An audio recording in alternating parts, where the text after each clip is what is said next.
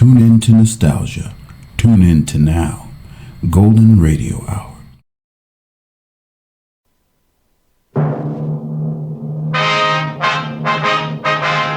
Sound off for Chesterfield. Chesterfield is best for you. First cigarette with premium quality in both regular and king size. Chesterfield brings you Dragnet.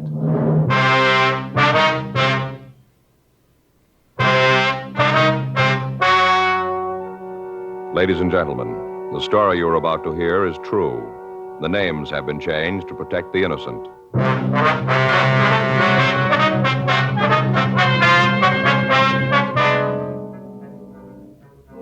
You're a detective sergeant. You're assigned a robbery detail. A suspect has been apprehended. You have a positive identification from the victim. Your job, investigate. Years ahead of them all. Chesterfield is years ahead of them all. The quality contrast between Chesterfield and other leading brands is a revealing story. Recent chemical analyses give an index of good quality for the country's 6 leading cigarette brands. The index of good quality table, which is a ratio of high sugar to low nicotine, shows Chesterfield quality highest. Chesterfield quality highest. 15% higher than its nearest competitor. Chesterfield quality highest. 31% higher than the average of the 5 other leading brands. Yes, Chesterfield is first with premium quality in both regular and king size. Don't you want to try a cigarette with a record like this? Chesterfield.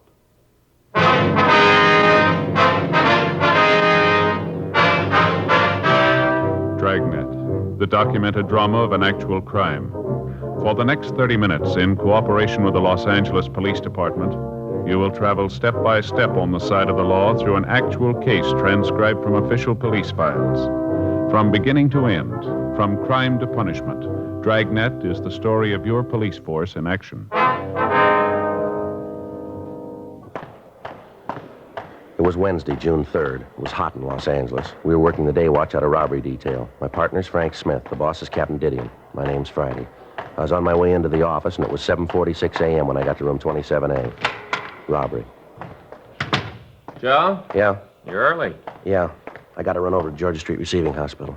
What's the matter? I don't know, Frank. I started to get headaches last night. I couldn't sleep. Ringing in my ears. I don't know what it is. Now, hold on. Stay right there. What? Got up my locker. I'll get it for you. What are you talking about? The headaches get worse when you move. What? When you move around, it gets worse, right? Yeah? Feels like your head's going to blow up? Yeah? Uh-huh. Glad you came to me. I know just what it is. Got stuff right up here. Someplace. Yeah, here it is.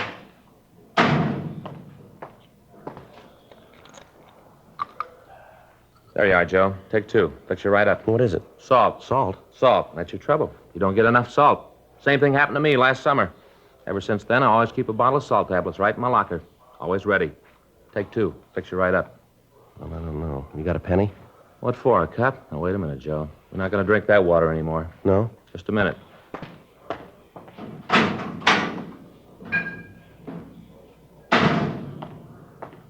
Bought a whole case of this for us. There you are, boy. Drink it right out of the bottle. What is it? Poland water, Joe. 100% pure. Right from the springs. Real water. Yeah? Yep. Read right there on the bottle, see? Not carbonated. Full of minerals and good things. Yeah, well, Frank, maybe I ought to wait and see the doctor, huh? Joe, believe me, I know what's wrong. It's happened to me. Same thing. Salt, that's what you need. Yeah. Well, there you are. Poland water and the pills fix you right up. There they are. Go ahead. Oh, look, I appreciate all this, really I do, but I think I ought to see the doctor, huh? Joe, don't you trust me? Well, yeah. Take the pills. Salt. Salt, take them. All right. There now, that wasn't bad, was it?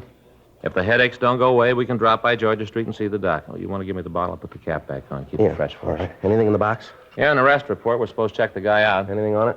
Held up a grocery store at the corner of 7th and Francis a week ago yesterday. When'd they pick him up? Last night. Victim saw him on the street and called a radio car, took him into custody, and then booked him. Well, let's go talk to him. I'll see what he's got to say. After we get through, we can drop by the hospital if he's still got the headaches. This shouldn't take too long. Well? Sure, guy's already confessed. We ran the name of the suspect, Thomas Stanford, through R&I, but we found no previous criminal record for anyone of his description. 8:10 a.m. We drove over to the main jail. We went up to the second floor and signed in. Stanford was brought from his cell, and Frank and I took him to one of the interview rooms. We gave him a cigarette, and he started to talk. He was quiet and cooperative. Yeah, I did the robbery a week ago yesterday. I'd like to check some things out here on the arrest report. Sure, I want to get this over with. I did it like I told you. Nothing special. Just held up the store. Mm-hmm. Your full name is Thomas Arthur Stanford, is that right? Yeah, Thomas Arthur. My friends call me Tom. Uh-huh. Your home address is 1824 1/4 South Mariposa Avenue. Yeah, I live with my father, 1824 1/4 South Mariposa Avenue, LA 7. What's your father's name? Arthur, same as my middle name. I was named after him. You employed? Not regular. What do you mean? Well, I don't have a regular job like in a factory or a store. I'm a gardener. I work for different people. You give us a list of the people you work for? Well, sure, if you gotta have 'em. It's just routine. Oh, yeah, I'll give them to you. You want to tell us how you committed the robbery?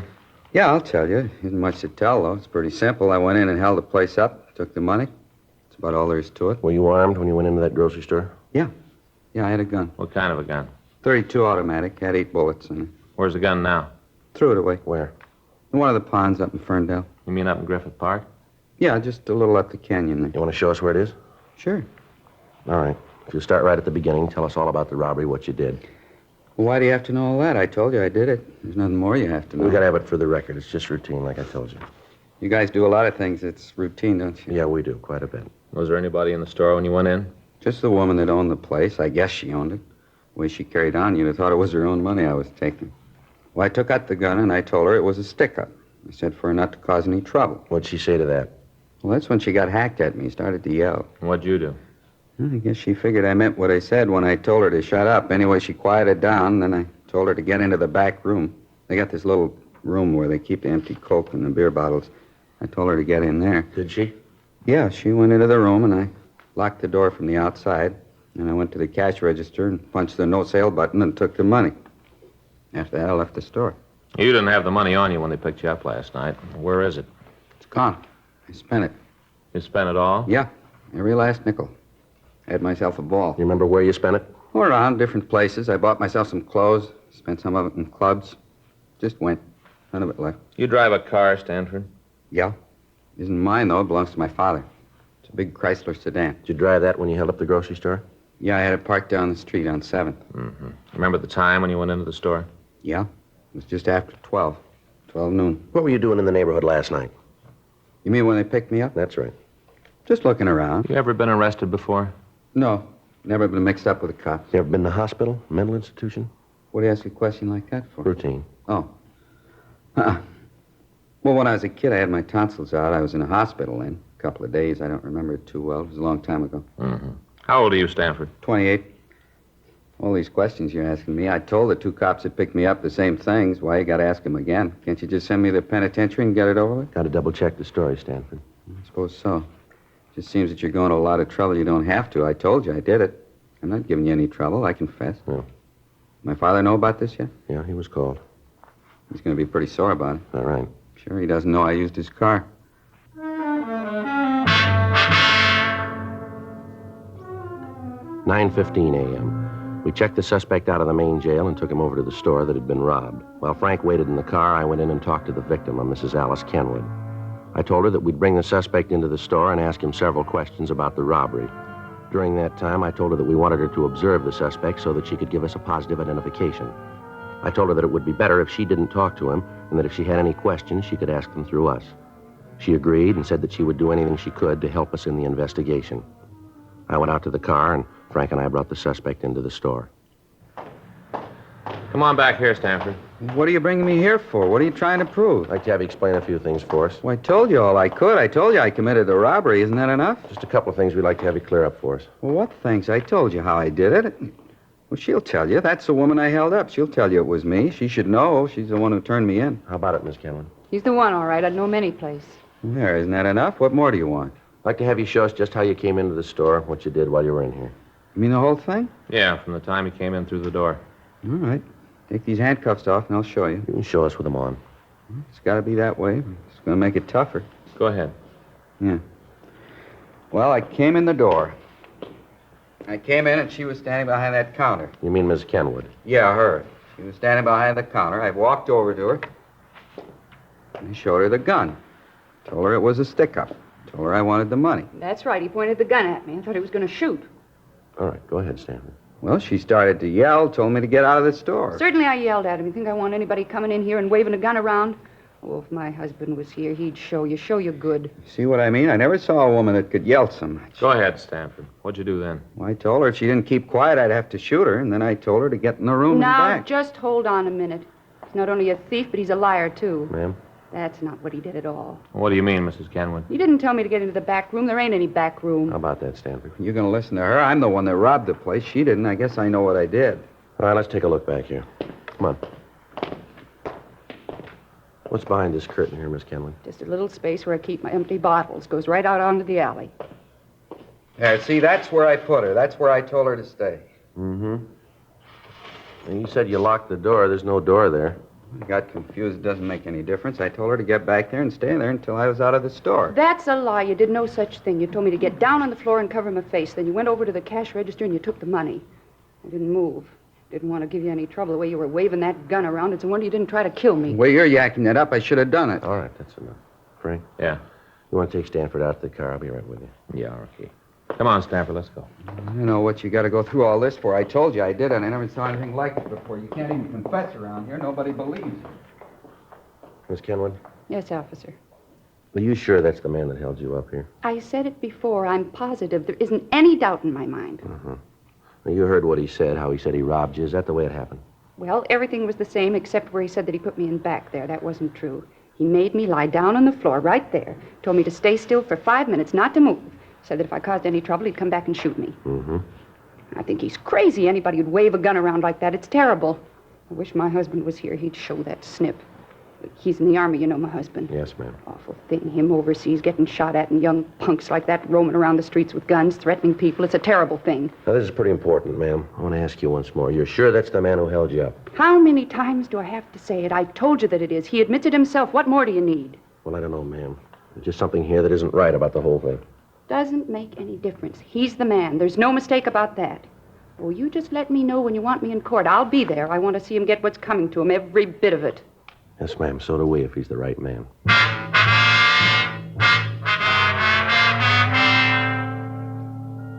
12:22 p.m. We drove the suspect back to the city hall for further questioning. Frank took him to the interrogation room, and I checked into the squad room. Pardon me? Yes, sir? Sergeant Friday? Yes, sir. Something I can do for you? I'm Arthur Stanford, Tom's father. Oh, yes, sir. I understand my son is here. Is that right? Yes, sir. He's here. Wonder if I could see him, talk to him. Yes, sir. I think that can be arranged. Has he told you why he did it? Has he? Well, he's given us some reasons, sir. None of them are very good. I can't understand it. Just isn't any reason for him to do a thing like this. No reason at all that I can see. Mm-hmm. I don't know what to do, Mr. Friday. I left the house this morning, and all the people in the neighborhood knew about it. They all knew. I walked down the street, and they turned away from me. I could see them watch me through the windows of their houses. I could tell what they were thinking. My son's a thief. Common thief. And in my heart, I know it's true.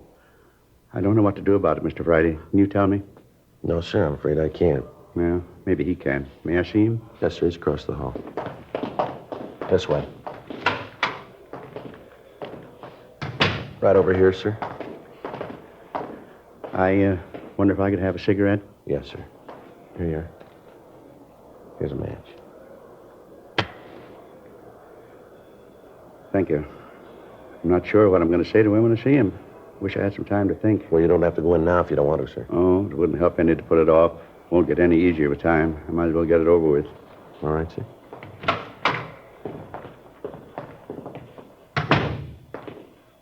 Hi, Pop. Why'd you do it, son? Well, I did it because I wanted to. I wanted the money. I didn't know any other reason you robbed somebody. I wanted the money, so I did it. You could have come to me. I'd have tried to get the money for you. You know I'd have tried. Where'd you get it? Where'd you get that kind of money? All your life you've been grubbing for pennies. I don't want small money. I want to be rich. I will be, too. All right, take it easy, Stanford. It's all right, Mr. Friday. I understand. All my life you've been saying you understand. I'm getting sick of it. As long as I can remember, you've been telling me to get out and do something on my own. Well, I finally did it. Now you aren't happy with it. You expect me to throw my head up in the air because you're a thief? Oh, knock it off. I'm tired of you giving me lectures all the time. Yakety yak. Never stop. That's enough of that, don't you think, Stanford? Well, you keep out of this, cop. This is a family matter. It doesn't concern you. This is between my father and me. Well, tell me why. That's all I want. Why? Tell me so I can face the neighbors, so I can tell them you had a reason. Tell them your son's a bum. Well, they know that already, but that's not a reason to steal. It's good enough for me. They're not going to listen to you anyway. They already made up their minds about me. They did that a long time ago. Come on, Stanford. Let's go back to jail. Sure. Anything else here to do? He never understood. He never did. Let's go. One thing I'd like to ask first. What's that? You're going to jail for a long time. I have to live while you're gone. It's your worry. And it always has been. I want to know what you did with the gardening tools. I'll have to have them to get along. I don't know. I left him someplace. You remember where? Think. I need those tools. I'm not sure. Maybe at Mrs. Howard's. Maybe that's where I left. Over on 12th? Yeah, I did her place last Wednesday. I guess I forgot to pick the stuff up when I left. It must still be there. And I'll go over and get them. Wait a minute. What do you want? You said you did some gardening for this Mrs. Howard last Wednesday. That'd be a week ago yesterday, is that right? That's what I said. You remember what time you were there? Most of the day. I got there about 10 in the morning, left about 4 in the afternoon. I was in a hurry to get away. That's why I forgot the tools, I guess. You leave the place at all during the day? Not till I finished. What are you trying to prove with all these questions? It's about the robbery, Stanford. Yeah? If you were at this Howard woman's house, how could you held up the grocery store?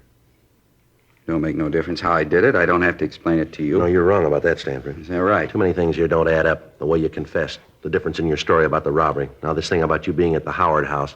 I don't know why you're lying about this, Stanford. Yeah? But we're going to find out.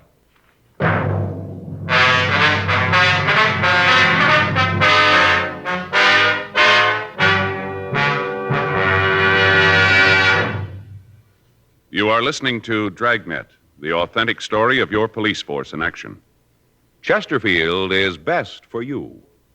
Listen to Chesterfield's record. For a full year and 2 months, a doctor has been making regular examinations of a group of Chesterfield smokers, and he reports no adverse effects to the nose, throat, and sinuses from smoking Chesterfields. Don't you want to try a cigarette with a record like this? Chesterfield. First with premium quality in both regular and king size. Chesterfield. First choice with Young America. And that's from a survey of 274 colleges and universities. Try Chesterfields today. Remember, Chesterfield is America's best cigarette buy.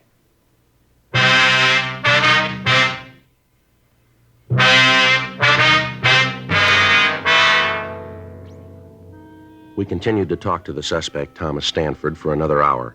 He refused to say anything about the conflicting aspects of his story. His father pleaded with him to tell us the truth, but other than admitting he was responsible for the grocery store robbery, he'd say nothing. We got the address of the house where Stanford had said he'd left the gardening tools. 3:15 p.m. After taking the suspect back to the main jail, Frank and I drove out to talk to the Howard woman. Place sure looks nice. Well kept. Yeah. Look at those carnations, Joe. Ever seen anything so pretty? Yeah, they're very nice. You know, Faye tries them all the time. Never seems to have any luck with them, though. Plants come up all right, but the flowers just don't seem to get very big. Mm-hmm. About size of $50. Little bitty things. Yeah. Sure smell good, though. I get the bill.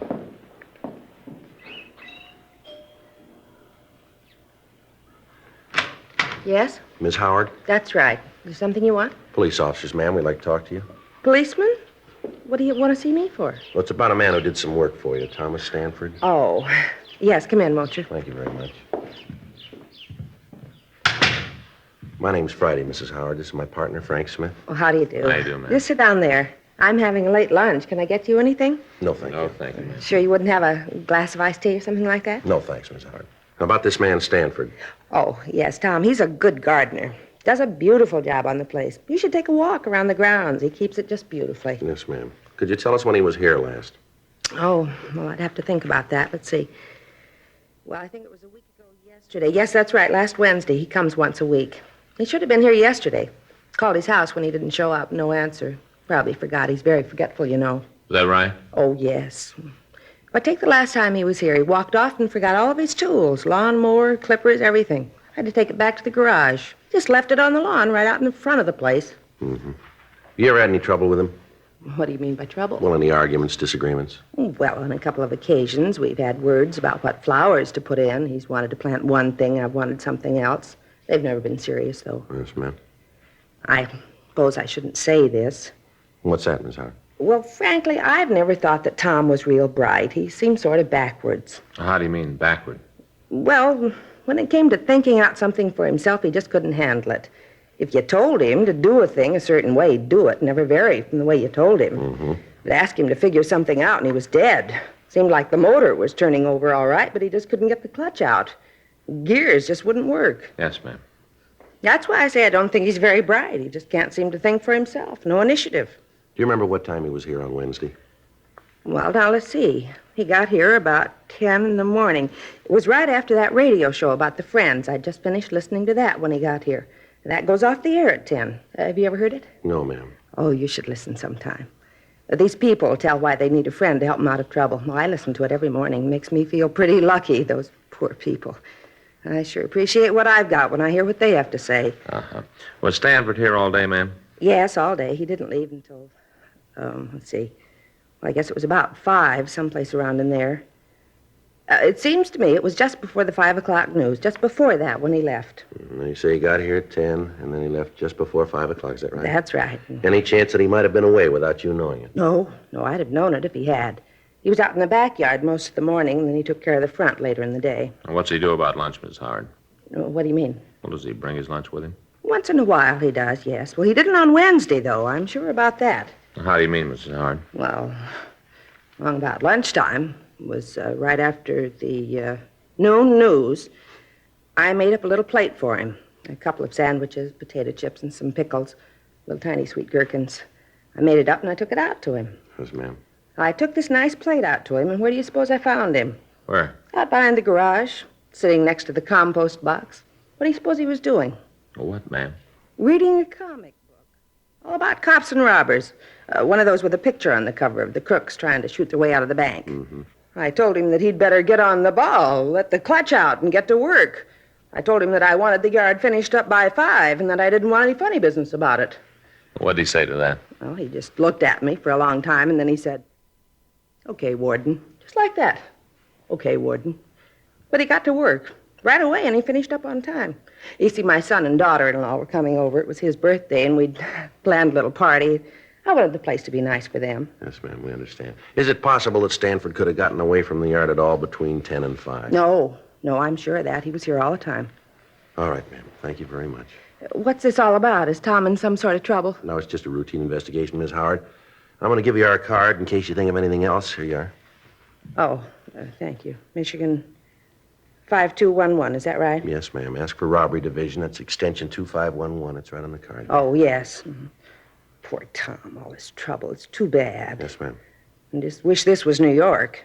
Beg your pardon? Well, if this was New York, everything would be all right. How's that? That program about the Friends? Yes, ma'am. Tom could sure use one.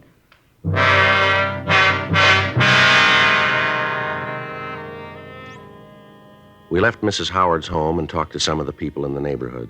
They told us that the Howards were respected people in the community, and some of them verified the fact that Stanford had worked for almost 2 years. The man who lived directly across the street from the Howard house said that he'd talked with Stanford on the afternoon of the robbery. He said that he'd asked the suspect about the seeds that he used to raise the carnations that were planted along the front of the house. He went on to say that he'd been working in the front yard of his own house all afternoon and that he'd seen the suspect throughout that time. We drove back to the grocery store and talked with the victim, Mrs. Kenwood. Under questioning, she admitted that she could have made a mistake about the identification, but she said that if she was wrong, the thief could act as a double for Tom Stanford. 10:30 p.m., we drove back to the main jail and picked up the suspect. We took him back to the city hall and talked to him in the interrogation room.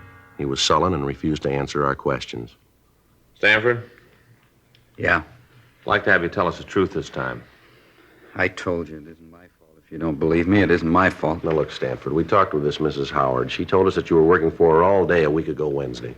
So what's that prove? Well, you admit it's true then, huh? Sure, it's true. I was working for Then her. how could you have gotten to the grocery store and held it up? Stanford? I did it. I haven't got anything more to say. I did the robbery. Smith, you get tonight's papers?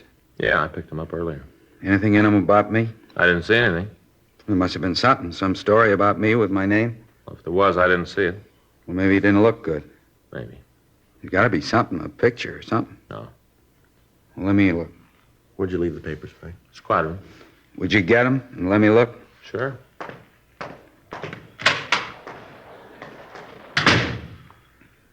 Pretty important to you that you're in the papers, isn't it? I just want to see them, that's all. Well, he'll bring them back. You must have made a mistake. There's something about me. There's got to be. It isn't every day there's a robbery like this. The papers would write it up big, wouldn't they? I don't know. Well, sure they would. There was a story when the place was robbed, told all about how it was done. It was just a little story, but now they've got me. It seems you should have a picture. Here it is. Let me see. Nothing on the first page. Robbery happened a week ago. It's old news. Yeah, but you just caught me last night.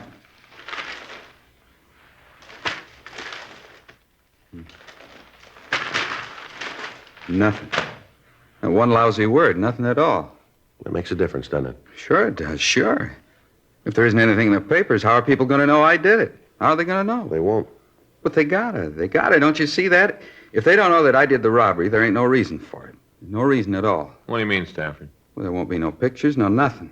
People still think I'm nobody. No one's going to know that I did do something. No one will know. Well, the way it looks to us, you didn't do it. There should be a story about it, about how I confessed. Maybe not a picture, but at least a story, something. You didn't do it, did you? Stanford? Come on. You didn't hold up that store, did you? No. No, I didn't. I thought I could get away with it. I thought that if I confessed, you'd put me in jail and people would look at me different. And they wouldn't laugh at me anymore because I'd done something. Mm-hmm. Poor dumb Tom. That's what they say, poor dumb Tom. Just once I wanted to show him that I could do something. You ready to go?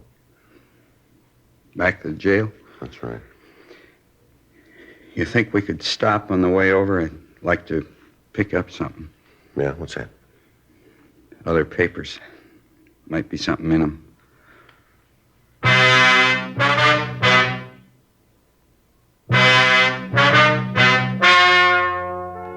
The story you have just heard is true. The names were changed to protect the innocent. On June 4th, a meeting was held in the district attorney's office, city and county of Los Angeles, state of California. In a moment, the results of that meeting. Now, here is our star, Jack Webb. Thank you, George Fenneman. I'd like to talk to you people who don't smoke Chesterfields. I'm convinced that if you try just one carton, you'll find they're best for you. They're milder, they have a wonderful taste, and most important, they have premium quality in both sizes, regular or king size. So pick up that carton, will you? Chesterfields. Try them.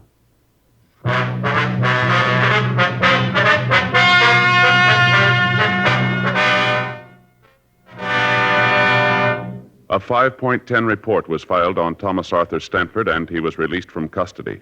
10 months later, on May 22nd, James R. Rogers was apprehended while attempting to hold up a liquor store at the corner of 3rd and Temple Streets. While being interrogated, he confessed to committing the robbery that Stanford had been accused of. The physical appearance of the two men was almost identical. Rogers was tried and convicted of robbery in the first degree and received sentence as prescribed by law.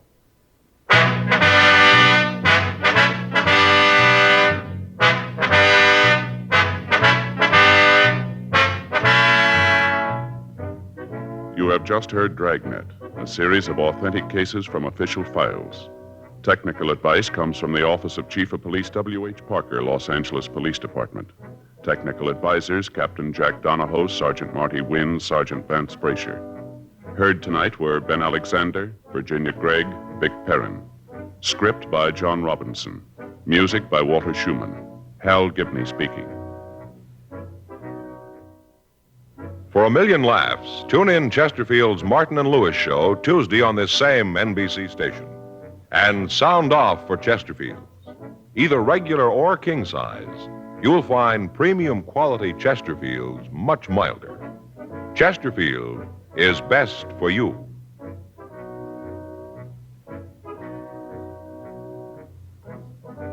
Chesterfield has brought you Dragnet, transcribed from Los Angeles. Now, new Fatima has the tip for your lips. Fatima tips of perfect cork. King size for natural filtering. Fatima quality for a much better flavor and aroma. So remember, new Fatima has the tip for your lips. Fatima. See how smooth they are. Remember, Fatima is made by the makers of Chesterfield. Tonight it's Adventure with Barry Craig on NBC.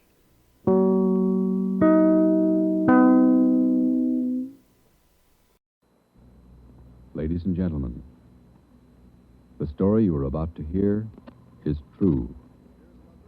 Only the names have been changed to protect the innocent. Dragnet.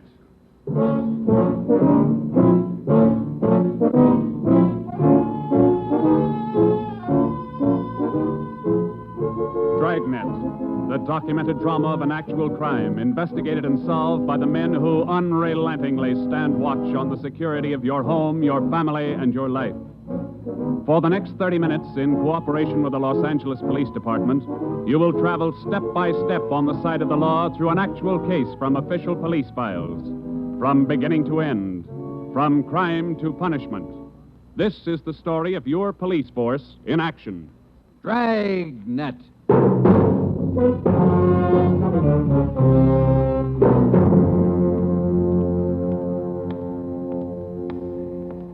It was Tuesday, March 25th. It was cold in Los Angeles. We were working the night watch out of homicide. Detectives in Los Angeles work in pairs. My partner's Ben Romero. He's a sergeant, so am I. My name's Friday. The boss is Ed Backstrand, chief of detectives. I was on the way back from the record bureau, and it was 13 minutes past 11 when I got to room 42. Homicide. That's a hot shot. Somebody grab it. I got it, Ed. At 1245 East Doheny Street, 1, 2, 4, 2 officers shot. At 1245 East Doheny Street, 2 officers shot. What have you got, Friday? Read it. 2 officers shot. Where's Romero? Right here, Skipper. Okay, you've got one to roll on. Get going.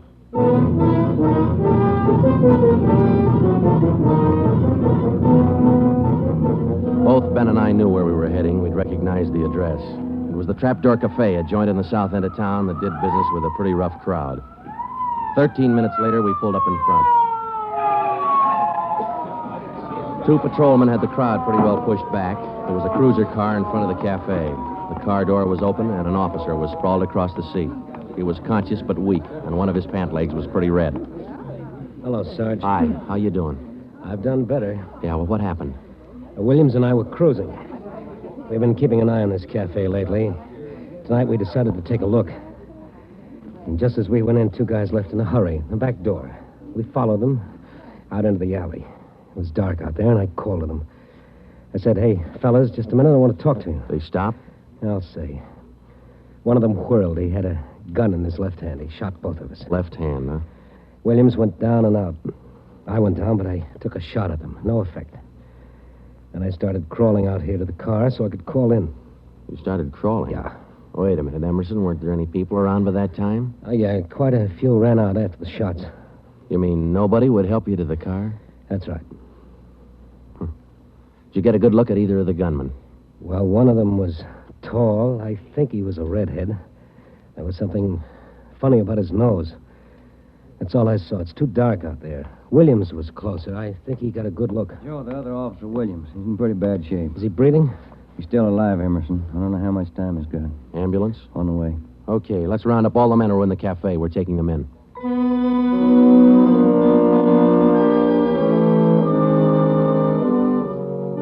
We took all the men back to the city hall. There were 23 in the Trapdoor Cafe at the time of the shooting. We questioned all of them. One of them said there had been a redhead in the place, but he couldn't describe him. Ben and I left the interrogation room, and we went back to the squad room. Friday, Romero. Got a minute? Yeah, Ed. Come on, Ben.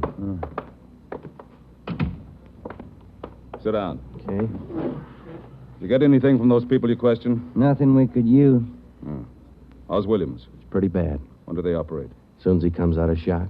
Probably in the morning. You boys will be there. Yeah, we will. When the surgeon digs that slug out, get it and mark it for evidence. Yeah. Skipper, them 2 men shot without asking any questions. They must be hot. Yeah. Same thing occurred to me. When we get that slug, the ballistics can tell us whether that gun's been used on other jobs. We got enough of their modus operandi to have the statistician give us a run-through on the IBM now. One of them is left-handed, and he shoots quick. Okay, be in surgery tomorrow morning at 9.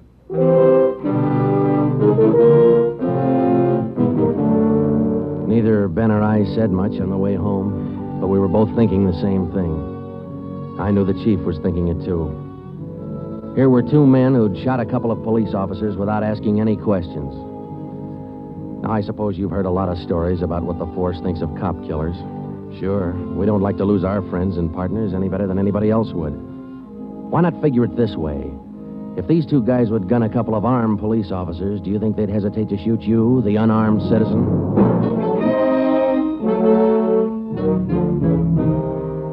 The next morning at 9 o'clock, Ben and I had scrubbed up and we were in surgery. Williams was on the table. The surgeon started in. A lot of minutes later, he got the slug. As for Williams, they took out 7 feet of his intestine and said he might pull through.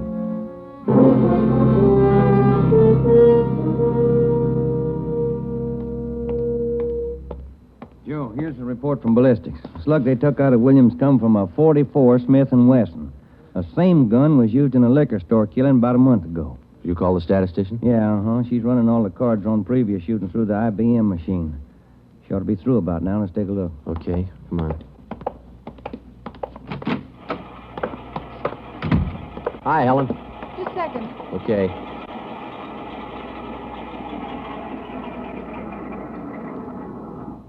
Well, that's it, boys. These cards will give you all the shootings pulled by 2 men on foot who shot quick, one of them left-handed. Right. They're all yours. You sure can tell a lot from just a bunch of little holes in these cards, can't you? I can't, but this IBM machine can. It never ceases to amaze me. Okay, shall we check the cards, huh? Yeah, sure.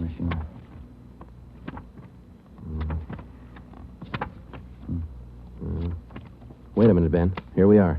Huh? Yeah. Here's that liquor store killing ballistics tied the Smith & Wesson in on. Same gun that Emerson Williams was shot with? Well, it checks out. The liquor store was in the same neighborhood as the Trapdoor Cafe. Same gun, huh? Got to be. How long ago? A month ago, yeah. Ben, take the DR number off this card and let's pull the crime report on that job.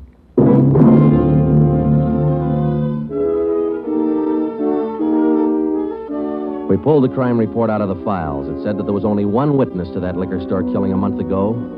That witness was a woman. Miss Forbes, I'm sorry to disturb you like this, but we'd like to ask some questions about that liquor store killing you witnessed a little over a month ago. Well, I told the police everything I knew about it then. Yeah, we know, but maybe you wouldn't mind telling us again, huh? Oh, no, I guess not. I've been trying to forget it, to tell the truth. It was pretty terrible, and I really didn't see so very much because I was awful scared. I understand. But try to describe again just what happened, will you? Well, it was about 10 o'clock at night. I was walking down the street toward home when I realized I was all out of cigarettes. Well, I was right in front of the liquor store then, so I went in. The clerk was behind the counter, and there were 2 men standing there arguing. What's the idea of changing your mind? I thought we was going to get bourbon. No, let's get the wine. I want bourbon. Costs too much. Wine's good enough. The rest of them want bourbon, too. We better talk to them. Well, okay. We'll be back when we make up our mind, mister. 2 men walked out of the store, and the clerk smiled at me and shrugged his shoulders. I bought a pack of cigarettes and turned to leave. But just then the 2 men came back in again, and each of them had a gun in his hand. This is a stick-up, mister. The clerk just sort of crumpled to the floor. I couldn't believe my eyes, but that's just how it happened. The men said this is a stick-up, and then they shot him right away. Get over against the wall, lady, or you'll get the same. One of them punched the no sale on the cash register. I was shaking so I almost caved in. He scooped the money out of the drawer and stuffed it into his pocket. And then the other one went over to where the liquor clerk was lying face down. He knelt down beside the clerk and he put his gun against the clerk's spine. Then they both ran out of the store. Oh, it was terrible. That clerk, he was lying there helpless and wounded, and they deliberately... Yeah, Miss Forbes, I understand. Oh, Miss Forbes, you said that both of the men had guns. Yes. One of the guns was black and the other was sort of fancy looking. What do you mean, Miss Forbes? Well, it was real shiny. Nickel-plated? I wouldn't know about that, but it was shiny. There were 2 guns, huh? Yes. Well, now about the men themselves. Well, I was so scared their faces just didn't register with me. The one who shot the clerk in the back was sort of stocky. That's about the best I can do. You mentioned in the report that one of the men was left-handed. Yes, I do remember that. Uh-huh. Look, Miss Forbes, this is very important to us. One of the men was a redhead? Redhead? Why, no, I didn't see any redhead.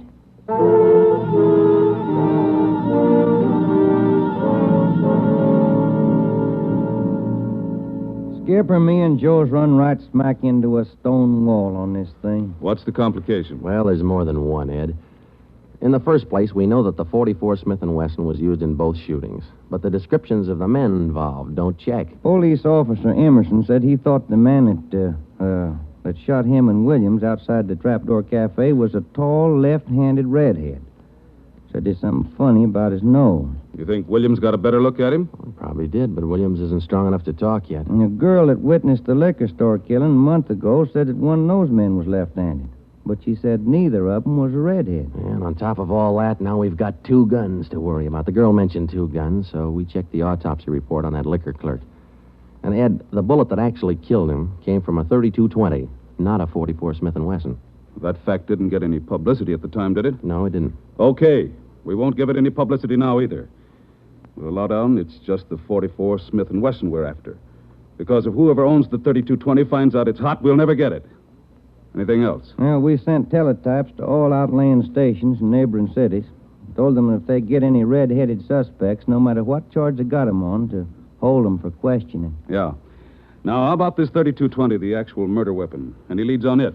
We've got one, Ed. We've been checking the records, and we discovered that 4 hours after the liquor store killing, a taxi driver in the neighborhood was shot and robbed. Slug was pretty well mashed, but there was enough to tell it was from a .32-20.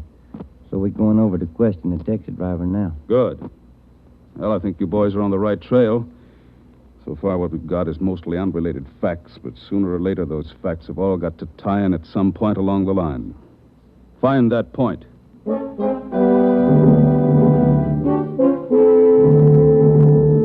find the point. Find the tie-in. Well, Ben and I went over to see the taxi driver, a guy who was living on borrowed time. Yeah, it was about 2 o'clock in the morning when it happened. I got a call to pick up a fare near 105th and Avalon, you know. Yeah. Mm-hmm. Well, I got there. Somebody came over, pulled open my cab door, and said, "This is a stick-up." Then blew it. You let me have it. Just like that, huh? Yeah, just like that. Same deal as others, Joe. Itchy trigger finger. Yeah. Did you get any kind of a look at the fella? Look, no, it's too dark. Uh-huh. Hey, according to the report, you got shot in the chest. Yeah, that's right. Oh, you're maybe wondering how come I'm still alive, huh? I'll tell you, pal, it's like something you'd see in a bad movie, you know? I'm carrying a few silver dollars with me, 9 of them to be exact. So I decided to stick them in my breast pocket. Well, mister, that just saved my life. The slug hit them silver dollars. It's one for the book, huh? Yeah, you said it. Well, thanks very much. Say, incidentally, we had a little trouble finding you today. You weren't at the stand you operated out of last month. Well, look, I'm not only not at my usual stand, I'm not driving a hack no more. Oh? Look, after what happened, are you kidding? No, I don't want to push my luck any further than it's been pushed. Yeah, I figure I had it, you know?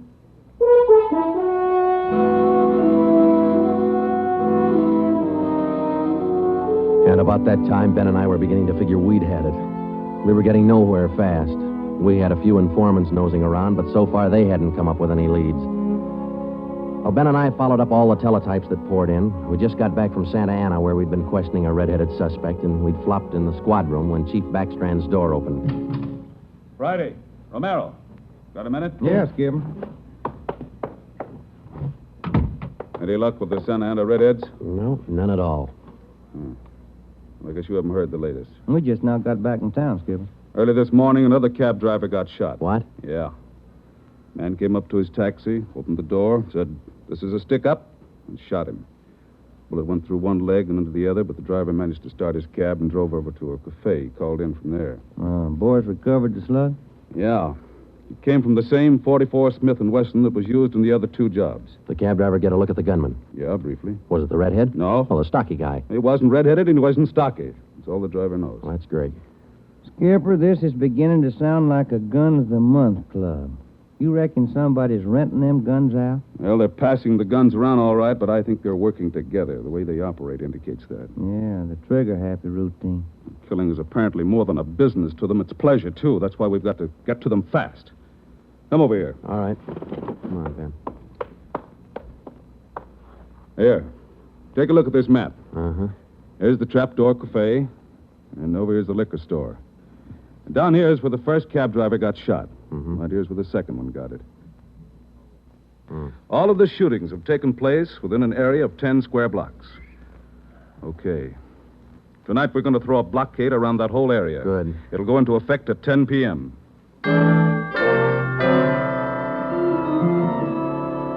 At 9:45 p.m., cars and officers started drifting into the area by twos and threes. And at 10, when Backstrand, Ben, and I arrived, the whole area was sewed up tighter than a tick. Is now code 3. Pacific Ambulance Davis? 1. Got you. Call to All set? ambulance All is set. now We code got a 3. primary line and a secondary line. If anyone tries to make a break, we'll pick them up in the secondary. Okay. Friday and Romero here will cruise around the area with me. Go to work, men. Every car in the area was shaken down. The same process was also followed on all persons on foot. The blockade went on all night. By the end of that time, we'd brought in 217 suspects. 26 of them were redheads. What's your name? Henry Wagner. Where do you work? Lumber yard. Which one? First star. What time did you get through work last night? About 6, I guess. What'd you do then? Had some dinner. Where? Harry's grill. Then what? Shot a little pool. Look, I tell you, I ain't done nothing. Now, let's go back to the day before yesterday. Did you work at... And that's the way it went all day long. We shot question after question at them, working them gradually back to the days on which the shootings had taken place. When it was all over, we got 6 men wanted in other cities on various charges. We got quite an assortment of guns and knives. But as far as the shootings were concerned, we got nothing. Well, I guess that's the last of them. Oh, I was running out of questions there at the end. You two boys better go on home and get some sleep. Well, I was kind of figuring on checking back over the reports to see if we might have overlooked something. I said go on home. You two boys have been at it for 32 hours straight. Look at you. You're both so groggy you can hardly stand up. You need sleep. It's 4 p.m. now. Don't come back until 10 p.m.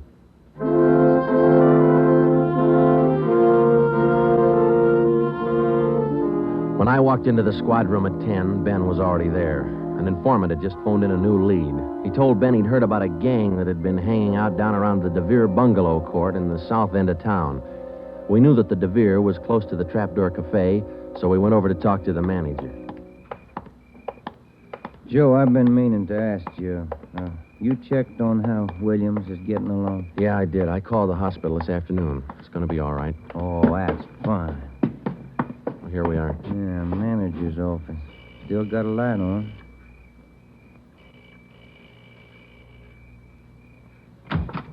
Yeah? I'm Sergeant Friday, police. This is Sergeant Romero. Yeah? We'd like a little information. Why, sure. Come in. Thank you. What can I do for you? Well, did you hear anything about a gang that hangs out down around here anywhere? Gang? Why, no. How about your tenants here? Any of them ever been in trouble, to your knowledge? No. This ain't exactly the best neighborhood in town, but we try to keep things under control. Once in a while, one of them will get out of line, but when that happens, we heave them out of here. You heaved anybody out lately? Yeah, I did. Fellow and his wife a few weeks ago. They had a fight in one of the bungalows. She took a shot at him, but she missed. Party by the name of Stuba, Carl Stuba. What did this Stuba look like? Oh, sort of tall, skinny. Was he a redhead? No. Now, we'd like to take a look at that bungalow that he lived in. Sure. Help yourselves. Down the end there, number 5. Still vacant.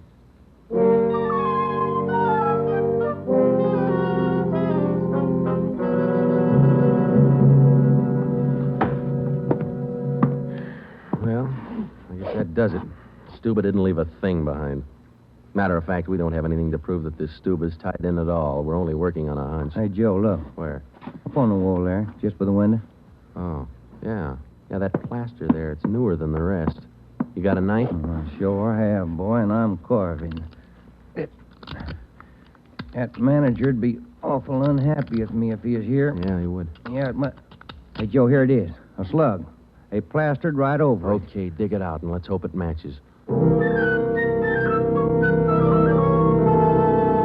It matched. The slug from the wall came from the same .44 Smith & Wesson that had been used in the other shootings. So now we had a name to work on, Carl Stuba. But he'd done a good job of dropping out of sight. Well, the next day, Ben thought he had another lead. I've just been talking to another informant, Joe. He says he heard that there's a fella down in that neighborhood been trying to sell a gun lately. What kind of a gun? Nickel-plated with steer horn handles.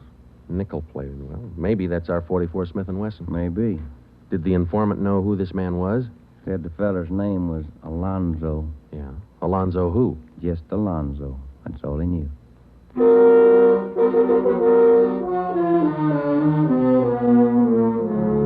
So now we had two names, Stuba and Alonzo, but no men to go with them.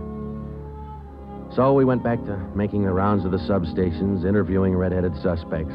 We took a few of them to Williams, who was home from the hospital by now, but he couldn't identify any of them as the man who shot him. Still, we kept checking. Finally, we got around to the 77th Street station. We questioned the suspects they were holding there, and we just started to leave when one of the officers called us. Hey, Sarge, we're holding somebody else you might want to look at. Redhead? No. What's the charge? Suspicion of burglary. Small job. Oh, I don't know. What do you think, Ben? What's special about him? He lives in the same neighborhood where those shootings took place. All right. Where you got him? Down here. You admit anything? Nope. He's pretty surly. Here we are. Thanks. Hi. What do you want? I'm Sergeant Friday. This is Sergeant Romero. We'd like to ask you a few questions. Look, I already told the other cops all I know. I didn't steal no radio from that jerk. What's your name? We've been through all that once. Come on, what's your name? Jackson. Alonzo Jackson. Alonzo. I looked at Ben, and Ben looked at me. This could be the Alonzo who'd been trying to peddle that Smith & Wesson. Ben and I both knew here was one suspect we'd have to be real careful with. Alonzo, according to the records, this burglary you're suspected of took place on the night of the 27th. Look, how many times do I have to tell you guys they didn't have anything to do with it? You got an alibi for that night? Sure, I got an alibi. I was out with a couple of friends, I can tell you. What's your friends' names, Alonzo? One of them's Crandall, the other Stuba. Stuba, the guy who used to live in the bungalow court.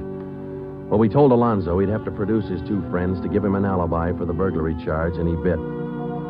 He went with us, and he pointed out where Stuba was living now.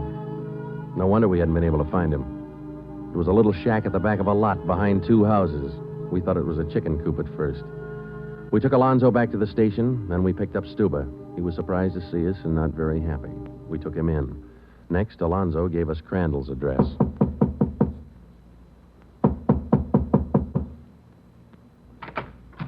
Yeah? Mr. Crandall in? No. Will he be back soon? I don't know. Who are you? Sergeant Friday, Sergeant Romero, police. What do you want with him? Oh, nothing important, lady. We just wanted him as a witness. Oh. Well, I don't know just when he'll be back. Probably an hour or two. Okay, thank you.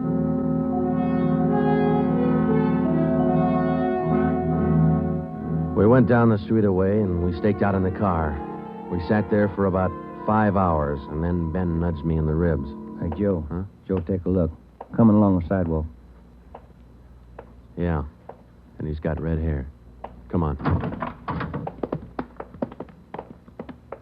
Crandall. Huh? Your name Crandall? Who are you? Friday Romero, police. Police. What do you want with me? I haven't done nothing. Well, then you got nothing in the world to worry about. Come on.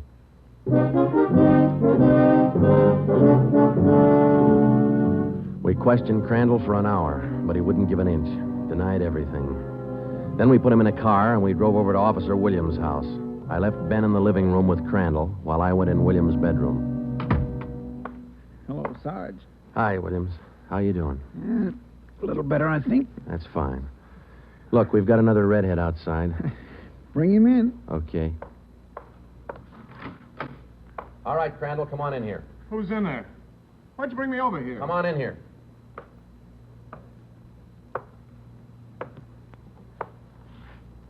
How about it, Williams?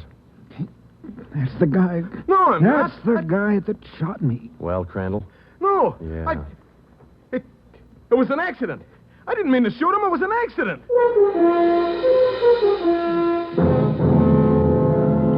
Once Crandall got started, he talked his head off. He also admitted being in on the liquor store killing, but insisted he was only the lookout. We took him back to the station and got his whole story down on a tape recorder. Yeah, he was left-handed.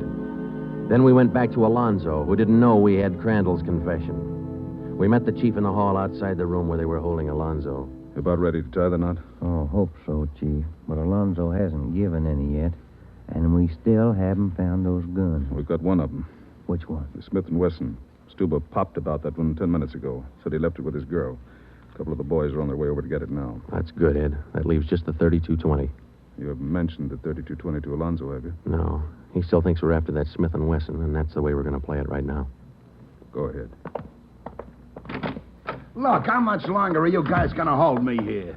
Didn't you check with those friends of mine? Alonzo, we got a tip that you've been trying to sell a gun lately. A gun? Yeah, 44 Smith & Wesson. Oh. No, it's not true. That Smith & Wesson's been used in a couple of robbery jobs this month, and we think it's your gun. That's a lie. Any proof of that? Why, yeah. Sure, I got proof of that. I used to have a gun, but it wasn't a Smith & Wesson. Look, if I tell you where it is, that ought to convince you, shouldn't it? It'll help things. Okay. I sold it to a neighbor of mine. He gave me $7. I'll give you his address. You sure it's not a Smith & Wesson? Sure, I'm sure. It's a 32-20. Yeah, it worked. We went to the neighbor's address, and he admitted having bought the 32-20, but said he'd lent it to a friend who'd never returned it. The friend had hocked the gun to a barber. The barber gave him $15 and a haircut for it. We finally got it from the barber, and we came back to the station. I'm all set, Joe. I'll be in the next room. Just give me the nod. Okay. Hello, Alonzo. Hey, you got the gun. Yeah, we got the gun. Well, now maybe you'll believe I'm on the level. Okay if I go now? I guess we won't be able to hold you here much longer. You can say that again, brother. You could have saved a lot of time if you'd have listened to what I've been trying to tell you all along. I guess you're right, Alonzo. Sure, I'm right. You know, you guys would be a lot better off. You believe guys like me the first time we tell you something. But on the liquor Instead store of job, running... I was only a lookout. I was outside.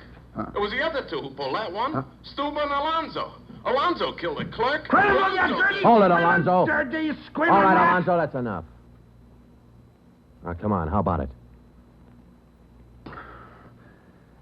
Well, what's the use? All right. That's like he said. Okay, Ben, bring the recorder in here. Alonzo's ready to make a record now.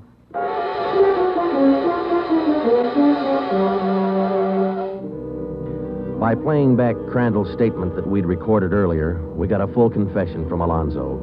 We took the three of them out and had them reenact the 4 shootings, and we photographed it on sound film. Crandall, the Redhead, was the one who'd shot the 2 police officers, but he was only the lookout for the liquor store killing, which explains why the girl witness didn't see him in the store. Stuba and Alonzo were the ones who pulled that job, and Alonzo, the worst of the bunch, was the one who put the 32-20 against the spine of the wounded clerk. The 3 of them took turns at shooting the cab drivers and robbing them. That accounted for the mixed-up descriptions, including all that left-handed business. 2 of the 3 suspects happened to be left-handed. Well, that was the crop. Crandall, Alonzo, Stuba. 4 shootings, 3 robberies, 4 attempted murders, 1 murder. The 3 men were tried and convicted. They're all in the state penitentiary. Crandall's there for life. Alonzo and Stuba, they'll be executed next week. File it, will you, Ben?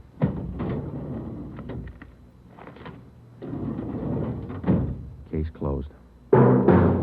Dragnet.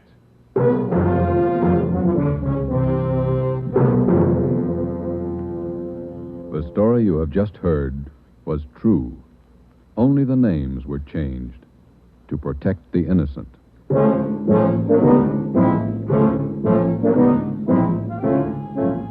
You have just heard the second in a new series of authentic cases from official files. Technical advice for Dragnet comes from the office of C.B. Horrell, Chief of Police, Los Angeles Police Department.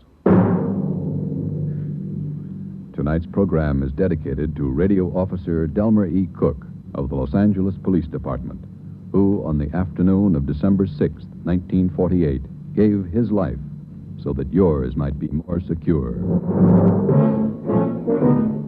Dragnet came to you from Los Angeles. This is NBC, the national broadcasting company.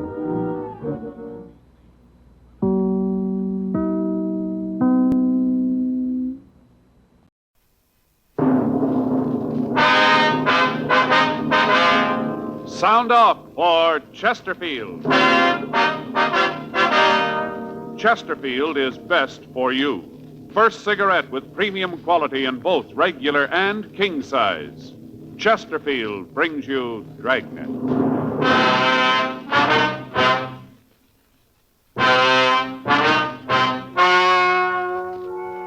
Ladies and gentlemen, the story you're about to hear is true. The names have been changed to protect the innocent.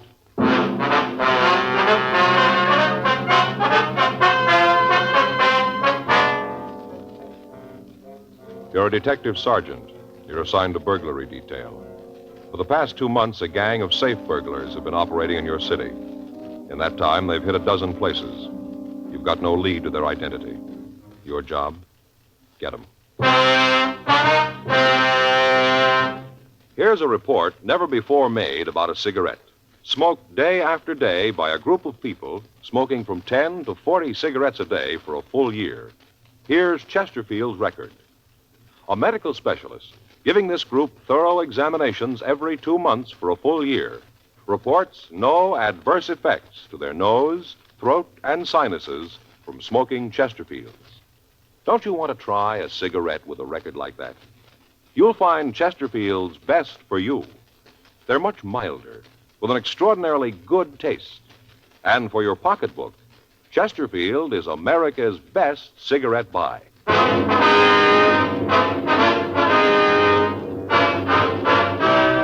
Dragnet, the documented drama of an actual crime.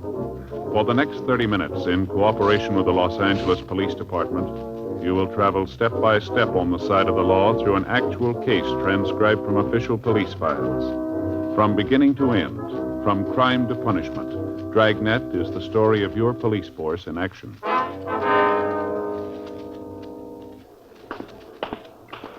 It was Tuesday, August 10th. It was warm in Los Angeles. We were working the day watch out of burglary detail. My partner's Frank Smith. The boss is Captain Wisdom. My name's Friday. We were on the way back from lunch, and it was 1:17 p.m. when we got to room 45. Burglary. Joe, you got any stomach pills? No, I haven't. You got trouble again? Yeah. I don't know why I always do when we have lunch at Sal's. Must be that cheesecake, Joe. It happens every time. Well, maybe if you just stick to one piece, huh? And the way Rosie makes it, you can't stop there. You know, that Sal could make a fortune if he'd realize it. What do you mean? Well, you know how in some places they have a little bowl of mints by the cash register? Yeah. Well, if Sal had put a bowl of stomach pills, he could clean up. Yeah, sure. Anything in the book? I'll take a look. How about it? Yeah. There's a call here from Ernie. Our informant? Yeah. Says he wants to see us this afternoon. Say what it's about? No, it just says to meet him at that coffee place over on 7th. Sure hope he can come up with something we could use it. Yeah. We've taken a lot on this one, haven't we? Yeah. The way the papers talk, you'd think we were in with the thieves. Now, from where they sit, it probably looks that way. We sure haven't been able to stop them. Yeah. You hear anything more on that last run from the stats office? Yeah, nothing. They've run the M.O. over and over. We can't make it. I saw the skipper this morning. He's sore, too. Yeah, it figures they're leaning on him, too. Well, there's got to be a break somewhere along the line. Their luck can't hold out forever. Maybe they don't know that. Did you check the FI cards from last night? Yeah, they're doing it now. They might come up with something. How about Rubles and Told? You heard from them yet? No, they're running down that report from the liquor store owner. Doesn't look like it's going anywhere either. I'll get it. Right. Burglary, Smith. Oh, yeah, did you find anything? Uh-huh. Where was that? Uh-huh. How do you spell that last name? S-O-N? Right. Okay, thanks. We might have something. Yeah? Officer made a field interrogation report on an Otto Bronson last night. Time was listed as 10:46 p.m., 4th and Central. Well, that's close. The last heist was at 7th and Central at approximately 11 p.m. Well, how's this Bronson fit in? Well, they checked him out. He's got a record. Yeah? Burglary. 1:35 p.m. Frank and I checked the name Otto Bronson through R&I. We found that he had an arrest record dating back 10 years. He'd been picked up 3 times on suspicion of violation of Section 459 PC. He'd been convicted once and had served time at San Quentin. He'd been released 4 months before he served his full term and was not on parole. We got his last known address from his ex-convict registration, and we drove out to see him. The address listed was a rooming house on Alexandria Street. We talked to the landlady, but she could tell us nothing about him. She said that he'd moved in about 4 months before, and in that time she'd seen very little of him. He didn't eat at the house, but he took his meals outside. She was unable to tell us what time Bronson had come home the night before. He was registered in room 2B. Frank and I went up and knocked on the door. Yeah? You Otto Bronson? Yeah, what about it? Police officers, we'd like to talk to you. Okay, go ahead. Might be better if we talked inside, huh? Well, maybe I don't want any cops in my place. No, we can talk downtown. Come on in. All right, what's it all about? Wonder if you could tell us where you were last night. Why? We'd like to know. Well, let's see. I went downtown, had dinner, met some friends, had a few drinks, and came home. What time did you get home? Oh, maybe about 8, around in there. We got word you were seen downtown at 10:46. How about it? Maybe my watch stopped. Were you downtown? Oh, you guys know all the answers. You tell me. All right, mister, get your hat. Why? Let's go downtown. All right. So I was there. What's that prove? Why'd you lie about it? I didn't lie. I told you. My watch stopped. Yeah, according to the FI report, you were stopped on the corner of 4th and Central. Is that right?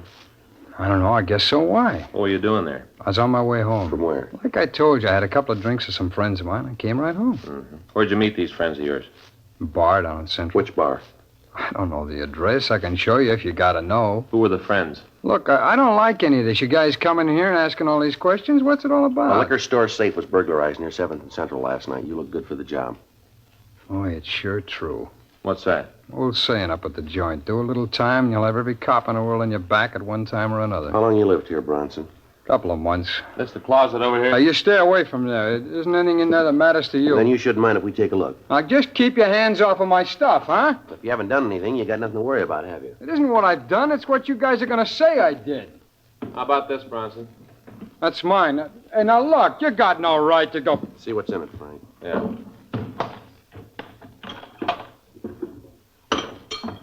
Now, how about this, Bronson? I never saw this before in my life. It's a frame you guys are trying to tie onto me. Well, it won't work, cops, and you know it won't. How do you explain these two? I don't have to. They belong to a friend. He asked me to take care of them. How about this, Bronson? Can't see, Joe. What is it? Cutting torch. Looks like it's been used lately. 2:15 p.m. We searched the suspect's room. We found nothing further that would tie him in with the burglaries. We talked to the other people in the boarding house, but they couldn't give us any further information. They were unable to tell us if Bronson had any friends, and the landlady told us that he hadn't gotten any mail since he'd been there. We called the office and arranged for a stakeout on the boarding house, and then we took the suspect downtown to the city hall. We talked to him for an hour. 4:16 p.m. That's where you stand on this thing, Bronson. Now you make up your mind.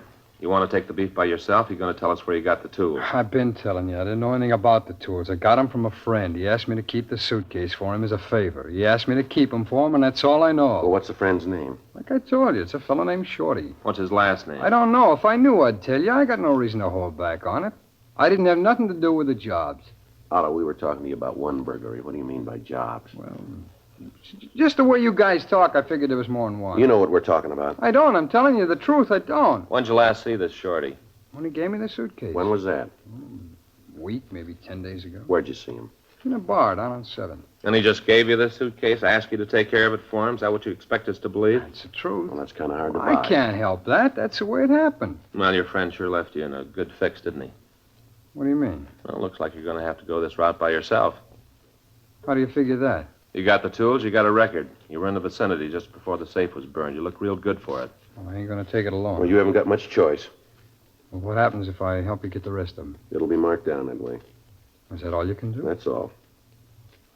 How much if I help you break the gang? That's all we can do. Well, one thing you got to understand. What's that? I had nothing to do with the jobs myself. I just heard a few rumbles. You got to know I wasn't in on it. What have you heard? Well, there's 3 guys. They're from the east. They've been working out here about 6 weeks. Real heavy fellas. Who are they? I don't know him. The only one I ever saw was Shorty, and I'm not too sure he's in on it. You know where we can pick him up? No, like I said, I just heard a few rumbles. All right, how about this, Shorty? Has he got a record? I don't know. He might have. You ever say anything about doing time? No, not so I can hear. How long you known him? About 3 months. I met him right after I got out of Q. Where'd you meet him? A bar downtown. We got to talking one night, and after that, I'd see him around here and there. And I never got to know him real well. Just well enough for him to give you a suitcase full of burglar tools, huh? Yeah, that's right. And you didn't know what was in the case? Huh? No, I didn't look. I didn't figure it was any of my business. That's easy to buy, isn't it? I can't help it. That's the way it is. How much do you know about how the gang works? Not much. Rumble is that they case a place for a couple of days, figure out when's the best time to hit it, and they walk in and burn the safe. They use a car? I don't know. I guess they do. Does Shorty have a car? I don't know. I never saw him with one. He never mentioned it. You ever mention where he lived? No, not to me. I figure it's over on the east side, though. How you figure that? Well, just the way he talked. Nothing definite, but just the idea. You look at some mugs and tell us if you see this Shorty? Well, sure. I'd like to see you get him, leaving me to stand for a thing like this all by myself. Anything else you can tell us about the gang? No, that's about it. Okay, let's look at the mugs. Well, how about it? I still got to go to jail? Well, you still haven't convinced us you're clean. Well, I told you everything I know. Yeah, let's go. Oh, no, wait a minute. Look, I go nuts in a cell. You should have thought of that before. Well, I can give you guys a lot of help if I'm on the outside. You haven't given us much here. Well, maybe I can. All right, go ahead. I can tell you when you're going to pull the next job.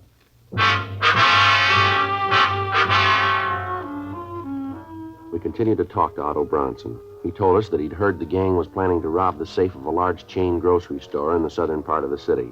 He gave us the date and the time that the operation was expected to take place, but he was unable to give us the exact details of how the burglary would be committed. The suspect couldn't tell us whether a car would be used or how the store would be approached. He was unable to give us a description of the other two men in the operation, but he did give us a description of Shorty. We ran the name through the moniker file in R&I. We got back 285 possibles and had the mug shots on the suspects pulled. These were shown to Bronson, but he failed to make an identification. We showed him our mug files on known burglary suspects, but he again failed to come up with an identification. The burglary tools were booked as evidence, and then Frank and I talked with Captain Wisdom. It was agreed that it might be better to release Bronson and have him followed. 8:31 p.m. The suspect was released and placed under constant surveillance. The date Bronson had given us for the next burglary was the following Saturday, August 14th. Frank and I made arrangements to place a stakeout on the store. We checked the store and found that there were two entrances, one off the parking lot to one side of the building and one on the street. We took up our position so that both doors could be seen. The area was placed under a Code 5 call so that the stakeout would not be burned. Frank and I waited. 10 p.m., 11, no sign of the burglars. Midnight came and went. At 5:30 a.m., the stakeout was called off, and Frank got to a phone. Yeah, uh-huh. When was that? Yeah? Okay, we'll be right in. Joe? Yeah, anything? Yeah, they lost the tail on Bronson. At approximately 10:30 Saturday night, Otto Bronson had gone into a theater on South Spring Street. The officer following had entered, but had lost the suspect in the darkness. The next morning, Sunday, August 15th, we got a report that Bronson had turned up at his rooming house at 7:45 a.m. I got a call from the business office with this information, and at 8:20 I picked up Frank and we drove over to see Bronson. Who's there? It's Friday. Oh, just a minute. Hi. Come on in. Well, you guys are up early this morning. How'd it turn out last night? What are you trying to pull, Bronson? What do you mean? You know what we're talking about. Nothing happened last night. Hey, you mean they didn't break into the place? That's it. I can't understand that. From what I heard, they had it all cased. Where were you last night? Well, you figure I had something to do with it, huh? We just asked you where you were. Oh, what's the matter? Hey, the tail you had on me get lost? We're waiting for an answer, Bronson. I went to a movie and then came on home. You came right home after the picture, huh? Yeah, that's right. Right home. How come it took you so long? Now, what's that mean? You didn't get home until this morning, did you? You guys are pretty thorough, aren't you? Where were you? All right, I stopped and saw a friend. We got to drinking, forgot all about time. That makes me a pigeon for you. Come on, Bronson, let's go downtown. What for? I haven't done anything. You gave us wrong information about last night. Well, that's not my fault. I'm not running with the guys. I told you what I heard. Now, it's not my beef that it didn't work out. From what I knew, that was the way it was going to be. All right, let's go. Well, now, just a minute. Look, we can work this out, huh? I'm afraid not. I leveled with you guys. I'm not giving you a snow job. That's the way it is. Now, look, you got nothing on me. If you had, you wouldn't have let me go before. Now that I think about it, I don't like the idea of a tail on me. What are you guys going to prove with that? The way you act, it's no wonder you get no cooperation from anybody. It's no wonder at all. All right, now you've made your point. Let's go downtown. Yeah, who is it? Mr. Bronson, it's me, Kelly. It's the landlord. Yeah, what is it? Mr. Friday here? Yeah, I'm Friday. Phone call for you. You can get it here in the hall. Thanks. You can get it here. Thank you. This Friday. Yeah. Mm-hmm. When? Right. We'll be right there. Thanks a lot. Frank? Yeah? It's the business office. We gotta leave. Yeah? You called it, Bronson. They worked last night, all right? See, I told you. Yeah, we staked out in South L.A. So? They hit in West L.A.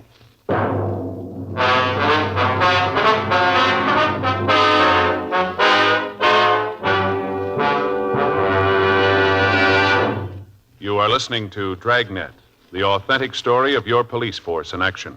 Chesterfield is best for you. Chesterfield Regular or Chesterfield King Size, which contains tobaccos of better quality and higher price than any other king-size cigarette. And always remember this. Chesterfield is first to give you premium quality in both regular and king size. Just as Chesterfield has been first to name its ingredients, the ingredients that make the best possible smoke.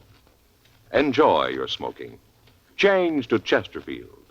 Much milder with an extraordinarily good taste. The best for you.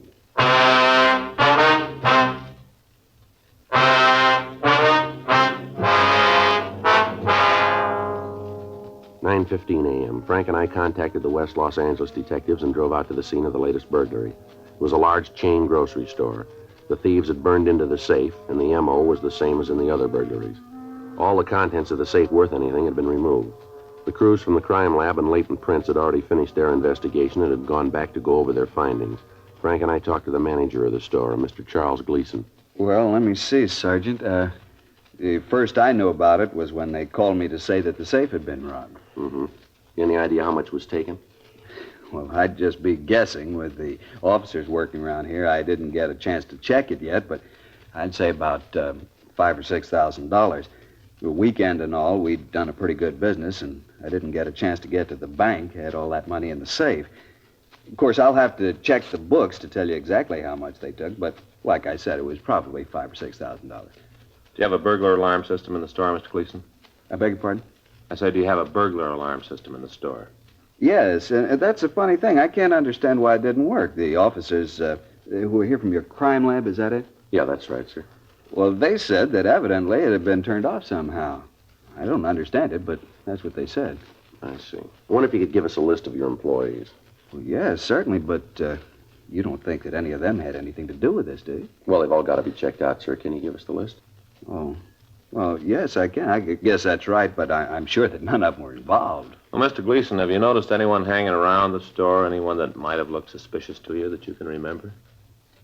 It'd be awfully hard to say. We do a lot of business with all the people who come in and out. It's kind of hard to say. Yes, sir, we understand. But could you remember, was there anyone who attracted your attention? Maybe someone unusual, somebody loitering in the neighborhood, maybe around the store?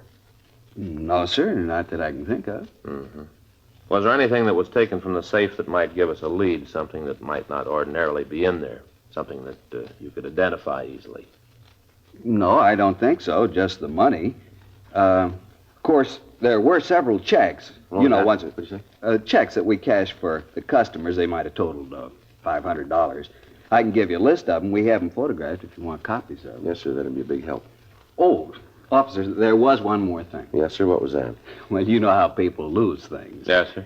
A couple of days ago, we found a watch. It looked expensive. We found it in the back of the store. That was in the safe, too.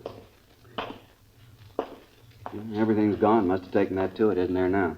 Well, can you give us a description of the watch? Yes, I can. I noticed it because, well, to be honest, I was kind of hoping that nobody would claim it. You keep things like that around here for a couple of days and then turn them in to you. I'd like to have had that one myself. Certina, it was a gold case with a white face, only had a few numbers. You know, some of the spots were just the little gold spots. Yeah, I mean the spots were... The numbers, the numbers, the little gold spots. I know what you mean, sir. Well, this one had a gold band, and it was one that was a kind of a chain thing, not an expansion band. You know, the chain, the gold chain? Yes, sir. Would you know the watch if you saw it again? Oh, sure. I looked at it enough, and then there was that scratch on the crystal, too. Sir? Well, right over the number 2, there was a scratch. I can show you right here on my watch. You see right there, a little scratch? It kind of went off at an angle. It was real easy to spot. Yes, sir, I understand. You know, it's a funny thing, you officers being here. There's a friend of mine once, well, I just soon not mention his name if you don't mind, because he was innocent, you know, but it looked bad. I was kind of worried about it myself. Mm-hmm. And these officers came out to his house, just took the place apart. It was all right. It was perfectly legal. They had a search warrant. What'd they come out for? Well, they thought he was mixed up in a robbery. Oh. I don't know how they ever thought it, but it looked suspicious, I guess. He was seen with some characters that were, well, you know, not very nice. If they came out to his house, took the whole place apart. You never saw such a mess in your life. Ripped up the mattresses, took down ruined the picture. A beautiful picture. End of the trail. You know, the one with the Indian, yes, sir. The spear going down like that? Yes, sir. Took that apart. The whole picture just fell apart. They never could get it back together again. I don't know whether they can get another one or not. They Darndest find mess you anything? ever saw, huh? I say, did they find anything? The money? Yeah, they did. They found a fountain pen his wife had lost 2 years ago. Had her initials on it. Yes, sir. Well, is there anything else you can think of that would help us here? No, not that I can figure. Well, if you do remember anything, sir, here's our card. We'd certainly appreciate a call. Frank Smith, just as for you, huh? Yes, sir, and if we're not there, just leave a message and we'll get in touch with you. All right, I'll do that. Well, thank you very much, Mr. Gleason. You bet. I sure hope you catch the fellas that are doing this. Yes, sir, so do we. Guess you've been after him quite a while now, huh? Yes, sir, we have. What the papers say, this makes number 13 for me. Bad number 13, kind of unlucky. No worse than number 1.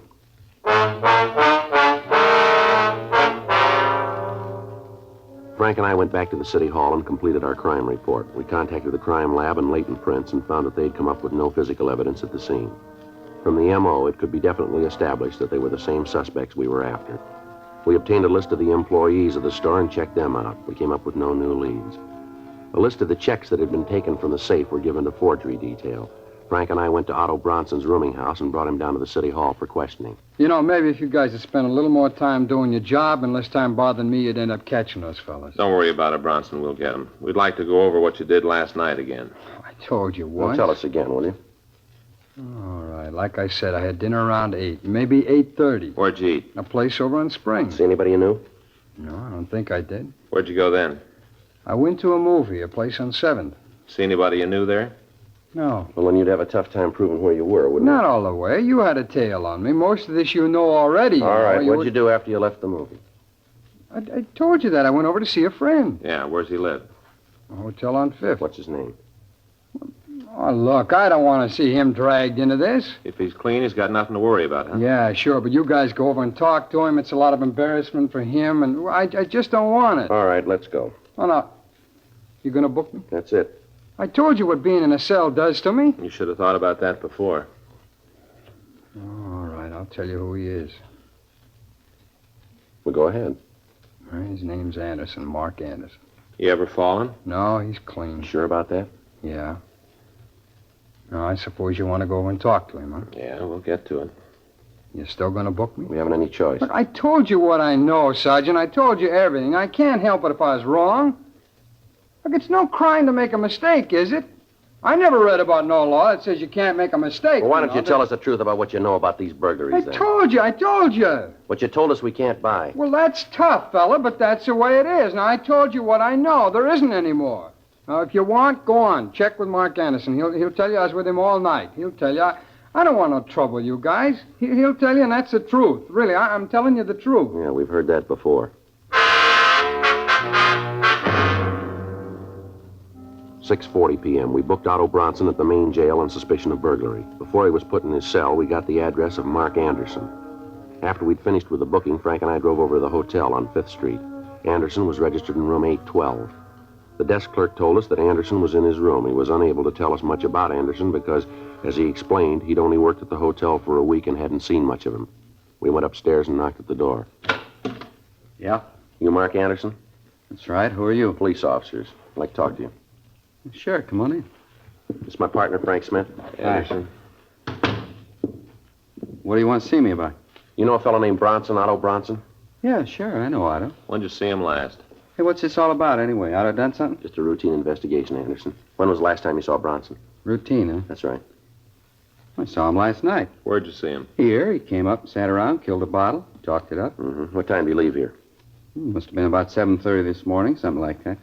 All right, sir. Thank you very much. Sure. Glad to help out whenever I can. Otto isn't in any trouble, is he? Like we said, it's just routine. Mm-hmm. Well, anything more I can do to help out, you let me know. Huh? Yeah, we'll do that. You leaving right away? Yeah, that's right. We'll be getting back to the office. Well, I'll get my coat and walk down with you. I got a date in 15 minutes. Gonna have to romp It's a on nice her. watch you got there. Yeah, it's new. Let me take a look at it, will you? Well, it's just a watch. If you don't mind, I like to get going. Let me see the watch. Sure, no reason you can't. Here. Okay. You said this was new? Yeah, just got it a couple days ago. Mm-hmm. Did you notice this scratch on the crystal here? Hmm. Yeah, I never saw that before. Guess I'll have to take it back and get another one. Let me see it, Joe. Yeah. Yeah. Did you buy this watch? Yeah. Where? Well, jewelers down the street. You get a receipt for it? No, I didn't. I know the guy. I didn't figure I'd need one. Why don't we take a look through your room? Why? What are you looking for? Just like to take a look. You got a search warrant? No, we can get one if we have to. Well, then you better go get one. I'm not having any cops looking through my stuff. Frank? Yeah. I told you to get a warrant. You got no right to look in there. Something in the closet you don't figure we should see. No, is it? it's not that. It's just. Well, then there's no problem, is it? Joe, Yeah. a couple of suitcases. You want to bring them out? Yeah. Here they are. This one's kind of heavy. It feels like there's some sort of tools in it. Can open it up? Wait a minute. You got the key for this one, Anderson? There's nothing in there for you. We'll figure that, huh? Joe, looks like this other one's open.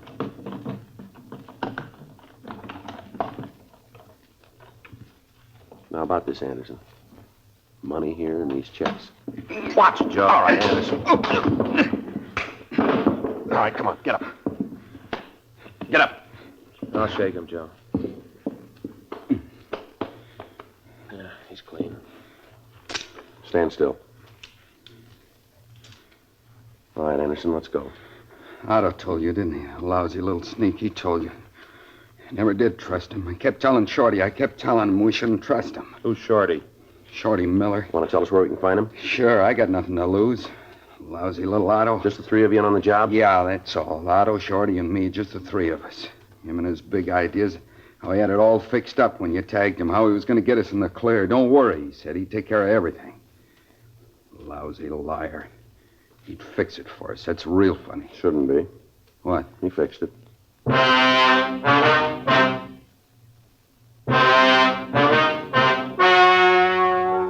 The story you have just heard was true. The names were changed to protect the innocent.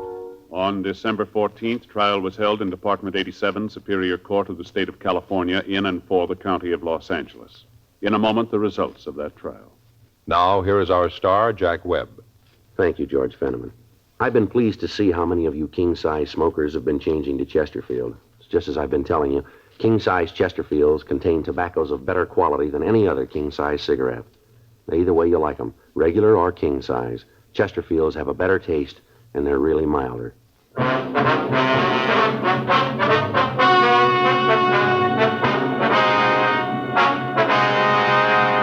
Otto N. Bronson, Mark A. Anderson, and Samuel R. Miller were tried and found guilty of 9 counts of burglary with explosives.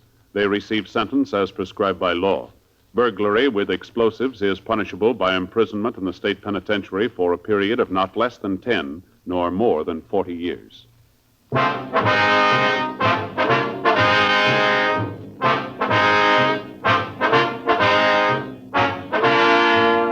You have just heard Dragnet, a series of authentic cases from official files. Technical advice comes from the Office of Chief of Police W.H. Parker, Los Angeles Police Department. Technical advisors, Captain Jack Donahoe, Sergeant Marty Wynn, Sergeant Vance Brasher. Heard tonight were Ben Alexander, Vic Perrin, Stacey Harris. Script by John Robinson. Music by Walter Schumann. Hal Gibney speaking. For a million laughs, tune in Chesterfield's Martin and Lewis show Tuesday on this same NBC station. And sound off for Chesterfields. Either regular or king size, you'll find premium quality Chesterfields much milder. Chesterfield is best for you. Chesterfield has brought you Dragnet, transcribed from Los Angeles. Ladies and gentlemen, wherever and whenever people need help, the Red Cross answers the call. When a flood-stricken family needs shelter, when a crippled child must learn to walk and play, and when a wounded soldier needs blood, the Red Cross is always there. And now the Red Cross needs your help. To keep up their many services this year, $93 million is needed. So when the Red Cross volunteer calls on you, please answer the call and give generously.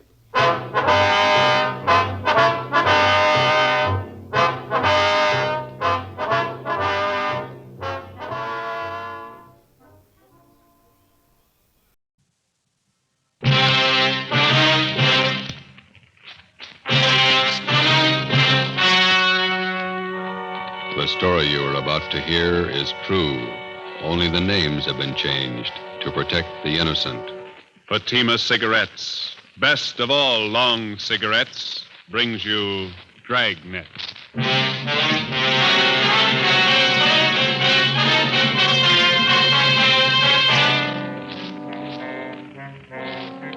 detective sergeant. You're assigned the Juvenile Bureau.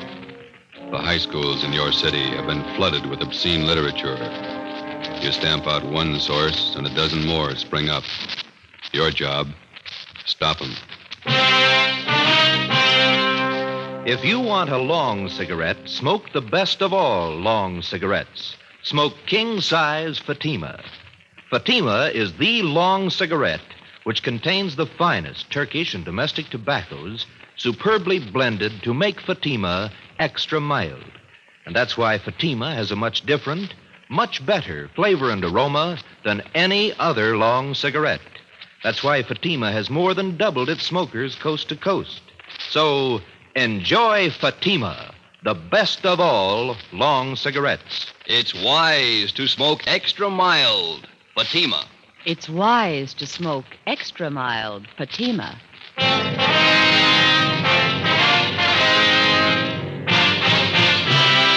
Dragnet, the documented drama of an actual crime. For the next 30 minutes, in cooperation with the Los Angeles Police Department, you will travel step by step on the side of the law through an actual case from official police files. From beginning to end, from crime to punishment, Dragnet is the story of your police force in action. It was Monday, October 21st. It was cool in Los Angeles. We were working the day watch out of Juvenile Bureau. My partner's Ben Romero. The boss is Inspector Lester, commander of the Juvenile Bureau. My name's Friday. It was 10 a.m. when we got to the auditorium of Canfield High School. Stage door.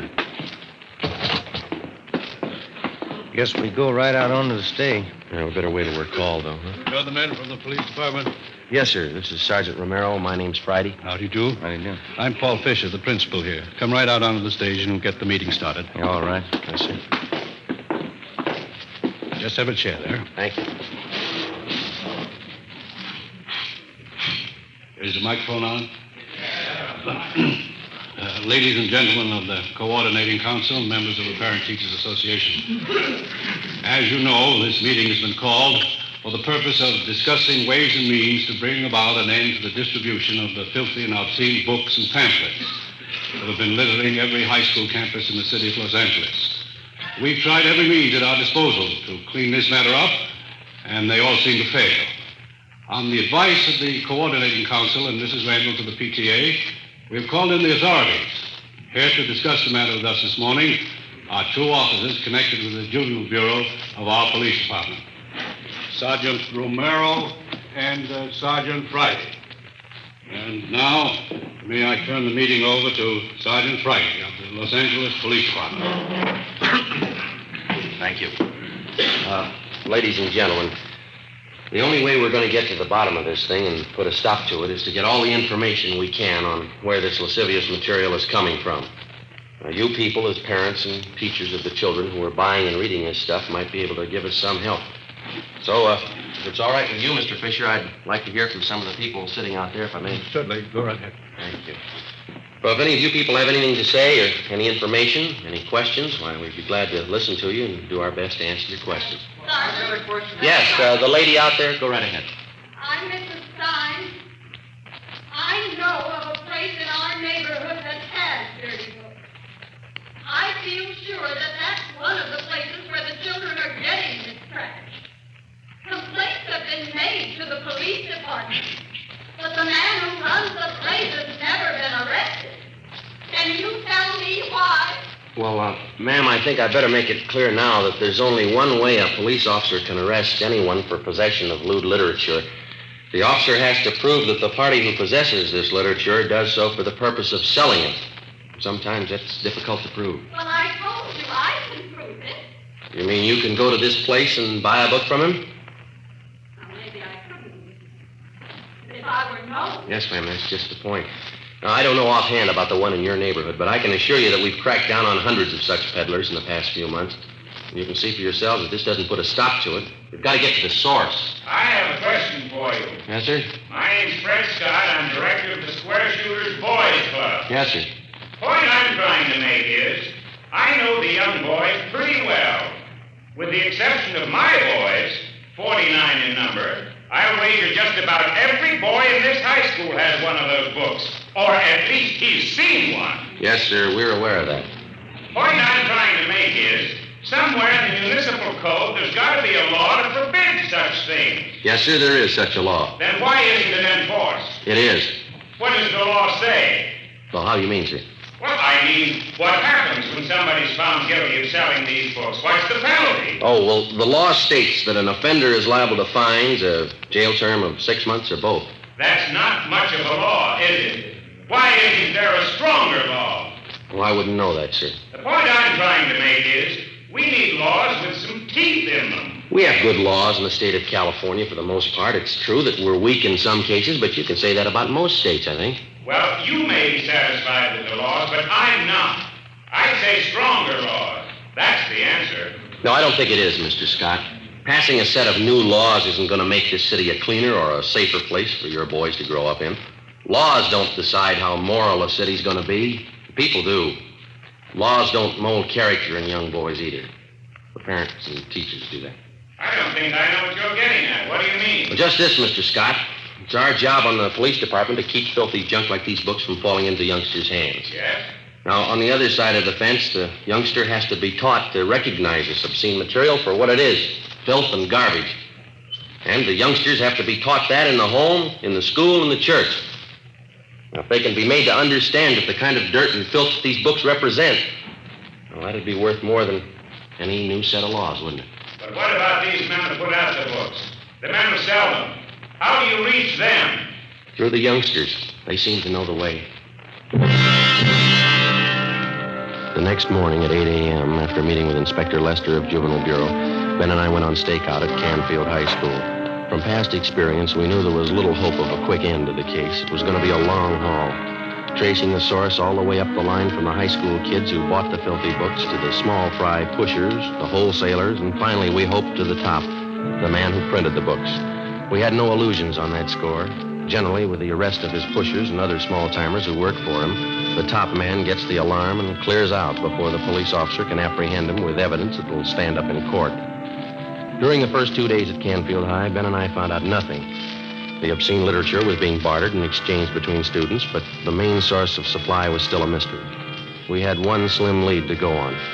Mr. Fisher, the high school principal, helped run it down. We've been watching that boy down in the yard since yesterday, Miss Fisher. Seems to have quite a bit of spending money, expensive clothes, car of his own. I don't know that boy's family. They could be well-fed. We saw him with a stack of those dirty books in his notebook. He must have had a dozen of them. He was showing them around to his crowd. Travers, are you sure? Joe, take a look down there. Yeah. Yeah, Travers is showing him something. I can't see what it is. Come over to this side of the window. Yeah. Small books. Mm-hmm. He's giving them to one of the other fellows. They've got their wallets out. They're giving Travers money. Come on, Ben. You better come too, Mr. Fisher. Mm-hmm. This way out to the yard? No, to the left. That's it. Let's hurry, huh? This door, Sergeant. Right here. Travers. Travers.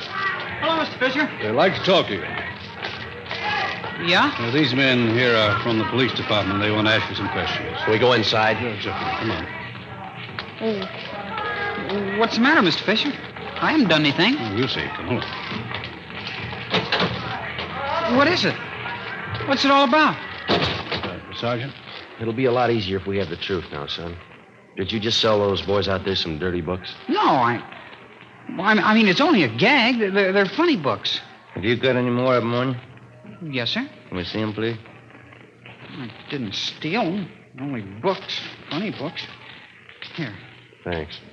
Almost a dozen. Mm-hmm. You think these are funny books, do you, Travis? Well, some of them. I guess not. It's only a gag, Sergeant. Where'd you get them? I didn't steal them. I bought them off a guy. Who? Why, I can't tell you. Do you have any more of these books? No, sir. Will you show us your locker? I can't remember the combination. It's a new locker. Could you open the locker for us, Mr. Fisher? Yes, but I'll have to get the maintenance man. All right, I'll show you. Come on. Down here, sir. This one. 412. I've only got a couple. All right, we'll see. Come on, open it. I haven't done anything. Here's a sample, Joe. Locker's loaded down with them. Rotten filth. You can't arrest me. I don't sell the books, I only rent them. Somebody's been briefing you. Who? You're only making it hard on yourself, boy. You can't prove anything. These are my books. I don't sell them. Where do you get them? Who sold them to you? Nobody. I got them, that's all. All right. We'll have to talk to your folks. You can't. They're away. No, you can't. Don't. Afraid we'll have to, son. Oh, please don't tell them. Please don't let them know I'll do anything. All right, let's have the truth then. Who are you selling the books for? His name's Barney. That's all I know. I meet him at a cigar store downtown, 5th and Harrison. Does he sell you the books? He gives them to me. I sell them and then give him the money. I get 10 cents for every one I sell. How much do you sell them for? 25 cents. Some are $1. I get 30 cents for those. And the boys in this school have been paying that kind of money for this film? Yes, sir? This man who gives you these books, you know where he lives? No, sir. I haven't any idea.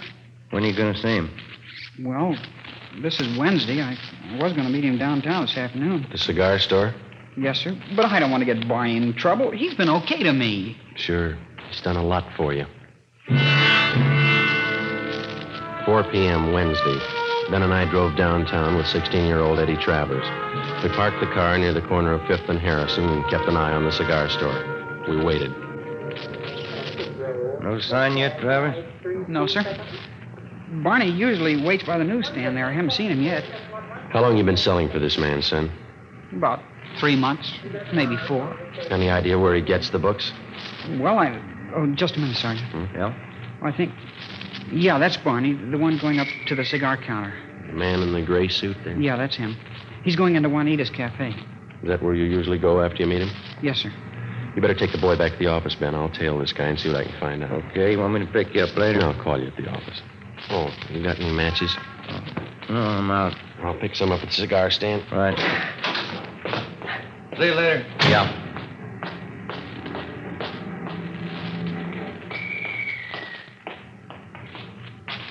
Box of matches? Oh, yeah. And a pack of spearmint, too. All right, sir.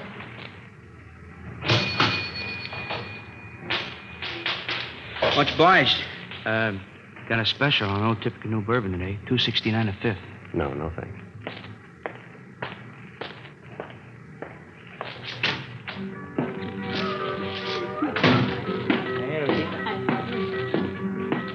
Hey, Rosie. Rosie, another tamale when you get time, huh? All right, Barney, just a minute.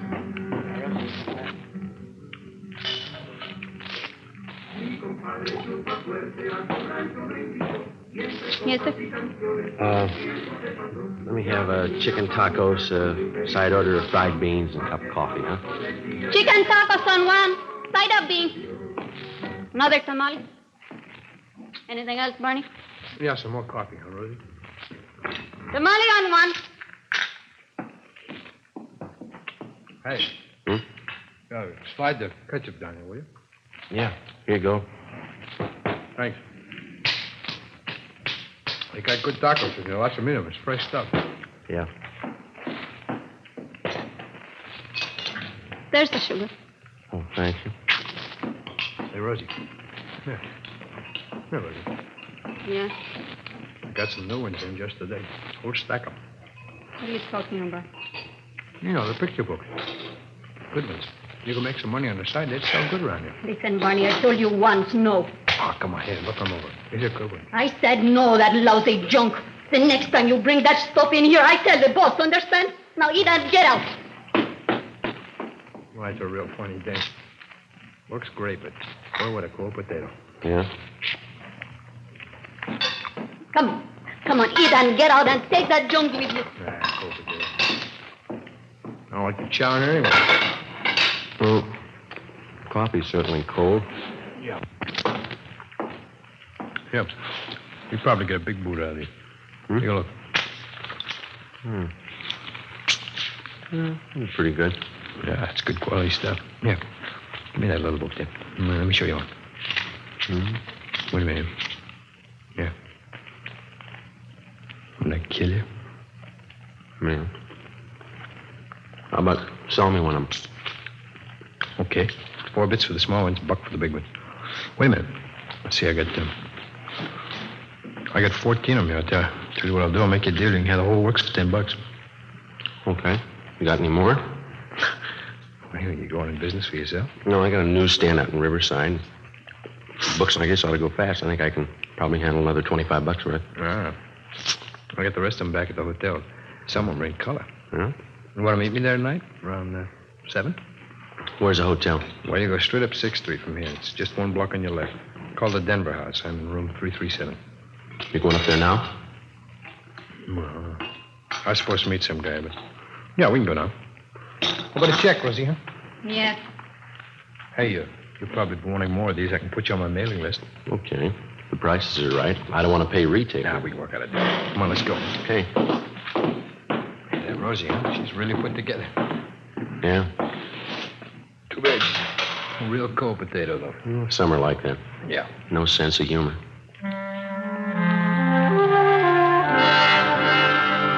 We left Juanita's Cafe and walked up Harrison Street to 6th. We turned left and went down one block. It was 5 minutes to 5 when we got to Barney's room in the Denver house, number 337. He dragged out a steamer trunk from under the bed and counted out a stack of books and pamphlets covering the general topic of degenerate filth in stories and photographs. Okay, Mac, there you are. It's $25 worth. Pay the money and the bucks are all yours. Okay. Here you go. Yes. 10, 15, 18. I'll have to give you a check for the rest. How do I know it's any good? You could take off. I'd never see you again. You'll see me. You're under arrest. Huh? Hey, you're kidding. Hey, let go. All right, let's hold it right here. Hey, wait a minute. Oh, now, look, Lieutenant, we can work this thing out. We'll work it out downtown. Now, wait a minute. I can set this thing right for you. Where are you getting this junk? Who's supplying you? Oh, look, why not use your head? You never get the top man. Not in 10 years you won't. We got lots of time. Come on.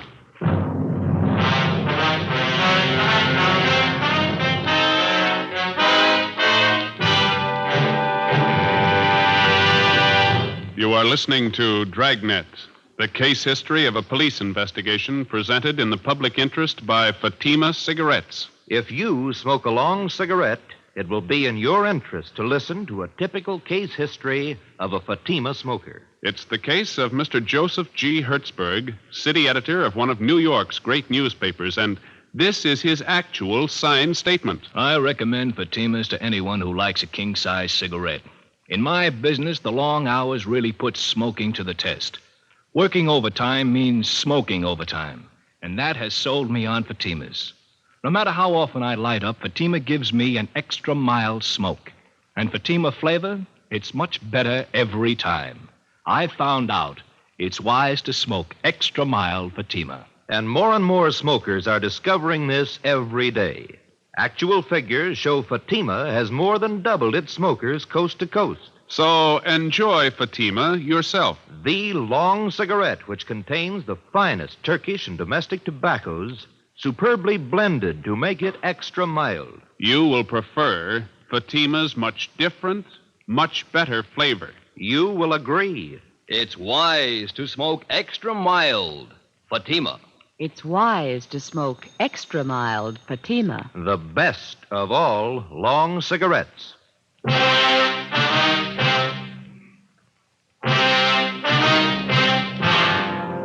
filthy literature racket feeds on the curiosity of youngsters and the stupidity and ignorance of adults. It's an all-season business, and in its own quiet way, it has reached a market which the other heavy rackets never hoped to reach. Your home and your children. 6 p.m., Wednesday, October 23rd. We checked the records, and the make sheet showed the book peddler's true name to be Barney W. Timpson, 38 years old. He had a past record of one previous conviction for peddling lewd literature in Dodge City, Iowa in March 1948. We had him brought to the interrogation room. Sit down, Timpson. Let's make it easy, Barney. Where are you getting the books? I told you, Sergeant, they deliver them to me. Who does? Different guys. I don't remember them all. I send different guys every time. How often do they make the deliveries to you? Once a month. When? Around the first, usually. Sometimes maybe the second and the third. They bring the books to your hotel? Yeah, they leave a pack up in the lobby addressed to me. They ever use the mails? They never do. They're not that dumb. So you've never seen the men that you do business with, huh? Not so I'd know them, no. You have no idea where they're operating from? I don't know. You expect us to swallow that? I'm telling you, I don't know. Oh, don't push us that kind of a story, Barney. I'm giving it to you straight. Now, what else do you want? Who's the supply man? Hey, look, we found this notebook in your hotel room, Barney. There's a list of names in it. This your customer book? Friends. Okay, they're customers.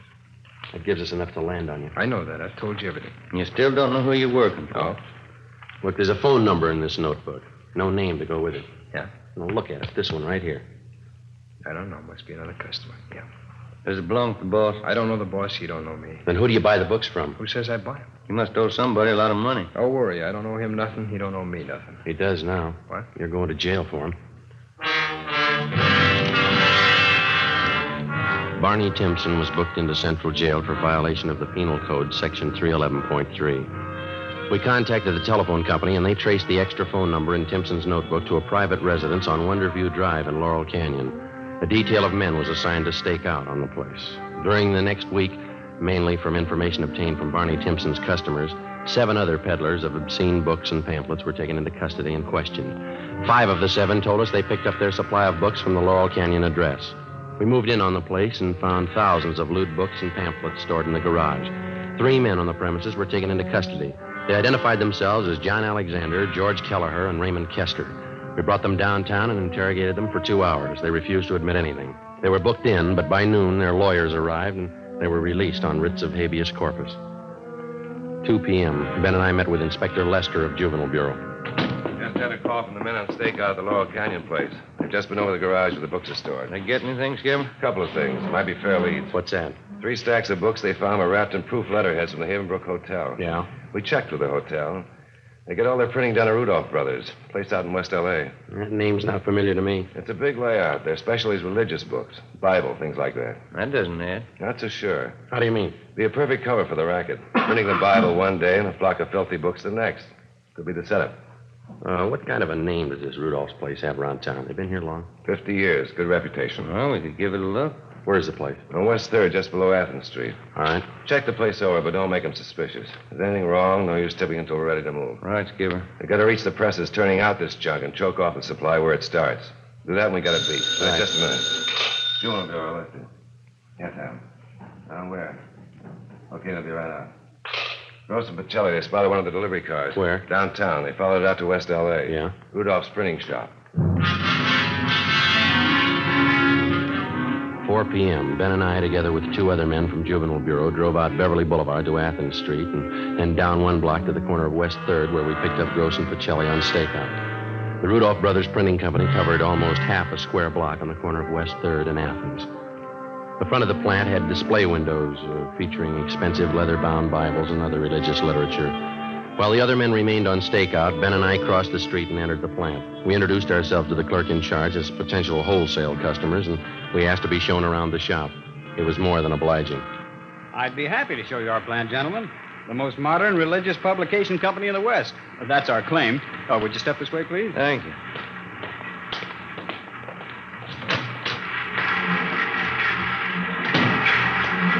On your left there, those are 3 of our new Ludlow machines. Excellent mechanisms, needless to say. Mm-hmm. You must employ quite a few men in here. 65 full-time. Enough to meet any emergency rush jobs you might want done. Now, over here are Bush Emerson hand presses. Oh. You handle only religious books then, huh? Nothing else? That's right, sir. We specialize exclusively in that. You don't take in any small contracts, school journals, things like that? No, our steady customers take up all of our time. Here on this stone, you see the pages of a new prayer book we're getting together. Very ultra. Mm-hmm. An entirely different kind of typeface. Oh, is that so? Yes, and back there, along the wall, are new linotypes. The very latest, monotypes. Mm-hmm. Then the proof presses. Next to them are proof readers. And the flatbed trussload press beyond that. Seems like lots of activity. Business is pretty good, I guess, huh? Oh, yes, we're kept pretty busy. Quality printing is always in demand. Yeah. Well, thanks very much for showing us around. Not at all, gentlemen. Anytime. Here, this way out. All right. I'll get you one of my cards here. There you are. Oh, thank you.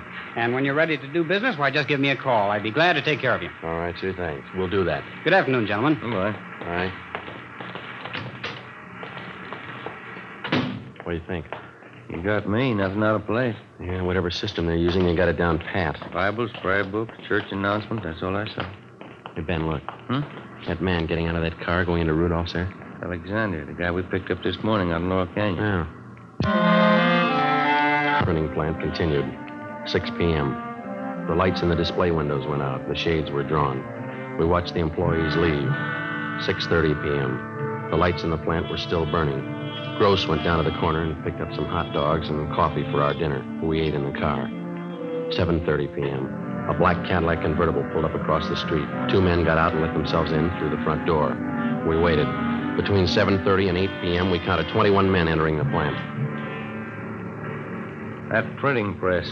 It's starting up. Okay, let's move. Hey, Gross, you and Pacelli want to go through the back, and Ben and I will take the front. Right, let's go, Mike. Come on. It's a neat setup. We had it all figured. Yeah, you didn't spot any side entrances, did you? No. Here we are. Can you try the door? Yeah, it's no good. All right.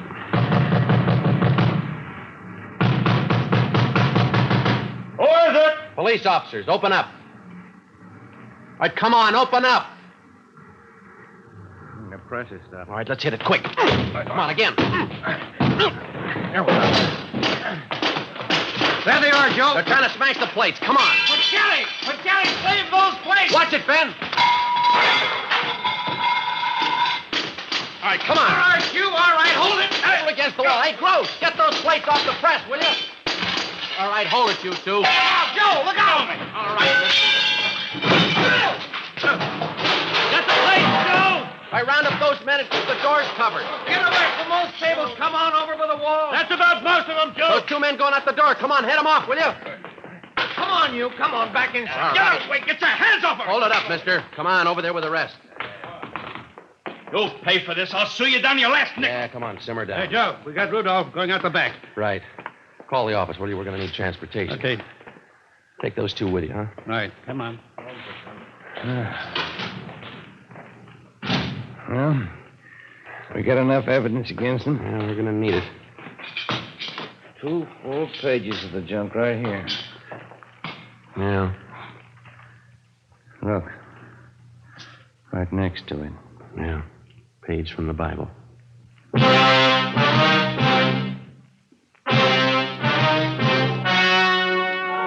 The story you have just heard was true. Only the names were changed to protect the innocent.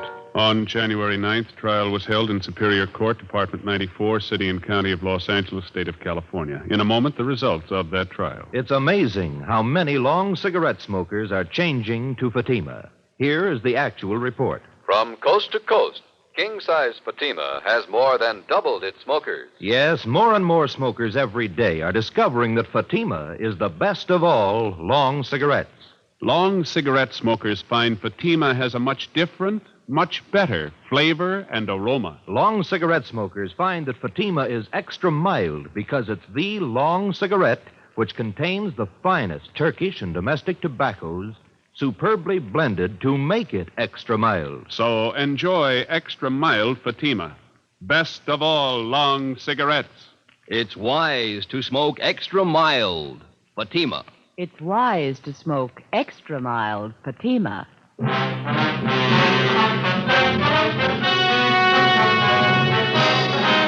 Frank Rudolph and 16 of his accomplices were tried and convicted of possessing lewd and lascivious literature for the purpose of sale. They received sentences as prescribed by law and are now serving their terms in the county jail.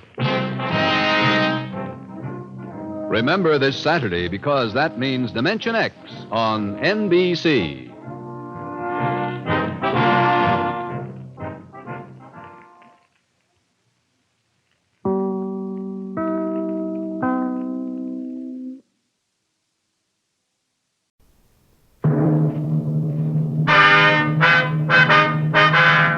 Sound off for Chesterfield. Chesterfield is best for you. First cigarette with premium quality in both regular and king size. Chesterfield brings you Dragnet.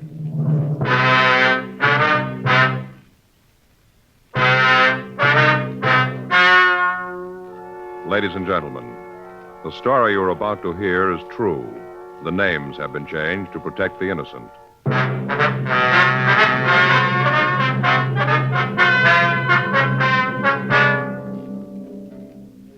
You're a detective sergeant. You're assigned a robbery detail. Somewhere in your city, a man is endangering the lives of your fellow officers. His weapon, a 10-cent piece. Your job, get him. Years years ahead of them all. Chesterfield is years ahead of them all. The quality contrast between Chesterfield and other leading brands is a revealing story. Recent chemical analyses give an index of good quality for the country's 6 leading cigarette brands. The index of good quality table, which is a ratio of high sugar to low nicotine, shows Chesterfield quality highest. Chesterfield quality highest. 15% higher than its nearest competitor. Chesterfield quality highest. 31% higher than the average of the 5 other leading brands. Yes, Chesterfield is first, with premium quality in both regular and king size. Don't you want to try a cigarette with a record like this? Chesterfield.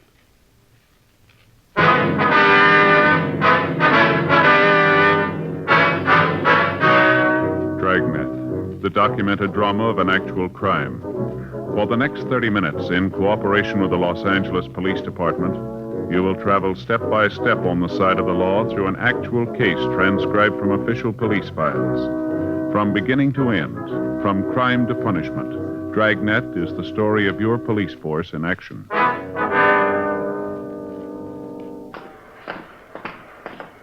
It was Wednesday, May 6th. It was warm in Los Angeles. We were working the day watch out of robbery detail. My partner's Frank Smith. The boss is Captain Didion. My name's Friday.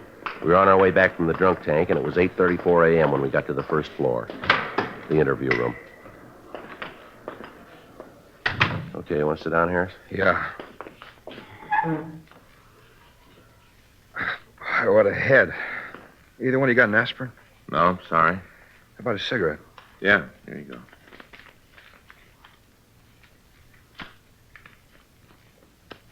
Here, I'll get that for you. Yeah, thanks. Thanks. Boy, what a head. Feels like gonna fall off and roll around on the floor. Yeah. Last time I got this tank was in the South Pacific. Natives brewed up some stuff. Tasted like torpedo juice. Took me 3 days to get over that. Hey, what am I in here for? You don't remember? No, not good. A lot of fog. Seems like the last thing I remember is a lot of sirens, fire engines, cops, a lot of noise. After that, there's a big nothing. What'd I do?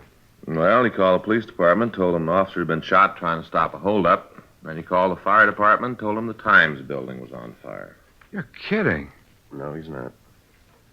Well, I really got it this time, haven't I? Yes, sir, you got yourself a problem.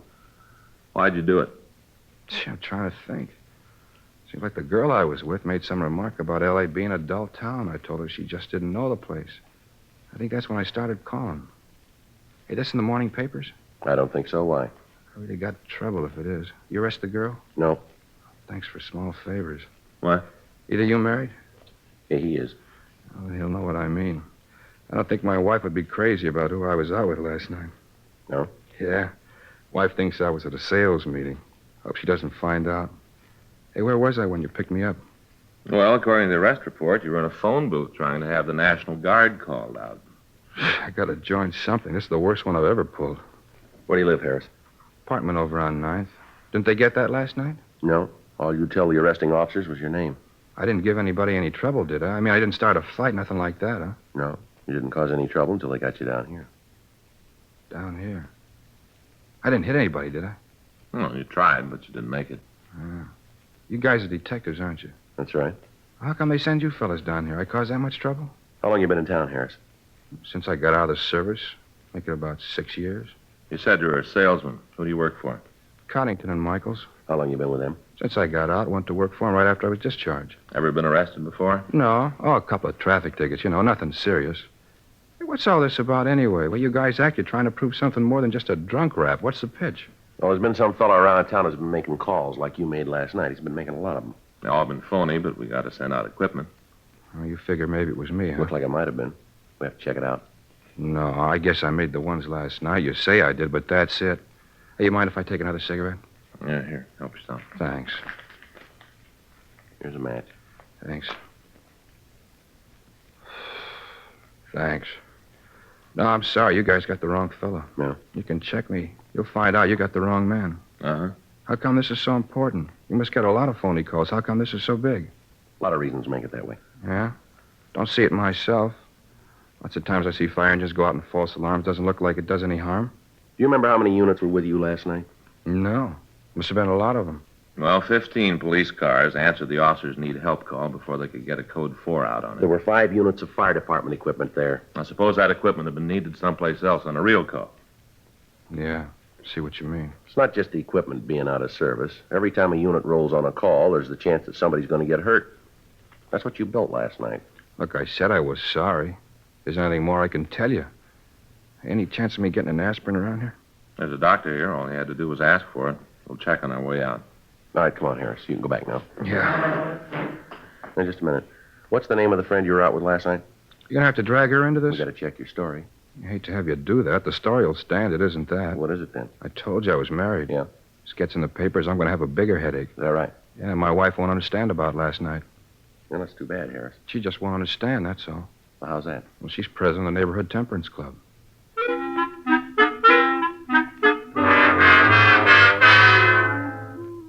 "9:30 a.m. James Harris was returned to his cell to be held to answer charges of violation of Section 4127A Municipal Code. Frank and I called the woman he'd said he was with the night before. She verified the story that he'd given us. Further investigation of Harris proved that he couldn't possibly have been the suspect we were looking for. We drove back to the office to talk with Captain Didion. For the past 3 weeks, both the police and fire departments had been getting a number of false calls, apparently from the same person. The officers on the complaint board told us that they had gotten so that they almost recognized the voice of the caller. They told us that it sounded like a male voice, and the caller could be middle-aged. The person had no noticeable accent or speech peculiarities. They'd tried to hold the suspect on the phone when they were certain that it was the same caller, but they'd been unable to do so. Most of the calls the suspect put through were of the emergency type. As a result, we had to send men and equipment to the reported scene, even though we might think that the call was a false one. The calls averaged 6 a week during the period that the suspect had been operating. In cooperation with the members of the fire department, Frank and I were assigned to try to apprehend the person making the calls. The operation was simple. The individual would call the board, give an address that we couldn't check out, and then describe what had happened. The address given was usually a corner, so that it was impossible for us to make verifying phone calls. In each instance, as soon as the suspect would report the disturbance, he would hang up. The operation was simple and untraceable. 11:17 a.m. We finished talking with Captain Didion and left his office. All right, Skipper. Check you later. Boy, he's in a great mood this morning, isn't he? Do you blame him? The way this thing's going, we're no nearer to breaking it. Yeah. Joe, it figures the guy who's doing this is going to be around to watch all the excitement. That's got to be the reason he's making the call, so he can get his kicks. Yeah. Well, it figures he's got to be in the crowd someplace. So? Well, let's try to get a hold of the newspaper pictures. Try to check them. Find one person who's at the scene. Might work. Well, it's someplace to start, isn't it? It's a hot shot. I get it.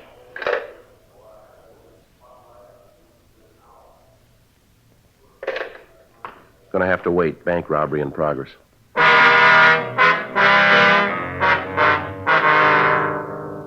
11:26 a.m. We took the call car and started for the bank. Before we arrived, Control 1 put out a code 4 on the call. No further assistance needed. It was another false alarm. We completed our investigation, and on the way back to the office, we answered an ambulance follow-up call 2 blocks from the bank.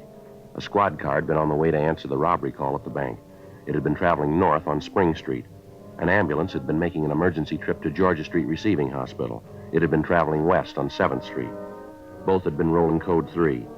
Neither one of them heard the siren of the other unit. Neither of them knew of the other's presence. Both had hit the intersection at the same time. The police car, in an attempt to avoid the ambulance, had swerved. It had caromed off the side of the larger vehicle and then plowed through traffic and hit a traffic signal pole head-on. The car had hit the pole at the seam of the left front fender and the body. The police unit had been split wide open. The officer on the passenger side of the car had been thrown against the windshield. The other one had been thrown into the steering wheel and then out of the car onto the curb 10 feet from the wrecked unit. The ambulance, after being hit, had spun across the intersection on 2 wheels, hit the curbing, and tipped over. Only the fact that it had hit a streetlight pole had stopped it from going on through the pedestrian traffic on the sidewalk. It had come to rest laying on its side at the southeast corner of the intersection. The driver of the ambulance had been thrown clear of the truck. The patient in the rear and the attendant with him had been thrown about in the interior of the unit, and when we got there, they were lying in a mass of wreckage. The intersection was covered with gasoline and oil. A traffic officer was attempting to do what he could for the survivors. Let us through here. Police officers, please All let us right, through. sir, if you'll just step back there. I'm sorry. Keep back, please. Friday and Smith, central robbery. Oh, I'm sorry. Jake's in traffic. They alive? I don't know. Both unconscious. Pretty bad. I didn't want to move them. How about an ambulance? I put the call in right away. Did you call in about this oil on the streets here? No, I didn't yet. Well, you better get a call in, don't you think? Have them warn all approaching units. Street slippery. Have them approach with caution, huh? Right. Thank you. Sure is a mess, isn't it? Doesn't look like they got much of a chance, does it? How about that ambulance? A couple of officers there now. Guess they're looking after him. Let's check the driver. How about it, Joe? Well, that ambulance better get here quick. Yeah? He isn't going to last long. The ambulance arrived, and the injured men were removed to Georgia Street Receiving Hospital. The police garage sent out a wrecker, and the damaged vehicles were removed. The intersection was cleaned of the gasoline and oil, and inside of an hour and a half, the coroner was handling traffic as usual. The only indication of the wreck left on the scene was a broken hubcap lying in a puddle of dirty water in the gutter. 2 police officers had been seriously injured in the accident. Frank and I checked the immediate neighborhood for witnesses. We found a newspaper vendor who had a stand a block from the scene. He identified himself as George Kennedy. He told us what he knew of the wreck. I saw the whole thing. Yes, sir. If you tell us what you saw, please. Well, my stand is just up the street there. So you can see it on the corner. Uh-huh. Well, I was checking stock. A lot of new magazines came in this morning. I was going through them. You know, marking them up, going through them. Yes, sir. I was just standing there fixing up the new magazines when all of a sudden I hear these sirens. Sound like they're coming from all directions. I see. Then I saw that there ambulance coming down 7th Street. I stopped what I was doing to see where the ambulance was going, then I heard the crash. Terrible. Did you see the accident, Kennedy? Well, not at first, no. I saw it right after I heard the brakes. I didn't really see it at first, you know, just after I heard the brakes. And then I looked up and saw what was happening. I started to run down there. Mm-hmm. Saw the cars all smashed up. Right after that, I saw you guys come up, and then the other ambulance. And that's about all. Nothing more I can tell you, I guess. Anything I can do to help? Anything at all? No, sir. How about the officers in the car? Are they all right? I heard one of them was dead. Any truth in that? No, sir. Both of them are in pretty bad shape. Awful thing to happen. Biggest crash I ever saw. Just awful. Uh-huh. Well, thanks, Kennedy, for your help. No, it wasn't anything. Glad to do what I could. Anything else I can do, if you guys just let me know. All right, Kennedy. Thanks very much. Oh, not at all. Glad to do it. Sure, terrible thing. No need for it. Such a waste. Yes, sir. If they die, it'll almost seem like they was murdered, won't it? Yes, sir. From here, it looks that way.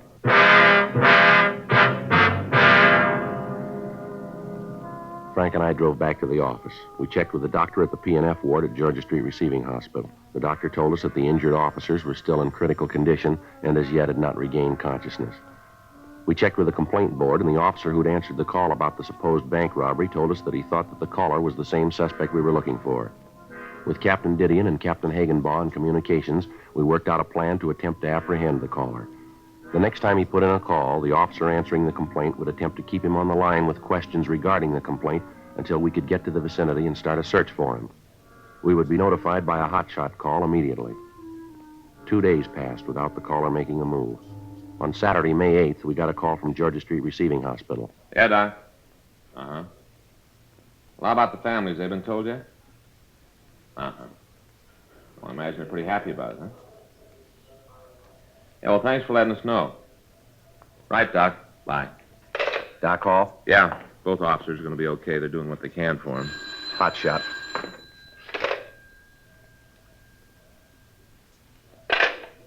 Now, maybe we can do something for him. Suspect's on the phone now.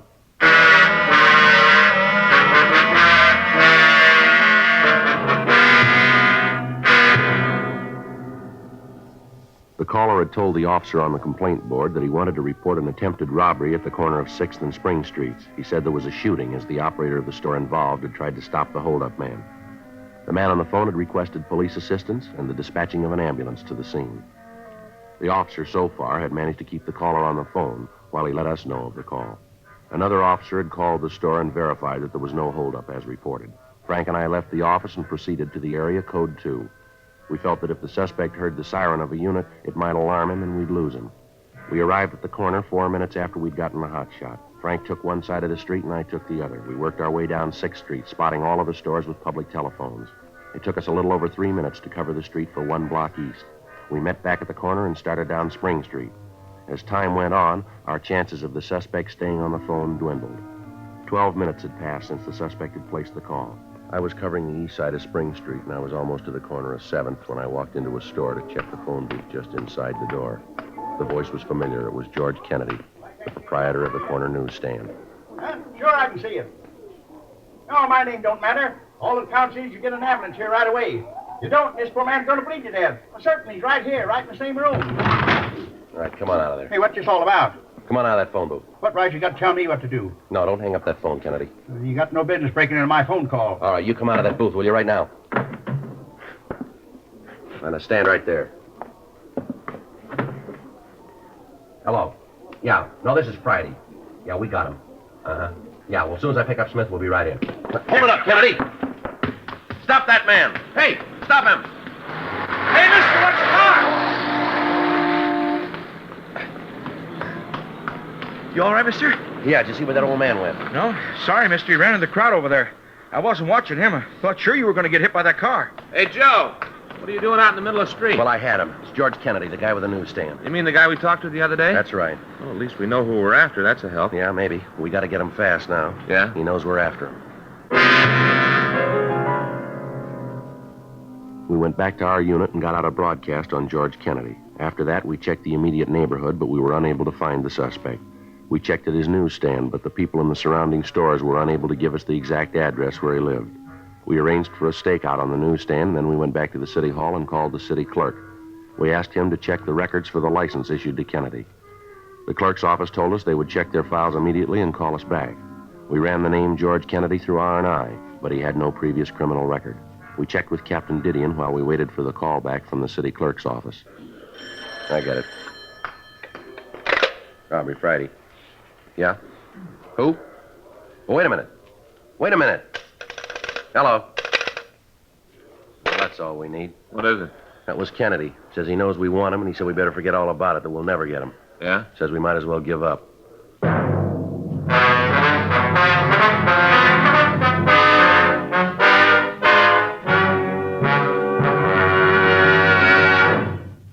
You are listening to Dragnet, the authentic story of your police force in action. Don't you want to try a cigarette with a record like this? The first choice of young America, according to a recent survey made in 274 colleges. Chesterfield. The first cigarette with premium quality in both regular and king size. Chesterfield. The cigarette with highest quality, proven by chemical analyses to have higher quality than the 5 other leading brands. Chesterfield. And first, to give you this report. A doctor has been making thorough examinations of a group of Chesterfield smokers every 2 months for a full year. And he reports no adverse effects to the nose, throat, and sinuses from smoking Chesterfield. Try Chesterfield. Buy a carton. Much milder Chesterfield is America's best cigarette buy.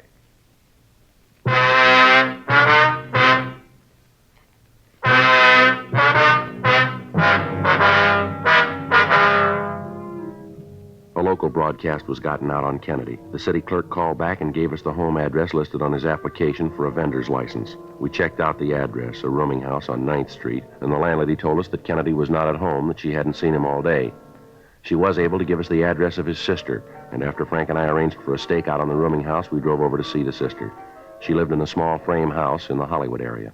I suppose I knew that it had to happen. I guess there wasn't any way to avoid it. Ma'am? About George. He's sick. I guess you know that. Yes, ma'am. Have you ever spent any time in an institution of any sort, would you know? No. There were times when I thought about it. We used to talk, try to figure out what was the best thing.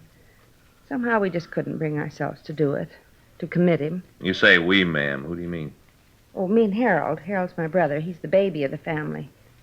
And what the doctor said, I guess, in a way, Harold's the cause of the whole thing. Way back, I mean. Ma'am? Well, I can't deny it.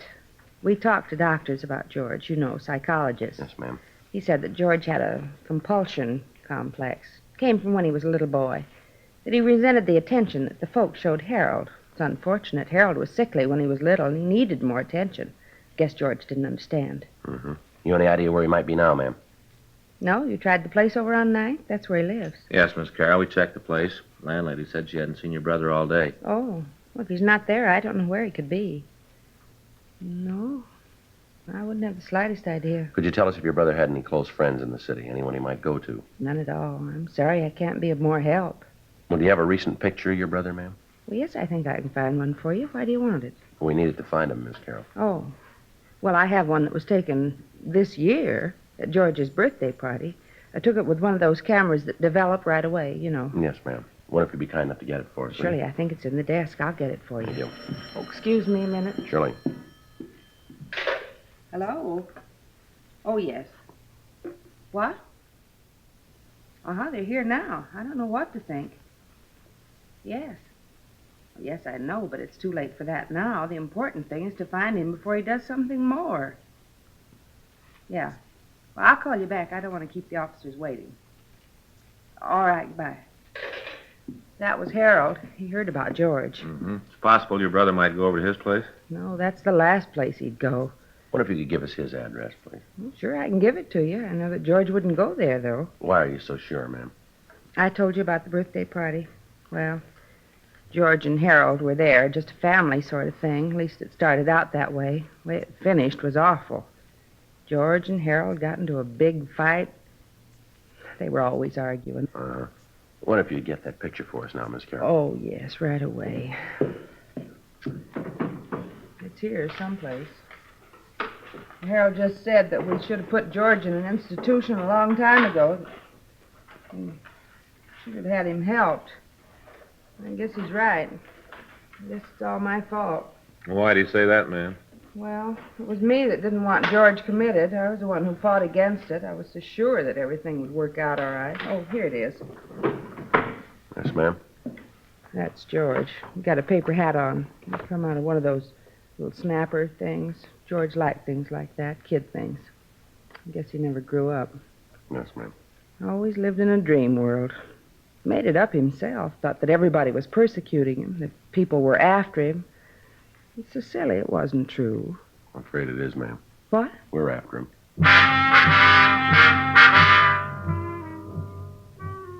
We got the address of George Kennedy's brother, and Frank and I drove over to talk to him. He told us that he didn't have the slightest idea where his brother might be. We called the office and arranged for a stakeout on homes of the sister and the brother in the event that Kennedy might try to contact them. 6:30 p.m., we met with Captain Didion and a psychiatrist from Georgia Street Receiving Hospital. Psychiatrist said that after hearing our report on Kennedy's actions, that he might have a strong compulsion complex. And as a result of events that morning, he could have a violent resentment of any type of authority. 2 days passed. We got more leads and we ran them down. They went no place. Tuesday, May 11th, 12:51 a.m. I get it. Robbery Friday. Yes, ma'am. Well, when was that? Yeah. All right, Miss Carroll, we'll take care of it. Yes, ma'am. Right away, thank you. It's Kennedy's sister. Says he just called her. Yeah? Said he was over by Westlake Park, that he was going to commit suicide.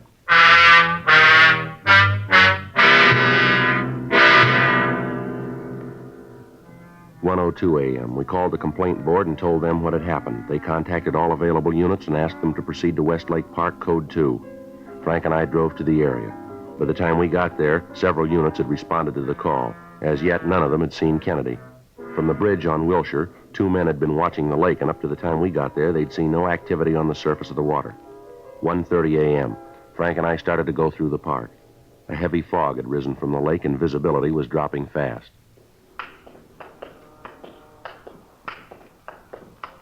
You see anything? No. Now, let's head down toward the lake, huh? Yeah. This way. Gee, it's getting cold. I should have worn a heavier coat. Hold it a minute. See him? Yeah. Just sitting there. Doesn't see us, though. All right. You take him from that side. I'll go this way. Watch it, huh? Right.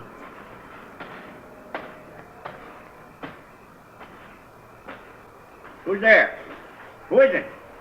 I know you're there. Who is it? I got a gun. Now you come any closer and I'm going to shoot. I can see you, you know. I can see you. You get away from here. You get away right now or I'm going to shoot. All right, I warned you. Put that gun down, Kennedy. Yeah, I knew you were there. I knew it. You thought you could sneak up on me and get me and I wouldn't know it, huh? That's what you thought, ain't it? Huh? Ain't it? Nobody's trying to sneak up on you, Kennedy. Nobody's trying to hurt you. Yeah, that's what you say, but I know different. I know. Who are you? Come on, I know anyway, so you might as well tell me. Who are you? You know who I am, George. Joe Friday. I'm your friend. Now, you know that, don't you? Ain't anybody that's my friend. Ain't anybody. Nobody I can trust. Why should I trust you? Come on, tell me, why should I trust you? You're a cop, ain't you? Ain't you? You know that, George. We met before. You know I'm your friend, too, don't you? No, you ain't. You ain't my friend. You want to take me away and lock me up. It's not true, George. I just want to talk to you. Just sit and talk, that's all. You stay away from me. I'm not going to tell you again. I don't want you near me. Now, take it easy, George. No, you ain't going to get me. I'm going to get away from you. Away from all of you. All right, wait a minute. Yeah. I know all about you. I know you ain't going to get me. Hey, I can't swim. Somebody help me. Help. All right, Kennedy, take it easy.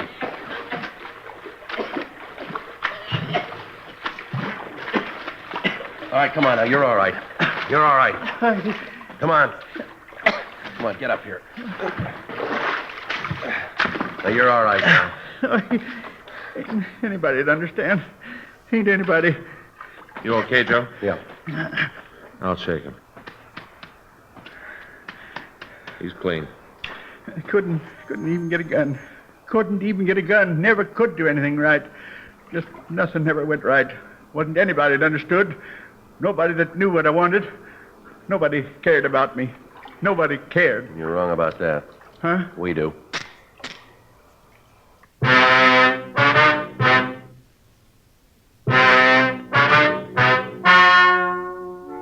The story you've just heard was true.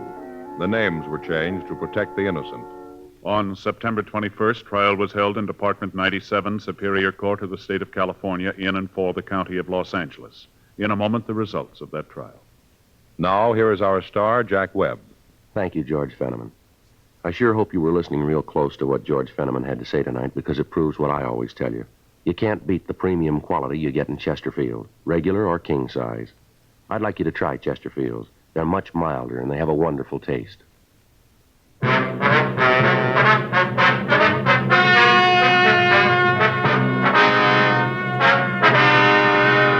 The case of George Hoyt Kennedy was referred to the city attorney.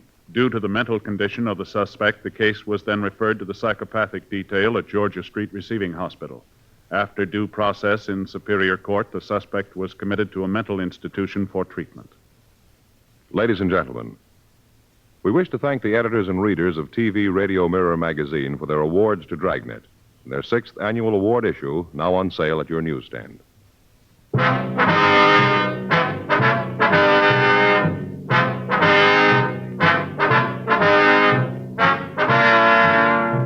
You have just heard Dragnet, a series of authentic cases from official files. Technical advice comes from the Office of Chief of Police W.H. Parker, Los Angeles Police Department. Technical advisors, Captain Jack Donahoe, Sergeant Marty Wynn, Sergeant Vance Brasher. Heard tonight were Ben Alexander, Herb Ellis, Ralph Moody. Script by John Robinson. Music by Walter Schumann. Hal Gibney speaking. For a million laughs, tune in Chesterfield's Martin and Lewis show Tuesday on this same NBC station. And sound off for Chesterfield's. Either regular or king size, you'll find premium quality Chesterfield much milder. Chesterfield is best for you. Chesterfield has brought you Dragnet, transcribed from Los Angeles.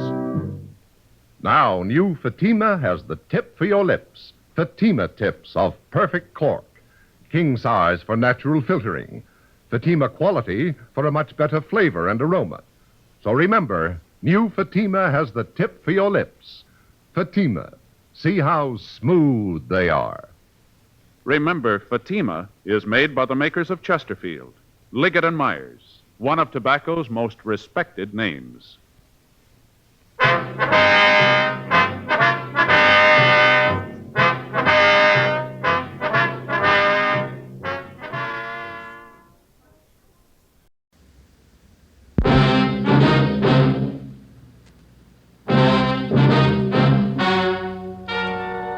Ladies and gentlemen, the story you are about to hear is true. Only the names have been changed to protect the innocent. NBC brings you Dragnet.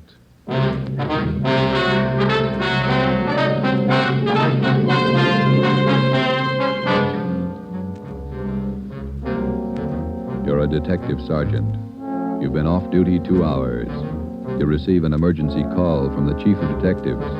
An entire block in the heart of your city is threatened with complete destruction. Your job? Report at once.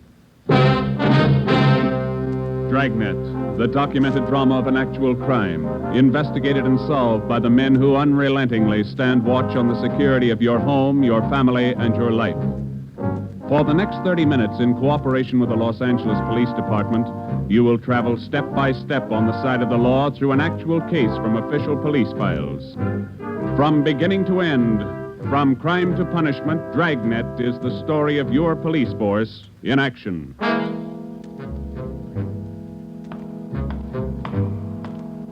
It was Tuesday, November 15th. It was raining in Los Angeles. We were off duty reporting in on an emergency call. My partner's Ben Romero. The boss is Ed Backstrand, chief of detectives. My name's Friday. It was 8:32 a.m. when I walked in the Spring Street entrance of the City Hall. You Sergeant Friday? Yeah, that's right. Take my elevator, Sergeant. It's the only one in service. All right.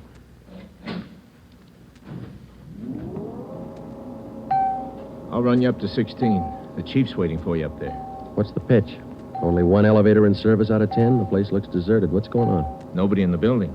All the office people have been sent home. Lots of trouble. Somebody declare a holiday? No joke, Sergeant. Big trouble. All right, you convinced me. What is it? Here we are. 16th floor. Over here, Friday. Hi, Joe. Hello, Ben. You made good time. Came as soon as I got the call, Ed. Sorry to have to bring you back in. You worked last night, didn't you? Yeah, midnight to 8 this morning. Sorry. Come on. Okay. What is it, Skipper? Why all the hush-hush? Wait till we get inside. In here. Okay. Number one, let's keep our voices down. All right. I'll make it as brief as I can. Every minute counts. What time you got, Friday? 8:33. All right, here it is. 55 minutes ago, a man walked into this building with a homemade bomb under his arm. If we don't release his brother from the county jail by 9 o'clock this morning, he says he'll pull the trigger on the bomb and blow up the whole building. He's kidding, Skipper. Who is the guy? Name's Vernon Carney. Here's his package. He and his brother have been in and out of jail since 1937. Small-time thieves. Yeah. There's the FBI kickback. We had him once before, both of them. Brother's name is Elwood, serving a year for car stripping. And this two-bit thief is sitting here in the city hall with a bomb on his lap? That's right. In the next room. What kind of a bomb is it, Ed? You think he's bluffing? Could be bluffing, but the crime lab says no. Lee Jones from the lab get a look at it? Been in there twice. One end of the box is glass. Says you can't see much without a closer look, but you can't get near the guy. What do you want us to do? It's a volunteer job. You can take it or leave it. I won't order you to do it. How you want to handle it? You sure you want a piece of this one, Romero? No, he doesn't, Ed. He's got a family. Get me another single man. We'll give it a try. Wait a minute, Joe. What makes this job so different?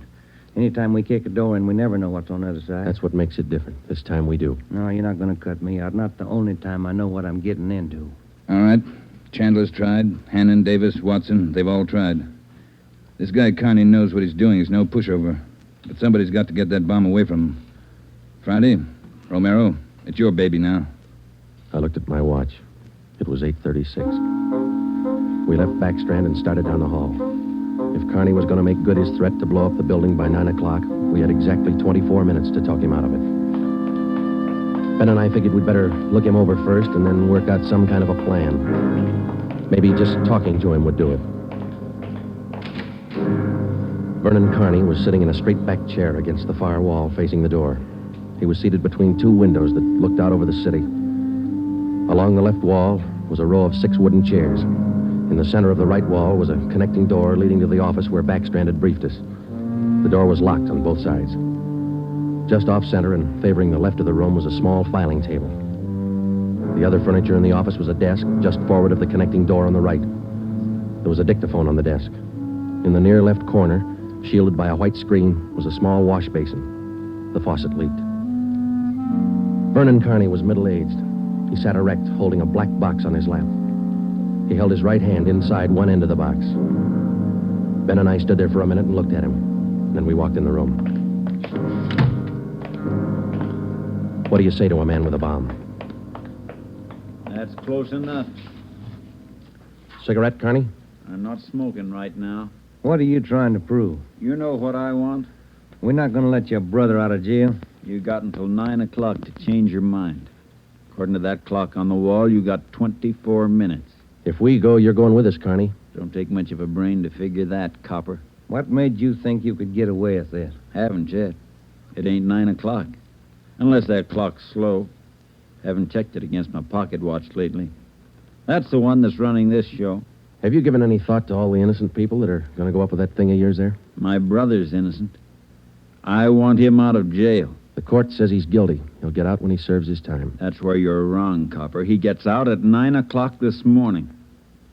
All right, come on, Carney. Get your hand out of that box. Put the box on the table. You think I'm bluffing, don't you? I'm going to let you get within 5 feet before I make a liar out of you. Okay, Carney. I guess you mean business. You can take 3 more steps and find out for sure. Suppose we did let your brother out. We'd just come out and pick him up again, you along with him? If you could find us. Let's get this straight. If we let your brother Elwood out, how do we know you're going to keep your promise? What promise? I ain't made any promises. You just get Elwood down here first, and then we'll talk about it. There's only one thing I can't figure, Carney. Yeah, what's that? If we don't let your brother out, you say you'll pull the trigger on that bomb. You're going to kill a lot of innocent people. What are you going to prove by that? It's 8:37. You've got 23 minutes left. No, I wish you'd answer that one for me. Why do you want to kill a lot of innocent people? Don't try to con me, Copper. I know they cleared everybody out of this building 45 minutes ago. I know they cleaned out the whole block. They got it roped off. Where'd you get your information? I got a couple of windows here to look out of. Don't you think it's about time to send somebody over to get Elwood? You know, Carney, we got a way out of this. We don't have to let your brother out neither. I've heard that before. What's to stop us from leaving the building along with the other few officers and let you sit here and touch off that bomb? Go ahead. It won't be a long wait without you. Who are you trying to kid? You'd let me blow up $10 million worth of taxpayers' money? No. You're going to let Elwood out. You'll wait till the last minute to do it, but you'll let him out.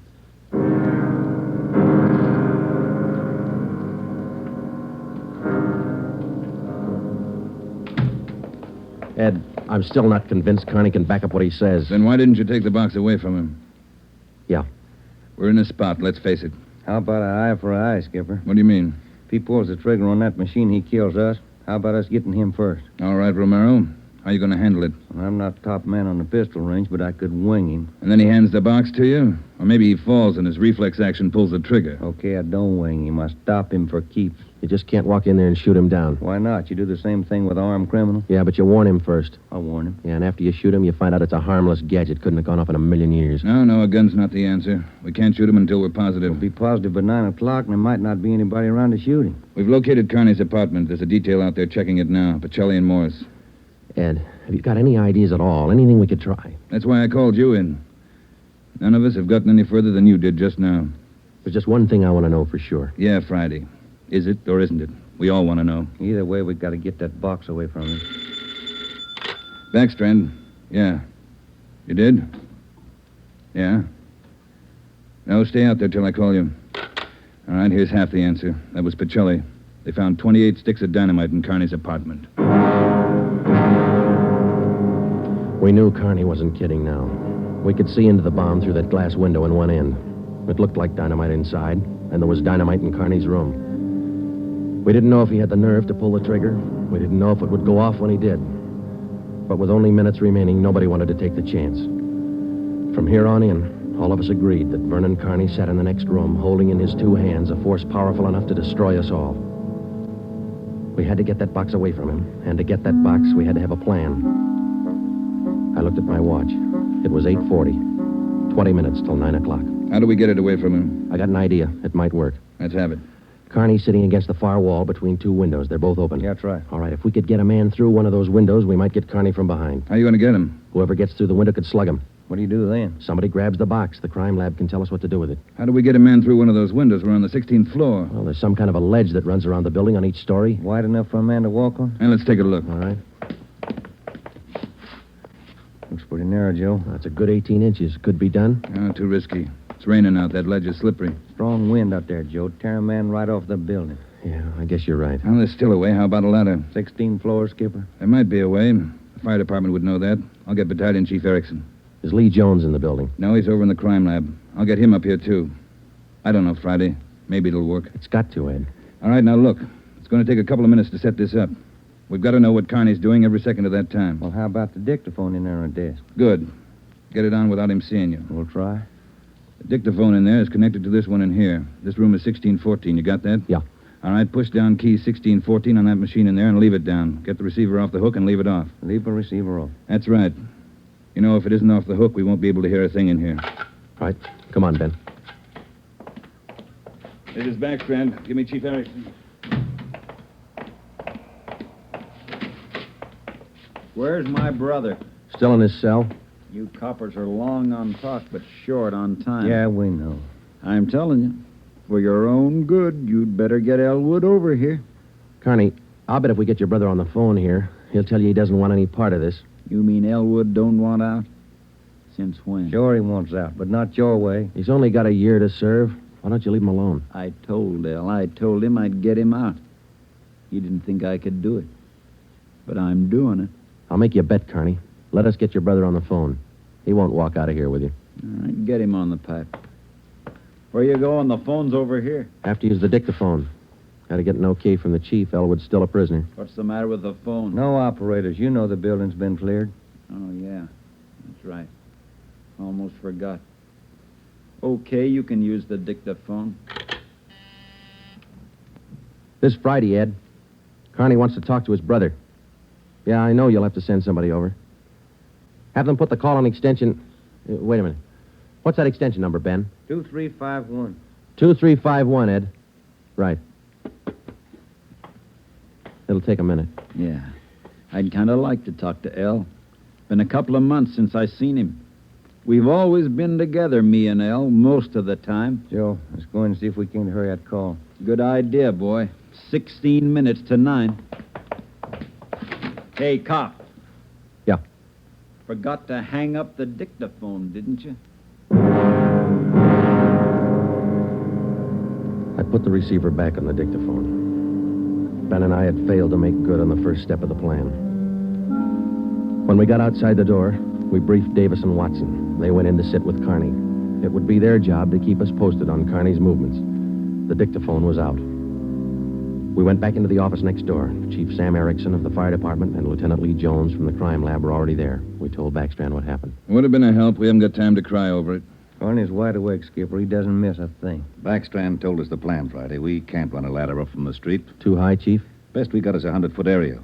You figure 12 foot to the story, that'll take you up 96 feet, 8 floors.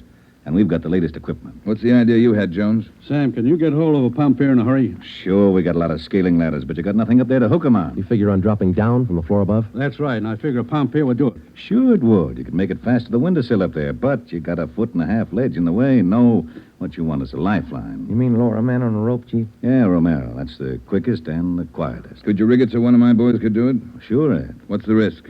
None if you work it right. We'll strap on a life belt, give the man heavy leather gloves. 2 of my men will lower him down. Pick your lightest man. What do you think, Lee? That's it. What do we do with the bomb when we get it? I figure that box Connie's holding is about a foot square. Here's what I'll do. I'll get you a bucket with a 1.5 mouth. It'll be full of water. Yeah? I'll have it right outside the door to that office. When you get that box, place it in the water. We'll get the bucket out of the building as fast as we can. And once we get the bomb underwater, we're in the clear. And I can't promise you that, but it's the safest way to handle it under the circumstances. All right, that's the procedure. Sam, you take care of your end. Right away. I'll get a detail to give me a hand down on the street. We'll have a car ready to take the bomb to a safe area to decommission it. Work as fast as you can. Come on, Sam. It's our baby, Joe. That's right. Which part of it you want, the rope or the bomb? You call it. Fire Chief Erickson says the lightest man on the rope. That's me, Joe. All right, I'll get the bomb out of the building. Okay, that's the routine. But carry this with you. The man that comes down on that rope has one chance to make good. You slug him and make it count because there's no second try. Yeah. And, Joe, when you grab that box, you got to get it away from Carney before he can squeeze the trigger. Then you got to get it down into the street. The elevator. You know how to operate it? Well, that's pretty simple, but I'll double-check with the operator. Better do it right now. Okay. Ed, we better get Carney's brother on the phone for him. He seemed anxious. Might be a pretty good stall. All right, Romero. That's the outside phone. Get to city jail. All right, Skipper. Get going, Friday. Okay.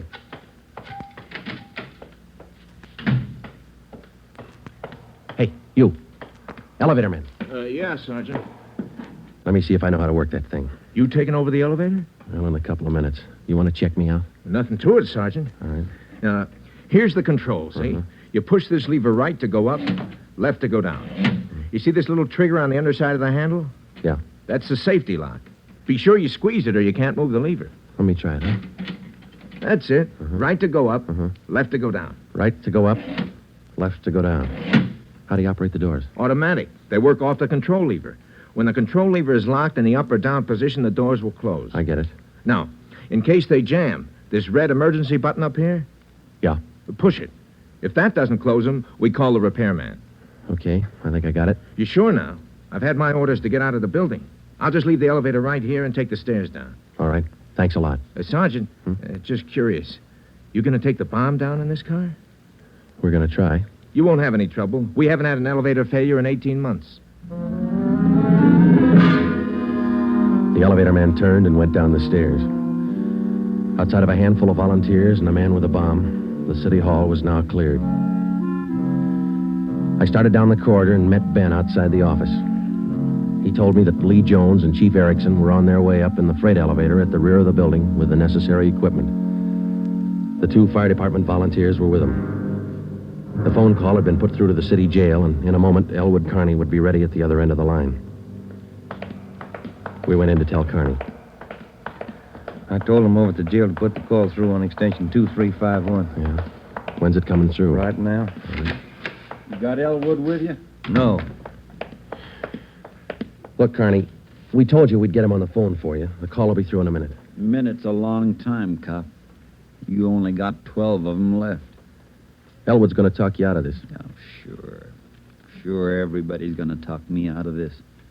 First it was them other 2 cops, the little Porky guy and that other monkey. Then you and this Dixie Doughhead here, and now it's Elwood. Come off it, will you, and get my brother over here. That's him. It's your brother, Connie. I'll get him. Stay put, you. Just going to get the phone. You want to talk to your brother, don't you? I'll take care of the phone. We'll disconnect it for a while.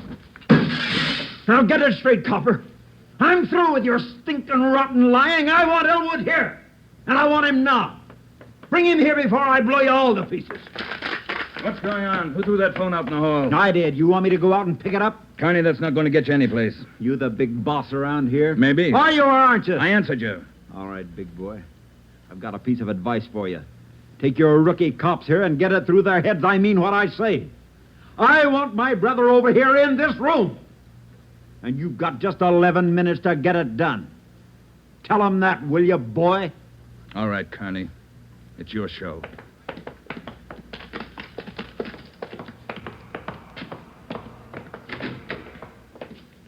All right, we got to work fast now. Jones, everything set for you? Got the bucket with the water right here. Car's waiting down the street. Right. Erickson, your boys ready? Upstairs, waiting. And we all know what to do. Ed, I got to have somebody to give me a hand with Carney when he falls. I'll be in there with you Friday. Ready to go upstairs, Chief? Anytime. Oh, one thing you ought to know. What's that? Strong wind coming up. About 20 mile an hour out there right now. That going to louse us up? No, but it's going to increase the sway. Got to allow for it. How you mean? Wind's coming from the south. We'll lower you just to the right of the window. If I figure it correctly, the wind will do the rest. Bigger risk, but we don't control the weather. How you going to do it, Ben? As soon as I get in position, I'll reach in through the window on his right. I'll use the billy. Try to catch him on the right side of his head. One good hit should put him away. Let's make it 2 and be sure, huh? Right. You ready, Chief? Now, let's go. Ben. Yeah? Nothing. I'll be careful. You too, huh? What's the time, Friday?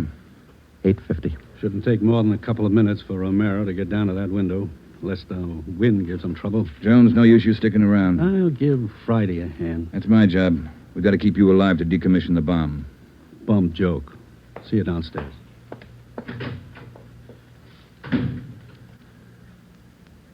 You ready, Ed? Yeah. Scared, Friday? Yeah. That makes us even. Come on. Ed Backstrand and I went into the next room with Vernon Carney. Our job was to keep him occupied until Ben was lowered to the windowsill from the floor above. Ben was going to make a try from the window on Carney's right. Somehow, we had to keep Carney's attention on us and away from that window. If anything went wrong and Carney got out of position, the plan would fail. If Ben was spotted, the plan would fail. If Chief Erickson didn't estimate the force of the wind correctly, the plan would fail. After Ben slugged Carney, my timing had to be perfect. If it wasn't, the plan would fail. I looked at my watch. It was 8 minutes to 9. Carney, anything we can say that'll make you change your mind? I've asked you 100 times. Now I'm ordering you. You're going to get to a phone and have somebody send Elwood over here right now. I'm through waiting. Now move. You ripped out the phone, Carney. Well, find another one. I told you I'm sick of your two-bit stalling. We've got until 9 o'clock to make up our mind about this. You had until 9. But you wouldn't do what I told you. Now I'm cutting you short. You guys have got exactly 1 minute to get a phone in this room where I can hear you call the jail and have them send Elwood over here. You said 9, Carney. All right, Joe. We'll give him what he wants. Davis, unlock the connecting door to this office. I'll get the phone, Ed. Will the cord reach? Yeah. Your brother's a prisoner. He's in our custody and he's under our protection.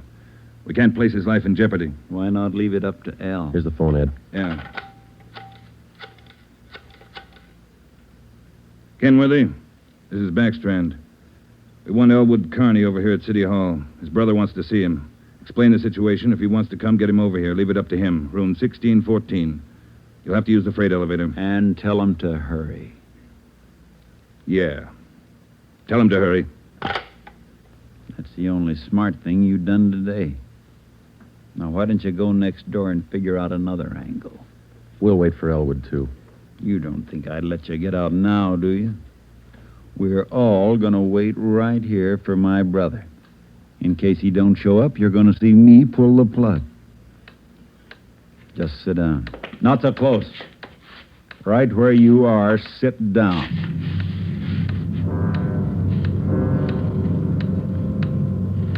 Loud clock, ain't it? Windy. Getting cold in here.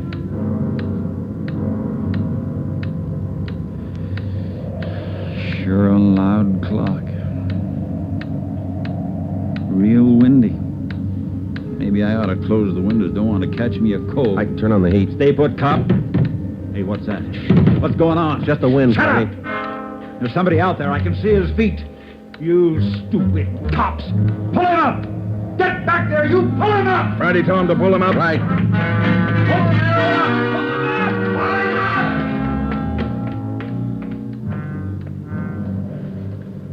All right, Carney. You win. You bet I win, you dumb coppers. You didn't think I'd miss a trick like that? We'll just close these windows, boys. There's one, and lock it. And here's... Here's your brother, Carney. Yeah. Hi, Al. Hi, Vern. You did it. I told you. I told you I'd do it, didn't I? That's far enough for the rest of you. Al, come on over here. You're crazy, Vern. You're crazy. Yeah, that's what they've been trying to tell me. We're going home, Al. How are you going to do it? There's a million cops outside. People all over town heard about this. They're holding the crowd back. They ain't gonna stop us now, Al. You'll never make it. Either one of you. I got him this far, didn't I? We'll make it. Vern, you think we could do it? Hey, you. Yeah? You're gonna get a car ready for us, a fast one. Have it in front of the building. Move! All right, Friday, do what he tells you. Right. Hold it. Yeah. If you ain't back by 9 o'clock, the deal still holds. I told him I'd pull the pin at 9, Al, if they didn't let you out. You ain't fooling, are you, Vern? Will that gadget really blow? 4 miles high. You know what that means, Al? Yeah, but they won't let you pull it. We're getting out. All right, Copper. Get the car. You got 4 minutes. Hey, Ben. What happened? He spot me? Yeah, there's no time to explain now. Listen, we gotta work fast. Yeah. We had to bring Carney's brother over from the jail. I don't think he cares if they get out or not. He just wants to use that bomb, and for some crazy reason, he's waiting until 9. How much time we got? Let me look. Less than 4 minutes. How about the ledge? You think you can do it? Strong wind. You'll have to hang on like a fly. I don't know. I can give it a try. Okay. Same plan. Every second counts. Now, I can't brief Ed. He's in the room with the guy. It's up to you and me. I'll get on the ledge from one of these offices. I hope I make it. If you don't, we'll know you tried. Hurry. Hey, Ben, wait a minute. Yeah? I forgot. The windows. The one on his right. He locked it. You'll have to crawl around to the one on the left. You got it? Right. Okay. The car will be ready in 2 minutes. Out front. Fine. Elle and I'll just sit here and wait. Gonna be good being back together, huh, Elle? We always were real good together, Vern. Yeah, that's the way brothers ought to be together all the time. Together. Vern, I'd feel better with a gun. We don't need no gun, Elle. We got the bomb. We'll need a gun when we get out, when we get on the road. Okay. Take your pick. They all got 'em. Hey, you, give him yours. I'm not carrying a gun. I left it in the other room. A cop without a gun? Who's kidding who? I left it in the other room. Frisk the big boy, Elle. He's got one. About time for the car, ain't it? 2 minutes to 9. Yeah, this feels like it. Right on his hip. Hey, Vern, look out!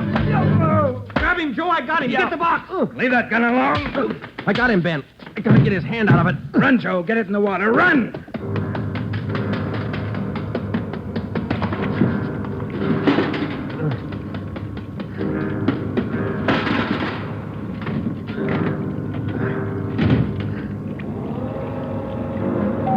In a fast elevator, 16 floors isn't very much, but I've never shared an elevator with a live bomb.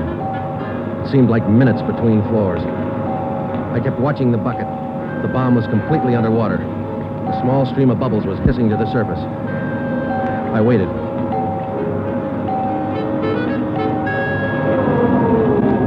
Main floor. I picked up the bucket and ran for the street. I missed the first step. I fell forward. The bucket spun out of my hand. I sprawled flat on the sidewalk. I waited for the explosion.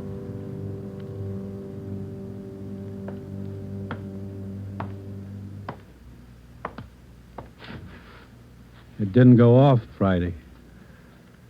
I gave it a good chance, Lee. It was all there.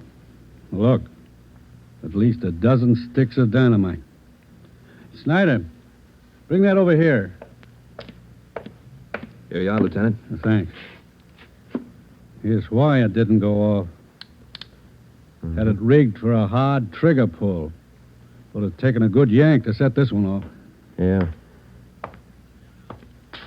Hi, Joe. Hi, Ben. Clumsy.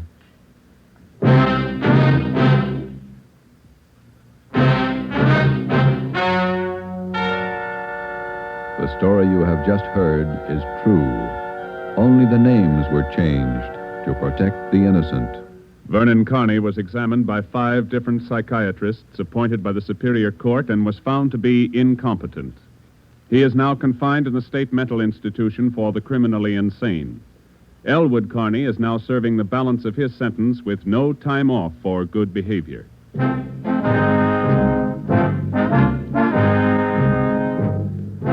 You have just heard the 7th in a new series of authentic cases from official files. Technical advice for Dragnet is furnished by the Los Angeles Police Department. Tonight's program is dedicated to Town Marshal Lon T. Larson of the Mount Pleasant, Utah force, who, on the night of October 15th, 1945, gave his life so that yours might be more secure.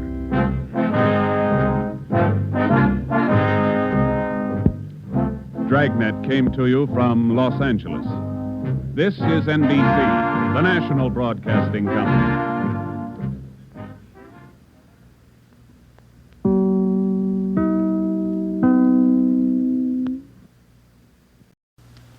Here is another in NBC's great parade of new shows.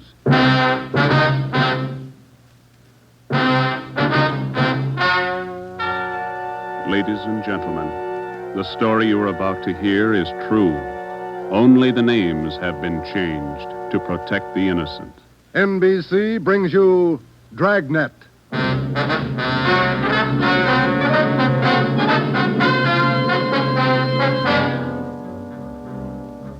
You're a detective sergeant. You're assigned to auto theft detail. In 3 months, more than 250 cars have been broken into. Property mounting well into thousands of dollars has been stolen.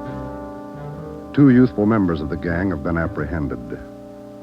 The all-important brains of the criminal ring, the leaders, are still at large.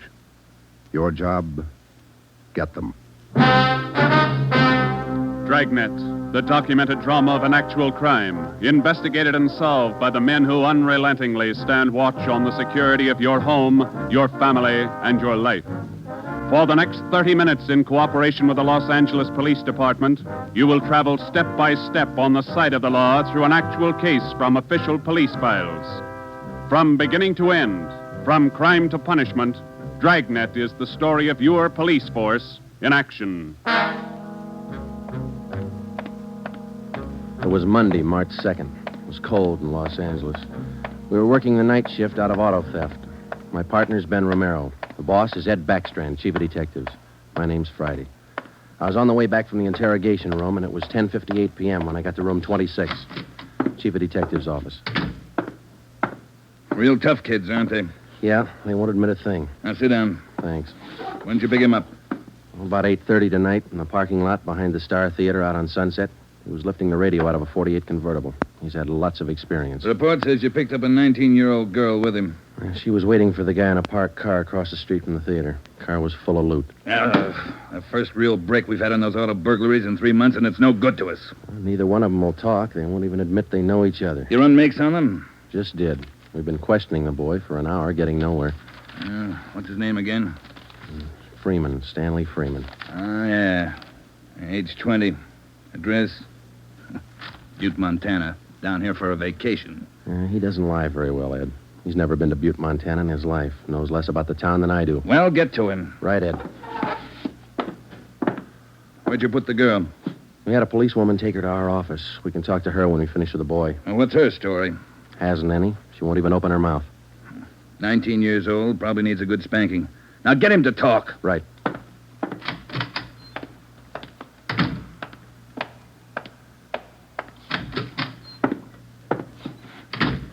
Did you run a make, Joe? Yeah, he's clean. Get wise, huh, Flatfoot? Look, you're in a bad spot, son. That kind of talk isn't going to help. Says you. We caught you red-handed trying to steal a radio that didn't belong to you from a car it didn't belong to you. Is that right?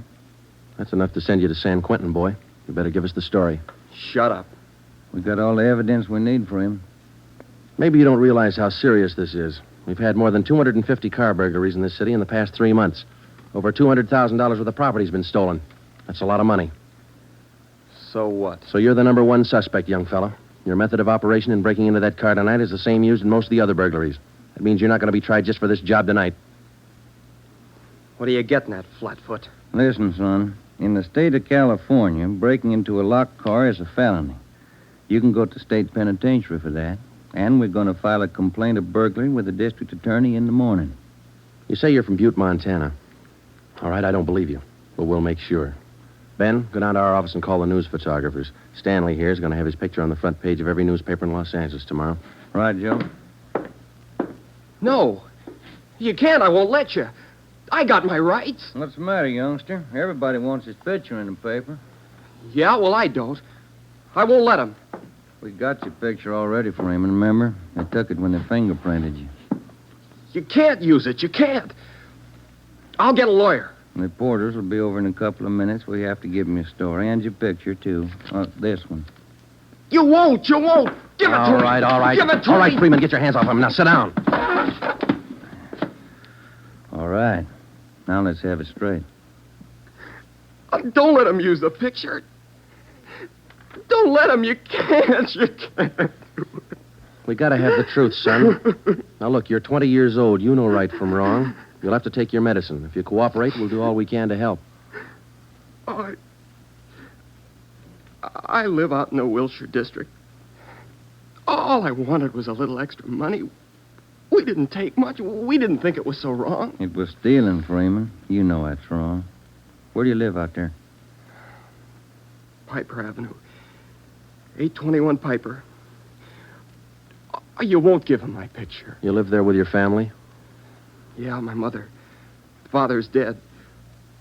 Promise me you won't give him the picture. My mother, she'd see it. Promise me. You're working with the gang on those auto burglaries. We know that. Now, who are they? Where are they? And what's the setup? I can't. They get me for it. Who'd get you? I can't tell you. I can't. Who's your girlfriend, Stanley? The one you were with tonight? Joanne. Joanne Miller. Where does she live? Piper Avenue, same as me. Lives on the same block, 866. Is that her home? She live there with her folks? Yeah. Mother and father. They work. And you got her into this. Isn't that the story she gave us, Ben? I did not. I didn't. It was her. She said a bunch of kids were doing it. It was quick money, something to do at night. She started it. All right, Romero. I'll go see the girl. You stay here with Freeman. All right, Joe. Just stay put in that chair for him.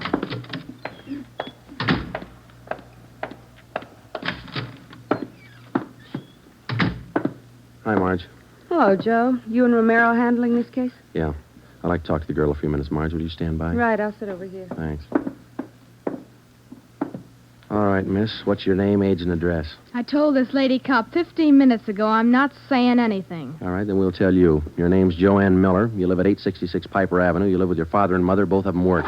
You're a liar. That's not me. You're 19 years old. You live on the same block as your boyfriend, Stanley Freeman, and you're the one who got him mixed up in this gang. Isn't that right? No, it's not right. It's not. I didn't do anything. Well, that's only half the story. Freeman told us everything. You want to hear the rest? No. Stan wouldn't tell you. He wouldn't. He told us how you got him mixed up in it. Quick money. That's what you told him, didn't you? No, it was him. I can prove it. The rest of the kids will tell you. He got me in this. Ask them, they'll tell you. It was Stanley and Fred Milford and George Jansen. They started it, all three of them. All right. Will you tell the story to a police stenographer? I'll tell him everything. He's not blaming this on me. Marge, will you go get the stenographer? Right, Joe. Now, how many persons in this gang of yours? Oh, about 10 or 12. And it's not my gang either. He got me into this, and now he's trying to lie his way out, blaming me. How long you been doing this, burglarizing cars? Me? Oh, only about 2 weeks. It was supposed to be fun, something to do at night. The rest of them been at it a couple of months. Who's the head of the gang? I told you, it's him, Stanley, and Fred Milford and Jansen, all three. I only started going out with them 2 weeks ago, maybe less. All right, Joanne. Tell it to the stenographer the same way. Stenographer will be in a minute, Joe. Okay, Marge, thanks. Stay with her. Right, Joe.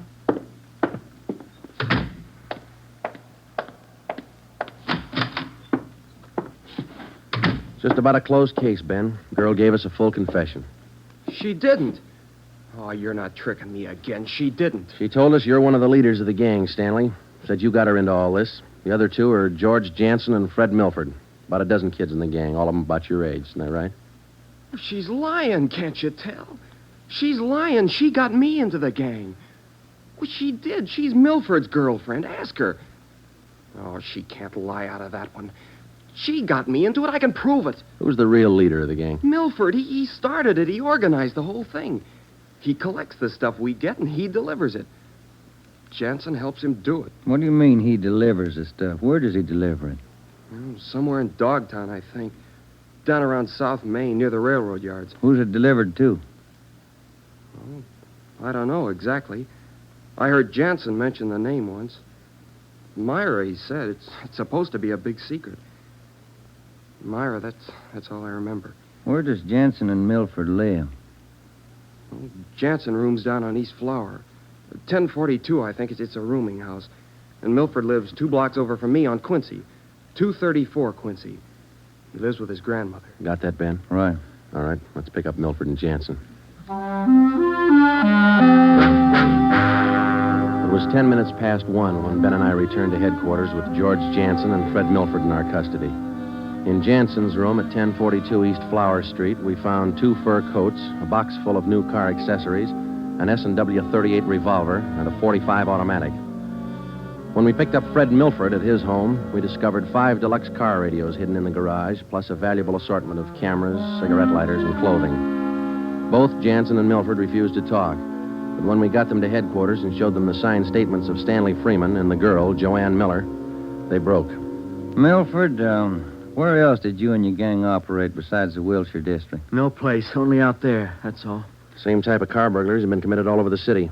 You telling us your gang didn't have a hand in them? It's the truth. Our territory was Wilshire district. We didn't go outside. You mean some other gang's responsible? I don't know. All I know is we didn't have any part of them.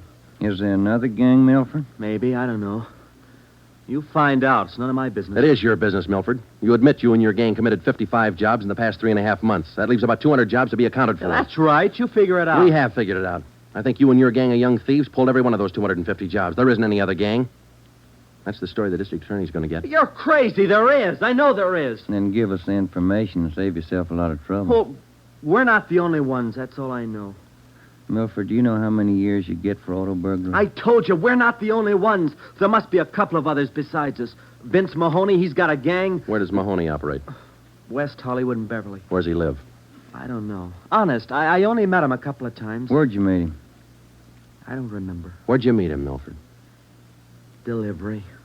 I met him down at the delivery place a couple of nights. When you delivered the property you stole from cars, is that right? Yeah. Where was that? Down by the railroad yards. Where? Chavez Street. It's a little alley off East Main. Who'd you deliver the stuff to? I told you, her name's Myra. That's all I know. We meet her and some guy on Tuesday nights. We give them the stuff and they pay us off. Mahoney delivers the same night I do. Do you meet her every Tuesday night? Yeah. You're going to meet her this Tuesday, tomorrow night? I don't know. I guess so. Same place? Yeah. Are you the only one she deals with? Sometimes Joanne, me or Joanne. I know what you're thinking. You want to use me to trap Myra. Well, what's it worth? You know better than that. How about it, Milford? Oh, what else can I do? Give me another cigarette. By 3:30 that morning, the signed statements and confessions were piling up fast. Milford gave us a list of the names and addresses of each member in his gang, and within an hour, they were all under questioning at headquarters. Most of the suspects, about 1/3 of them girls, ranged in age from 18 to 21. As they told their individual stories, the scope of the case grew until it covered most of the city. By late afternoon of the next day, Tuesday, March 3rd, 3 more gangs operating in Venice, Bel Air, and North Hollywood had been apprehended. They confessed to more than 175 burglaries from locked cars during the past 3.5 months. At 5 o'clock that afternoon, Ben and I met with Chief Backstrand in his office. How many admissions you have now? Over 50, Ed. Here are the gang leaders' statements. What's their story? Yeah, it's pretty much the same. They all say this woman, Myra, set up the operation. You mean she got the kids and put them to work burglarizing cars? Well, not exactly. She picked the leaders, contacted them in bars or on the street, asked them if they wanted to pick up some spare money getting auto parts for it. Then she didn't tell them to go out and burglarize cars. Well, not in so many words, Ed, no. After they brought in auto parts for a couple of weeks, she told them to bring her everything they could find, outside the car or inside. Those are the words she used. 5 of the kids dictated those words into their signed confession. That should hold in court. What else did you get on this woman? Oh, she taught them how to work, told them to wear gloves, all angles. Well, we got most of the small fry. Now, where do we find this Myra woman? Any description on her? Yeah. Kids say she's about 33, 34. Good-looking redhead. 5'5", about 120, well-dressed. No description on the guy she runs with. You run a make on her yet? Yeah, no previous record. We've set up a stakeout for her tonight. 2 of the gang leaders have volunteered to go along, this Milford and Vince Mahoney. Good. Down on Chavez, where she usually meets them? Yeah, that's right. When? 11:15. That's the regular time for the meet, according to the kid. All right, I'll be at home. Call me. I don't want to miss out on this one. When Ben and I left Ed Backstrand's office, we went home for dinner and a few hours' sleep. At 9:30 p.m., we were back at the office.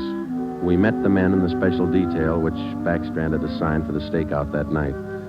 We briefed them on their duties, and then we got Fred Milford and Vince Mahoney out of their cells. To avoid any possible suspicion of the presence of a trap, we had Milford's permission to use his car in the stakeout. The car which he had said he had driven to the delivery meetings with the woman Myra at least a dozen times before.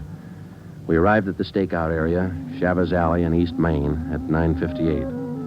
The meeting was scheduled for 11:15. The moon was out, but the sky was overcast, and there was a cold wind blowing from the east. Hey, what time you got, Sergeant?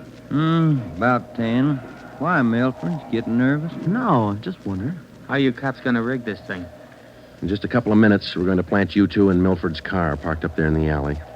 Now, you stay there until Myra shows up. We'll do the rest. Yeah, I know, but what'll we say? Suppose she asks for some stuff. We ain't got any. You won't need any. You won't have much time for talking. Suppose she wises up. Maybe she'll pull a gun. Maybe. Does she carry one? No, never saw her with one. Don't worry, Milford. We'll make sure you're not in danger. She's got an awful temper, that redhead. Got mad at me once when I squawked at the prices she was paying us for radios. What was she paying you, Mahoney? For an 8-tube radio, good shape, $7. She got all the gravy and you got all the grief. You're not kidding. Joe, are you? Yeah, Steve. What do you got? Well, the men are all staked out, Joe. Got the area covered from every angle. All right. You got an extra man to stay in Milford's car? I'll handle that myself. Fine, thanks. Okay. All set, Joe? Yeah. Now, Milford and Mahoney, we're going to put you two in your car now. There's going to be an officer with you, so there's no need to be nervous or afraid. You just sit in the car and act natural. When this Myra drives up, don't leave the car. Have her come to you. You got it? Sure. Okay. All right, Joe, let's go.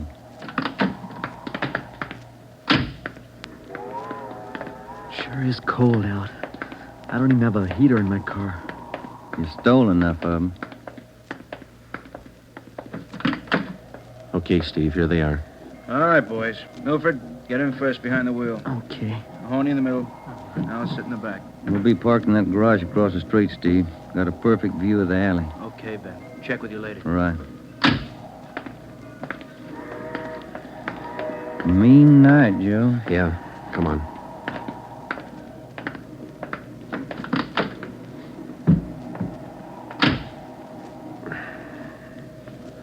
It's cold here in the garage, isn't it? Yeah. It might be a long wait. What time you got? 6 minutes past 10. Thank you.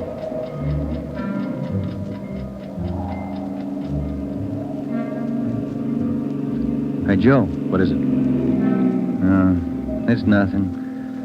Thought that passing car was turning in the alley. Relax. It's early.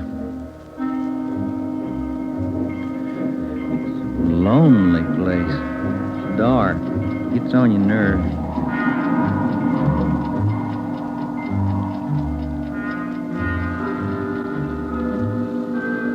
That's it, Ben. 11:30. Nothing yet. Somebody might have tipped her off. Yeah, that's what I was afraid of. Now, let's wait it out anyway. Joe, that blue coupe. Yeah, just turned in the alley. Let's go. Come on, run, Ben. Behind you. All right, you fella. Quit your fighting. What'd you get, Steve? Here he is. Just drove up in the coupe. Got out and called Milford Mahoney by their first names. He's in on it. What about the girl? No sign. Kid was the only one in the car. All right. Tell them in the stakeout's off for tonight. Have them report back in. We'll take the kid with us. Okay. All right, young fella, this way. What you cops think you're doing? I ain't done nothing. Look, sport, we heard that from 54 different kids yesterday. We're tired of that line. Come on. When we got back to the office, we took the boy to the interrogation room and questioned him. He gave his name as Matthew Leiter, age 21.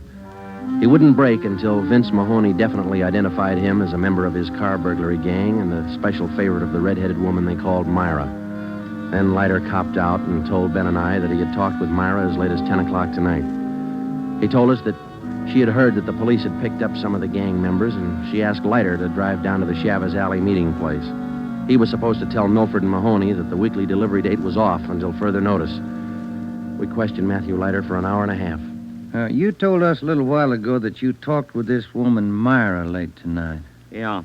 Where'd you talk to her? At her home? Her home? Don't be stupid. Nobody knows where she lives. I met her at a bar. Which bar? Julius, out in Santa Monica. How did she contact you? Called me at home. She's not such a bad dame. She treats you right. Sure, that's why you're in jail. Did you ever call her on the phone? I don't know her number. None of the kids do. She's smart. She taught me all I know about the racket. You'll have a rough time getting her. Maybe, but we'll get her. Ben and I left the office at 2 a.m. and went home to bed.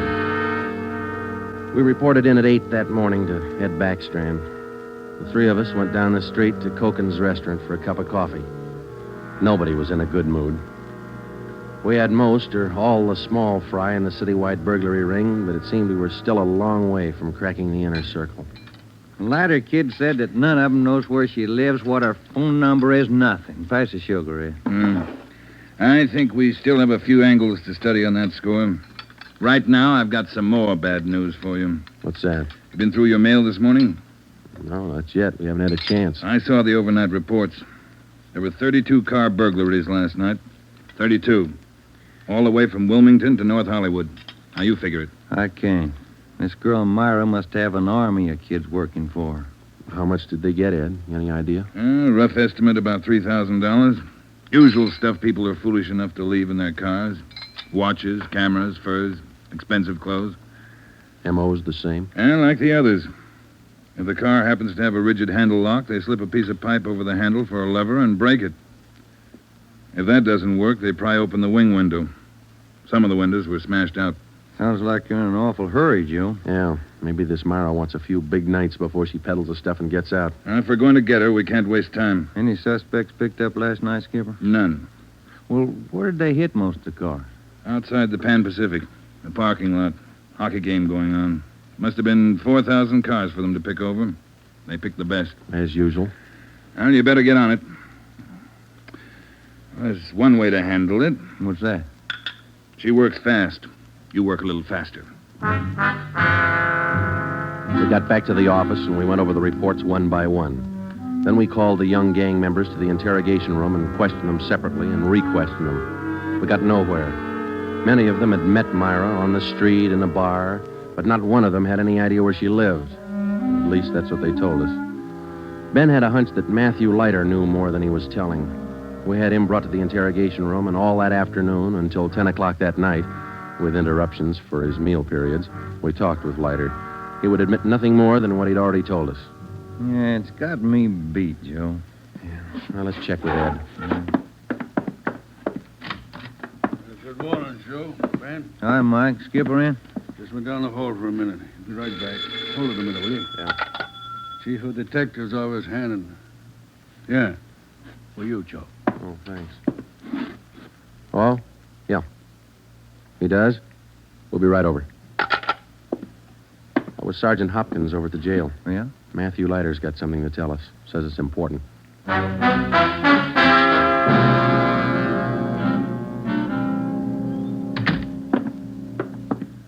Have a chair here, Leiter. Yeah, thanks. All right. You wanted to see us. I'm getting even with that dame Myra. I'm squaring with you. Yeah? She told me if I was picked up, she'd have me out in a couple of hours. She promised me a lawyer if anything happened. Said she'd get me bail. All right. Where can we find her? I don't know if she's there now, but you can find out at Francisco Motors. Big used car lot. Garage, too. It's out on Melrose past La Cienega. What's the tie-up? That's where she fenced most of the stuff we stole. Some old guy she buddies with runs the place. Big shop in the back. Store a lot of hot stuff there. Barney, Yes, Sergeant? we're through with him. Take him back. We checked with Chief Backstrand, and then we drove out to the Francisco Motor Company. We located it on the corner of Melrose and Geneva Avenue. It was a big layout. Consisted of a large used car lot sign bannering the slogan, Deluxe Auto Accessories, lowest prices in town. Along the back end of the lot, there was a large L-shaped garage. We found the man in charge, and he gave his name as Paul Hackett, the owner of the car lot. In the garage, we found the entrance to a large back storeroom. It was loaded with thousands of dollars worth of auto radios, spotlights, cratefuls of assorted car accessories. Special closets built into the walls of the garage contain racks of fur coats, suits, dresses. Below that, smaller boxes containing watches and cameras, all wrapped in tissue paper. You can save all of us a lot of time and trouble by talking to us now, Mr. Hackett. Where is Myra? I don't know who you're talking about.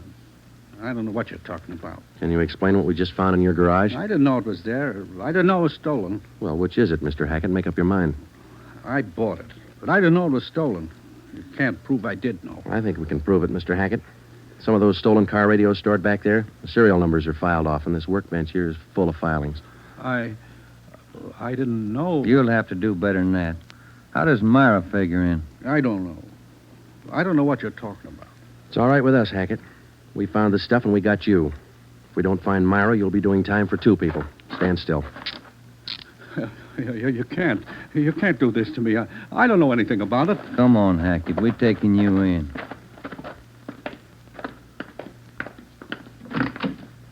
All right, get in the car. Come on, in the car. Am I going to jail? You're going to jail. All right. I'll take you to Myra. Hackett told us that Myra lived at 1345 Munich Drive in Beverly Hills. He said that he was Myra's husband. He told us that he'd been in a legitimate garage business for 10 years before he married Myra. She talked him into the racket. He identified 1345 Munich Drive as their home. When we got there, we found stores of stolen property similar to those found in the garage. Myra was not there. Hackett had no idea where she might be. We sat down in the living room and waited.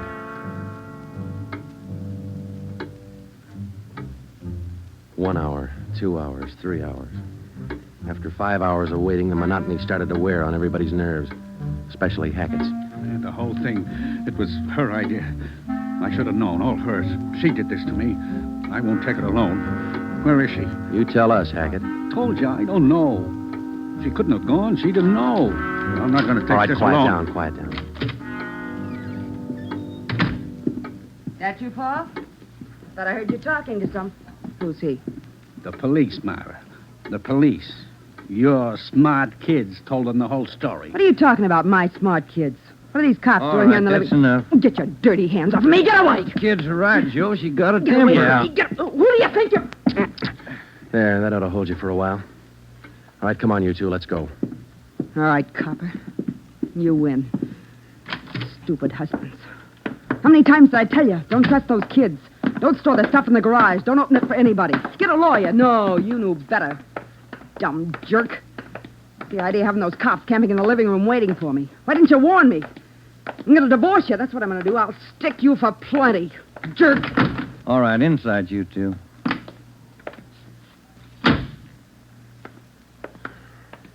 You got a smoke, Ben? Yeah. Here. Thanks. I was just thinking. What? Those kids were right.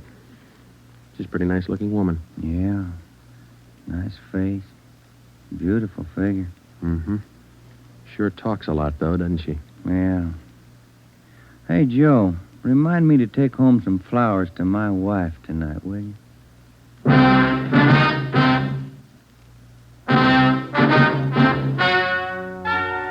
The story you have just heard is true. Only the names were changed to protect the innocent. Paul and Myra Hackett were tried and convicted on 7 separate counts of receiving stolen property. They are now serving out their sentences in the state penitentiary. Realizing that most of the young persons involved in the case were influenced by the strong personality of Paul and Myra Hackett, a separate investigation was made into the backgrounds and home life of the young offenders. In most cases, they were found to be basically good, and they were placed on probation and returned to their homes.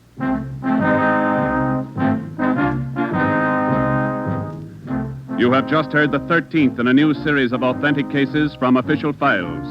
Technical advice for Dragnet comes from the office of W.A. Wharton, Acting Chief of Police, Los Angeles Police Department. Tonight's program is dedicated to Detective Harry William Vosper of the Seattle, Washington Police Department, who on the night of July 21st, 1949, gave his life so that yours might be more secure.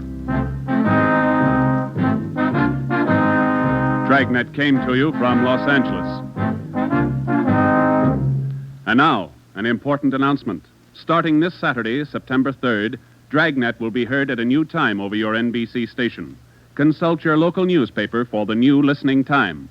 And now, speaking in behalf of the producers and the entire cast of Dragnet, we would like to take this opportunity to thank you for your many kind letters of encouragement and approval. Remember, next Saturday for Dragnet, this is NBC, the national broadcasting company.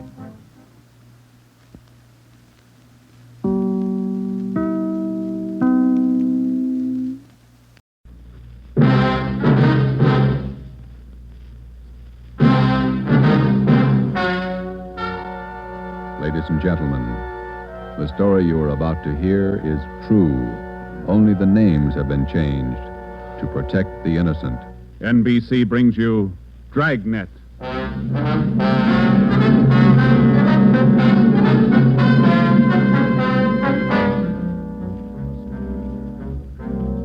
You're a detective sergeant. You're assigned to missing persons detail. You've never heard of Fountain Green, Utah. You've never heard of Juanita Lasky. Los Angeles is a big city. 452 square miles, 3,356,969 people. Your job, find her. Dragnet, the documented drama of an actual crime investigated and solved by the men who unrelentingly stand watch on the security of your home, your family, and your life. For the next 30 minutes, in cooperation with the Los Angeles Police Department, you will travel step by step on the side of the law through an actual case from official police files.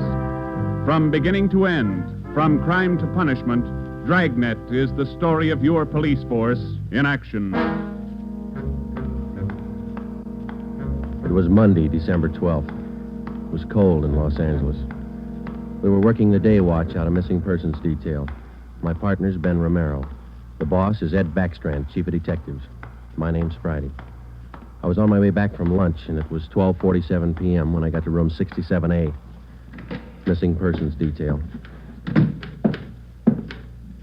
Where'd you eat? Federal Cafe. Good soup today. What kind? Corn chowder. It was real good.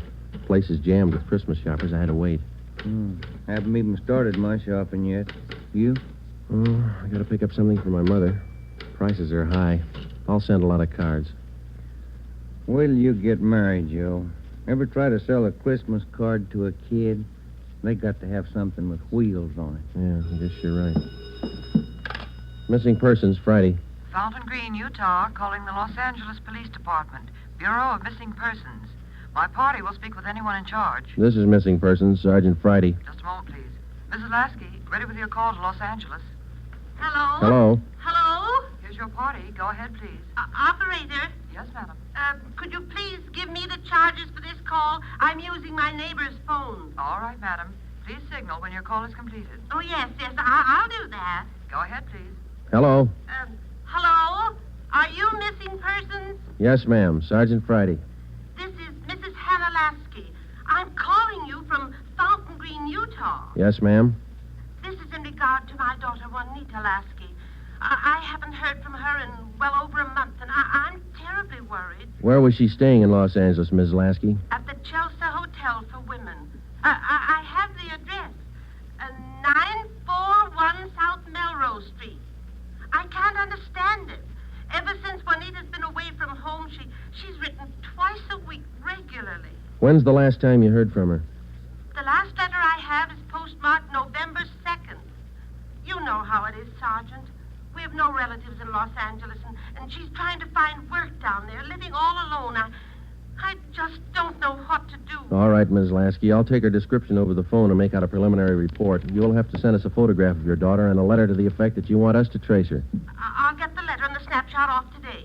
Now, what's your daughter look like? What's her full name? Juanita Marie Lasky. Laskey. No E. All right. Her age, weight, and height. She was 26 last July 10th, 128 pounds, and about my height. Well, how tall are you, Ms. Lasky? Oh, yes. 5 feet 7 inches. She has auburn hair. It's quite long, and her eyes are green. Okay, I got it. Any outstanding scars, birthmarks, anything that might help us identify her? But what's that? I say any outstanding scars, birthmarks, anything that might help us identify her. No. Juanita's a pretty girl. Nice disposition.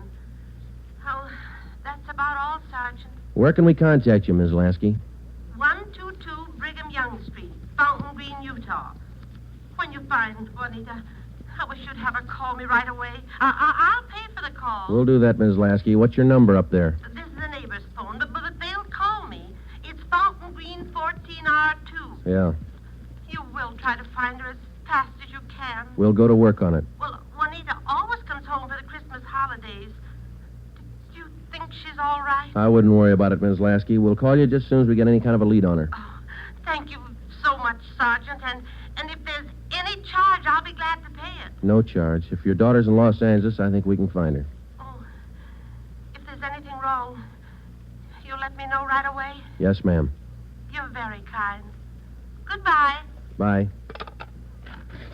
What you got, Joe? Some girl owes her mother a letter. Come on, Ben.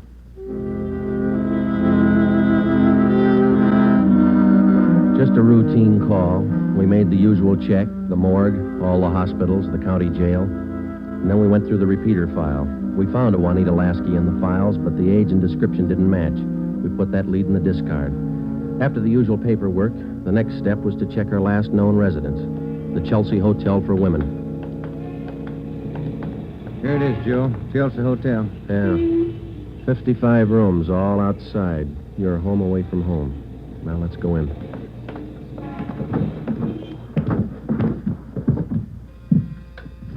Chelsea Hotel. Thank you. Here's a bell. Yes, sir. May I help you? We're looking for a Miss Juanita Lasky. I'll ring her room. Whom shall I say is calling? Is she in? I believe so. I just saw her about an hour ago. Okay, would you ring her room, please? Yes, sir. And whom shall I say is calling? My name's Friday. All right, Mr. Friday. Just a moment. Do you wish to speak with her on the phone, or shall I have her come down? Ask her to come down if she doesn't mind. She doesn't seem to answer. That's funny. I'll ring again. No, sir, she doesn't seem to be in. Would you like to leave a message? Didn't you say you saw her about an hour ago? Yes, I did. She must have gone out again. I wonder if we could check her room. Oh, no. Gentlemen are not allowed above the main lobby. I'm sorry, ma'am. We're from the police department. Missing persons. I'm Sergeant Friday. This is Sergeant Romero. Oh. You men are from missing persons, did you say? Yes, ma'am. Well, I'm sure Juanita's just stepped out for a moment if you'd care to wait here in the lobby. We haven't got much time, ma'am. We'd appreciate it if you'd show us her room. Certainly. I'll get the pass key. That's 215. The elevator's right this way. Thank you. What seems to be the trouble? Some friend of Juanita's missing? No, ma'am. Juanita. Juanita? I don't understand. Her mother's a little worried about her. Down this way. Here we are.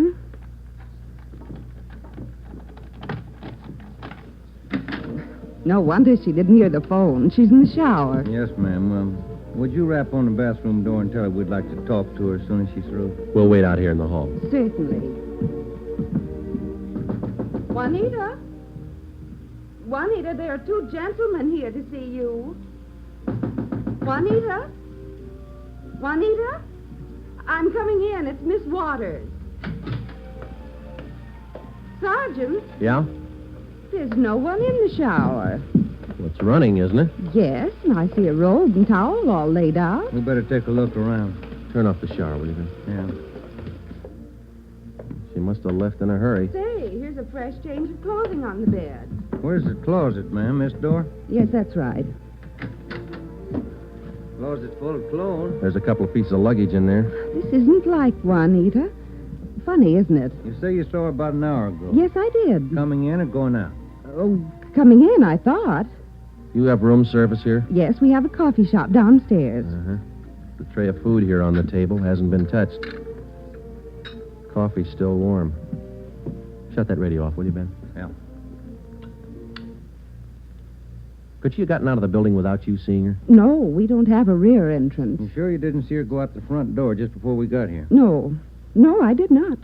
How about her mail? Has she been picking it up lately? I think so. We can check that down at the desk. Yeah, here's some letters. Postmarked Utah. Return address. Mrs. H. Lasky. It's the mother. Now, let me see that other one, Ben. This is one of your telephone message forms? Let me see. Yes, that's right.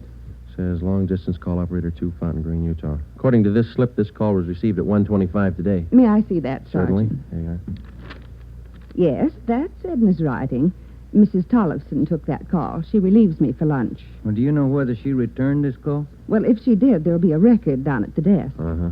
Now, you're positive that you saw Juanita Lasky an hour ago? Yes, I'm sure. Just about an hour ago. 5'7", 128 pounds, green eyes, red hair. Red hair? Oh, no. Juanita's a blonde. Her mother told us that Juanita Lasky had red hair. Now, we weren't too surprised. A lot of women change the color of their hair. It would make identification a little more difficult, but not impossible. We checked down at the desk. Juanita Lasky had picked up all her mail, but she had not answered that long-distance phone call to Fountain Green. The next step was to question some of the people in the Chelsea Hotel who knew Juanita. We tried room 217. Yeah, Gloria, these men are police officers. They want to ask you some questions. Oh, yes.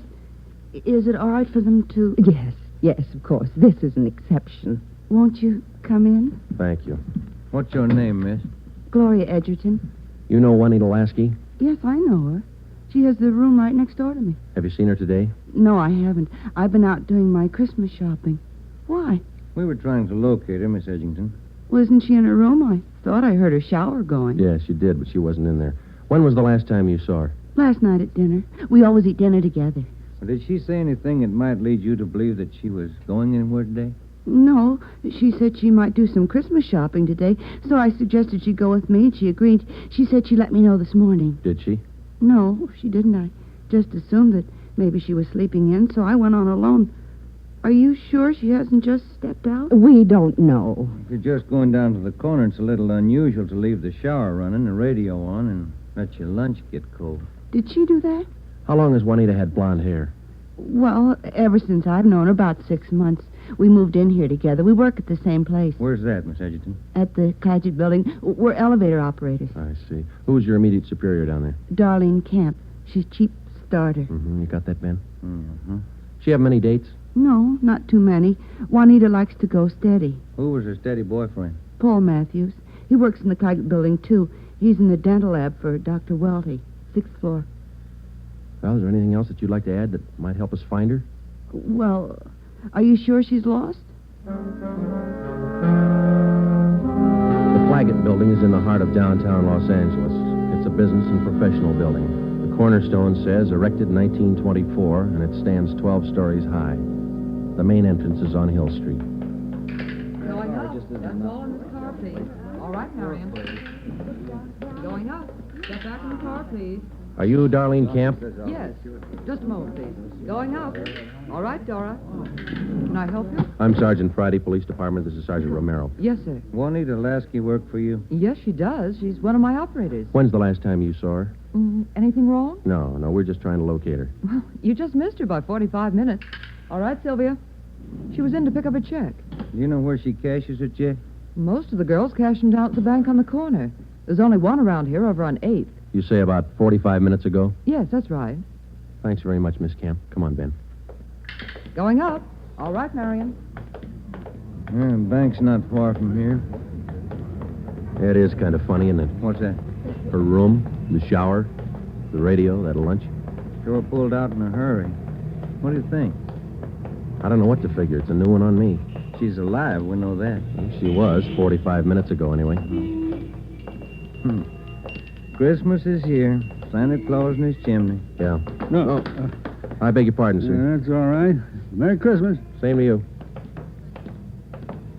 Here we are, Joe. Guess we better check with the manager, huh? You the manager? I'm the assistant manager. Can I help you? Police department. Yes, sir. I'd like to find out if a check has been cashed here within the hour. Yes, sir. And what's the party's name? Lasky, Juanita, payroll check, Claggett building. Yes, sir. I know Miss Lasky. If you'll step behind the counter, I'll get the check. Thank you. If you'll just wait right here. Okay, thanks. Wonder why she stopped writing to her mother. It's a good question. When we find her, we'll ask her. Wonder if anything was wrong where she worked. No, it didn't seem to be. We'll check back there when we finish here. Yeah.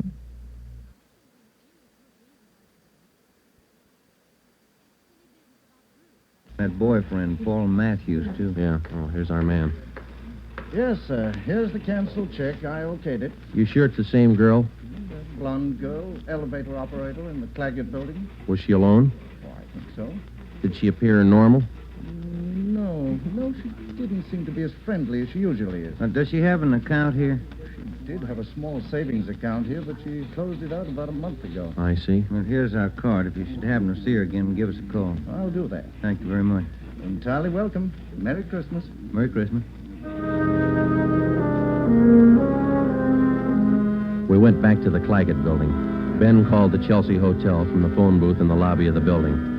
Miss Waters, the manager, was keeping a sharp lookout, but Juanita Lasky had not been heard from. Paul Matthews worked in the dental lab for a Dr. Welty. His office was number 637.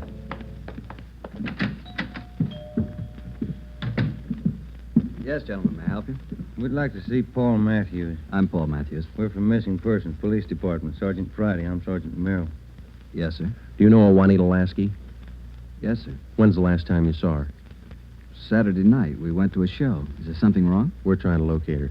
Do you see a lot of each other? Yes, we do. I don't understand. Miss Lasky disappeared from a hotel a couple hours ago. Thought maybe you might know where she is. No, I don't. Today's her day off. Maybe she's out shopping. Has Juanita done anything wrong? No, it's just that her mother hasn't heard from her for quite some time. I can explain that. Juanita's an elevator operator here in the building. That's how I met her. They don't make much money, you know. Yeah. She was having a hard time making ends meet. She sends money home to her mother every month or so, and besides that, she's got to pay rent and buy clothes and eat. It's pretty rough. She seemed despondent over all this? No, I wouldn't say that, but she was kind of unhappy about not getting a raise. Do you have any outside job? No, sir, she didn't. What kind of a girl is she? What do you mean? Cheerful, good-natured? Oh, sure. Fine girl. We get along swell. I still don't get it. Well, maybe there's nothing to it. Just a routine check. I hope she's all right. When did all this come up? A couple of hours ago. We might have to check back with you. If I can help. Okay. Thanks for the information. Here's our card. If you hear from her, well, give us a ring. You don't suppose anything's happened to her? That's what we're trying to find out. Goodbye, Mr. Matthews.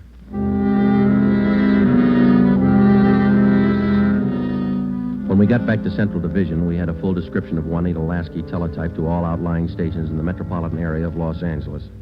We also put out an APB. We double-checked the repeater file and the wanderer file.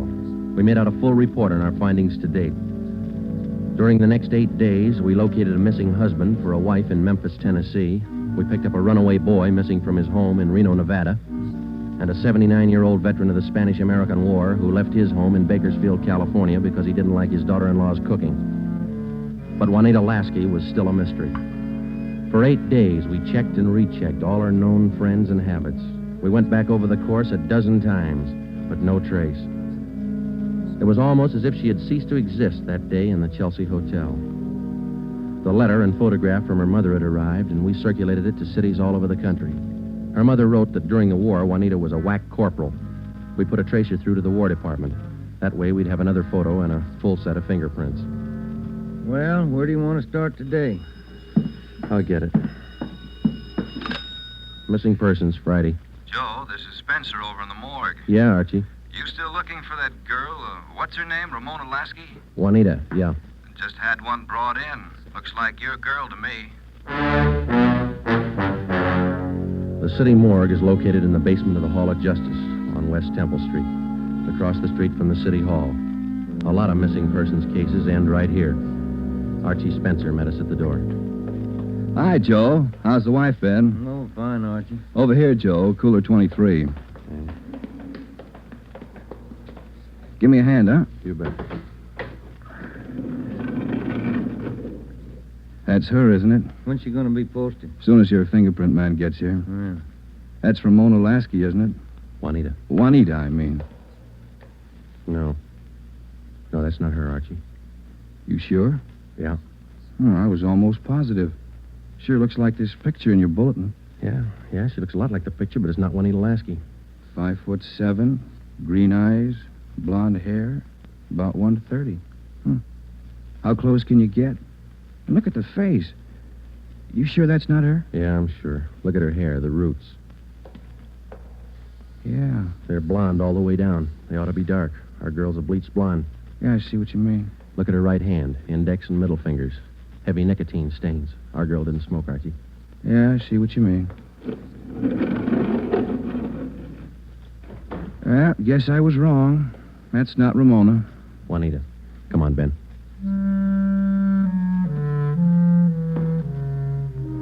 That afternoon, we got another phone call from Fountain Green, Utah, Juanita Lasky's mother.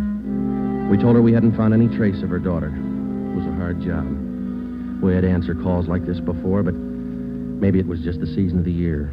Somehow, we felt that we had to find Juanita Lasky by Christmas. We covered every angle we could think of. We kept close watch on all incoming reports. We stayed in close contact with her friends and Miss Waters at the Chelsea Hotel. Regardless of the name on the incoming reports, we checked every set of fingerprints against those we had received on Juanita Lasky from the War Department. Still, no trace. December 23rd, we checked in for work at 8:30 a.m. Chief Ed Backstrand wanted to see us. Got a little something on the Lasky girl. Might help you. What is it, Skipper? Man by the name of Willard Harris. Owns a bar out in Pomona. Phoned in this morning. Yeah? Found a woman's handbag left in the bar. Driver's license made out to Juanita Lasky. Why'd you think to call us? He's got a television set in his bar. Saw the Lasky girl's picture on Sergeant Rosenquist's broadcast last night. How about the girl? Says he can't place her. You better hop out and pick up that purse. Willard Harris owned the Mission Trail Bar. It was in the bus terminal in the heart of Pomona. The Christmas traffic was heavy all the way out Garvey Boulevard. It was 10:45 when we pulled up in front of the bar. Willard Harris was inside taking a liquor inventory when we walked in. How do you do? You, Mr. Harris? Yes, that's right. You fellas with General Liquors? Los Angeles Police Department. My name's Friday. This is Sergeant Romero. Oh, say. Glad to know you boys. Yeah, I called Los Angeles this morning. We came right out. Say, how about a little eye-opener? Got some fine Irish whiskey. No thanks, Mr. Harris. How about your partner there? No, thank you. All right, boys. Guess you want that purse, huh? Yes, please. Yeah. Here you are. Just as I found it. I opened it up to get the owner's name, but that's all. Didn't touch a thing. Okay. Thanks, Mr. Harris. You said that you didn't remember seeing the woman who left this. No, I don't. Herb works with me here. He might have seen her, but he didn't. I asked him the night we found it. How long ago did you find this purse? Oh, better part of 2 weeks. No, a little closer to a week. Yeah, about 8 days ago. I usually hold something like this for 30 days. That's the law, you know. Yeah. But I saw that fellow on the television on that missing persons program. That's how come I called you, boys. Well, thanks very much, Mr. Harris. That's all, boys. It's cold out this morning. Sure you don't want a little nip? No, thanks, Mr. Harris. Goodbye. We checked the personnel at the bus terminal, but none of them seemed to recognize Juanita Lasky's photograph. We checked the contents of her purse, but we found nothing unusual. 4 $1 bills and some change and the normal things women carry. Since it was money in the bag, we felt sure that Juanita Lasky had lost the purse herself. That meant that she was alive 8 days ago, 2 days after she walked out of the Chelsea Hotel. It's the only print carried on a California driver's license. It matched the same print on the War Department record. It didn't prove anything except that all the evidence tied in and belonged to the girl we were looking for, Juanita Lasky. The next morning, December 24th, we checked in for work at 8:30. Morning, Ben. All right, Joe, here's the daily report. You want to check them? There's a mess of them. Let's get at them. You look through any of them yet? No, not yet. I figured I'd wait for you. All right, I'll take half, huh? Got any shopping done? No, you? Some. Lunch hour mostly. Mm-hmm. Found some nice cards. Be sure to send me one. Yeah, I'll hand it to you in the morning. Let's trade shaving lotions like we did last year. If I get any. You can get some. My kid's got a bottle all picked out for you. It's called South Pole for that cool feeling. Yeah. Well, he's only a kid. You feeling, wasn't it? Better when he gets older. So he'll do it. Tell him tap, Friday, on the Lasky case. Thanks, Holmes. Oh, Ben, listen to this. Yeah? Bureau of Criminal Investigation, Sacramento. Here's a kickback on our APB. Yeah, what's it say? Reading your APB, number 43 on 12/12/48. Our records disclose that Juanita Lasky applied for a position of civilian clerk at Marchfield, California, U.S. Army Air Base, using alias Gene Davis. How about the fingerprint classification? Yeah, let me find it. Yeah, FPC. Key 19, primary 32/32, inner over outer, final 15/17. Prints check out. That's our girl, Joe. The Sacramento report stated that Gene Davis had applied for government work at Marchfield, California. Well, a couple of things dropped into place. Her purse had been found in Pomona. That's right on the main highway from Los Angeles to Riverside. And the application for a job at the Army Air Base a few miles beyond Riverside. We put through a long-distance phone call, and they told us that Gene Davis was employed there as a civilian clerk, but failed to show up for work that morning. Just seems like we run fresh out of luck every trip, doesn't it? We get so close, and then she's gone again. What you think she's on the go for? If I could figure that, I could find her. I'll get it. Missing persons, Friday. Yeah? We'll be right over. We didn't find her, but she's been found. Juanita Lasky just walked into the Chelsea Hotel. We went over to the Chelsea Hotel. Technically, our job was completed now. Juanita Lasky had been found. We went over to make out a routine report. The streets were pretty jammed with last-minute Christmas shoppers, so we walked the last block to the hotel.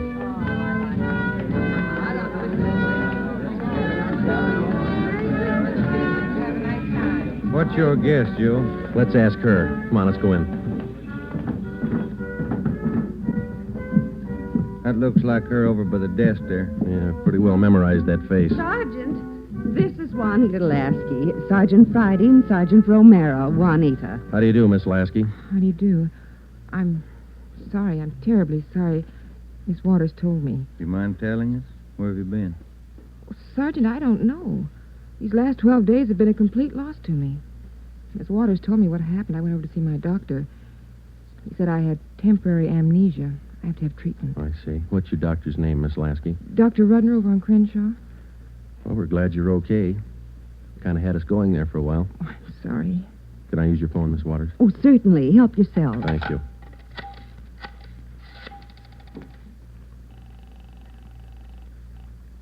Long distance? I'd like to place a person-to-person call to Mrs. Hannah Lasky, Fountain Green, Utah. That number is 14R2. Fountain Green, Utah, 14R2. That's right. Your name and number, please. Joe Friday, and this is Hempstead 8594. Thank you. Rate operator. Fountain Green, Utah, route and night person rate from Los Angeles. TC Mount Pleasant, Salt Lake, night person 140. Through Salt Lake. Salt Lake. Mount Pleasant. Mount Pleasant. Fountain Green. Fountain Green. Fountain Green, 14R2. Mrs. Hannah Lasky, Los Angeles, California, calling. Thank you. Ringing operator. Hello? Mrs. Hannah Lasky, please. Los Angeles, California, calling. Oh, yes. Hang on. I'll get her. Waiting on your party, sir. Thanks. Getting through all right, Joe? Yeah. Lucky. Christmas Eve. Yeah. Hello? Hello? Hello? Hello, Ms. Lasky. Yes? Just a minute, Ms. Lasky. Juanita, Yes? you're wanted on the phone. Oh, who is it? Just say hello. She'll take it from there. Let's go, Ben. Hello? Yes? Hello, Mother. Come on, Ben. Yes, I'm all right. Mother, it's so good to hear your voice.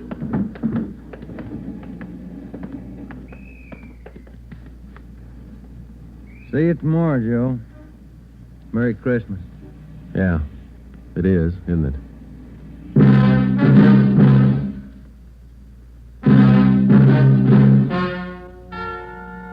The story you have just heard is true. Only the names were changed to protect the innocent. Upon further examination by competent medical authorities, Juanita Lasky was found to be suffering from periodic spells of amnesia. She was given treatment, and a complete cure was effected.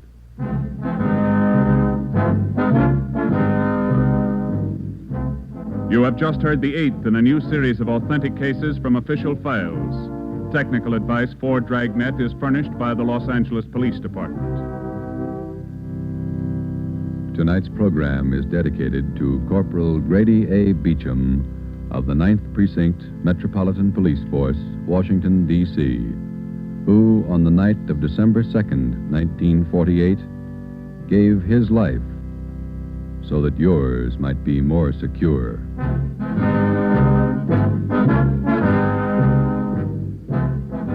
Dragnet came to you from Los Angeles. This is NBC, the national broadcasting company.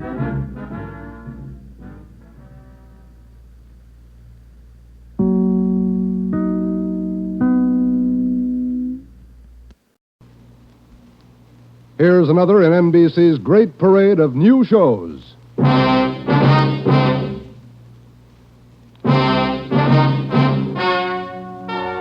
Ladies and gentlemen, the story you are about to hear is true. Only the names have been changed to protect the innocent. NBC brings you Dragnet.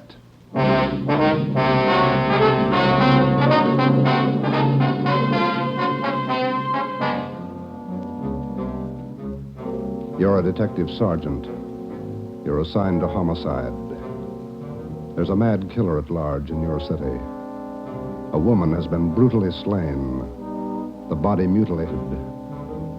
The picture is clear. The killer has a thirst for blood. Your job, get him. Dragnet, the documented drama of an actual crime, investigated and solved by the men who unrelentingly stand watch on the security of your home, your family, and your life. For the next 30 minutes, transcribed in cooperation with the Los Angeles Police Department, you will travel step by step on the side of the law through an actual case from official police files. From beginning to end, from crime to punishment, Dragnet is the story of your police force in action.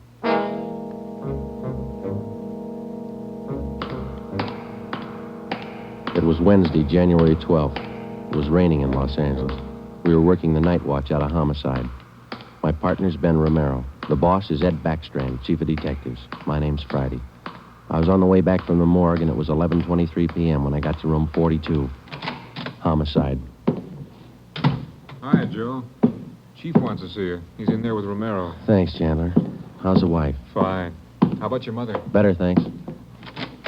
Hi, Joe. Hi. Friday, sit down. Did they post the body yet? In the morning. Pretty messy. Strangled and mutilated. The guy's a maniac, Skipper. The body shows it. A murder like this, anybody's a suspect. The coroner looked at the body. He says the weapon was a long, sharp instrument. Found her in a hotel down on East 3rd Street. Manager's son discovered her about 7:30. You talked to him? It was too much for him. He passed out. Manager wasn't home. We'll check with him before midnight. Close to it now, Joe. We better get going. All right. The boys from the crime lab check the room? They're still down there, Ed. The place is a mess. And get back as soon as you can. We're working straight through on this thing. That's a hot shot. I'll get it. At the Lux Hotel, room 219, corner of South Grand and Cordova. Dead body. Possible homicide. The Lux Hotel, room 219, corner of South Grand and Cordova. A dead... What is it, Friday? Lux Hotel, possible homicide. Busy night. Yeah. You coming, Ed? Right. Let's go.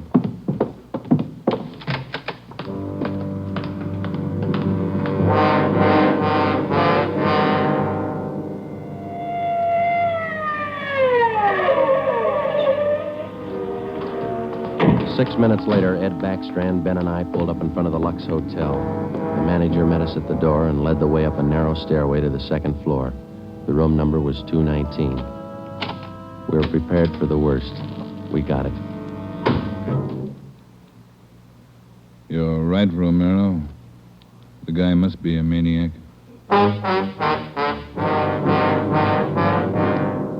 Two hotels, two murders. The same M.O. Three of us made a brief inspection of the room at the Lux Hotel. We took a few notes on the appearance of the girl's body and a brief description. Apparently, she'd been strangled to death first, and then her body brutally mangled. Ben and I went back down to the lobby, and the manager, Mr. Ford, showed us the house book. The girl was registered together with a man, Mr. and Mrs. Philip Grant. We took the hotel register to have it checked for fingerprints and to photostat the handwriting. Ben notified the crime lab. Then we went back to the room and questioned the manager. Mr. and Mrs. Philip Grant, that's all I know. I never saw either one of them before tonight. When did they check in, Mr. Ford? About 3 hours ago. That's right, about 9. Maybe a little before. Did they register together? Yeah, a little before 9. They came in together. Did you let them in the room? Yes, sir, like I always do. It's a small place here, maybe not first class, but I treat people right. What did the man look like? You remember? I think so. Kind of tall. Young, maybe 30 or so. Husky fella. Had a mustache. How tall would you say, Mr. Ford? Oh, about your height, Wade. Must have been at least 180. Seemed like a nice fella. Would you know him if you saw him again? I think so. People sure don't act like they look. You think it was him? Can you think of anybody else? Well, no. I never saw him before tonight, either one of them. I don't know anything about it. Did you notice anything in particular about them when they came in? Well, he didn't show it, but it looked like she'd been drinking a little. Giggling, you know. And you didn't see this man Grant leave the hotel? No, I didn't. I must have been checking the account books back of the desk. Guess he got by me. Is there a back entrance to the hotel, Mr. Ford? No, he had to come out this way, all right. How about the fire escape? I never thought of that. Say, I bet you cops think I'm trying to hide something. How did you happen to find the body? I don't know anything about it, honest. I've been running the hotel for 10 years now. Everybody knows me around here. You can ask at the bank. All right, Mr. Ford. Now, would you mind telling us how you happened to find the body? I don't want a lot of lousy newspaper publicity. Give the place a bad name. Can you blame me? The newspapers won't get your name from us. All we want to know is how you happened to find the body. Well, I told you. It's a small place here, but I like to treat people right. A couple hours after they checked in, I remembered I forgot to fill the ice water pitcher in the room. So I got some and took it up. The door was opened a little ways. It's got a bad catch on it, and the lights were on. I peeked in, and there she was. She was... Well, the guy must have been crazy. Do you remember what time it was when you found her? Well, just before I called the cops, about 11:30, I guess. All right, Ford, that's all for now. When the other officers get here, show them up, will you? Yes, sir, I sure will. Romero? Yes, Skipper? Get on the phone downstairs and call the Metropolitan Division. Have them send us every available man from the reserve unit. We're going to patrol the area for the rest of the night. Right, Chief. Least we can do is make it hard for him. 2 murders in 7 hours. Yeah, both of them in a 3-block radius. Yeah, same pattern. It's got to be the same guy. All right, we got a description. What do you think? Well, when the reserve unit shows up, have them cover this whole section of town. Pick up everybody who even comes close to that guy's description. All right, Ed. It's got to go fast. We can't lose a minute. 1 hour either way, it might mean another body. Like this one. 9 minutes later, at 4 minutes past midnight, the men from the crime lab showed up. It started to drizzle. They went over the room in detail. They dusted everything in the room for fingerprints, the walls, the doors, the fixtures in the bathroom, the lamps, chairs, everything. They took samples of the girl's blood and her lipstick. Small pieces of flesh and human hair were found under the girl's fingernails. The nails were scraped carefully and the contents put in an envelope, marked and sealed. Ed Backstrand ordered pictures taken of the room and the girl's body from different angles. Every object in the room that could have any possible tie-in with a murder was photographed. It was raining. The rear of the hotel where the fire escape was overlooked a vacant lot. Ben had a hunch. While the lab men were at work, we left the hotel and circled around into the lot for a look at the ground directly underneath the fire escape ladder. It was raining hard now. Must be an easier way to make a living. Mud's almost up to my knee. Mine, too. Watch your step. See any prints? No. Wait till my wife sees these new shoes. Put it on your expense account. All real funny. Ben, get that light over here. Look. Yeah. Good set of prints. Lucky that rain didn't start turning to wash them out by now. Yeah. Hand me that cover from the trash can over there. I'll cover them. Wait a minute. What? Here, on the edge of the fire escape ladder. Small hunk of cloth. Man's suit? Well, looks like it. Might have caught himself in that sharp corner. I got it. All right, come on, let's get back. Yeah, out of this mud bath. Joe. Huh? Let me have a light. You catch anything? Hunk of wrapping paper in that trash can. Stains on it. Open it up. Look. Yeah, a butcher knife. We went back to the Lux Hotel, room 219. The lab men were tearing the room apart. It was 10 minutes to 1. We gave the blood-stained knife and the piece of cloth we found on the fire escape to Lieutenant Lee Jones, head of the crime lab. We told him about the footprints just below the fire escape ladder. The knife will help us, so will the cloth. I don't know about the footprints. You say you covered them? That's right, Lee. They still look in pretty good shape. Maybe we can do something if the rain hasn't broken them down too bad.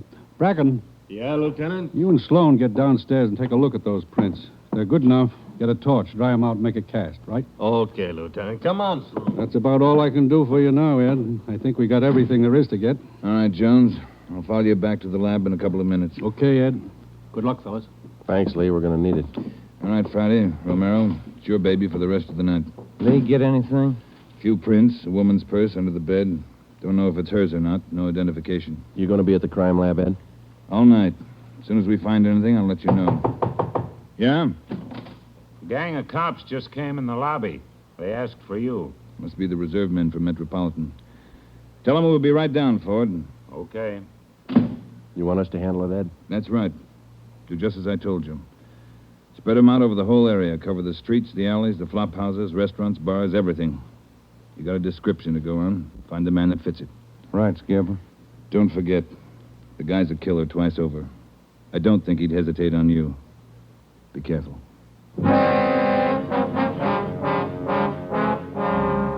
We went down to the lobby, and Ed Backstrand gave the reserve men their orders. Then Backstrand left, and Ben and I took over. We picked up another half-dozen men in addition to the men in the reserve unit. They were deployed over an area of a dozen square blocks. It was one of the toughest sections of the city. With a general description of the suspect, some of them were to travel on foot, some in cruiser cars. A few minutes before 1 a.m., there was a steady downpour. Visibility was bad. At 3 minutes past 1, the manhunt was on. For the first 30 minutes, Ben and I cruised the general area between East 3rd and College Streets and Alameda and Figueroa. No sign. The rain kept on. We sat and listened to the calls come in. 12A, call your station. 12A, KMA 367. Attention, all units. Recovered license plates in the 6th column. 4 Young, 7690. 41R, 788 Standard Avenue, at 373. 41R, KMA 367. Unit 71 at 2816 West La Cienega, a 507 party. What do you think, Joe? Any hunches? I think he's still around. Somewhere inside these 12 blocks. I'd bet on it. 5? All right, you're on. Want to check out a couple of these bars along here? Getting on to closing time. It's a good idea. Pull over, huh? All right, let's check them for the next couple of blocks, huh? Right. For the next 6 blocks until closing time, Ben and I checked every bar and every informant we met along the way. The questions got to be automatic. Have you seen a man answering this description? Tall, dark, about 5 feet 11, 180 pounds, well-built, mustache, about 30 years old. The answers got to be automatic, too. Sorry, officer, I haven't seen him. No, can't remember him. Try the place down the street. We kept on checking the bars until they closed for the night. Then we started on the all-night restaurants and coffee counters. We did plenty of legwork for the next hour. Not a trace. About 2:30, the rain let up a little, and then it started in heavy all over again.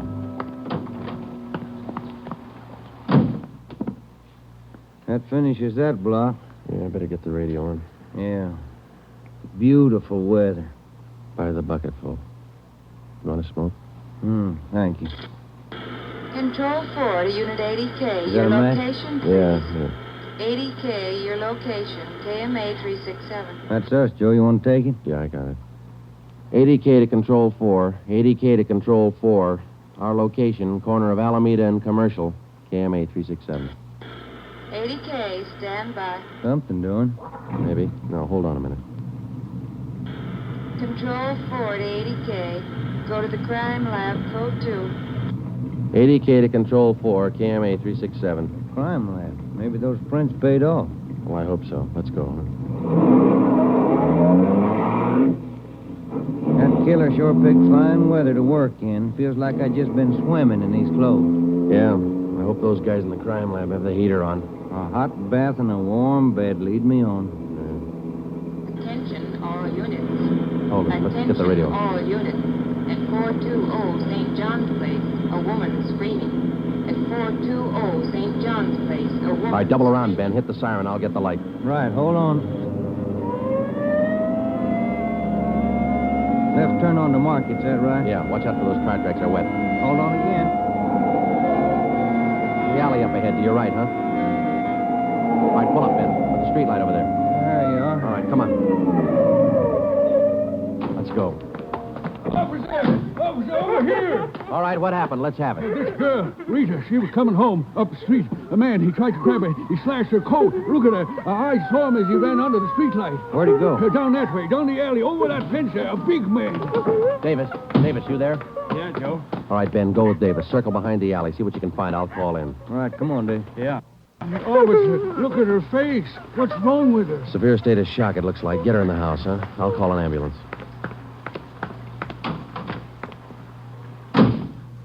80K to Control 4. 80K to Control 4. Control 4, go ahead. Direct all units in the vicinity to converge on area around St. John's Place from Jackson to Banning Street. A woman attacked by large man with knife. Suspect left seen on foot. Possibly still in area. Request ambulance. KMA 367. 80K, Roger, stand by. Attention, all units. Attention, all units. Converge on area around St. John's Place, Jackson to Banning Street. 80K reports woman attacked by large man with knife. Suspect left seen on foot. In 3 minutes, the area around St. John's Place was surrounded. For the next hour, the men combed the neighborhood back and forth. Every building, every storehouse in the 2 square blocks was searched from basement to attic. No trace. The girl, Rita, was hysterical. She could give us only a bare description of her attacker.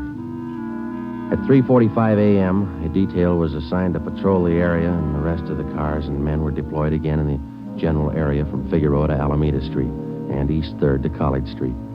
The manhunt went on. So did the rain. At 3:54, Ben and I checked in at the Old City Jail building, 2nd floor, the crime lab. Chief Ed Backstrand and Lee Jones were waiting for us. Heard about the call. How'd he get away? Not sure it was him, Skipper. How do you mean? Well, the girl wasn't hurt bad for one thing. No attempted strangling. For another thing, the guy stole her purse. That doesn't sound like the man we're after. Did you get a description from the girl? Didn't jibe too well, what she gave us. She was pretty hysterical. And you raked the neighborhood good? Every corner. Not a sign. You find anything? Yeah. Jones? Yeah, Ed. Fill them in, will you? Not one print on that knife you found, boys. Blood, but not a print.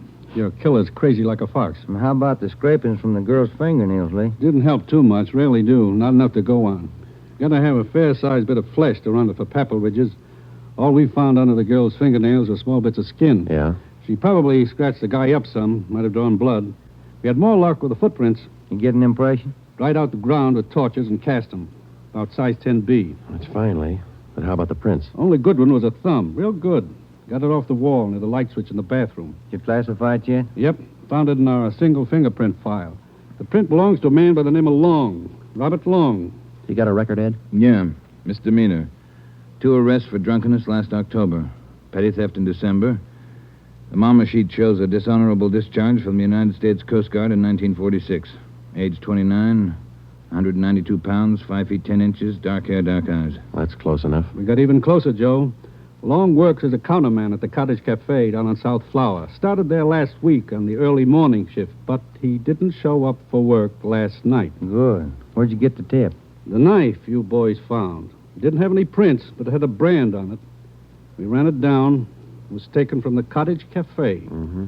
Any address on this Robert Long, Ed? Yeah, got it from his boss. Rooming house on East 1st. Landlady says he hasn't been home in 2 nights. Yeah, now we wait. Rooming house is staked out, and so is the Cottage Cafe, just in case Long decides to show up for work this morning. What time you got, Romero? 6 minutes past 4. All right. We've got every indication that Robert Long's the man we're after. His description, fingerprints, the knife, the footprint, his size. Maybe we're wrong. I don't think so. How about a motive, Ed?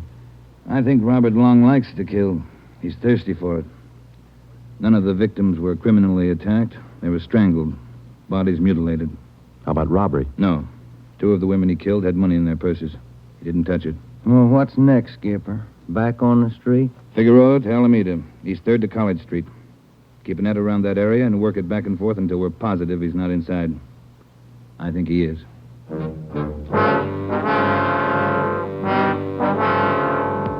At 10 minutes past 4 a.m., Ed Backstrand, Ben, and I left the crime lab and drove to the surrounded area. It was still raining. We passed several patrolmen from the reserve unit making the rounds. They didn't look any more comfortable than we felt.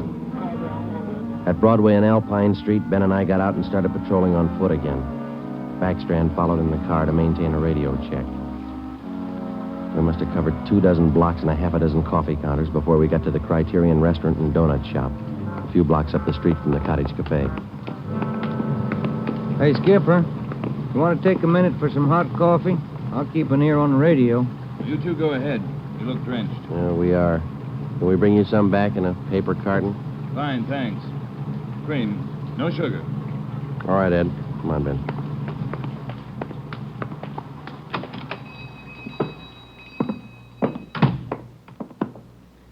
Place is empty. Yeah. Yes, sir, gentlemen. What'll it be? Hot coffee? Yeah, there's two of us here. Can you fix up one to go? Sure thing. Say on that one to go, cream, no sugar. Right. Say, you fellas cops? Yeah, why? No offense, just wondering. Here you are. Thank you. Cop in uniform was around a couple hours ago. Wanted to know if I'd seen some guy he was looking for. Tall, about 190 pounds, mustache, about 30 years old. Yeah, that's the description he gave me. He was looking for the guy. So are we. Say, that's good. That other cop came in right at my busiest time, a little after 2 when the bars closed. You know, it gets pretty rushed, and I didn't have much time to think, so I just said no. Then after the cop left, I remembered. You saw a man answering that description tonight? Yeah. I would have told the cop, but I was rushed. You know how it is. No time to think, and then I remembered. Are you sure? Oh, I'm sure, all right. Whoever he is, he's a lady killer. What do you mean? No offense. There was a sharp-looking dame down the end of the counter, and this guy breezes in and picks her up. Talks to her about 20 minutes, buys her a cup of coffee, and they walk out together. Do you remember what she looked like? Oh, nice-looking dame. Not beautiful, you know, more on the cute side. Ben, you got that morgue shot? Oh, yeah. Here it is. Thanks. Here's a picture. This the girl? Let's see. Yeah, that's her. Who is she? I don't know, mister. Down at the morgue, they call her Jane Doe, number 7. Just by accident, we'd come across a concrete lead on the killer's method of operation. The picture we showed the man in the donut shop was a shot of the Strangler's first victim the night before. Evidently, the killer would enter a bar, coffee shop, or restaurant, strike up a conversation with a woman, make friends with her, either buy her drinks or invite her to a bar in the neighborhood, and then the rest of the puzzle was still unsolved. We went back to the Cottage Cafe and checked with the men on stakeout. Not a sign of them, Chief. How are you men covering the place? Baxter up in front in the booth across from the cash register. Lyman's back with the dishwashers. I'm at the counter. When's Long due to report for work, Dave? At 5. About 20 minutes to go. You're lucky you're inside. It's wet out there. You'll look it. All right, Davis. We'll be around about 5. Right, Chief.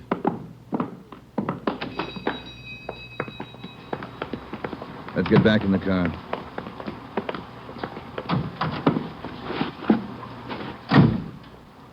Where to, Skipper? Cruise the next 2 blocks, but don't go too far. If Long shows up for work this morning, we want to be around. The next 10 minutes dragged by. The rain kept on. Backstrand chewed nervously on a cigar.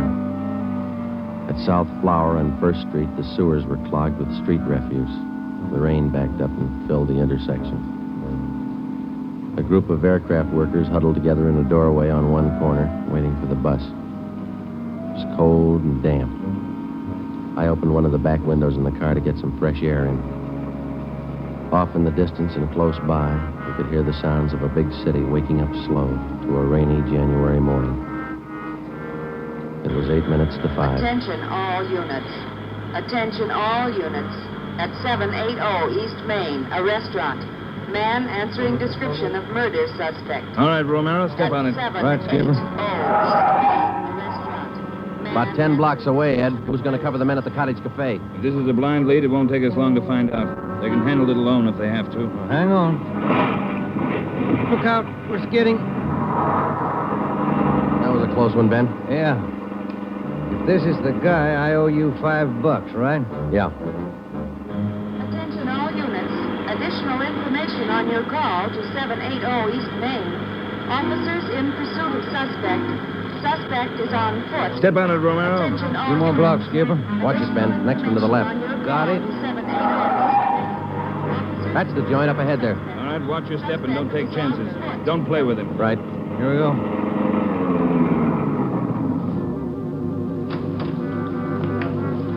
He went out the back, ran down that alley. Come on, Ben. Behind you. You men, hustle it.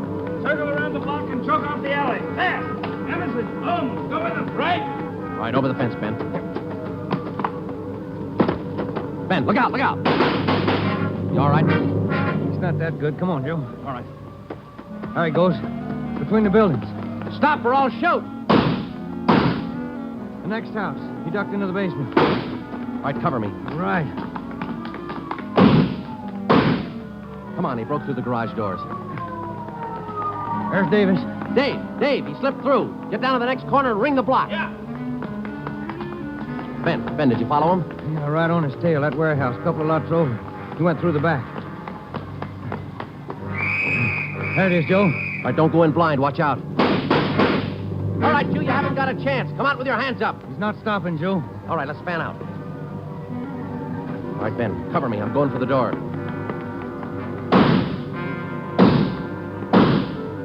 All right, Ben, come on. You're clear. You spot him? There he is. Let's get him. Close. He's in a good spot. Let's move. He's up in the loft. Come on, let's head for the stairs. Will you? Easy. You spot him, Ben? No. Not a sign. Ben, look out. That packing case.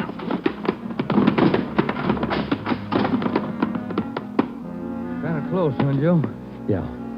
Let's get that punk now. Yeah, Joe, there's another one. All right, you. We got the warehouse surrounded. Come on down. All right, then we'll blast you out. Joe, he's dropping down the ladder. He's going for the front door. They're waiting for you with Tommy guns out there. They'll cut you down. Stop. Joe, he's got the door open. He's making a break for it. He's crazy. He's trying to shoot his way out.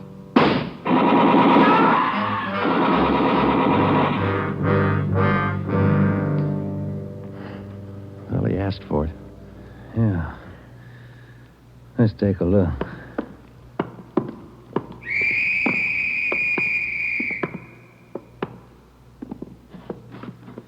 Messed up.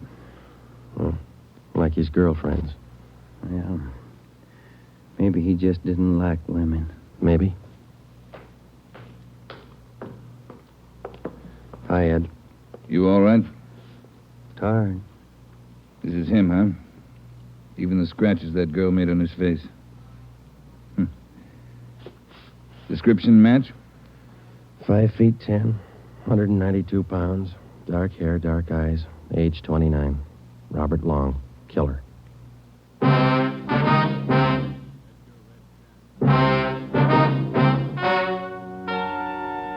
story you have just heard is true. Only the names were changed to protect the innocent.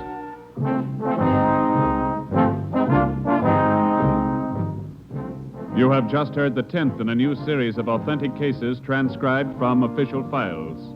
Technical advice for Dragnet is furnished by the Los Angeles Police Department. Tonight's program is dedicated to Detective Louis A. Abbott of the Chicago Police Department, who on the afternoon of March 3rd, 1947, gave his life so that yours might be more secure.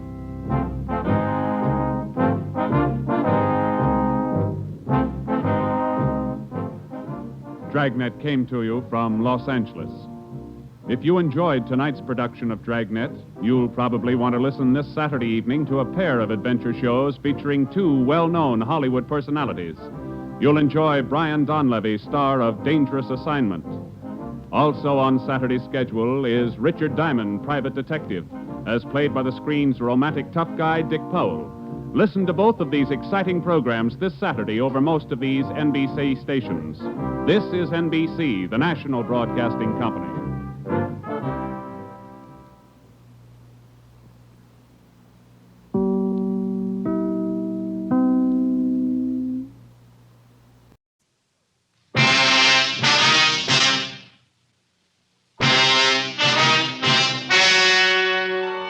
The story you're about to hear is true.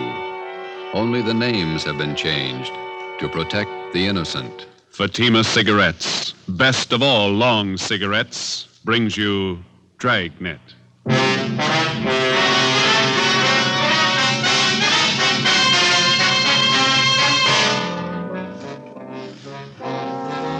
You're a detective sergeant.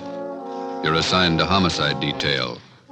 Attempts have been made on the life of a notorious hoodlum in your city. His death could mean an open gang war. Your job, stop it. If you want a long cigarette, smoke the best of all long cigarettes. Smoke King Size Fatima. Fatima is the long cigarette, which contains the finest Turkish and domestic tobaccos, superbly blended to make Fatima extra mild. And that's why Fatima has a much different, much better flavor and aroma than any other long cigarette. That's why Fatima has more than doubled its smokers coast to coast. So enjoy Fatima, the best of all long cigarettes. It's wise to smoke extra mild Fatima. It's wise to smoke extra mild Fatima.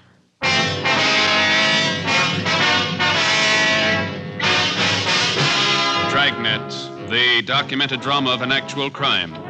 For the next 30 minutes, in cooperation with the Los Angeles Police Department, you will travel step by step on the side of the law through an actual case from official police files.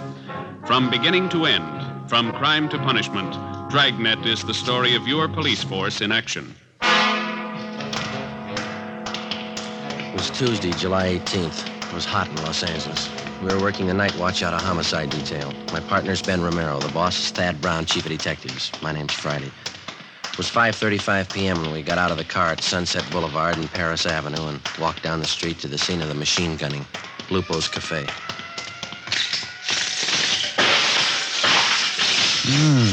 Look at that, Joe. Yeah. Ripped out the whole front of the place. Yeah. Hi. Yes, sir.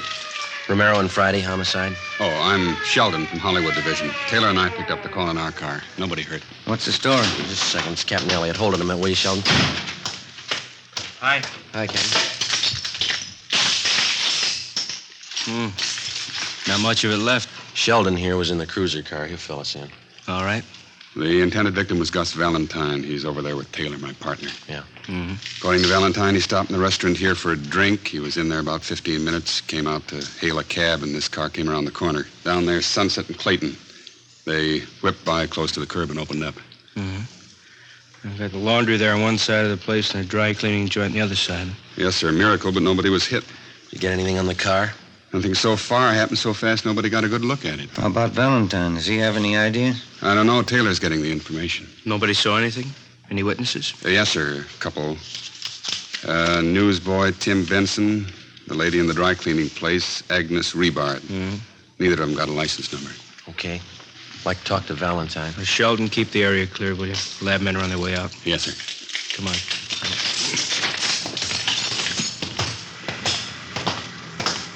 Oh, I told you I had many ideas. Green Ford sedan, that it? Yeah. Elliott, Central Homicide. Yes, sir. This is Mr. Valentine, the intended victim. Yeah. This is Sergeant Friday, Sergeant Romero. Sergeant Friday, how are you? Fine. It's been a long time. Finally got out of the uniform, huh? 7 years ago. Who was it, Gus? If I knew, I'd tell you. I don't like being shot at. Let's go sit in the car. This way, Valentine. You want to get him back? All right. All right. What's the story, Valentine?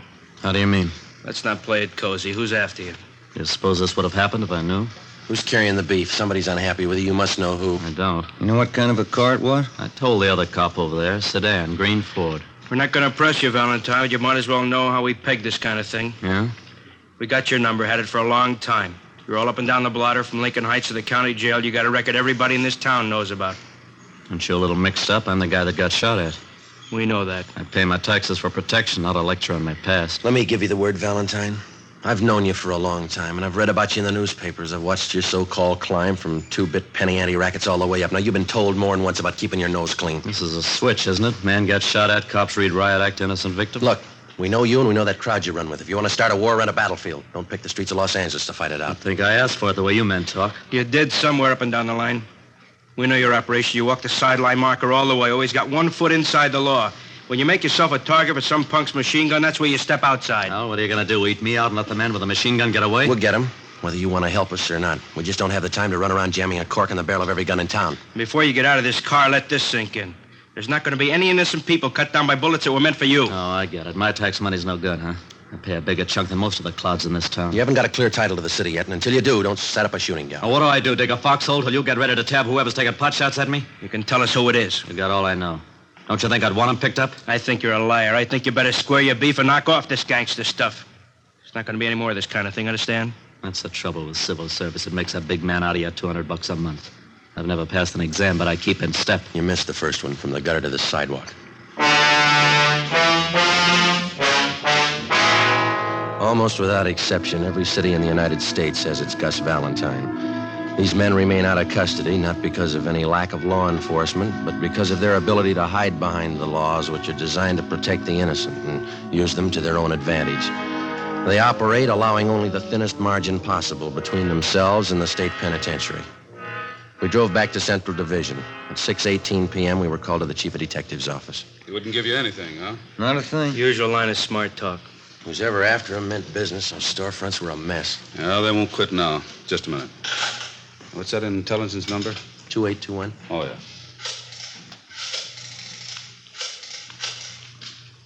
This is Brown. Captain White gone home? No, ask him to come up to the office, will you, please? Thanks. If they do manage to tag Valentine, it could cause a pretty sour mess. He's got enough flunkies around to parlay it into a fair-sized shooting war. Seen him started on less. Was there any chance of pulling Valentine in until things simmer down? No chance. We got nothing on him. Nothing we can prove. He's got a few boys close to him. Maybe one of them could tell us. Same two lawyers work for all of them. We'd pull them in, they'd be out in an hour in a writ. You want to see me? Yeah, White. Sit down. That Valentine shooting this afternoon. Yeah. What's your guess? There's been some talk. We heard he was hot. You knew that. Yeah. The way we figured, he's getting too big for his pants. He's coming up fast. Stepped on a lot of toes on the way. Shouldn't be too tough to find out why. That's half of it. If we get that much, maybe we can find out who. You got a big field to pick from. I can find you a dozen possibles. Well, we don't need a dozen. All we want are the ones in that car this afternoon. Who do you figure, Captain White? Well, I kind of go along with Joe. Like I said, I think maybe we'll be able to peg why a little faster. And we can go from there. All right. Well, let's take what we know about the guy. Let's just take this past year. We know he's got more than a good share of the Mexican narcotics traffic. That means he's taking business from the Eastern Syndicate. That makes one of those boys a candidate. That's right. And there's the pinball machines. He's given Big Ernie Jacobs and Monk Watson a big push on those. That puts them in the running. That's a long list. The horses, fancy poker games, prostitution, the works. He's squeezing them all. A lot of guys could be shooting at him with a machine gun. Where do we start? Legwork, lots of it, fast. We'll start nosing around, see what we can pick up. Friday, you and Romero can give us a hand there. Yes, sir. All right with you, Elliot? Fine. I don't have to tell you, we've got to move as quick as we can. We've got a lot of places to hit, and we haven't got too much time. We'll keep Valentine under surveillance to make sure he doesn't try to square things with a gun. Yeah. This is one the taxpayers wouldn't understand. Yeah. Trying to keep a guy alive that'd be more dangerous dead. Wednesday, July 19th. Ben and I started making the rounds to find out why someone was out to get Gus Valentine. Captain was right. The list of his enemies was long. For 2 days, we talked to gamblers and bartenders at the usual hangouts. The few slim leads we picked up led nowhere. Saturday, July 22nd, we met with one of Ben's informants, a bar boy at a cafe out on Santa Monica Boulevard. That's him over there at that table. Oh, yeah. Jerry? How are you? Hiya, Ben. Grab a chair. You know my partner, don't you? Sure. Sit down, Joe. Hi. Want a beer? No, thanks. We're working. Coke? Okay. Well, one's enough. We'll Here you split go. it. Okay. It's good and cold.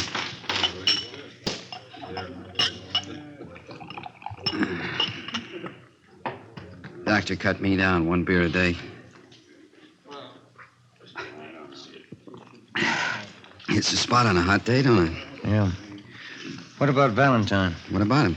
You hear anything since I phoned you? A couple of things. Word's getting around he's a welcher. Horses? I don't know. Big money. Hasn't paid off yet. Who does he owe? I can give you the name of one of them. Sal Tapper. I don't know him. Meatpacking business, wholesaler. Got a big plant down at 54th and Commercial.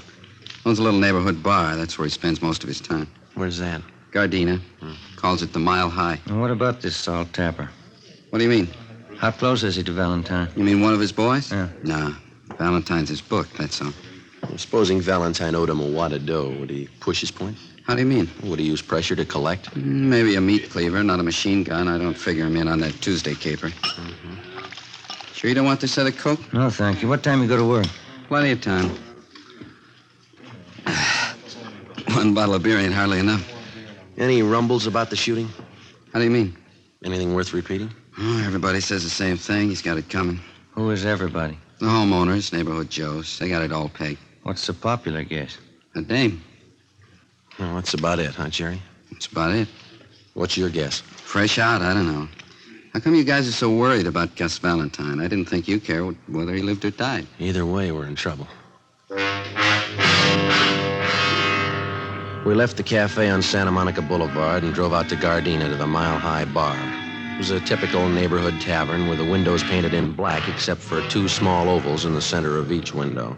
They were filled with beer signs and red neon. A cloth sign advertised shuffleboard and life-size television.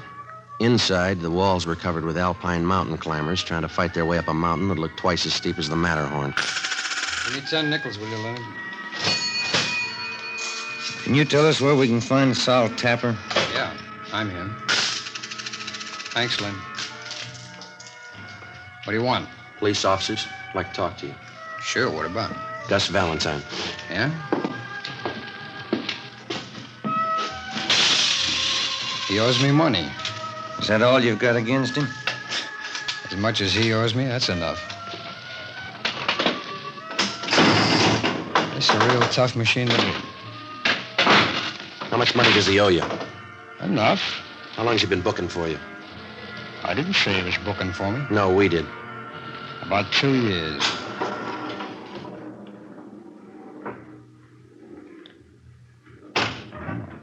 Come on. Hit it. 4,000 on the first ball. I gotta do better than that. Where were you Tuesday afternoon? At the packing house. Can you prove it? Would I say it if I couldn't prove it?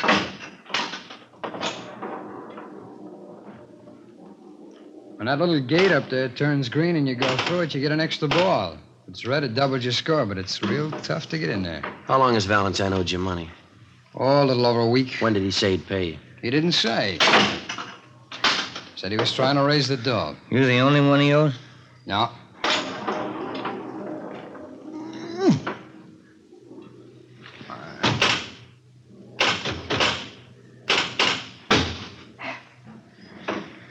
There's a couple of more guys in town. You know who they are? No. How do you know he owes somebody besides you? I heard. Did he say why he hasn't paid up?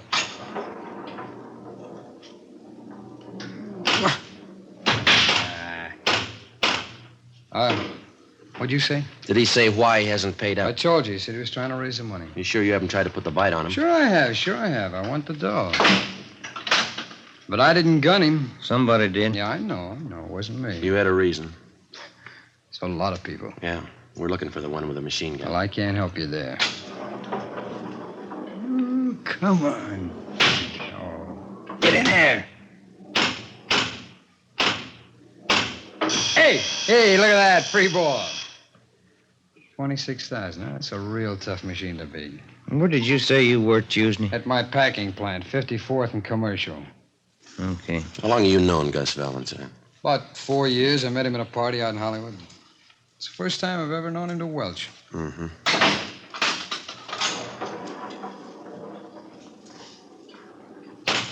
In there. Now. 27,000. I'm not doing so good, am I?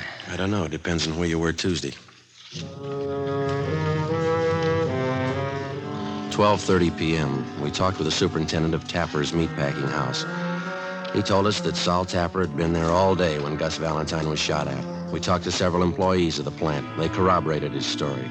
We checked Tapper out and found him to be a fairly respectable businessman who gambled a great deal on the side, but we felt reasonably sure that he had no part in the shooting. We knew that if we could run down the others to whom Valentine owed money, we'd be closer to finding out why he was being shot at and eventually get to the right man. 1:45 p.m. Ben and I went upstairs to the 8th floor of the city hall, the lunchroom. We had a sandwich and coffee. Too close to dinner to have a piece of that pie, isn't it? Yeah, I'd say so. Hand me another napkin, will you? Yeah. Here. Thank you. Think you'd do any good to talk to Valentine again? Maybe. I doubt it. He's not going to tell us anything. I figure we're on the right track. A lot of reasons why he might be a target, but this welching business, that's new to him. Could be. You Sergeant Friday? That's right. Telephone. Wait a minute, I'll go with you. I'm finished. No, you got the check. I'll get the tip. All right.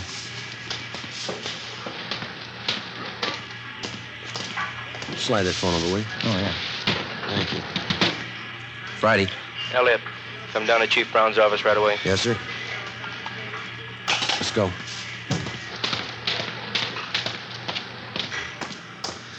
Pie sure did look good. Come on, let's get that elevator. Yeah. Hey, who called? The skipper. He wants us to go to Chief Brown's office. Temple Street floor, please. What's up? I don't know. We make the runs again tonight? Yeah, a couple of places we can hit in the south end of town. I called Charlie Flint's place this afternoon. Maybe he'll have something for us. Yeah, I hope so. Come on. Wish now I'd had that pie. I'm still hungry. I got a candy bar in my desk. You can have that. I can't eat those chewy bars inlays. Oh, it's some kind of a fudge bar. Oh, fine. Come in. Yes, sir. Get over to Georgia Street right away. Why? Gus Valentine. They did it again. Yeah? This time they didn't miss.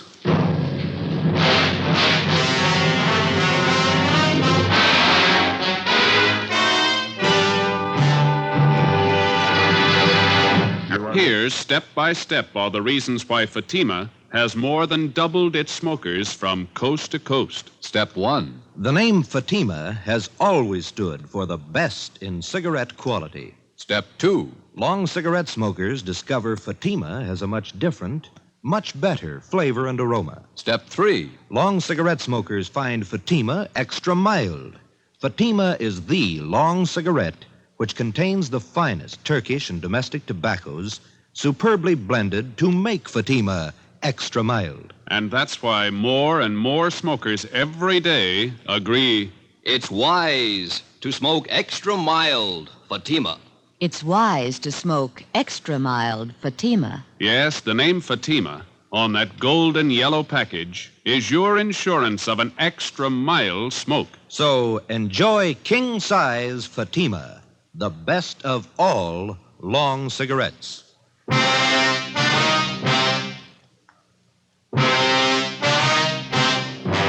Saturday, July 22nd, 5:30 p.m.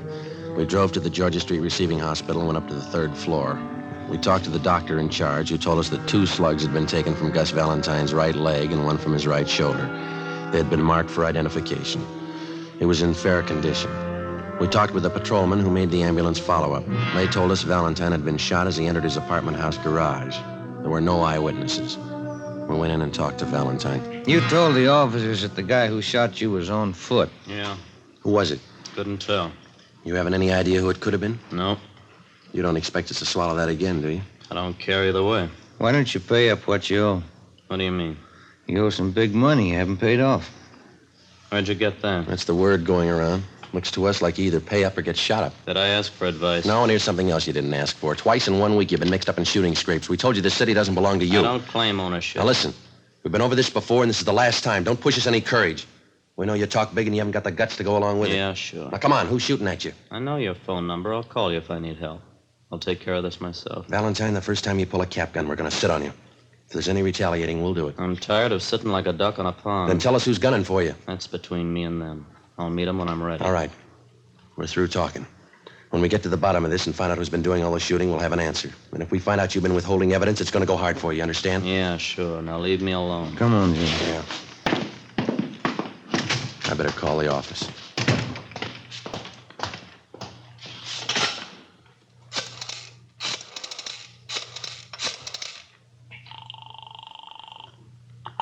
Homicide, Graham. Captain Elliott there? I'll see. Captain, will you take 2? Elliot, This is Friday, checking in on the Valentine thing. what's the story? Couldn't get anything out of him. He isn't hurt bad. Right leg and shoulder. All right. Here's something you can run down. Yeah? Got a tip from White in Intelligence. He's got a man out at Freddy's Fish and Chips on Slauson. Says a couple of guys in there blowing off about Valentine. Who are they? Billy Keel and Tony Farrar. They're not on Valentine's team, That's right. White's man says the party's getting rough out there. You, Romero, better follow up on it. right? Another thing, if it looks like anything, you better bring him in for questioning. Okay, Check me when you get in. right? Let's go. What is it?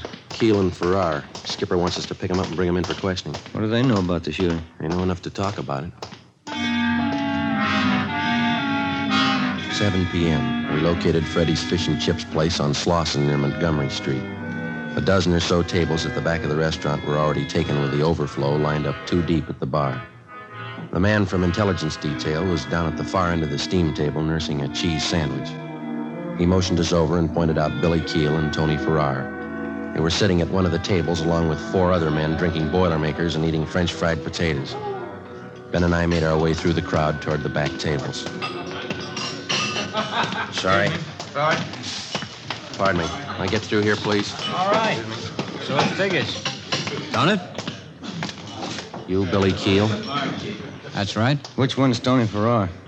He's getting a beer. What do you want?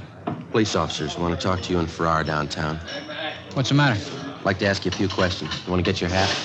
You got any questions, you can ask them here. Hey, Vic, how about buying around? Come on, Keel, let's go. I got nothing to tell you now. Let me alone. There's 2 ways to go downtown, the hard way and the easy way. Let's take the easy way. All right. This way. Okay. Doc Joe!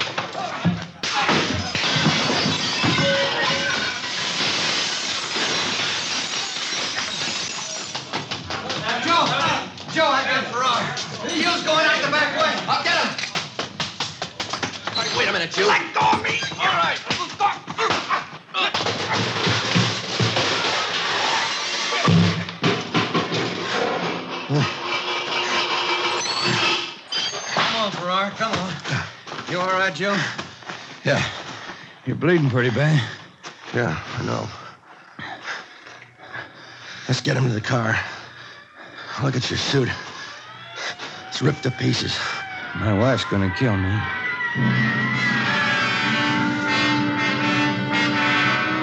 One of the officers in the ambulance follow-up drove our car back to the city hall. Tony Farrar and Billy Keel were taken to Georgia Street Receiving Hospital for emergency treatment. We went in the same ambulance. Ben had a broken index finger, a 2-inch cut in his scalp, and a deep gash in his right thigh. I had 5 stitches taken in my upper right arm and 3 above my left eye. My right eye was swollen shut. The man from intelligence detail was taken to the P&F ward to be treated for a minor concussion. It was 9:15 p.m. when we got back to the city hall, the interrogation room. How about it, Keel? What? What do you know about the Valentine shooting? I don't know anything about it. You're worried? About what? You tell us. You started that fight out there. I didn't see any reason to go downtown. Does Valentine owe you any money? No. You've been talking a lot. Any law against that? Why'd you shoot Gus Valentine? I didn't shoot him. Can you account for your time Tuesday afternoon? I don't have to answer that. Where were you this afternoon? My lawyer's coming in. Ask him. How much money does Valentine owe you? Keel, ever see this before? I don't even know what it is. We found that machine gun in your apartment. Doesn't belong to me. We got your car downstairs. Green Ford sedan. Doesn't belong to me. White slip's got your name on it. Here's something else with your name on it. 2 chits for $750 signed by Gus Valentine. Money he owes you on the horses. You shot him, didn't you? I don't see how you can prove it. I'll tell you how. We ran this Tommy gun through the crime lab. We dug the same slugs out of the front of those stores where you tried to kill Valentine.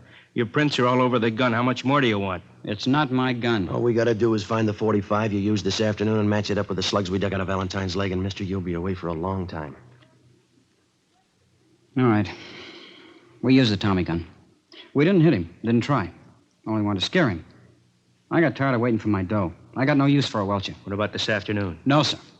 Me and Farrar didn't have nothing to do with that. I'll take the machine gun rap, but it wasn't us this afternoon. Elliot, Friday, step outside a minute. Yeah.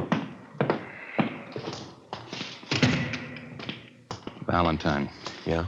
Somebody just blew his hospital room full of holes. took us 17 minutes with red light and siren to get to the Ferndale Sanitarium where Gus Valentine was recovering from his gunshot wounds. 3 cruiser cars were out front when we pulled up. We went to room 12 in the West Wing. There's the doctor, Joe. Yeah. How is he, Doctor? He was dead when we got in here. He had a private nurse. Shot her, too. Dead. Anyone else hurt? It was visiting hours. Some woman was in there talking to him. She got hit. We're treating her down in the emergency room. Appreciate it, Doctor, if you keep your staff out of the room here until we finish our investigation. Yes, sir. Thank you. Let's have a look inside. Mm-hmm. Look at that. He didn't fool this time. Too bad he wouldn't give us more help. Yeah. We're no worse off than we were. We still have to find out who it was without him. I hope we can get to him before Valentine's crowd starts shooting back. We got to. Anyway, this cancels out his debts. You know his record. Yeah. He owed a lot more than he could ever pay.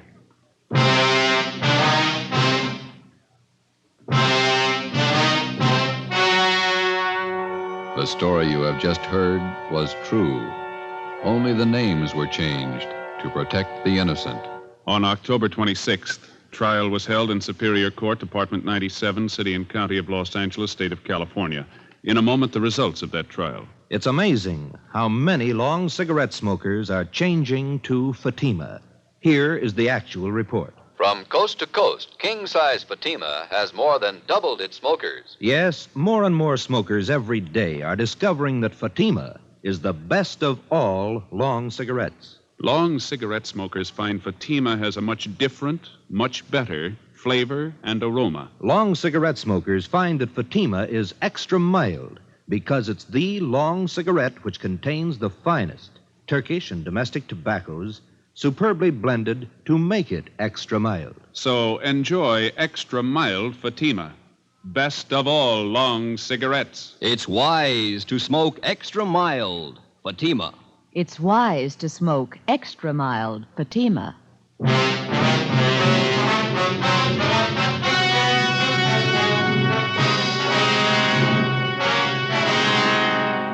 Billy Keel and Tony Farrar were tried and convicted of assault with intent to commit murder. They were filed on by the federal authorities, Bureau of Alcohol and Tax Unit, for the illegal possession of a machine gun and were found guilty in federal court. Because they were both in custody at the time of Gus Valentine's murder, they were cleared of any complicity of the crime. Valentine's killer was still at large. Next week, The Big Gangster, Part 2.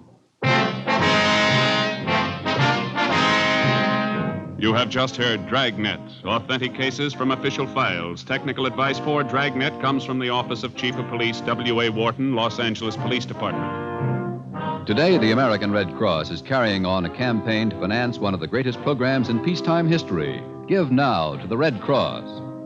Fatima Cigarettes, the best of all long cigarettes, has brought you Dragnet, portions transcribed from Los Angeles. Tomorrow, hear The Halls of Ivy on NBC.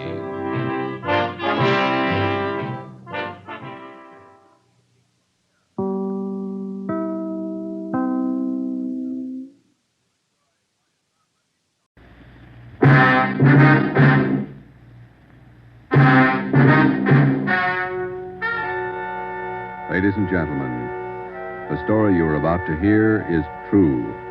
Only the names have been changed to protect the innocent. NBC brings you Dragnet.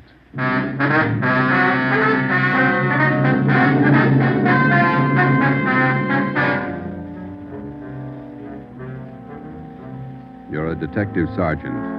You're assigned to homicide detail. A gang of quick-trigger gunmen have moved in on your city. They've given public notice that they'll kill the first cop who tries to take them. You know the risks, your job. Apprehend the suspects. Dragnet, the documented drama of an actual crime, investigated and solved by the men who unrelentingly stand watch on the security of your home, your family, and your life. For the next 30 minutes, in cooperation with the Los Angeles Police Department, you will travel step by step on the side of the law through an actual case, from beginning to end, from crime to punishment. Dragnet is the story of your police force in action.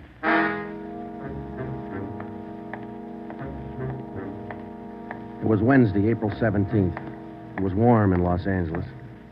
We were working the night watch out of homicide detail. The boss is Ed Backstrand, chief of detectives. My partner's Ben Romero. My name's Friday. I was on the way back from the record bureau. It was 4 minutes to 6 when I got to room 42. Homicide. Hey, Ben, I pulled the package on the Raymond killing. And that proves you can still read, Friday. He said it, Joe. Your pal, Fred Lindsay. Hiya, Fred. What's doing? Busier than you are. We know what we're looking for. Just having a little trouble finding them. That's the way it is with automobiles. They misplace so easy. Not normally, they don't. We got a small-size epidemic on our hands. Well, don't let us keep you, Fred. Just ducked in here for a breath of calm air and to invite you to dinner for the last time. The wife and I are still waiting for the first time. How about it, Joe? Ruth's got a new pressure cooker. Your sister-in-law visiting you again, huh? No, on the level. Not selling a thing. Come on. Who is it this time? My cousin. But she's awfully pretty, Joe. Oh, why do you guys insist on trying to marry me off? Me and Fred went down fighting, but it kind of grows on you after a while. Now, tell me, what is it about a married man? Just can't stand to see one single man left in the world. How about it, Joe? Tomorrow night at 7, okay? Okay. Tell Ruth I'll be there. It figures that he's got to run out of kinfolks pretty soon. Fine, we'll be expecting you. Got a stakeout tonight, but tomorrow I'll be clear. Anything big? Nothing definite, Ben. Just to follow up on those stolen cars. See you, men. So long, Lindsay. Joe, you'll like my cousin. Oh, never say die. What a character. You just catnip to women, Joe. Yeah. Well, here's that Raymond package. Let's check those dates that Backstrand wanted, huh? Wednesday, April 17th was just routine. A dinner date I tried to get out of, some paperwork that the chief wanted done, and a hot, sticky day. Too hot to wear a suit of clothes. Sometimes it's like that. A day starts out being routine. By the time it comes of age, it's got a personality all its own. At 10:23 that night, Ben and I were just finishing up the paperwork, and Ed Backstrand opened his office door. Friday, Romero just got a hotshot call. What you got, Skipper? Hold up and shooting at Hooper and Esperanza, code 3. Code 3. That means red light and siren. It was 10:32 when Ben and I pulled up at the corner of Hooper and Esperanza. It was a bar in the basement of a building on the south side of the street. A radio car was there, and the two officers were holding the crowd back. A man was talking to one of the officers who turned and pointed to us. As Ben and I got out of our car, the man hurried over to us. You're the detectives? That's right, Sergeant Friday. My name's Cummings, R.L. Cummings. I own the bar. This is terrible. There was a gunfight downstairs. Uh-huh. Come on. Where's the ambulance? One of the officers in the radio car said we needed the coroner. Did you see the actual shooting? No, I didn't. Here's the fellow that was shot. Oh, there's Jones from the crime lab. Hello, Friday. Romero. Hi, Lee. What do we got here? Pretty bad. Looks like a shotgun. Close range. He really got in the way of it. Ben. Yeah. It's Fred Lindsay. Motor theft. He was on a stakeout, Lee. Tell us about it, Mr. Cummings. You know this fellow, Sergeant? Yeah, we know him. What happened? We had a holdup tonight. 3 men. Yes, go on. Well, business was good, real good. We had a large crowd, and I was happy about that because I've been trying to sell out for a long time now. I've been showing the place to different parties all week long. I had a fellow coming over tonight to take a look at it. What time was that? Oh, a little less than an hour ago, about 9:30. I see. Go ahead. It was almost time for this man to show up, so I called Eddie, that's my bartender, and I told him to kind of keep a lookout for the man because I was going back to the office to get the books ready to show. You know how it is when you want to sell a business.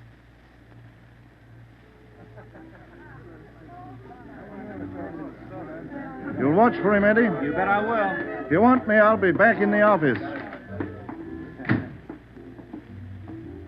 Keep your mouth shut and stand still. Huh? You own this bar, don't you? Well, yes. What is this? You're the boy we want to see. Which one of you? All 3 of us. What's going on? What's it look like, genius? It's a stick-up. I haven't any money. You go to the bank on Thursdays, don't you? Well, I made my deposit today instead. I've been watching you for a month now. Don't give us that. You go to the bank on Thursdays. Now, come on, hand it over. I'm telling you the truth. I usually go on Thursdays, but I went today instead. You're lying, Ace, and we ain't got much time. Look, you can have all the money I've got on me. I think it's about $200, but that's all I have. Here. Why argue with him? Take what he's got and we'll shake the customers down. No, please don't do that. You got my money. Isn't that enough? No, it ain't. Come on, let's go out front. That's about all I remember, Sergeant. When I come around, I was lying on the floor of my office. You better have somebody take a look at that cut on your face. Yeah, I'm going to right away. There's my bartender. He saw the fight. What's his name, Eddie? Yeah. Eddie. Yes, sir? These men are detectives, Eddie. Will you tell them what you saw? Oh, it was pretty rough. And tell us what happened when they started the shooting. That fellow the coroner just took out of here sure was long on nerve. Took on all three of them single-handed. Uh-huh. Tell us what you saw. You ought to get that fellow's name. Sure had a lot of nerve. Took over just like he was a cop. He was a cop. Now, what did you see? I pegged him for a cop. Well, he was sitting up at the bar. Been nursing a bottle of beer for about an hour. I was keeping an eye on the front door, watching for this fellow the boss wanted to see, so I didn't see the three hold-up men come through from the back, but I heard them. All right, let's knock it off. You can all see this shotgun. Anybody make a move, and I'll blow your head off. Demas, cover the front door. Got it. Sickle, shake him down. Okay, gents. You guys in the band, keep that music going. The rest of you people turn around and face the bar. Put your hands on top of the bar and leave them there till we tell you to move. Come on, hurry up. Knock it off. Okay, Sickle. We'll take your money, your watches, anything else you got. Now, don't try to be cute and hold out. All right, you, take off the watch. I'll get your billfold. You, lady, let's have the rig. This man they call Sickle went right down the line, took everything he could lay his hands on. This cop, your friend, was facing me at the far end of the bar. He was standing there just like the others. He kind of leaned toward me a little. Can you see the guy with the shotgun? Yeah, Where is he? center of the room. The other guy still at the door? Yeah, Got his gun out? holding it in his right hand. How far down the line is the other guy? About 10 people away. Hey, you two down at the end there. Knock it off. Hurry up, Sickle. Doing the best I can. Come on, let's have the purse, lady. You, next to the lady here, get the watch off. I'll take this wallet over. How far away now? Getting closer. But we better shut up like he says. I'm going to take the one with the shotgun first. He'll blow you to pieces. I got a gun. How far away is that guy now? I thought Jans told you two to shut up. All right, Sickle, try to move and I'll break your back. Let me go. Go ahead and shoot, Jans. Stay away from him, Sickle. All you people at the bar, down on the floor. Okay, you with that shotgun, drop it. Demas, can you get a shot at him? Not without hitting Sickle. Come on, you, I'm waiting. You got us all wrong, boy. We like Sickle, but not that much. The cop was holding Sickle as a shield. When the big guy let go of the shotgun, both the cop and Sickle ducked. The cop didn't get hit.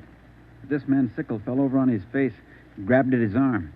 The man with the shotgun went down on one knee, holding his stomach. The man at the door took a shot at the cop, but he missed. Then the cop fired 3 shots at the man by the door. Looked like the first 2 missed, but the last one caught the man in the leg and he went down. Well, by this time, the big guy with the shotgun had recovered enough to hold his weapon again. I tried to warn the cop. Look out! The guy with the shotgun! I see him. The cop pointed his gun and pulled the trigger, but he was out of shells. Boy, Sergeant, my stomach knotted up when I heard that hammer fall against those empty chambers. The cop threw his gun at the guy with the shotgun and then ran right at him. You know, it was just as if that cop was trying to run right down the barrel of that shotgun. I glanced at the cop on the floor, then I tried to follow the 3 of them as they made their way out of the bar. They jumped into a car out front and drove off. As a kid, I used to watch Bill Hart take on a whole gang in the movies, but this way, right in front of my eyes, Sergeant, he was an awful brave guy. Did you get the license number of their car? No, I didn't. I couldn't see very well. You got a pretty good look at all 3 of the men, though, didn't you? I believe I'd recognize any of them. Thanks, Eddie. What's your last name? Bowers. Eddie Bowers. Got that, Ben? Yeah. You'll be hearing from us, Eddie. We may want you to look at some pictures for us. Glad to help any way I can, Sergeant. I hope you get the men that shot this cop. You're sure going to try, aren't you? Yeah, Eddie. We're sure going to try. The next step was for Ben and I to make a complete report to Chief Ed Backstrand. They got Lindsay, huh? That Fred Lindsay an auto theft? Yeah, that's right. Good cut. You say he wounded 2 out of the 3 in that holdup? Yeah. That means they'll have to have medical attention in a hurry. We'll check all the small hospitals, cover all the drugstores to get a line on anyone who's bought medical supplies in the last hour. Uh-huh. As soon as medical detail notifies Miss Lindsay, I'd like to go over and see her. Smith from the medical detail's out there now. By the time you get back, we may have a flash in the drugstores or hospitals. We'll be back in 30 minutes. Call in when you get out there. Right, Ed. You might carry this with you. Yeah? I'm sick. I'm sick to my stomach about this thing. I want you to get those 2-bit punks. I don't want them to see another sunrise. Got that, haven't you? Yeah, Ed. Let's go, Ben. Chandler? Yes, sir. Put out an APB. Have communications broadcast the descriptions of these suspects every 30 minutes until further notice. Get them to communications right away,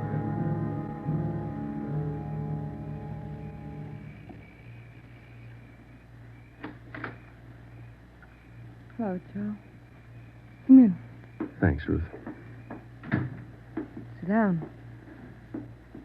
Ruth, you know how we all feel. It's all right, Joe. You're married to a cop. I guess you're meant to expect things like this. He'll like that. Fred and I used to discuss the possibility of this. Used to worry about him. I used to worry a lot, Joe. All those nights when he was away and the days, I used to worry. Now I know he's safe.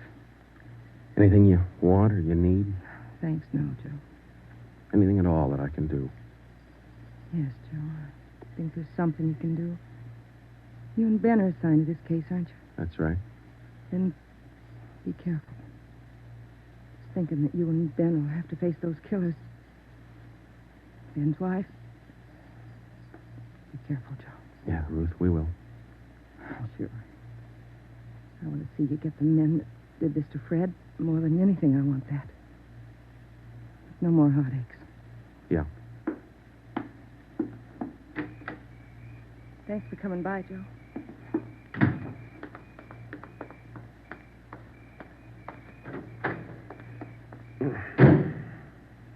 How'd you take it, Joe? Let's go.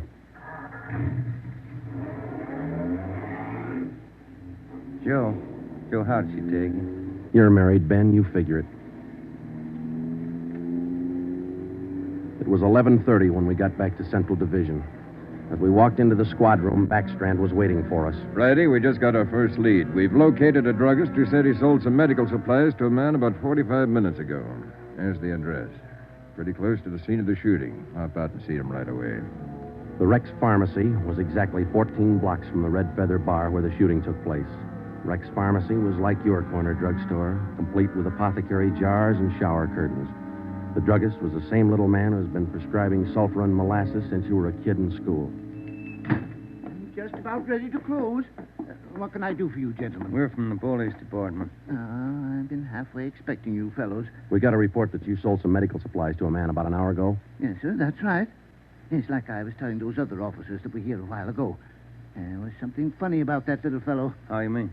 Well, for one thing, he came in here sweating quite a bit. Of course, it's a warm night, but he seemed terribly nervous. Anybody with him? No, he was all by himself. What did he buy? Well, it wasn't so much what he bought, but how much. What do you mean? Oh, you know how most people buy iodine, a little 10-cent bottle. He bought a couple of pints. Then there was all that gauze and adhesive tape. Bought enough to repair a small army. Cotton, box of swabs. Then he asked me something that made me wonder. What was that? Asked me if I had something to probe with. That's just the way he said it. Something to probe with. I asked him, what do you want to probe for? What'd he say? Said a splinter. I told him a sewing needle would do the trick. He said, forget it, and then he paid me and walked out. Uh-huh. Could you describe the man? He was a small man, dark. Like I said, awful nervous. You think you could identify him? Oh, sure I could, if I ever saw him again. Well, did he leave on foot, or was there a car outside? Left in a cab, parked right out in front. Couldn't miss it. Did you happen to take down the license number? Well, no, I didn't. But I did jot down the taxicab number. Would that help? Taking down cab numbers isn't exactly in a druggist's line, but because he had the presence of mind to do that one small thing, we accomplished in 10 minutes what could have well taken as many weeks. Maybe with this small wedge, we could do what Backstrand wanted us to do. Get the killers before another sunrise. Well, it was close to midnight when we stepped into the drugstore phone booth. I called the cab company, got the night supervisor. I gave him the number of the cab, and he checked his location chart. Cab 375 was operating out of a stand at Wilshire and Greenhaven. It was the right driver, and he remembered the fare. Sure, I know who you mean. A little guy. Seemed in a big hurry. It was a long fare, though. I took him out to Inglewood. Wait till I check my log sheet. I'll give you the exact address.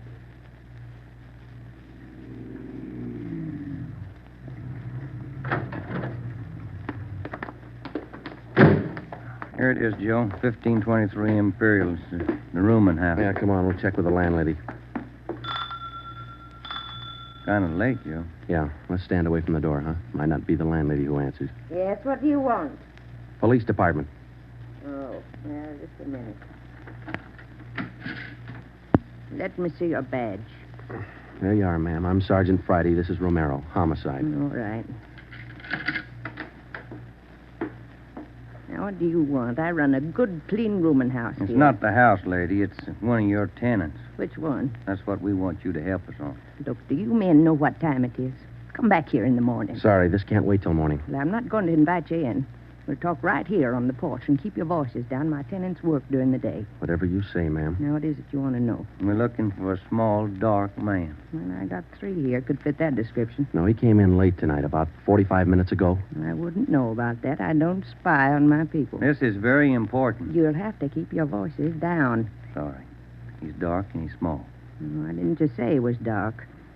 You must mean Mr. Tyndall. What's he done? What's his room number? He's in room 10, but I can't allow you to tramp up and down the stairs at this hour. You'll wake all my roomers. We'll be as quiet as he wants us to be. Now, what do you mean by that? Is there going to be trouble? I don't know, lady. Where do we find number 10? The end of the hall, last room on the right, and keep your voices down. If you'll just wait in your room, lady, we'll call you if we want you. Okay, here we are. Keep the door clear, Ben. We might have trouble. Think they all in there?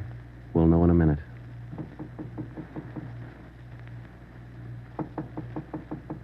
Who is it?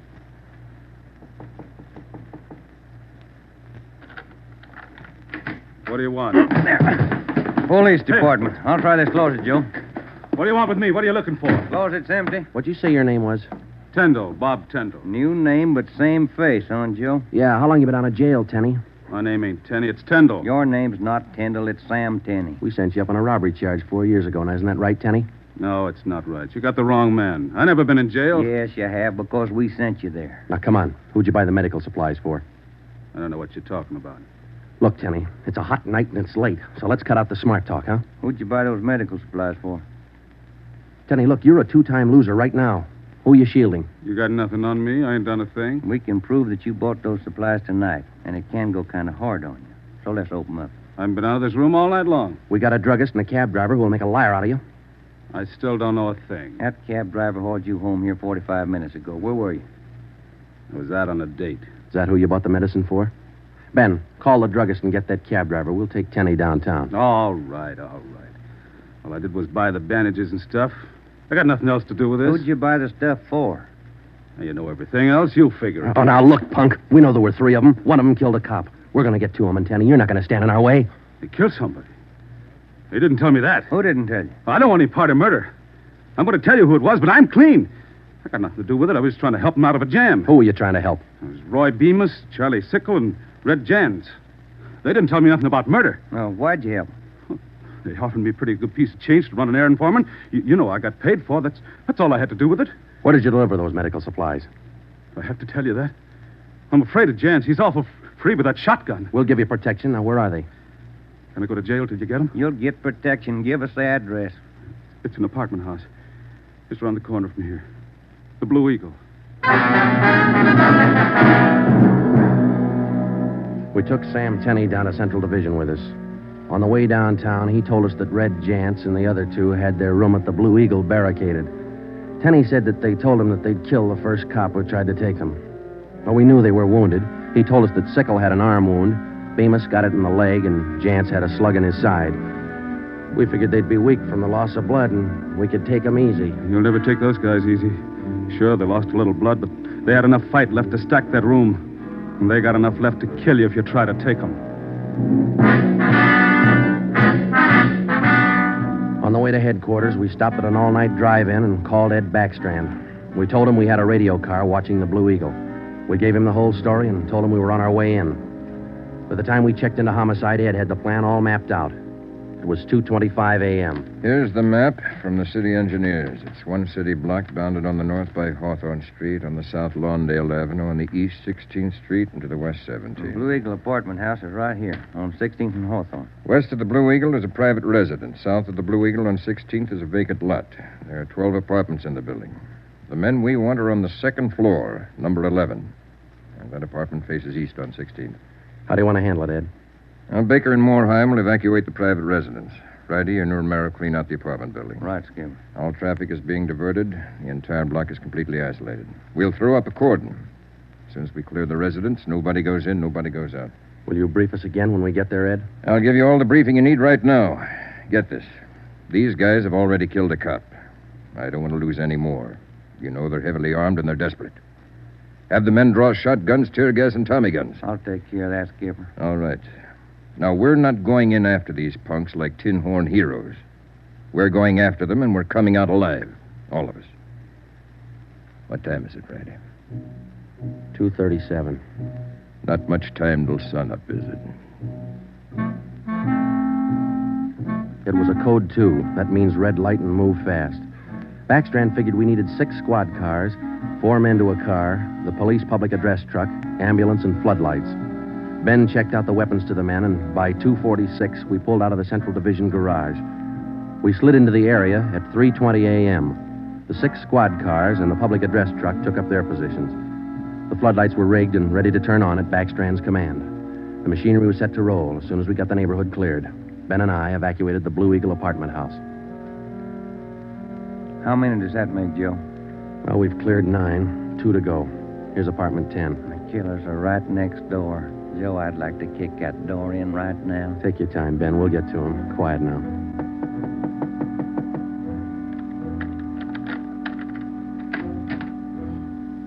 Yeah, what is it? Police department. May we come in? Yeah, of course. What's the trouble? No trouble. We're evacuating the building. Now, we'll have to ask you to leave by the back door. We'll notify you when to return. Please leave quietly and lock your door. What's going on? No time to explain. Thank you very much for your cooperation. Okay, now, we'll skip 11 and go to 12. Yeah.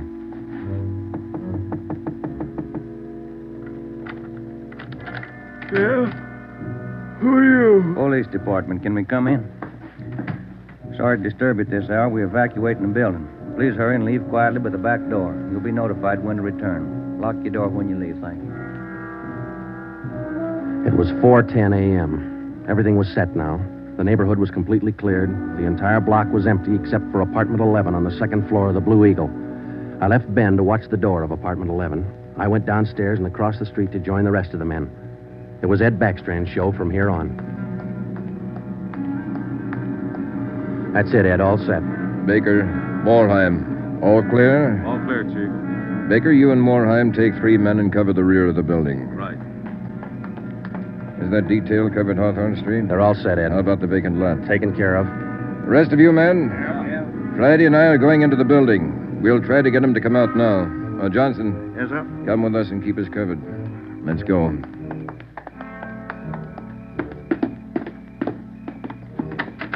Apartment 11's up at the head of the stairs, Ed. Right. Any action, Romero? Not a thing, Skipper. Keep down, all of you. I'll try to get them out. Gents, Bemis, Sickle, you're all alone. The building's clear. Come on out with your hands behind your head. Come on out, gents, or we'll come in and get you. You hear me? I hear you, Ed. Come on, let's get out to the street.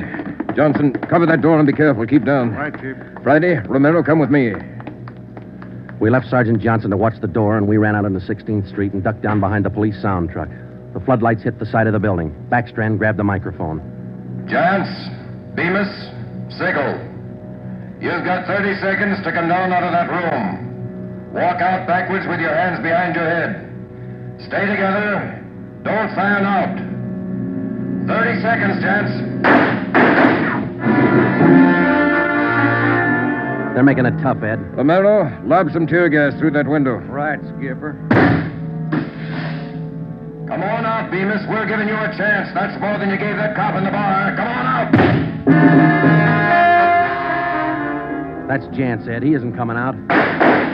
They must have got Johnson because they're in another room. Shoot the gas in there. That's not going to get him out, Ed. Give it time, Friday. Burn those floodlights in up there. Friday, rake that second floor with the Tommy gun. Let's keep them in one room. Right. Hold your fire, Friday. George, give us a couple of masks. Ben and I are going in. The rest of you men concentrate your fire on those 2 rooms. Hit them down! Here's your mask, Joe. Let's go. Come on.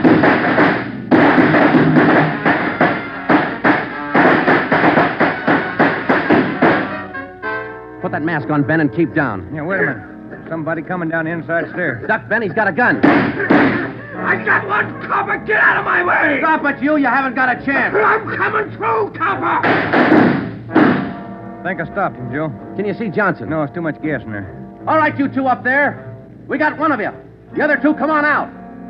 Joe, think we got him? I don't know. Can you see Johnson? No, Joe, it's still too thick in there. I'm going in, Ben. Cover me. Come on. We know there are 2 of you up there. Just one, copper. Throw your gun down the stairs ahead of you. Hurry up.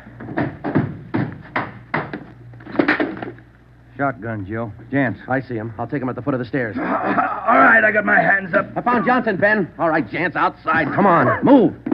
Put the handcuffs on him, Ben. I'll cover you. How's Johnson? I don't know. Ed, get the ambulance crew over here. Gents, who's this other guy we got? Bemis. How about Sickle? I said just one, didn't I, copper? Never mind the smart talk, Jance. Now just answer the question, huh? Sickle wanted out of it a long time ago, so I let him out. He's upstairs. I let him out the back way. Mean you shot him? He wanted out, didn't he? All right. We'll take him in. Johnson's in the ambulance. I'll see you in the office. Yeah. Right, Skipper.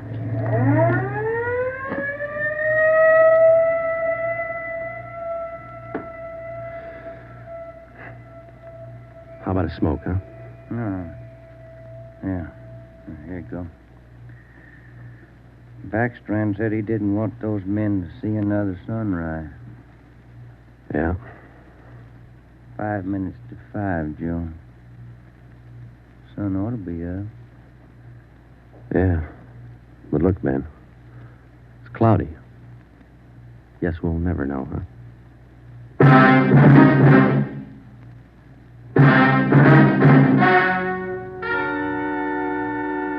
The story you have just heard was true. Only the names were changed to protect the innocent. Edgar Red Jans, the sole survivor, was tried and convicted and sentenced to be put to death in the state penitentiary in the manner prescribed by law.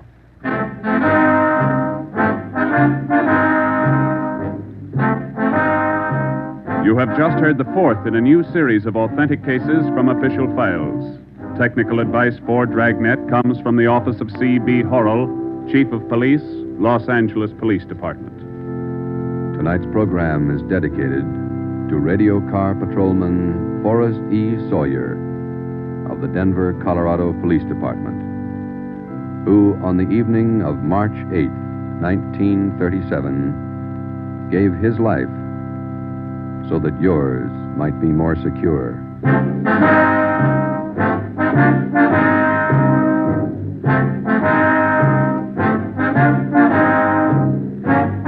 Dragnet came to you from Los Angeles.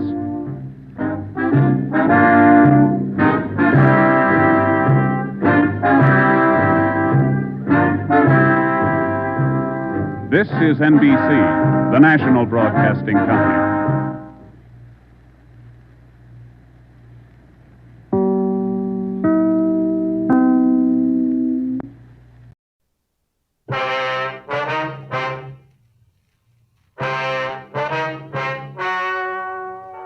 Ladies and gentlemen, the story you are about to hear is true. The names have been changed to protect the innocent. Dragnet is brought to you by Chesterfield, made by Liggett & Myers, first major tobacco company to bring you a complete line of quality cigarettes.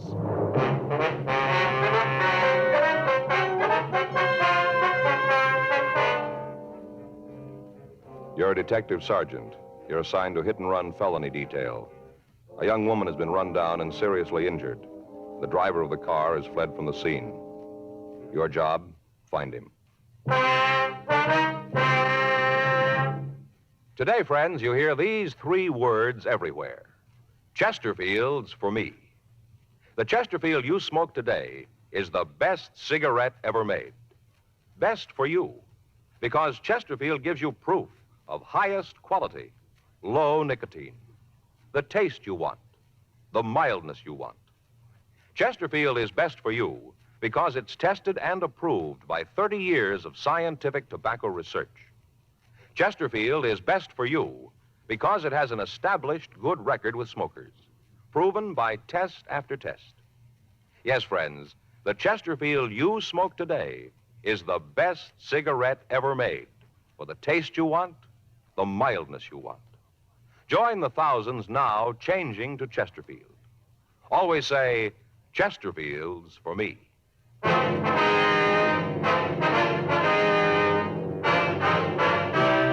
Dragnet, the documented drama of an actual crime. For the next 30 minutes, in cooperation with the Los Angeles Police Department, you will travel step by step on the side of the law through an actual case transcribed from official police files.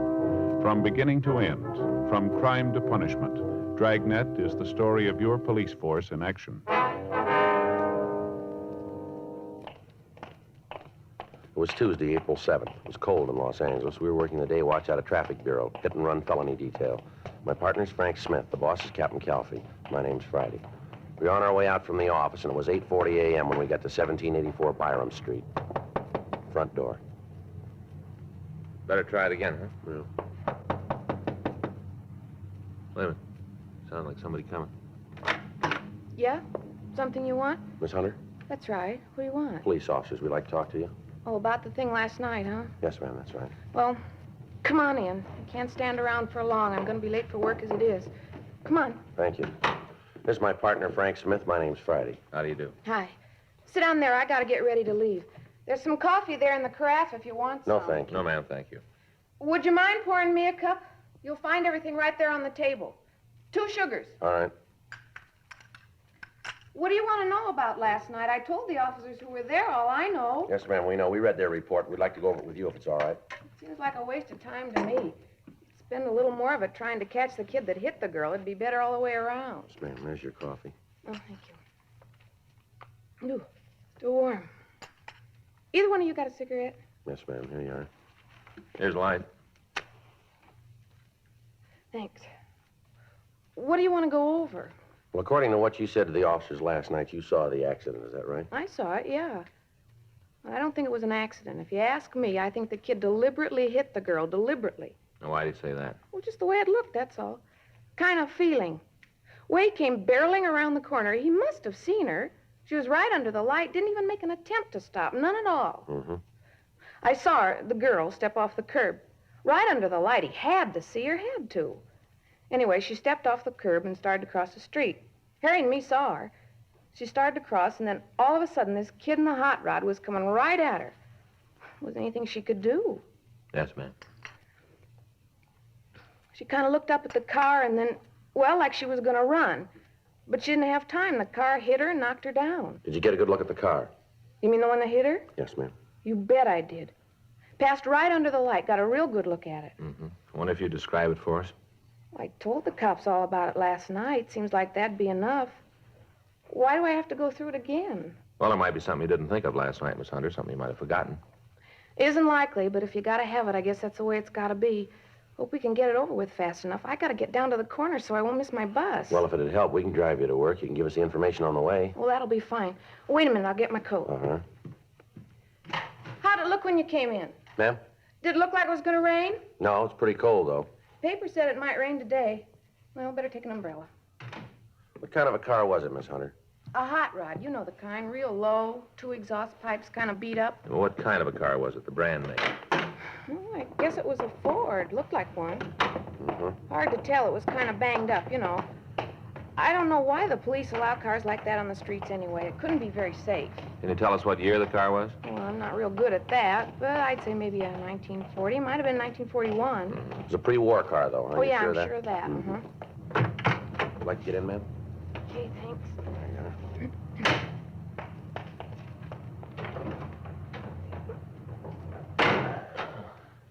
Where can we drop you, ma'am? Near First and Broadway will be fine, just on the corner there. Okay. Miss Hunter, was there anything about the car that'd make it easier to identify? Not especially. Black Ford, all beat up. I'm sure I'd know it if I saw it again, any place. Did you get a good look at the driver of the car? No, not too good. All I could see was that he was a kid, you know, maybe 19, 20 years old. Uh-huh. I'd like to see you get that kid. Is the girl all right? She looked pretty bad last night. Well, she's still in a critical condition. Doctors aren't sure yet whether she'll be all right. Sure hope she is. Have you talked to her? No, we haven't, not yet. It's a terrible thing. Kids like that running around in hot rods, barreling around the city. A person's not safe on the streets anymore. Well, just because a car's got twin tailpipes, Miss Hunter, doesn't have to be a hot rod. Well, this one was. Even had the little sort of license plate hanging down from the back bumper. You mean a state license plate? No, one of those with a club name on it. You know the kind. There's not a notation of that on the report that we remember. I guess I forgot all the excitement and all. I must have forgot. Well, did you see the name on that plate? Yeah. Not real good, but I saw it. Think you can remember it? Not all of it. The last part was wheels, something wheels, 2 words. You're pretty sure of that, are you? Yeah, wheels. That's the word I saw. Didn't remember it last night. Guess it didn't seem important then. Must be a lot of cars that have those plates on them all over town. Yes, we know. Don't seem like it's going to help much. A lot of cars with those plates on them, lots of them. Yes, ma'am. Even if you do find the kid with one of them, how are you going to know if he's the right one? Well, it's not going to be too hard. Huh? His car will tell us. According to the report, an automobile driven by one male occupant had struck a woman while she crossed the intersection of Olympic Boulevard and Connecticut Street the night before. When the ambulance arrived at the scene, the victim, who was identified as Mrs. Helen Chapman, was unconscious and was removed to Georgia Street Receiving Hospital for emergency treatment.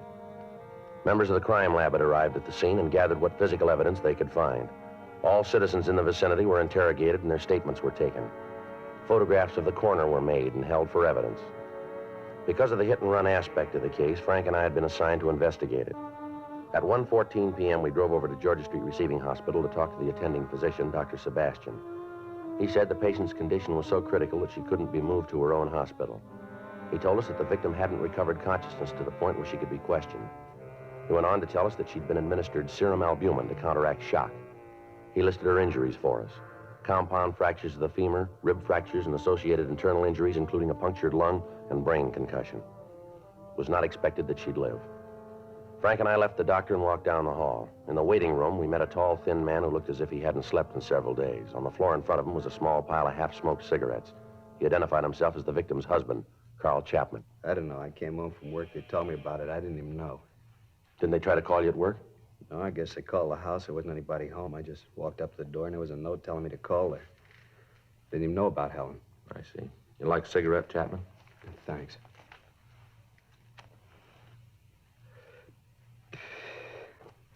You talked to the doctor? Yes, sir, we just did. Is there anything new? Is she going to be all right? Well, I don't know yet. You can ask the doctor yourself. Why don't anybody tell me anything? All the time I ask how my wife is, they tell me to ask the doctor. Why won't they tell me? I don't know, sir. Can't even find out if she needs anything. They won't let me see her. Anybody who'll tell me what's really happening in there, it's been over 10 hours. Nobody will tell me what's going on. Well, best thing, try to sit down and take it easy, Mr. Chapman. Oh, that's great to say. Just sit down. Easy to say. It's not your wife who's in there. It isn't someone you love. Why are you here, anyway? Why aren't you out trying to get the rotten little punk that did it? Why don't you look for him? We'll get to him, sir. When? After Helen's dead? Is that going to be when you start looking? We're looking for him now. We came over in the hopes that we could talk to your wife. We thought she might be able to give us some information.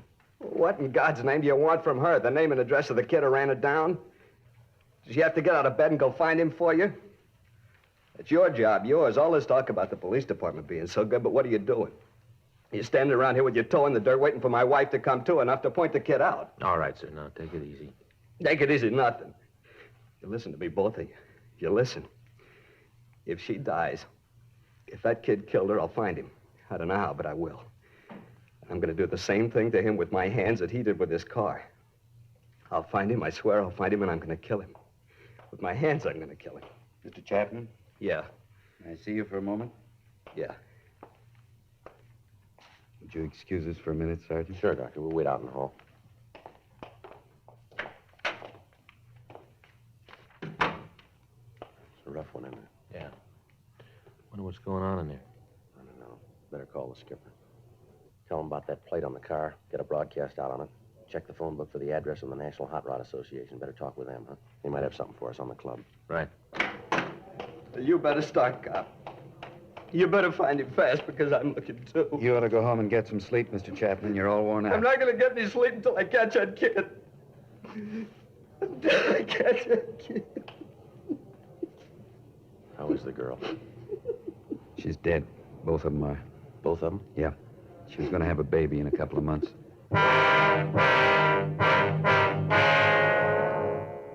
3:15 p.m. Frank and I drove out to the offices of the National Hot Rod Association on Hollywood Boulevard. We met with Bud Coons and Wally Parks. They checked their records for clubs with the last name Wheels. There were 3 in their files.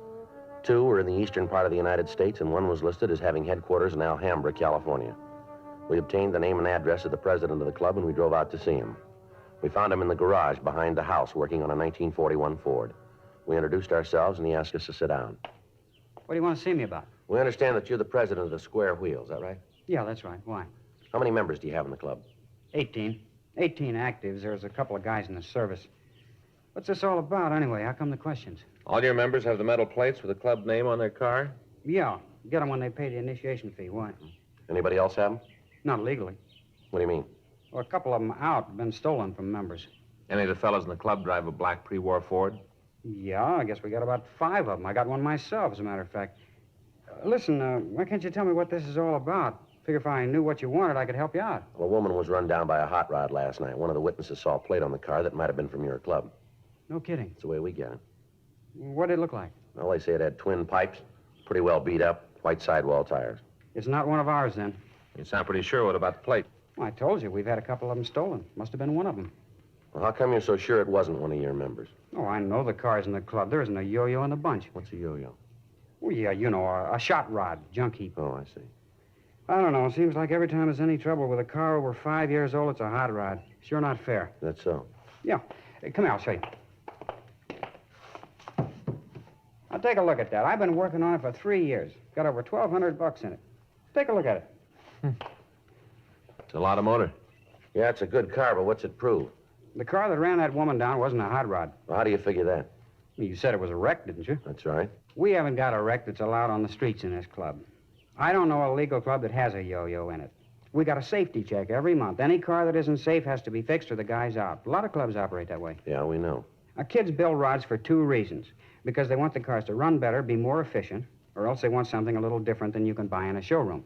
Yeah, well, all this sounds good, but a woman was killed last night by a kid driving a hopped-up car of some kind. Maybe it had twin pipes, a loud muffler, but I'll give you odds from here to Bonneville that it wasn't a hot rod. I know how you guys feel. We're always getting it. Every kid behind the wheel in a second-hand car is a potential killer. The way the papers picture us, we just roam around looking for somebody to run over. That's not true. You check the records. I think you'll find that the ratio between tickets given out to members of hot rod clubs, members of the NHRA, and any other group of drivers will make the hot rodders look pretty good. There hasn't been a ticket in our club in the last year and a half. The one before that was for overtime parking. Oh, I'm sorry, fellas. That car last night wasn't one of our guys, and you can bet he wasn't a hot rodder either. You got any way of knowing who could have gotten the plaque? Well, not right off, but we'll find him. How? There's only so many streets in Los Angeles. We'll find him. Guys like that make things rough on the clean drivers in this town. We'll find him for you. Well, we'll appreciate any help you can give us on this, but it's police business. If you find him, give us a call right away. Don't worry, we will. How do I get in touch with you? I'll leave you one of our cards. Anytime. You call us. All right. I'll get on the phone and get the fellows rounded up. If you turn anything, call us right away. Don't try to take care of it yourselves. Only one thing we're interested in. Yeah, what's that? Proving to you it wasn't one of us. That's what's important. Showing you we're on your side. Well, that shouldn't be too hard. Huh? There's a lot of room. We got the names and addresses of the members of the Square Wheel Club, and we talked to them. We checked their cars, and each of them volunteered to assist us in attempting to locate the hit-and-run vehicle. 6:40 p.m., Frank and I got back to the office. During the afternoon, the broadcast on the car had gone over the state wire, and every police officer in the state of California was looking for the hit-and-run car. When we checked with communications, there'd been no replies to our broadcast. 7:15 p.m., we put in a call to Georgia Street Receiving Hospital, and we talked again to Dr. Sebastian. He told us that the victim's husband, Carl Chapman, had been placed under the care of his family doctor and had been given sedatives to make him sleep. While I checked with Lieutenant Wolfram on the developments, Frank went over to the crime lab and talked with Lieutenant Lee Jones. 8:47 p.m. We met back in the squad room. Any word yet? No. Got a call from Al Gibbs. Hot Rod Club? Yeah. He says all the clubs in the area are looking for the car. They divided the city up in sections. Members are checking all the streets. No luck, though, huh? No, nothing. Well, they turned a couple of cars, but they don't check out. How'd you do? Pretty good. Got the report here. Uh-huh. Had a couple sandwiches sent in. Got your Swiss on rye. Good. It's in the bag there. Where's the coffee? Right there, carton. Oh. The lab sure did a good job on this stuff. Here. Mm-hmm. Here's the scene. Victim was found 10 feet 4 inches from the northeast corner, 4 feet 8 inches from the north pedestrian crosswalk. That'd put it about here, wouldn't it? Yeah. They found particles of broken glass. Checked on them at the lighthouse. Lenses from 1944. Here's a picture of them. Yeah. In the gutter of the southwest corner, they found this. There's a bumper guard. Yeah. I looked at it. It's new. Any brand name? Yeah, but it's not going to help much. Distributed all over the country. Well, how about skid marks? Any sign of them? No, not that they could find.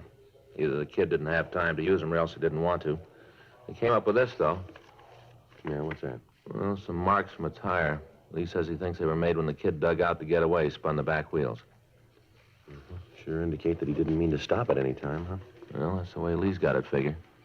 Well, it isn't much to go on, is it? Well, they've come easier. Yeah. Well, let's go out and check the neighborhood again. We might still be able to turn up a decent description. We can start checking the garages in the morning. Try to turn a car with a broken headlight and a missing bumper guard. Okay. Better call communications, get out a supplemental on the tires. Huh? Yeah, I'll take care of it. I got it. Hit and run felony Friday. Yeah. Yeah, that's right. Mm-hmm. Anybody there? No.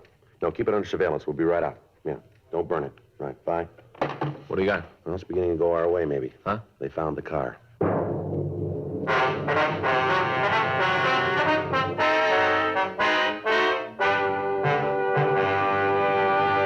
You are listening to Dragnet, the authentic story of your police force in action. Chesterfield's For Me. You hear it everywhere.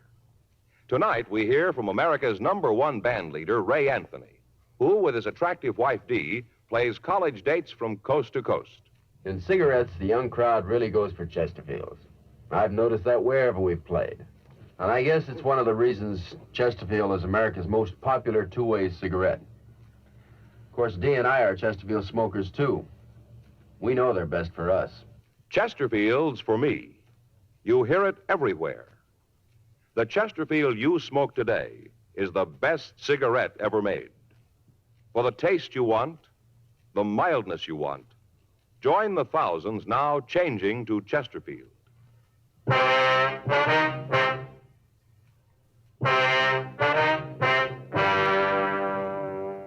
During a routine patrol of the streets in East Los Angeles, a radio unit had come across a car parked at the curb on Vancouver Avenue. They'd stopped to investigate and found that it matched the description that we'd sent out. On the phone, I'd instructed the officer not to search the car, but merely to keep it under surveillance and check and hold anyone who approached it. Frank and I notified the crime lab of the find, and then we left the office and drove out to the location. We talked to the officers in the police car, and they told us that they hadn't seen anyone near the vehicle. We checked the registration and found that the registered owner was a Jack Moore. The white slip gave us an address in Hollywood. While the crime lab went over the car, we drove out to Moore's address to talk to him. He lived in a large house built in the mid-20s as a private residence. It had been converted into a boarding house. Frank covered the rear entrance. I rang the front doorbell.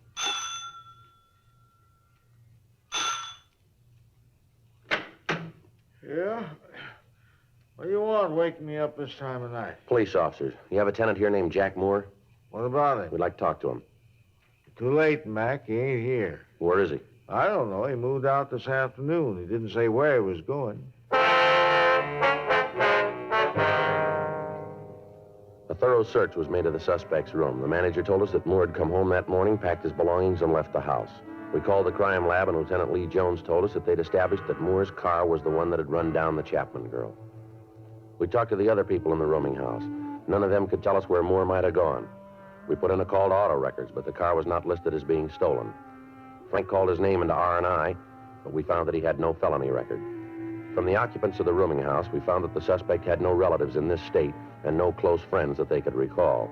Leighton Prince came out and went over the room, and in going over it, we found a wastebasket Moore had used to dispose of articles that he didn't want.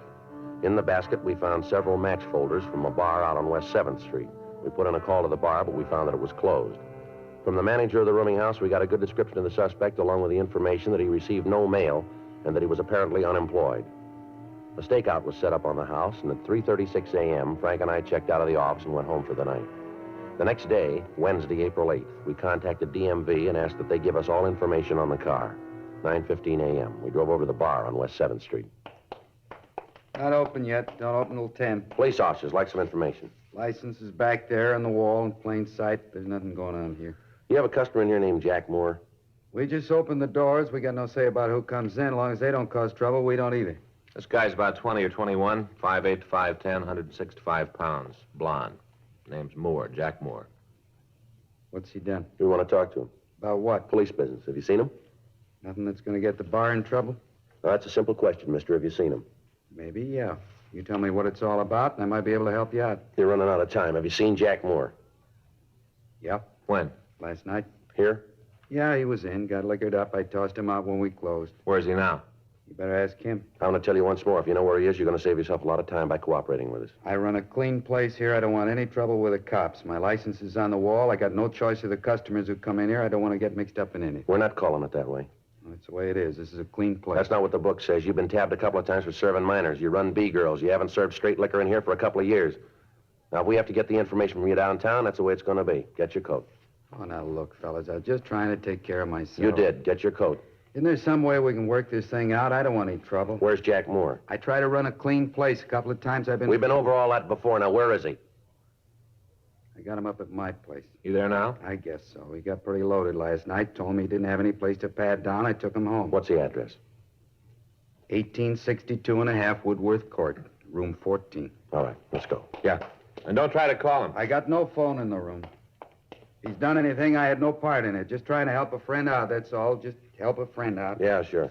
You tell him that, how he got me in trouble, all because I tried to help him out. You just tell him. Yeah, we will. And tell him not to come around here anymore. Tell him to keep out. Tell him that, will you, for me? Tell him not to come back. Don't you worry about it. He won't be back. We called the office, and another team of detectives came out to the bar to keep the bartender under surveillance in the event that he might try to contact the suspect. It took 5.5 minutes to drive to the Woodward Street address. It was a large building located at the end of a blind street. Room 14 was on the 3rd floor in the front of the building. Frank and I approached the room, and we listened. There was no sound from inside. You want to try the door? Yeah. It's unlocked. Yeah. There he is on the bed. Yeah. Looks like the right guy. Yeah, let's wake him up. Come on. Come on, Moore. Wake up. Come on. Let me alone, Charlie. Come on, get up, Moore. Get up on your Let me feet. alone. I told you, Charlie, let me... Who are you guys? What are you doing Police here? officers, you're under arrest. Now, wait a minute. All right, let me go. Now, come on, stand still. All right. All right, I quit. I quit. You want to shake him, Frank? Yeah. Yeah, he's clean. Where you taking me? I ain't done nothing. You got no reason to push me around like All this. right, let's go. Where? Where you gonna take me? Downtown. For what? Manslaughter. I didn't do it. I didn't. You got the wrong guy. You got the wrong one. I didn't do it. All right, come on, let's move. But you got the wrong one. I didn't do it. I didn't know what you wanted. That's why I run. I didn't know what you Well, wanted. you do now, so let's go.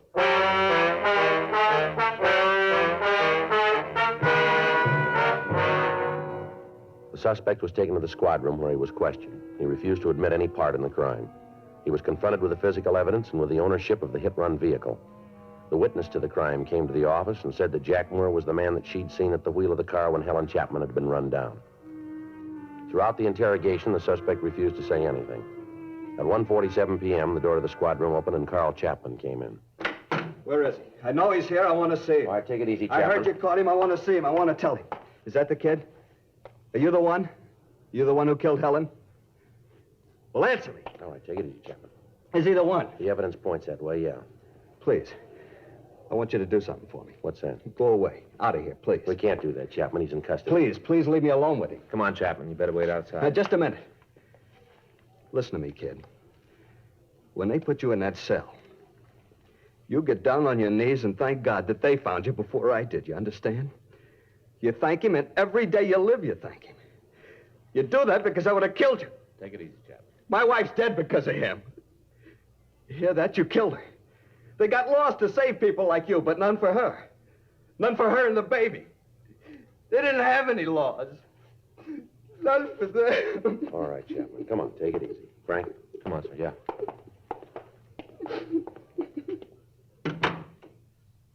Pretty upset, ain't he? I want you to remember something, kid. In the years I've been in this department, I've seen some bad ones, real bad. Teenage kids that didn't know any better scraped up off the pavement and sent home to their parents. Drunks who were too loaded to know what went on. There's been a lot of them go through here, but you finished way ahead of the field, boy. You talk good. I bet you're on a lecture team around here. I'm getting fed up with you kids roaming the streets in death traps. Now, I don't care about you. You want to wrap yourself around a post, you go ahead. We'll try and stop you, but don't you take somebody else with you. Every year, the number gets bigger, more people killed. It isn't the honest drivers that do it. It's people like you who don't care for anybody else. Now, we've tried about everything in the books to make you understand. Doesn't look like any of them did any good, does it? I'm a bad one, ain't I? You killed a human being, boy. A woman who didn't even know you. She never saw you until it was too late. You threw a ton and a half of metal at a 120-pound woman, and then you ran away and left her in the gutter to die. You've wrecked the family. You tore it right down the middle and rolled over it. You've ruined the lives of all the people around that woman. You gave a group of decent kids a bad time because you stole their name. Now, you get on your feet, young fella, and you keep that smart mouth of yours closed. Do you understand? Can I ask you something? What's that? Hit and run. How much will I get? I don't know, but it won't be enough.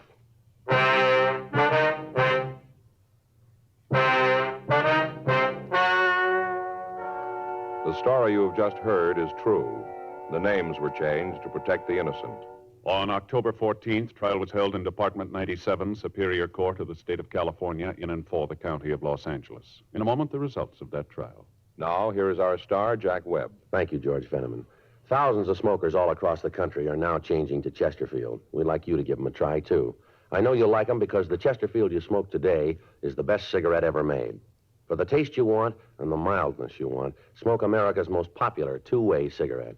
Regular or king size, Chesterfield.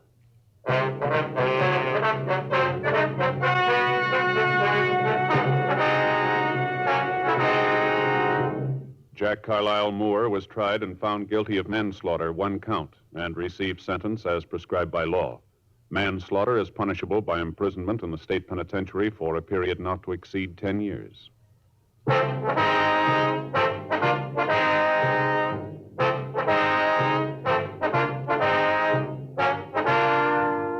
You have just heard Dragnet, a series of authentic cases from official files. Technical advice comes from the Office of Chief of Police W.H. Parker, Los Angeles Police Department. Technical advisors, Captain Jack Donahoe, Sergeant Marty Wynn, Sergeant Vance Brasher. Heard tonight were Ben Alexander, Joyce McCluskey, Harry Bartell, Vic Perrin. Script by John Robinson. Music by Walter Schumann. Hal Gibney speaking. Watch an entirely different Dragnet case history each week on your local NBC television station. Please check your newspapers for the day and time. Chesterfield has brought you Dragnet, transcribed from Los Angeles. Filter tip smokers, this is it. L&M Filters. The only filter tip cigarette with plenty of good taste. The right length for effective filtration, and just the right filter. Only the L&M filter contains the miracle product, alpha cellulose. You get much more flavor, much less nicotine. This is it. As Bennett Cerf puts it, L&M filters are just what the doctor ordered. Buy L&M filters, America's highest quality and best filter tip cigarettes.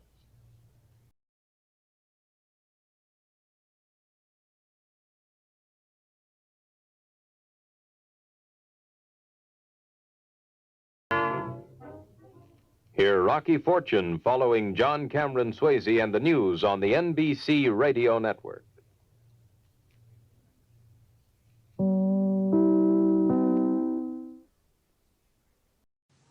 Pet Milk Show, usually heard at this time, has moved to a new time period on Sunday nights.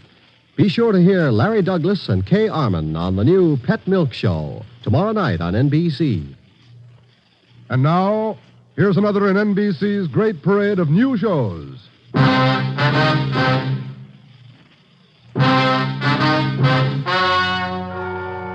Gentlemen, the story you are about to hear is true. Only the names have been changed to protect the innocent. NBC brings you Dragnet.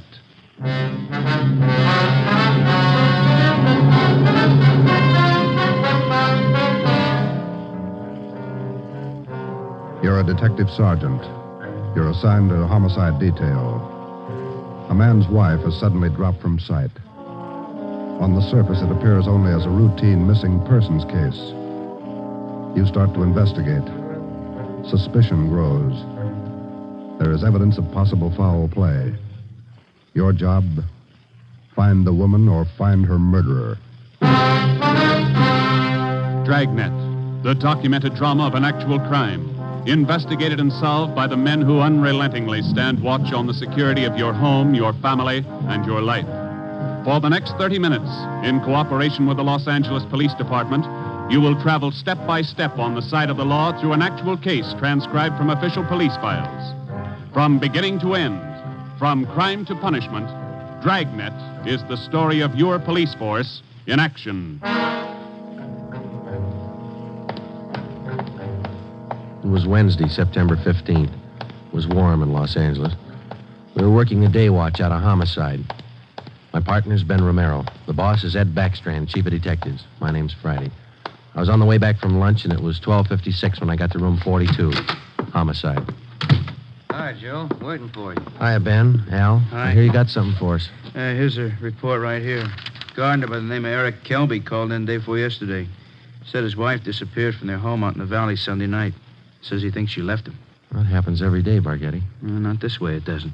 Walsh and I went out yesterday to interview the guy. Story doesn't add. Why not?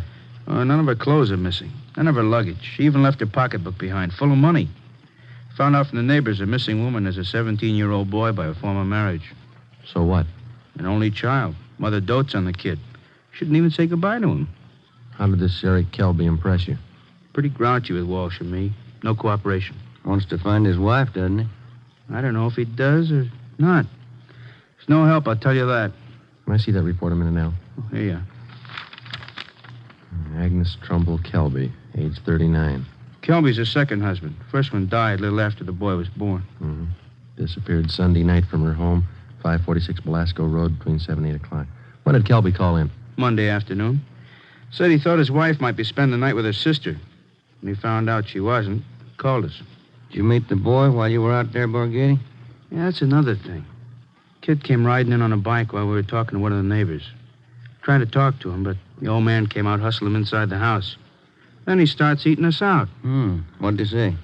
Told us it was our job to find his wife, not to go prying into her stepson's affairs. Well, that's a new slant. How about her friends and relatives around here, Al? Any besides her sister? Walsh located a couple of her aunts. I don't think he's checked them yet, though. I'll tell you, boys, this is one I'll bet on. Maybe. You got the names of Mrs. Kelby's relatives? Oh, yeah. Right over here. Sure wish we had a chance to talk to that boy. Yeah. How's it feel to you, Ben? I don't know. Notice anything else funny about the guy, Al? I don't know. Now, here's those names, Joe. Thanks. Kelby was upset, all right. For some reason, he didn't strike me as reacting the way a normal guy reacts when his wife disappears. All right, Al. How would you react? Barghetti's worrying again. Oh, now listen, boys. It's no fooling matter. This is one I'll bet on. It's a homicide. All right. How about a copy of this report? Yeah, where'll I get the phone? Missing persons, Barghetti. Who's that? Oh. Yes. Yes. About what? Oh, sure. All right, son. 4 o'clock. Yeah. Goodbye. That was Kelby's stepson. What'd he want? Thinks something's happened to his mother. In police work, missing persons detail is not a department separate in itself. It is organized as a part of the Homicide Bureau. According to Barghetti, who took the call, the boy said he suspected his stepfather, and he didn't want him to know of any meeting between him and police officers. He would meet the officers that afternoon at 4 p.m. in a restaurant on the corner of Hollywood Boulevard and Fairfax Avenue. At 3:15, Ben and I left the office and drove out to the meeting place, the Dairyland Fountain and Coffee Shop. We arrived there at 3:45.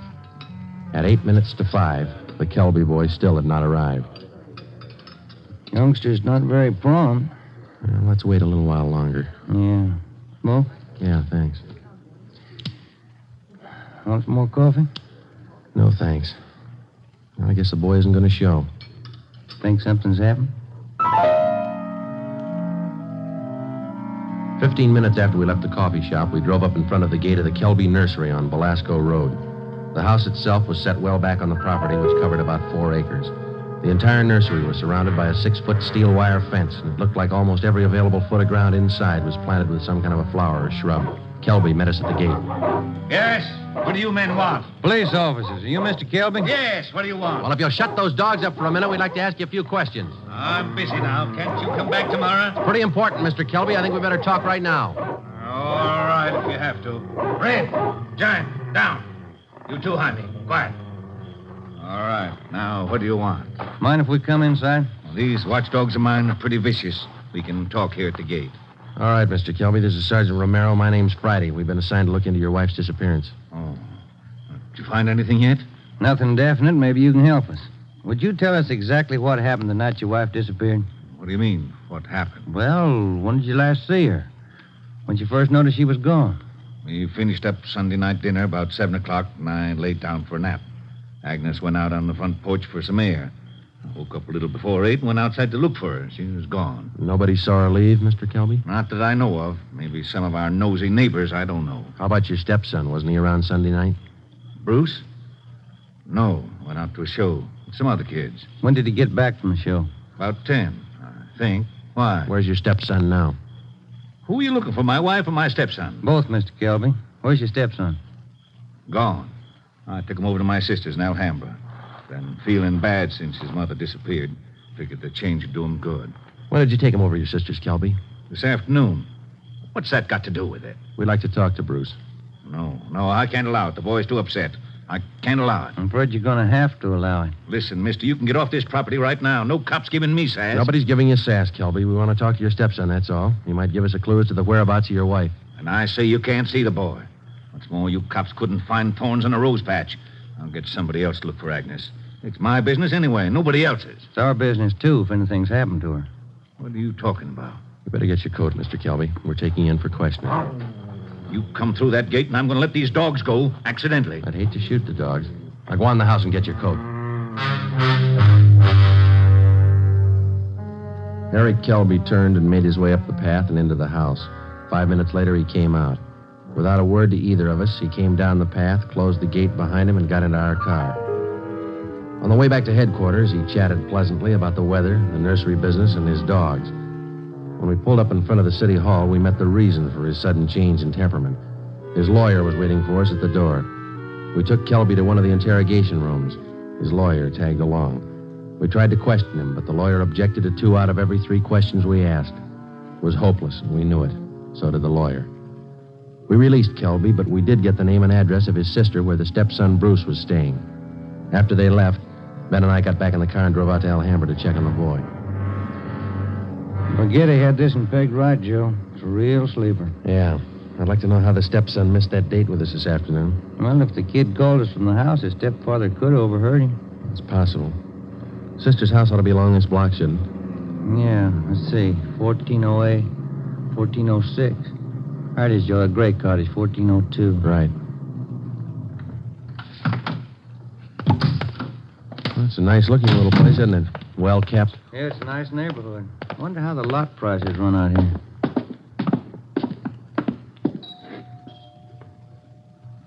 Somebody's coming. Yes, what is it? Police officers, ma'am. Are you Miss Kelby? Bertha Kelby, yes, that's my name.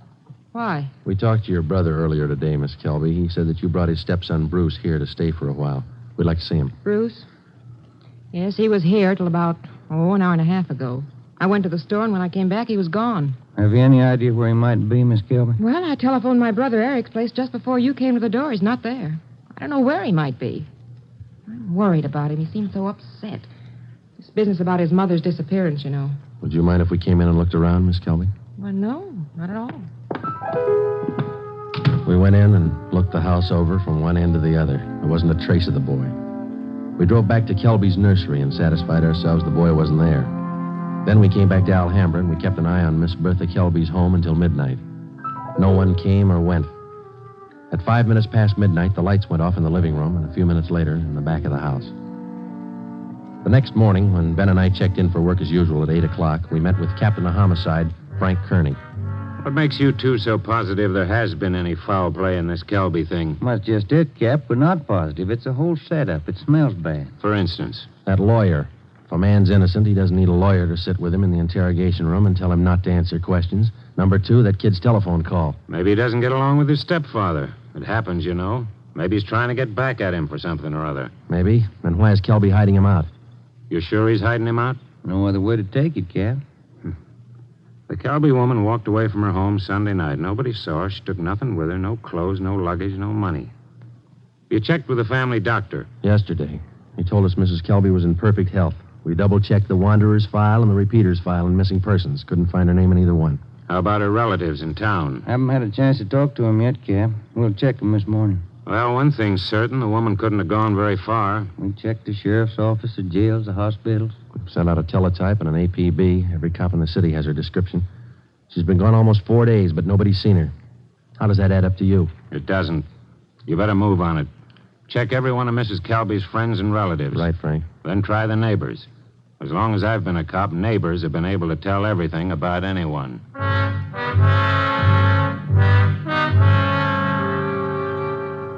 All that day, Ben and I made the rounds. First stop was the Western National Bank, where Mrs. Kelby maintained her account. Her savings statement showed a total balance of $31,564.17. Her separate checking account had a balance of $842.71. At the Farmers Mutual, we found the record of an insurance policy issued to Agnes Trumbull Kelby.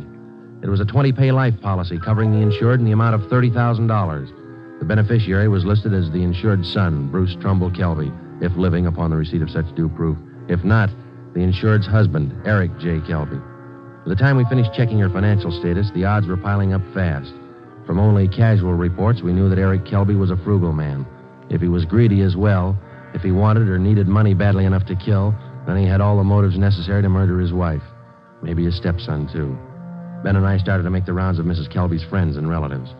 Our first stop was at the apartment of Agnes Kelby's sister, a talkative maiden lady in her early 60s. Agnes just isn't that kind.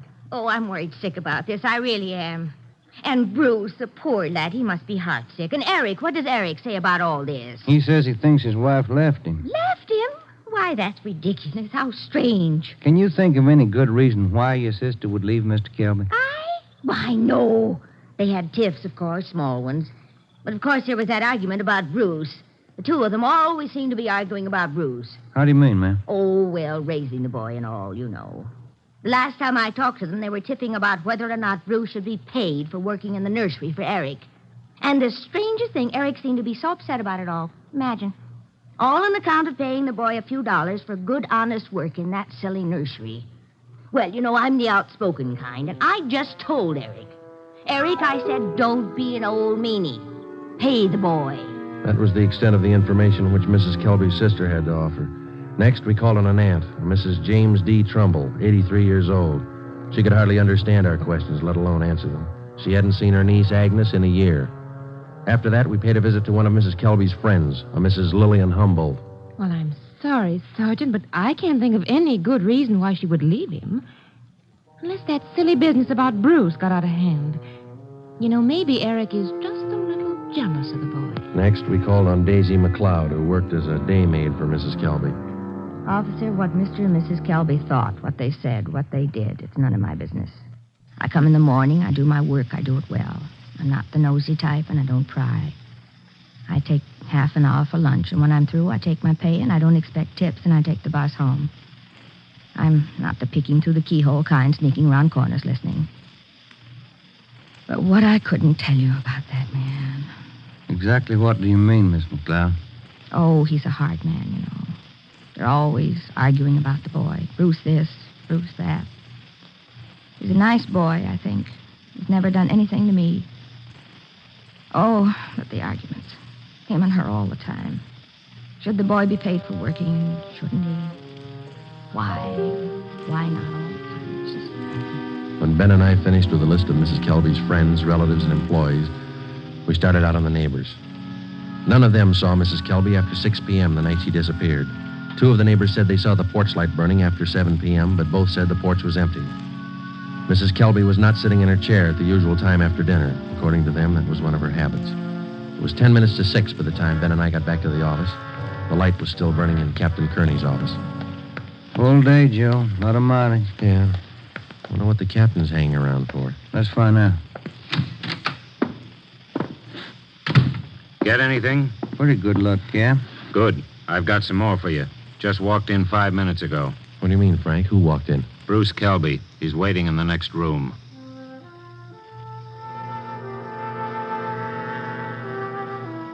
We went in the next room and met Bruce Kelby. He was small for a 17-year-old, dark-haired, and a little on the sickly side. He told us that he couldn't keep the date he made with us on the phone because his stepfather apparently did overhear the conversation and drove him directly to his sister's home in Alhambra. We asked him why he was so sure that his stepfather was responsible for his mother's sudden disappearance. For one thing, all three of us usually go to the early show on Sunday night. Eric, Mom, and me. But last Sunday, Eric said he wasn't feeling good and he wanted Mom to stay home and take care of him. Then he told me to go on ahead to the show, so I did. What time did you get home, son? About 9:30, 9:45. What was your stepfather doing when you got home? Sitting in the living room reading the paper. You notice anything unusual about the way he acted? He was nervous and jumpy, more than usual, I think. Anything else? Yes, sir. When I came in through the front yard, I noticed the dogs had mud all over their paws. They'd been out somewhere in the nursery plots. And they won't go out in the plots unless Eric's with them. He doesn't want them to trample the seedlings. What would your stepfather be doing out in the nursery at night? Does he usually do some work at night? No, sir. None of the plots are even lighted. Only the greenhouses. And the paths in the greenhouses are usually graveled, aren't they? No mud around. It's my job to see that the greenhouse paths are kept graveled. I know they're not muddy. I fixed them the day before, Saturday. What do you think it means, son? I don't know. I don't want to think about it. I just know he's done something. He's done something to her. Did your stepfather give you any reason for keeping you away from the police officers the other day? No, sir. He said people were getting nosy, and he said it might be better for me over at Aunt Bertha's. She's his sister. Do you think your Aunt Bertha might know where your mother is? No, we hardly ever see her. We don't know her well at all. We've heard your mother and your stepfather argued about whether you should be paid for your work in the nursery. When I started to work for him, he promised he'd pay me. I was saving up to buy a 31 Model A. And then after a couple of months, when he didn't pay me, I asked him. He told me I ought to be glad to work for him for nothing. And your mother argued with him over that? Sure, it was her money that bought the nursery anyway. How'd you get away from your aunt's place last night? Well, Bertha had some shopping to do, and she left me alone. She locked the door to my room. Even the screen over the window in my room was nailed down, but I kicked it out and got away. I stayed at a friend's house last night. Thought about where you're going to stay tonight? I don't know. But I'm not going home. And I'm not going back to Bertha's place either. I'll get a room. How'd you like to stay at my house a few days? Sure nice of you, sir. Maybe I'd better not. Mom might not like it. Oh, I'll take care of that. Now let's hop out and get some dinner. Sure darn nice of you, sir. All right, son. Come with me.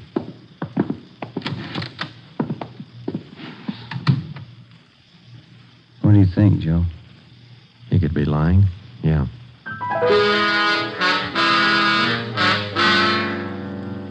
Now what, Cap? Shall we bring Kelby in again? No, not yet. He's found out by now from his sister that the boy's gone. He probably figures the police station is the first place he'd come. Wouldn't do much good pulling him in now, Ben. We couldn't even question him. 10 to 1 his lawyer'd be waiting for us when we got back. That's the problem. How do we get to this Kelby without his lawyer finding out? Well, what about the early morning, Cap? Say tomorrow, about 5 or 6 a.m. Think you'd be looking for us then?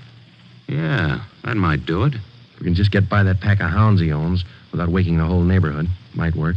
If we could just question him alone, I got an idea it wouldn't take much to make him cop out. All right, give it a try. Get out there in the early morning and bring him in for questioning as quietly as possible. I'll be in at 6 a.m. If you want me before then, call me at home. All right, Frank. Kelby's got a smart lawyer. It's going to be plenty hard to convict him without a body and corroborating evidence. He's got 4 acres out there, Cap. You can hide a lot of bodies in 4 acres. Well, that's what I mean. This case isn't ending. It's just beginning. The next morning, Ben and I met at the office about a few minutes past 4 a.m. We had a cup of coffee and a donut at an all-night restaurant, and then we started for the Kelby place out on Belasco Road. We took 4 pounds of fresh horse meat with us to keep the dogs quiet if they raised a fuss. It was 28 minutes past 4 when Ben pulled the car to a stop a few hundred feet from the gate to the Kelby nursery.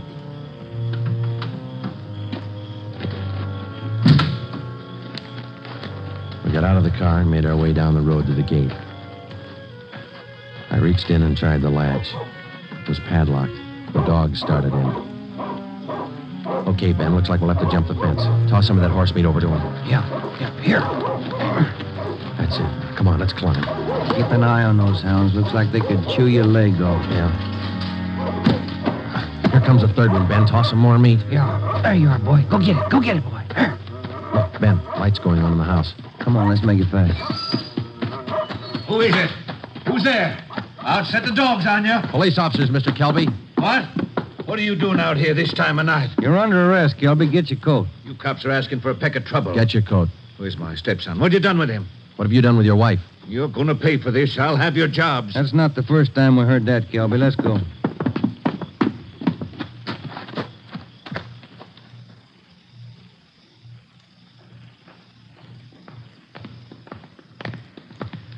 Lights burning in the captain's office. Yeah.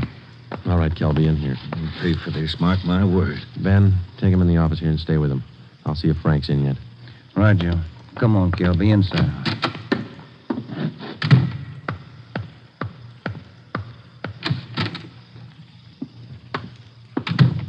Friday? Did you bring in Kelby? He's down in the interrogation room. Ben's with him. Somebody saw you. Don't think so. They must have. Kelby's lawyer's sitting in the next room.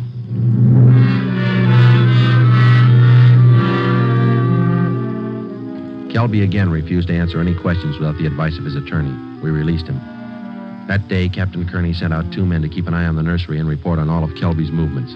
Shortly after 7 o'clock that night, just after nightfall, we tried once again to bring in Kelby for questioning without his lawyer's knowledge. It didn't work. A little after we booked him, his lawyer obtained a writ of habeas corpus. We had to release him again. The 2 men assigned to stake out the Kelby place reported definitely that somebody was tipping the lawyer whenever unknown visitors showed up at the nursery and drove off with Kelby. There was nothing we could do about it. The next morning, Kearney came up with a lead. I had a long talk with the boy last night. Accidentally, I think he's given us a pretty good lead. Yeah? There's only one way we'll ever get a conviction. That's by finding the body and evidence to tie Kelby in. Yeah, that'll do it. Where do we start looking? In a new rose bed next to one of the greenhouses in Kelby's nursery. The kid came up with it last night. How come? First, Kelby's crazy about saving $1 and making one. Yeah. In the nursery trade, especially where you have a limited area to work in, like Kelby, you cultivate every foot of ground. Every bit of soil you got is planted with something. Kelby's not the type to waste anything. Especially he's not the kind that would let ground lie fallow when he could plant something that might bring in a few dollars next season. Bruce tells me his stepfather has every inch of those 4 acres planted. Every inch. Except a 6 by 9 foot plot of ground in that rose garden. Oh, that sounds like a long shot to me, Frank. The boy said he prepared that piece of ground for planting late Saturday afternoon. His stepfather wanted it ready for Sunday morning. The plot of ground's still vacant. Might have planted it yesterday, Cap. When's the last time you checked? Before I came to work this morning. I called the men on stakeout next to the nursery. They told me the plot's still empty. It's worth a chance, Frank. When do we look it over? Tonight. I don't want Kelby or his lawyer to know a thing until we find that body. Well, how are we going to work it? We'll order up a crew from the crime lab. They can take probings through that plot and all around it. They can tell us without any guesswork how deep that ground's been worked over lately. When do you want to start? Be here in the office at 8:30 tonight. If my hunches are any good, we'll find a body.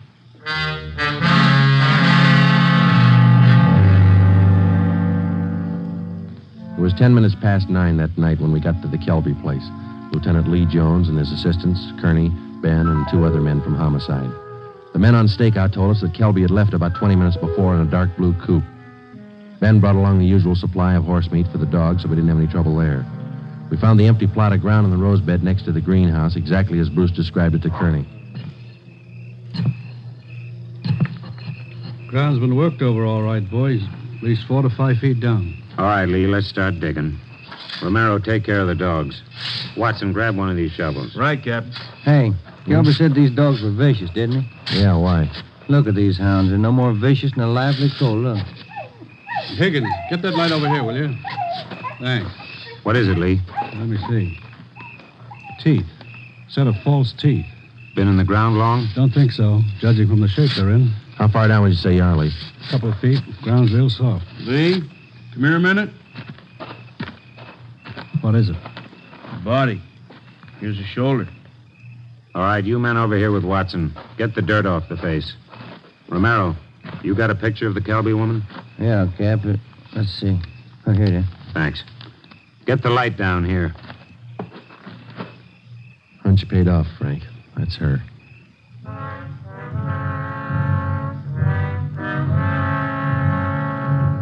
Ben and I went back to the car and notified communications to broadcast a warrant for murder on Eric Kelby. His description, together with a description of the car and license number of the car he was driving, was rebroadcast every 15 minutes. Then we went back to check the house. We found the front door unlocked. We went inside and looked around. In one bedroom, we found clothes scattered over the bed and the floor. There was only one old suit remaining in the closet. On the table next to the bed, we found an airline's timetable. We got to the phone and notified communications to alert all police details at railroad stations, bus terminals, and airlines, and then to send out an APB on the teletype. After that, we checked with the airlines. One of them told us that a man answering Kelby's description had booked passage for Mexico City.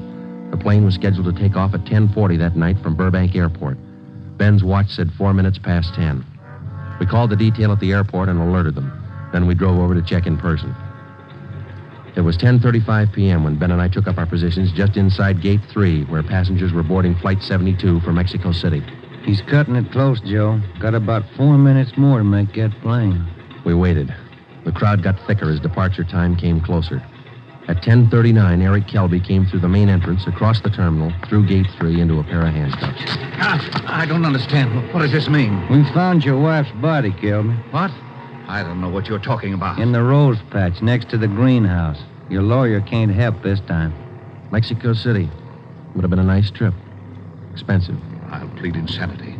I didn't know what I was doing. Be a nice vacation next year, Joe, Mexico City. I'm going to talk to my wife about it. I didn't mean it. She slapped me. We were arguing about the boy. I didn't mean it. I don't know if you did or not, Kelby, but you killed her. Come on. You missed your plane.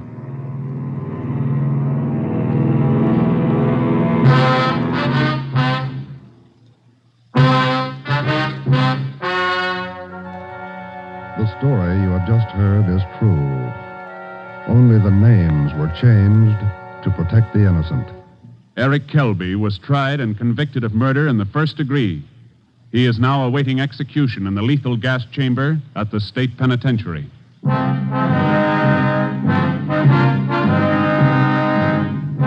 You have just heard the 14th in a new series of authentic cases transcribed from official files. Technical advice for Dragnet comes from the office of W.A. Wharton, Acting Chief of Police, Los Angeles Police Department. Tonight's program is dedicated to William J. Weston, Jr. of the Washington, D.C. Police Department, who on the evening of March 4th, 1945, gave his life so that yours might be more secure.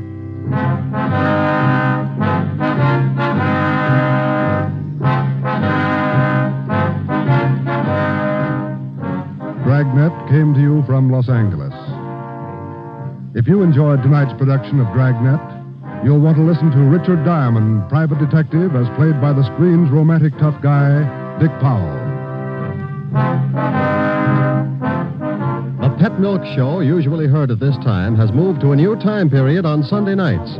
Be sure to hear Larry Douglas and Kay Arman on the new Pet Milk Show tomorrow night on NBC.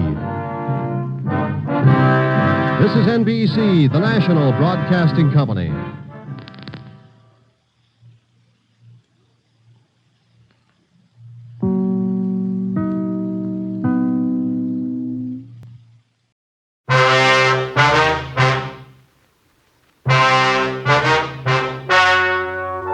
The story you are about to hear is true.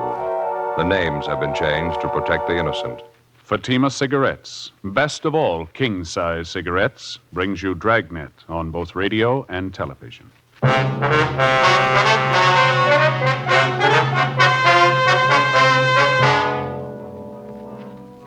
You're a detective sergeant. You're assigned a bunco detail. An experienced confidence man has set up operations in your city. From his first two victims, he gets more than $8,000. You've got one good lead on the suspect, his method of operation. Your job, get him. Prove Fatima quality yourself today. Compare Fatima with any other king-size cigarette. You'll find Fatima's length filters the smoke 85 millimeters for your protection. Fatima's length cools the smoke for your protection. You'll find Fatima's length gives you those extra puffs, 21% longer than standard cigarette size. And in Fatima, you get an extra mild and soothing smoke, plus the added protection of Fatima quality. Remember, Fatima gives you more for your money. Buy Fatima. in the bright, sunny yellow pack. Best of all, king-size cigarettes.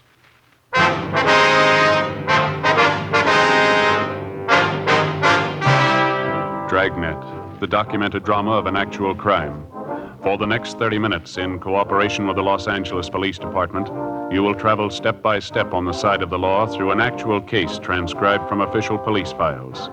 From beginning to end, from crime to punishment, Dragnet is the story of your police force in action. It was Tuesday, December 9th. It was windy in Los Angeles. We were working the day watch out of Bunco detail. My partner's Ed Jacobs. The boss is Captain Steve. My name's Friday. I was on the way into the office, and it was 7:50 a.m. when I got to room 38. Bunco detail. Oh, morning, Joe. Hi, Charlie. How'd you make out yesterday? Nothing. No luck at all, huh? Nothing's going to help us much. Got the same description on the guy, used the same name, same M.O. Didn't get anything we don't already know about him. How about you? Your luck any better?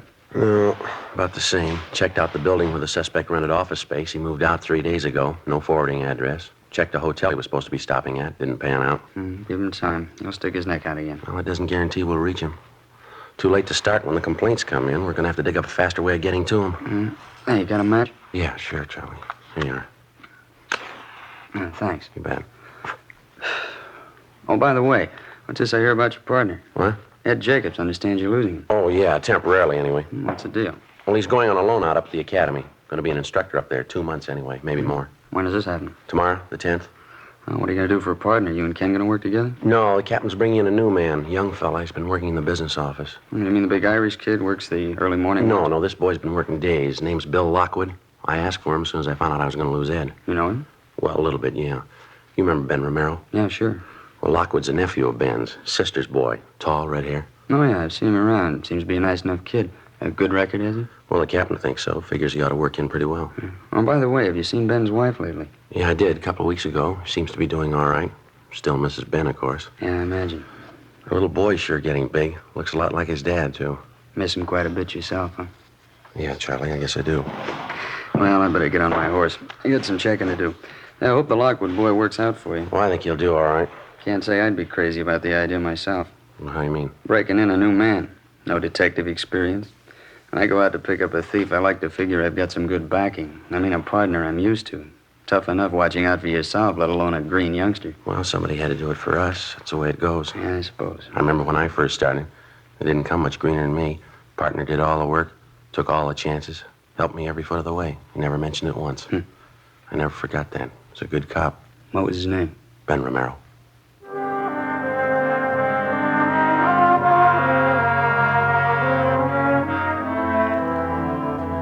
In our particular setup, before a man's eligible to apply for duty in the Detective Bureau, he has to have a minimum of 5 years' experience as a police officer, either assigned to radio patrol, traffic duty, or some other general assignment. After the initial 5 years of service, the men go through a screening process to determine which department and which job they'll fit into best, some position that they seem to show a natural aptitude for. If a man applies for duty in a division of the Detective Bureau, and if he's accepted, he's assigned a partner to work with the day he goes on the job, generally a working detective with some experience. In the case of Ben's nephew, Bill Lockwood, he put in his first 5 years working Wilshire traffic and also doing radio patrol in Hollenbeck and 77th Street divisions. After spending another 11 months in our business office, Captain Steed put in a request for him, and he was transferred. When I heard Ed Jacobs was going to be loaned to the police academy as an instructor, I talked to Captain Steed about Lockwood, and he assigned him as my new partner. The changeover happened in the middle of one of the toughest investigations we'd had in months. A bunco artist who was working hard at the business opportunities racket. The following morning, December 10th, Bill Lockwood reported in for work, and we drove out to check a potential lead on the suspect. On the way, I laid out the case for him. Nothing on the man in R&I, huh? No record at all? No, not as far as we know, Bill. Checked Brereton up at Sacramento, CII. Nothing doing there. He couldn't help us. What have you been going on? His description? Yeah, that and his M.O. and his name. He uses a different alias on each job. Russell Preston, that was the last name he used. I see. He usually starts by putting a want ad in the paper, is that it? Well, he rents himself an office first, usually a pretty expensive one, well furnished. And then he hires a good-looking secretary, has her put a want ad in the daily papers for him, and he's in business. How do the ads read? The usual? Yeah, typical thing you see in the daily paper. A business opportunity for people with vision, good investment, high profits. Apply now, you know. And then he gives his address and phone number. There's nothing clever about it, but people still go for it. He get many replies, do you know? Well, we figure he got between 20 and 30 on that last deal he pulled. Seems all he has to do is land one victim out of the bunch with enough money, and he's got it made. Took his first victim here for $5,000. Second one for $3,200. Both elderly women. Took them for their last dollar. About the way he sets up the deal with these different businessmen, Joe, I don't think I got it quite straight. Well, how do you mean? Well, say the owner of that manufacturing plant this Russell Preston lined up. Yeah? You say Preston went to the plant, introduced himself as a business advisor, told the owner of the plant he had some people with money to invest. He convinced the owner he was legitimate. Yeah, that's right. Then Preston had his two victims shown through the plant and convinced them they ought to invest their money in the business. Yeah, that's it. Do you mean to say the plant owners were acting in good faith? Well, they were all checked out, Bill. Everything about them. They all have good business reputations. They didn't know any more about the deal than the victims. They needed more capital for their business, and they figured this was it. This Preston, or whatever his name is, sure must have a line that won't stop. He's got everything that goes with it. Nice clothes, well-mannered, good-looking. He doesn't try to high-pressure anybody. Tells them if they have confidence in him, he'd be glad to invest their money. If they hedge it all, he shows them right through the office. Pretty good pitch. Once they're sold on him, he's got him over a barrel. It's about the size of it, yeah. Funny there's no record on him. Sure sounds like he's had a lot of experience. What are the other names he's used, you remember?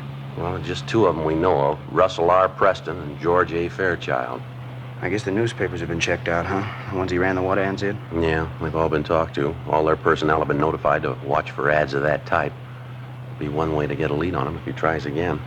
Well, what about the buildings where he rented office space? Couldn't the people there help any? Well, they confirmed his description. We picked up samples of his handwriting. That's about it. He only rented the offices long enough to cover his deal, about 2 weeks. Let's see, what 100 block is this, Bill? Can you see over there? Let's see. Yeah, 1700. Well, we want the next one, 1811. Who's this woman we're going to talk to? Vivian Castle, that right? Yeah. I'm not sure if she's the right girl or not. Got the lead from an employment agency. Chance she might be the girl Preston hired to be a secretary. I don't know. Oh, good parking place up there ahead, huh? Yeah, that's good. You can pull up anywhere along here. It's fine.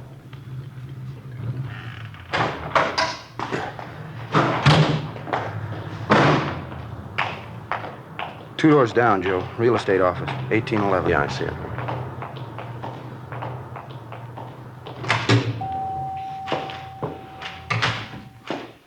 Good morning. Good morning. Can I help you? Police officers, ma'am. We'd like to talk to a Miss Castle, Vivian Castle. Oh, I'm Vivian Castle. Well, here's our identification. This is my partner, Officer Lockwood. My name's Friday. How do you do? How do you do? What is it you want, officers? We'd like to find out if you know a George Fairchild, ma'am. Fairchild? No, I don't know anyone by that name. How about a Russell Preston, miss? That mean anything to you?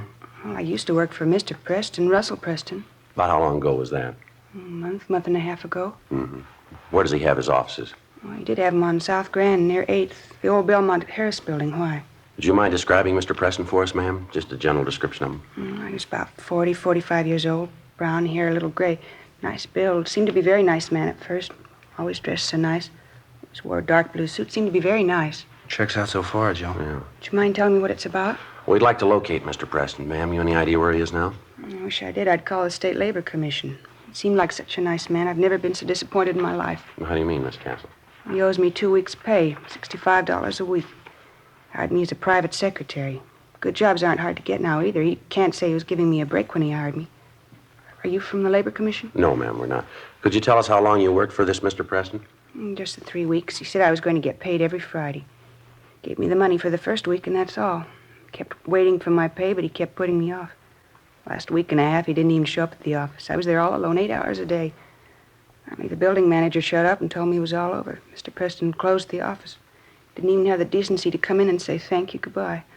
I just left. And you have no idea at all where Mr. Preston is now? No, sir, I wish I did. Were there any office files, mail files, any way to get a possible line on him? Not as far as I know. I didn't keep any files for him. Matter of fact, I didn't do any work at all. Just a showpiece. I guess that's all he kept me there for. There's no reason why he shouldn't pay me, though. Are you sure you're not from the Labor Commission? Did Mr. Preston ever have you place any want ads in the daily papers, Miss Castle? Yeah, he did a couple of times. Ads for business opportunities, you know. He was in the investment business, helped people invest their money. Would you happen to know anyone who invested money with him? I mean, would you know them by name? No, not by name. Quite a few people came through the office. I know a few of them made deals with Mr. Preston. I wouldn't remember their names, though. And you don't know any friends he might have had in town? Any of his business associates? No, sir, not a one. I didn't know he had any associates. How about where he was staying, Miss Castle? You must have known that. Now, the first week I was there, I did. It's the only week I got paid for. He was staying at a small hotel on South Flower. He moved the next week, though. I don't know where he went after that. Neither does the hotel. I asked them. Well, during the time you worked for him, ma'am, did you ever have anything to do with Mr. Preston socially? I mean, was it part of your job to go out to dinner with him, things like that? I did once or twice when he asked me. I didn't think it was part of my job, though. Mr. Preston didn't mention it either. Once we went out to dinner, just the two of us. Another time we went out with my girlfriend, Norma. I had a terrible time. Mr. Preston was awful. How do you mean, miss? Well, he drank too much and was throwing his weight around. You know, the boss. And he kept making a play for my girlfriend, Norma. I think he liked her quite a bit. Sure was embarrassing, though. Look, would you mind telling me what's the matter? Is Mr. Preston in trouble with the police? Yes, ma'am, I'm afraid so. He's cheated some people out of quite a bit of money. It's not the first time either. Well, what was it? What'd he do? Confidence game. Selling interest in the company he had no connection with. If that isn't the limit. I guess it's my own fault. I should have known better. It's happened before. Ma'am? They hire you. They give you a beautiful office, nice soft chair to sit on. They never give you any work to do. You don't have to lift a finger. I finally got the drift. Yeah. Those are the kind you have to watch out for. Bill Lockwood and I continued questioning the former secretary of Russell Preston, alias George Fairchild, but she was unable to come up with any kind of a definite lead as to the suspect's whereabouts. We left our card with the girl, and she promised to contact us in the event she came across any information regarding Preston. For the rest of the day, we ran down 3 more possible leads. They came from an informant, a head waiter in a second-rate nightclub, a small-time grifter with an axe to grind. And they all figured they had the right answer, where to find Preston. We checked out the 3 locations they gave us, a motel out near Santa Monica, a rooming house in Hollywood, a cocktail lounge in Highland Park. Not one of the 3 paid off. Russell Preston, alias George Fairchild, wasn't known at any of the places, either by name, dress, or physical description. During the next 3 weeks, along with Sergeants Charlie Riblet and Ken Scarce of Bunco Detail, Bill Lockwood and I ran down every possible lead on the suspect. Hotels, the want-ad departments of the daily papers, managers of downtown office buildings, secretarial employment agencies, small businesses advertising stock for sale. They got us nothing. Despite all the precautions and all the legwork, on January 6th, we got a call from a Mrs. Marie Barrett in the Westlake Park area. She owned and managed a toy shop just off Wilshire Boulevard. Bill Lockwood and I drove out to talk to her. Yes, and they told me it was the opportunity of a lifetime, a big opportunity. I just can't believe it. Can't understand it. Why, he even took me out and showed me the factory. Him and the man who ran the place. They're making plastics. Showed me the whole plant. You say the plant was out in Glendale, ma'am. Whereabouts? It was right along San Fernando Road, maybe a mile or 2 before you get to the airport. They showed me through the whole plant. Who showed you through, Miss Barrett? Owner of the place in this, Mr. Fairchild. It's a big place, making plastics of all kinds. Can't say I wasn't impressed. What was Mr. Fairchild's first name? Do you remember? George Fairchild and Associates. That was the name on the door of the office when I went up to see him. Of course, I really didn't have a notion to invest any money when I first went up. It was a newspaper ad, you know, and I answered lots of them. Kind of a hobby with me. Yes, ma'am. So I went up to see him, and we talked. And as I say, I wasn't thinking of investing any money, but Mr. Fairchild seemed like such a nice man. Seemed to have a good business head on his shoulders. Well, ended up with me putting my whole savings account into the plastics plant. $6,400, every penny of it. I haven't heard from Mr. Fairchild since. I just don't know what to think. I can't understand it. Do you have any idea where to contact this Fairchild now? Any address, telephone number? Well, I called his office. It's in the Oxford Exchange Building. There's no answer, though. They say it's disconnected. I've been trying for a week to contact Mr. Fairchild. I mean, $6,400. I just don't know what to do. It's all my savings. I don't know what to do. Oh, well, you excuse me, please. Customer can't afford to miss a sale now. Yes, ma'am. You go right ahead. Helen, will you help this lady, please? Looks like he scored again, huh? I wouldn't doubt it. She seems to do a fair business here, huh? I mean, after Christmas and all. Yeah, I suppose. Of course, the women go for it. You hang up a sale sign, you can't beat them off with a club. That's right. See this gadget here? Pretty clever, huh?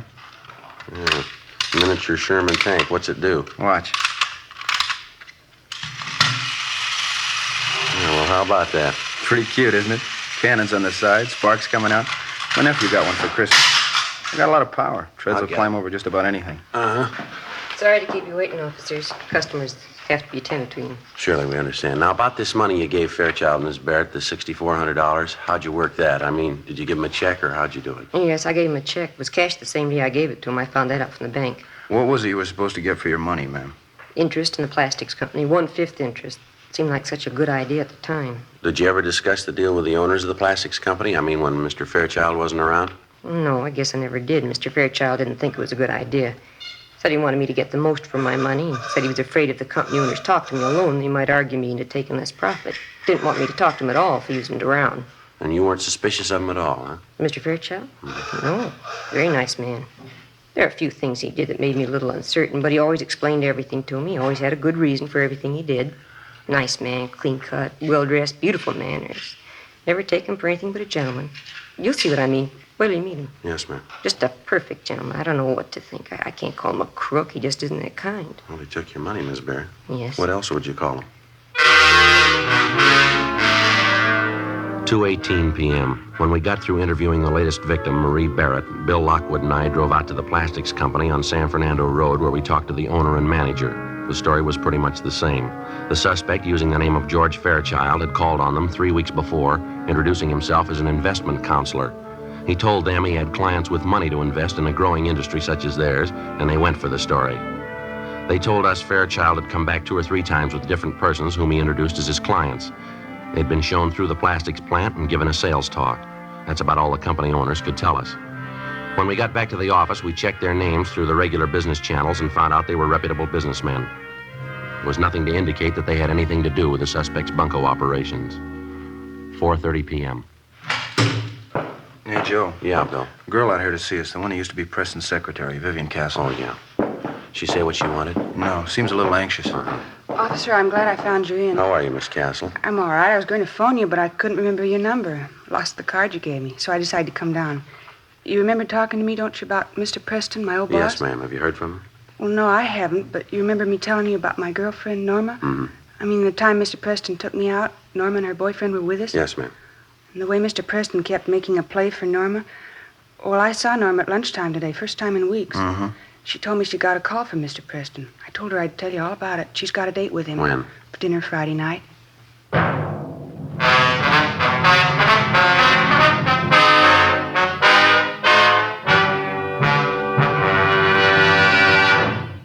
You are listening to Dragnet, authentic stories of your police force in action. To show our confidence in Fatima, we make you this money-back guarantee. Buy a pack of Fatimas. Enjoy Fatima quality, extra mildness, and superbly blended tobaccos. If you're not convinced Fatima is better than the king-size cigarette you're now smoking, just return the pack and the unsmoked Fatimas by August 1st, 1952, for your money back plus postage. Fatima, Box 37, New York 1. Prove Fatima quality yourself. Compare Fatima with any other king-size cigarette. 1. Fatima's length filters the smoke 85 millimeters for your protection. 2. Fatima's length cools the smoke for your protection. 3. Fatima's length gives you those extra puffs, 21% longer than standard cigarette size. And in Fatima, you get an extra mild and soothing smoke, plus the added protection of Fatima quality. Fatima gives you more for your money. Ask your dealer for Fatima in the bright, sunny yellow pack. Buy Fatima. Best of all, king-size cigarettes.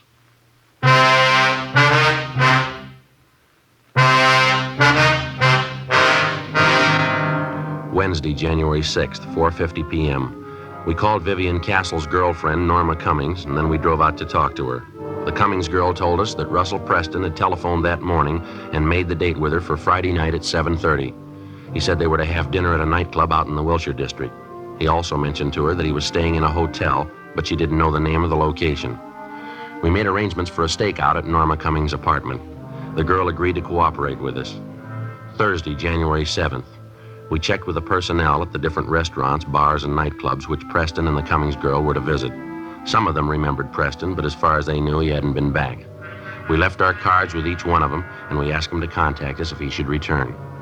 Just after lunch on Friday, we got a phone call from Norma Cummings. When was that, miss? Uh-huh. Did you find out where he was? I see. Mm-hmm. Will you be there for the rest of the day? All right, fine. Yeah, we'll call you back. Goodbye.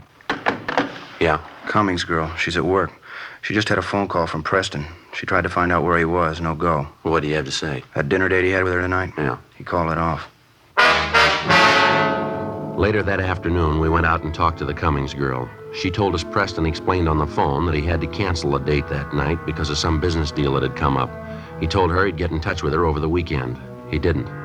By Thursday of the following week, she still hadn't heard from him. 2 days later, on a Saturday afternoon, we got a call from one of the cocktail lounges Preston had visited. The bartender remembered us being in there to inquire about the suspect, and he'd saved our card. He said Preston was there now with another man drinking at the bar.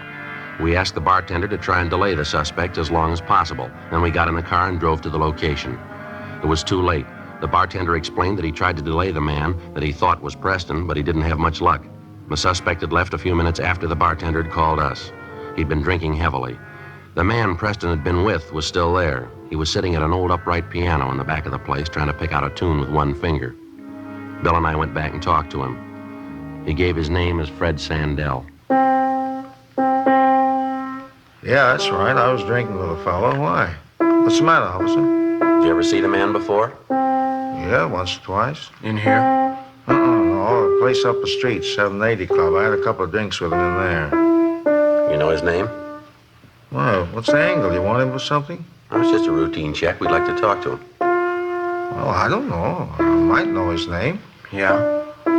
Well, what's the angle on the thing? You want him for something big? We want to talk to him, that's all. Did he pull a heist? Something like that? Hey, he didn't look like that kind of guy. Oh, lousy thing. I never could get that right. How about it? You say you might know the man's name. What was it? Well, I don't know. I'm not sure if I'm the one that ought to tell you. How do you mean? Well, I don't want to get anybody in trouble. I want to give out names. What's the angle on him? You want him for something big or what? It's big enough, yeah. Oh.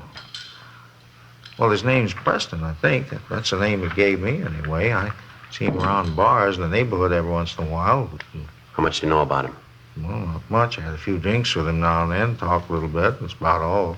What did you say your name was, sir? Sandell, Fred Sandell. Well, what's the angle on this Preston? We want to get in touch with him. You know where he lives? I don't know. I might. You want him for something big, isn't that right? Well, what's the difference? We want him. Well, it could be a lot of difference. I mean, what's the angle? If it's important to you and I helped you, well, you'd probably want to do the right thing, huh? I don't know if I got you right. Well, I mean, if you really want the guy, you know. If it's important to you and I helped you reach him, you'd want to make it square with me, wouldn't you? Huh? And not that I'm asking for payoff. You understand that? Yeah, we understand. Where's Preston live? Well, I didn't say I knew where the guy lives. I didn't say that. Do you know where he lives? Well, I'm not sure. I might. I don't know if I'll tell you, though. I don't. All right, you want to stand by here, Bill? I better check in. Yeah, fine. Okay.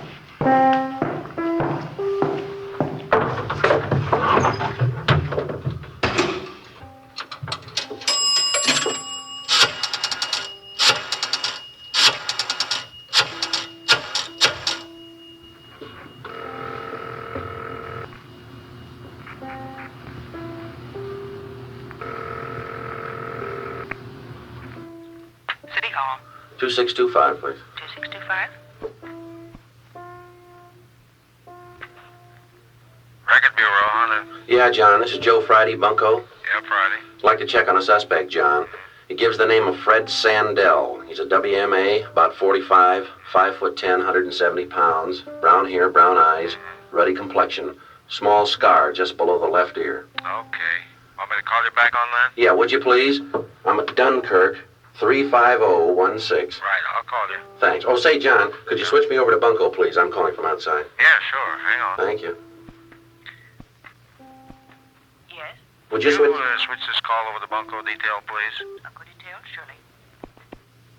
Bunco, Riblin. Joe Friday, Charlie. Anything doing? Oh, yeah, Joe, quite a bit. That suspect of yours, Russell Preston, Mm-hmm. he's been picked up. Yeah? Well, how'd that happen? A radio car picked him up, 8th and South Grand. Drunk charge, I understand. He was pretty well plastered, wandering around in the middle of the street. Had quite a bit of money on him. They brought him into robbery for questioning. Are you sure he's Preston? Yeah, description checks, a couple of sets of identification on him, too. One for Russell Preston, one for George Fairchild. Well, where they got him now? Next door, interrogation room. Ken Scarce is talking to him. He's copying out on 2 of the jobs he pulled. Okay, Charlie. Thanks a lot. We'll be right in. Right, Joe. All right, bye.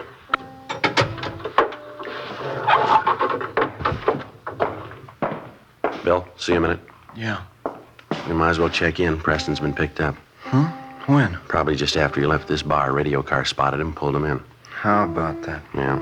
You work 2 months on a case, and just when we start to get close, somebody else picks the guy up. Yeah, that's right. It's not very exciting, is it? You know, I was just thinking, officers, I don't want to be a hardhead about this thing, you know. I mean, if you want this guy Preston, I'd be glad I'd help you find him. I don't want to be a hardhead. Excuse me a minute.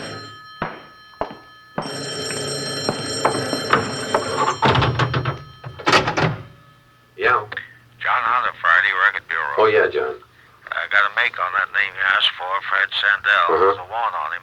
Grand theft auto. Got a pretty long record. You want me to read it off? No, that's all right, John. Right. Bye. Right, thank you.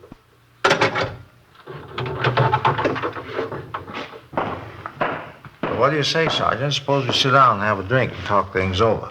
And I'll show you where I think this Preston hangs out. I mean, if we make the right deal, Well, it's already been made. You want to grab your top coat there? We'd like to talk to you downtown. Me? What for? What are you talking about? Grand Theft Auto. They want you, mister. Oh, wait a minute. You made a mistake. You didn't come in here looking for me. You're not even the side of my case. Well, this ain't fair. Get your coat. Let's go. Yeah, but this ain't fair. You come in here looking for Preston. You didn't want me. We do now. Well, what kind of a deal do you call that? You're looking for Preston. You picked me up. Well, what's the angle? There's no angle. Some days you got to settle for less, that's all. Come on, let's go.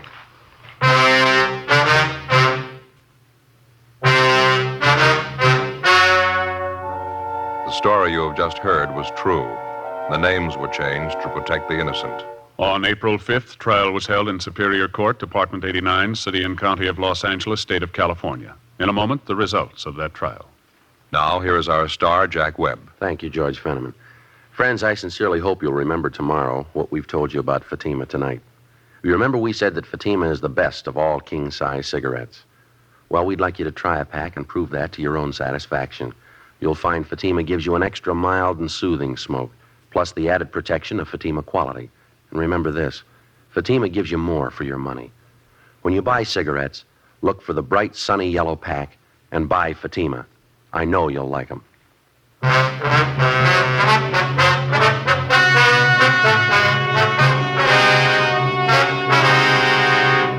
Russell R. Preston, alias George Fairchild, alias Robert Fairchild, was tried and convicted on 3 counts of grand theft. Fred Sandell was tried and convicted of grand theft, 1 count. Both men received sentences as prescribed by law. They are now serving their terms in the state penitentiary, San Quentin, California. Grand theft is punishable by imprisonment for not less than 1 nor more than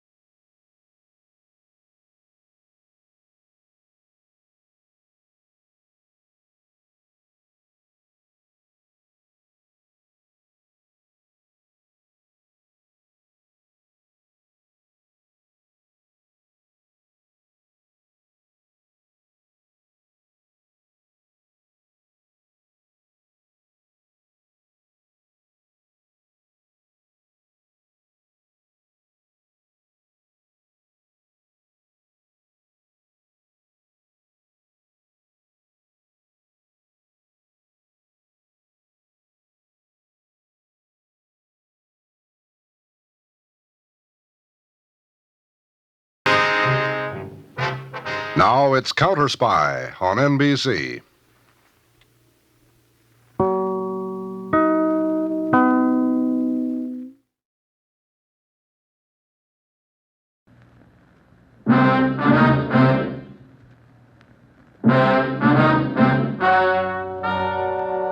Ladies and gentlemen, the story you are about to hear is true.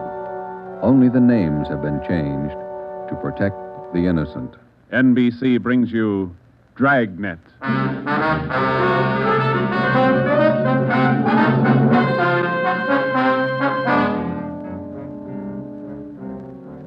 You're a detective sergeant. You're assigned to homicide. Somewhere in the tangled web of your city, there's a killer on the loose. A young woman has been brutally murdered. The weapon, a steel bludgeon. Your job is to get him. Dragnet, the documented drama of an actual crime, investigated and solved by the men who unrelentingly stand watch on the security of your home, your family, and your life. For the next 30 minutes, in cooperation with the Los Angeles Police Department, you will travel step by step on the side of the law through an actual case from official police files. From beginning to end, from crime to punishment. Dragnet is the story of your police force in action.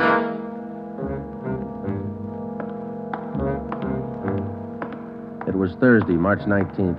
It was foggy in Los Angeles. We were working the night watch out of homicide detail. My partner's Ben Romero. The boss is Ed Backstrand, chief of detectives. My name's Friday. It was 9:14 p.m. when I got to the old Central Jail building, third floor. The crime lab.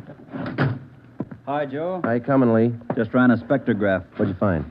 The paint flake from the victim's head matches that paint on the hunk of pipe. Any prints? The pipe was clean, no latent prints. Well, that figured. Anything else? Got those blood test reports. A couple of slides for you to look at under the comparison mic. Mm-hmm. Thanks, Lee. Oh, hi, Joe. Didn't hear you come in. What's it look like, Ben? Well, here's the blood test reports. This one is blood found on the piece of pipe. Type A. This one's blood from the victim.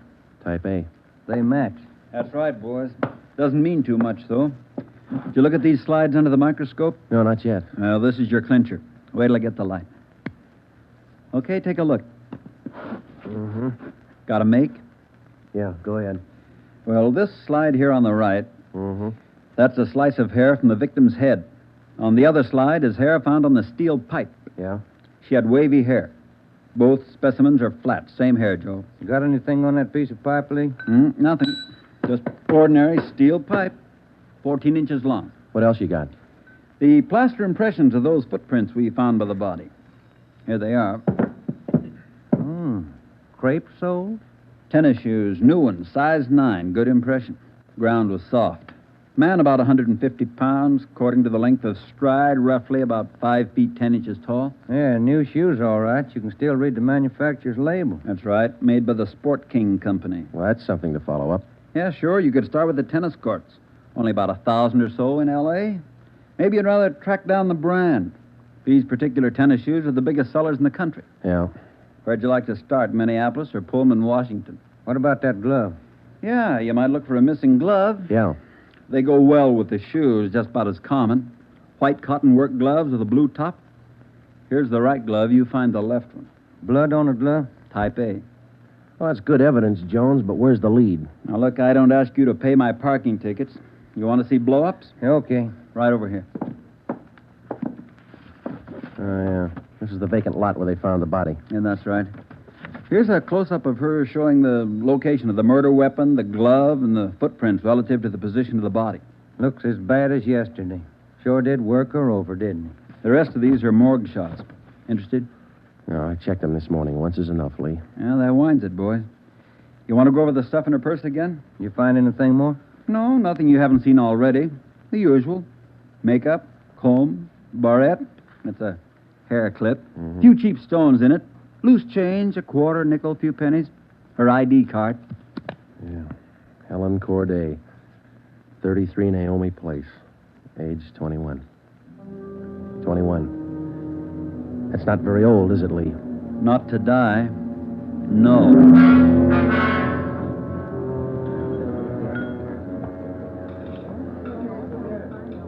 Helen Corday. Who could kill Helen Corday? Why? Why do you say that, Mr. Meyer? Well, people kill for money. They kill for love. Helen Corday had none of these. No boyfriend? Not in here. No, she was a good worker.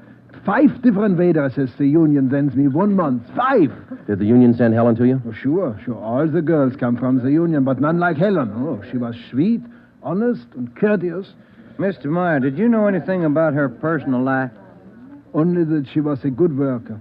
Everything else she took home with her from this place. Did she ever mention any men to you? Anyone at all? No gentleman, not one. No. How much money did she make here? Well, I paid her $26.50 a week, every Tuesday. And not much salary for so much work, but the tips are very good here. Nice customers. Nice. This her home address, 33 Naomi Place? 33 Naomi, that's right, yeah. Thank you very much, Mr. Meyer, for your time. I wonder what kind of a person does things like that. Who could kill Helen Corday? Everybody liked Helen. Helen Corday? I never liked her. Come on in the office, boys, where we can talk. Never liked her because I never knew her. You the head of the union? Not just a steward. I know most of the girls. This Corday girl, what'd she look like? Small brunette, about 5'3". Here's a picture. Yeah. Pretty girl, wasn't she? Oh, sure. Placed her out at Otto's place. Nice little Dutch fella. Out of Myra. That's right. He seemed to think quite a lot of her. Yeah, she was a fine worker. Oh, sure. Always right up on her dues. Paid all the assessments right on time. Thought you said you didn't know her. Well, not right off, I didn't. But when you showed me that picture there, placed her right away. You know anything about her personal life? Hey, wait a minute. Why all these questions? Helen Corday was murdered last night. Oh. Who did it? You know anything about her personal life? Well, you can see my position, Sergeant. 1,200 girls. Check 'em in, check 'em out. Just names to me till I see a picture of 'em. You wouldn't know if she had any boyfriends here in the Union. Waiters, busboys? That I wouldn't know. Like I tell you, Sergeant, I never knew Helen Corday. Sure, I knew Helen Corday. Gus plays a nice piano, huh, Sergeant? Yeah. I read about it in the paper this morning. How long you been selling pianos here at this place? About as long as I knew Helen. 3 years. How'd you find me? Helen's landlady. We talked to her yesterday. She told us she worked here at this piano store. Oh. It's funny, isn't it? What's funny? See Gus over there? That fellow demonstrating the piano? A few weeks ago, I made a deal with him to give Helen piano lessons. I figured it would help her with her singing lessons. Wanted to be a singer, you know. Did Helen know that fellow, Gus? No, she never met him. Who gave her the singing lessons, Miss Olson? She took from Ostrander. Paul Ostrander out on Melrose. A lot of movie people used to take from him. What do you know about her personal life? How do you mean? Does she have any boyfriends? Well, yes. You don't seem sure, Miss Olson. Well, it's just that I don't know. I never asked Helen. But she did have a few dates with Paul Ostrander. I don't think she was serious. How about Ostrander? Gee, I don't know, Sergeant. I don't want to involve anybody. You want to help us find the killer, don't you? Well, yes, but if you're thinking Paul Ostrander did it, no. I'm sure he didn't kill her.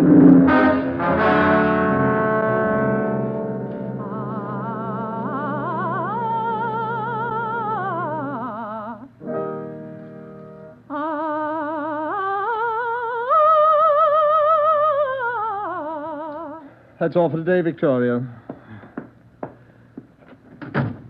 No, gentlemen. I did not kill Helen Corday. You gave her singing lessons, Mr. Ostrander. You knew her pretty well? Yes, I gave her voice coaching for about a year and a half. Helen showed a little promise. Not a great voice, a bad vibrato. You knew her pretty well? Why do you say that? Mr. Ostrander, didn't you used to take her out once in a while? No. No, I didn't know Helen socially at all. We know you had dates with her. That's not true. Only times I saw her was when she came here to the studio for lessons. You better tell the truth, Mr. Ostrander. We can prove that you've been out with her. Afraid of the publicity? Is that it? Certainly that's it.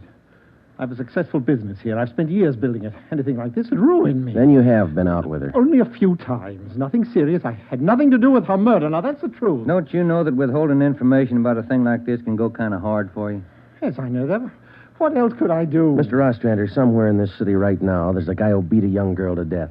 He crushed her skull with a piece of steel pipe. We need every bit of information we can get to track him down. I know that, Sergeant. You could have come to us. We wouldn't run to the newspapers with it. If the information's confidential, that's the way we treat it. Most of the time, it's the people who run to the newspapers first. Then they come to us. That's right, Mr. Ostrander. People are their own press agents. Sergeant, I'd like to know what right you have to invade my privacy and lecture me on my civic duty. All right, I'll tell you what right, Ostrander. We want the man who murdered Helen Corday. I got as much right as he had at 12:14 this morning. Come on, Joe.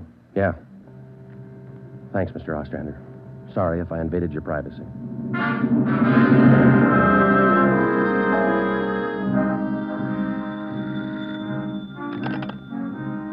Chief of Detectives Office, Helen. No, I'm sorry, ma'am. You got the wrong extension. Try 2511. You're welcome. Hi, Friday, Romero. Chief's been looking for you. Thank you, Mike. Come on, Joe. Yeah. Hello, Joe. Ben, sit down. What'd you get? A notebook full of notes. A crime lab full of evidence. Nothing to tie them together. These some of the people you interviewed? Yeah, those and about a dozen more we didn't even take notes on. It's hard to figure, Skipper. Everybody seemed to like this girl.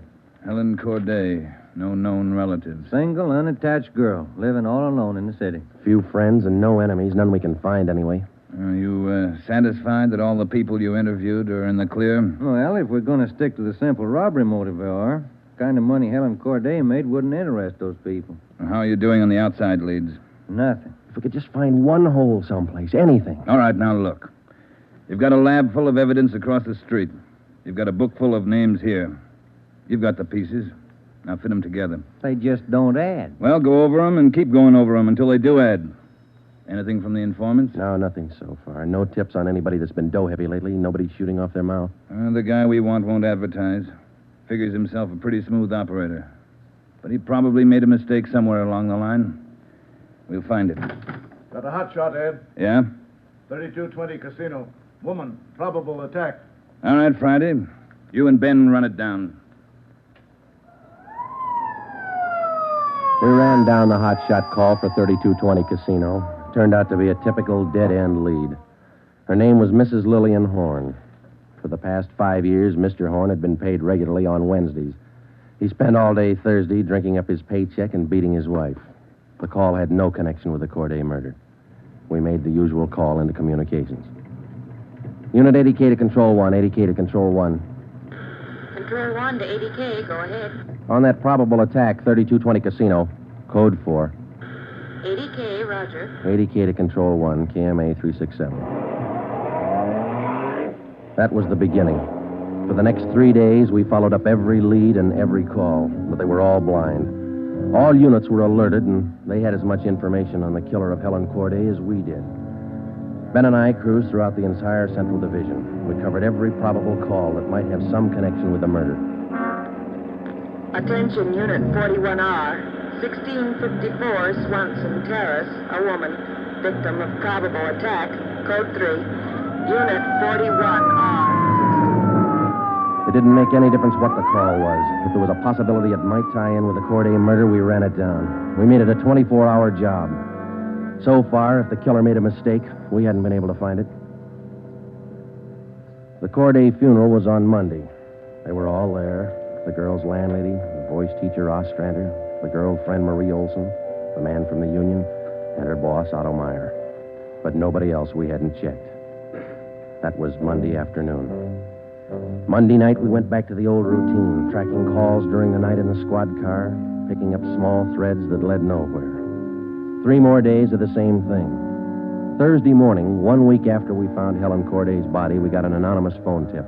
I know who killed Helen Corday. His name's George Barlow. He lives at 418 White Oak Avenue. He used to date her up all the time. Get him and you've got the murderer. We checked George Barlow and about 10 others just like him. None of them knew Helen Corday. Saturday night, Ben and I were back in the squad car cruising the Central Division. Saturday night's a good night for robbery. By 10 p.m., we'd run down 4 various calls. 123, code 1. 123, roger. 12G, call your station. Unit 13R, 1254 Tower Road. A woman screaming. Investigate the trouble. Code 2. Let's handle that one, Ben. Yeah, okay. I'll notify communications. Unit 80K to Control 1. 80K to Control 1. Control 1 to Unit 80K. Go ahead. On your 1254 Tower Road call, we're in the vicinity. We will handle. 80K, roger. 80K to Control 1, KMA 367. Let's go, Ben. Control 1 to 13R. Disregard your last call. Handled by 80K. Yeah, it should be right about here. Oh, here it is. 1254. That man who tried to kill me is running down the street there. Where? He's getting to that gun at me. He tried to kill me. Come on. Where'd he go, Joe? Turn right at the next corner. That's him up ahead. He's got a good lead on us. Hit the siren. He's gaining, Joe. Took a left at the next corner. Oh, he isn't going to stop. Close in as tight as you can, Ben. Down to the floor now. Swing out to the left a little. I'm going for his tires. Right. All right, that'll slow him down. Pull up on him. Yeah. All right, you. Keep both hands on that wheel and get over to the curb. Cover me, Joe. Right. Out of that car, mister. Shake him down. Hey, take it easy, will you? I haven't got a gun. Put the cuffs on him. Hey, well, you boys work fast. What am I do with the gas chamber? Just save that, mister. It's pretty rough treatment for speeding, All right, come on, you. Look, I got a right to know where you're taking me. What's the charge? We'll let the girl tell you. What girl? You just sit there and be quiet, huh? Oh, I know where you're going. The place back on Tar Road. Well, I asked to use the phone. The girl slammed the door in my face. I don't know what you cops are trying to prove. I just wanted to use the phone, that's all. I even tried to scare her a little. I told her I'd hit her over the head if she didn't let me use the phone. It's a laugh, huh? All right, you get out. Yeah, I suppose so. Get out. Hey. I got nothing to hide.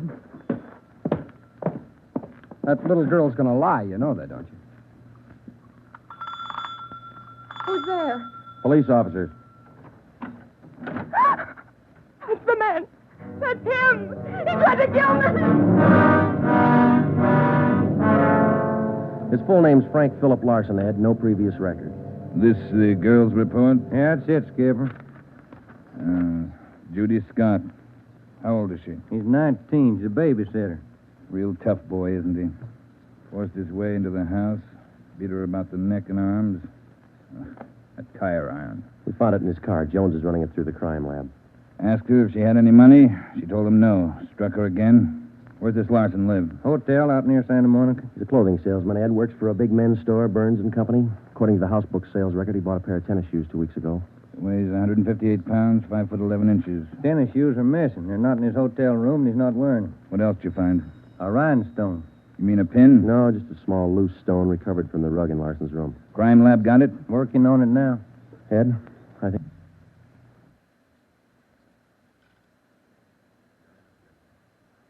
we got the man who killed Helen Corday.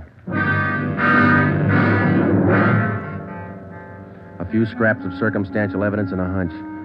That's not much to go on. Larson had gone after the little Scott girl with a tire iron. Wasn't much of a tie-in, but we had to be sure. All that day, we checked Frank Larson's alibi for the night of Helen Corday's murder. We interviewed the personnel manager at Burns and Company where he worked. We talked to all the clerks who knew him, the manager of the hotel where he lived. We found out everything we could about Frank Larson. And that night at 10 o'clock, we had the prisoner brought to the interrogation room. How are you, Larson? Fine. Just fine. I like jail. Sit down. Lousy weather, been foggy all over town. I wouldn't know. I've been inside all day. How old are you, Larson? 31, same as the last time you asked me. Where'd you go to school? I didn't. I was born smart. You sell clothes, don't you, Larson? We know you work for Burns and Company. Remember, you told us. What is all this? What are you guys trying to build? Just want to know if you like selling clothes. That's all. What do you coppers know about clothes? One blue serge a year is your speed. You know quite a bit about clothes, don't you? I've been selling them for 5 years. Can you tell me something I've been wondering about? What's that? Are your socks and tie always supposed to match? That's what the style books say. Bet you always know the right things to wear, don't you? You wouldn't wear black shoes with a brown suit, would you? Is that what you're keeping me here for? Style, isn't it? Oh, would you? Would you wear black shoes with a brown suit? Most people wouldn't. Bet you wouldn't wear brown shoes with a tuxedo either. I've been smoking too much. You got a glass of water? Oh, yeah, sure.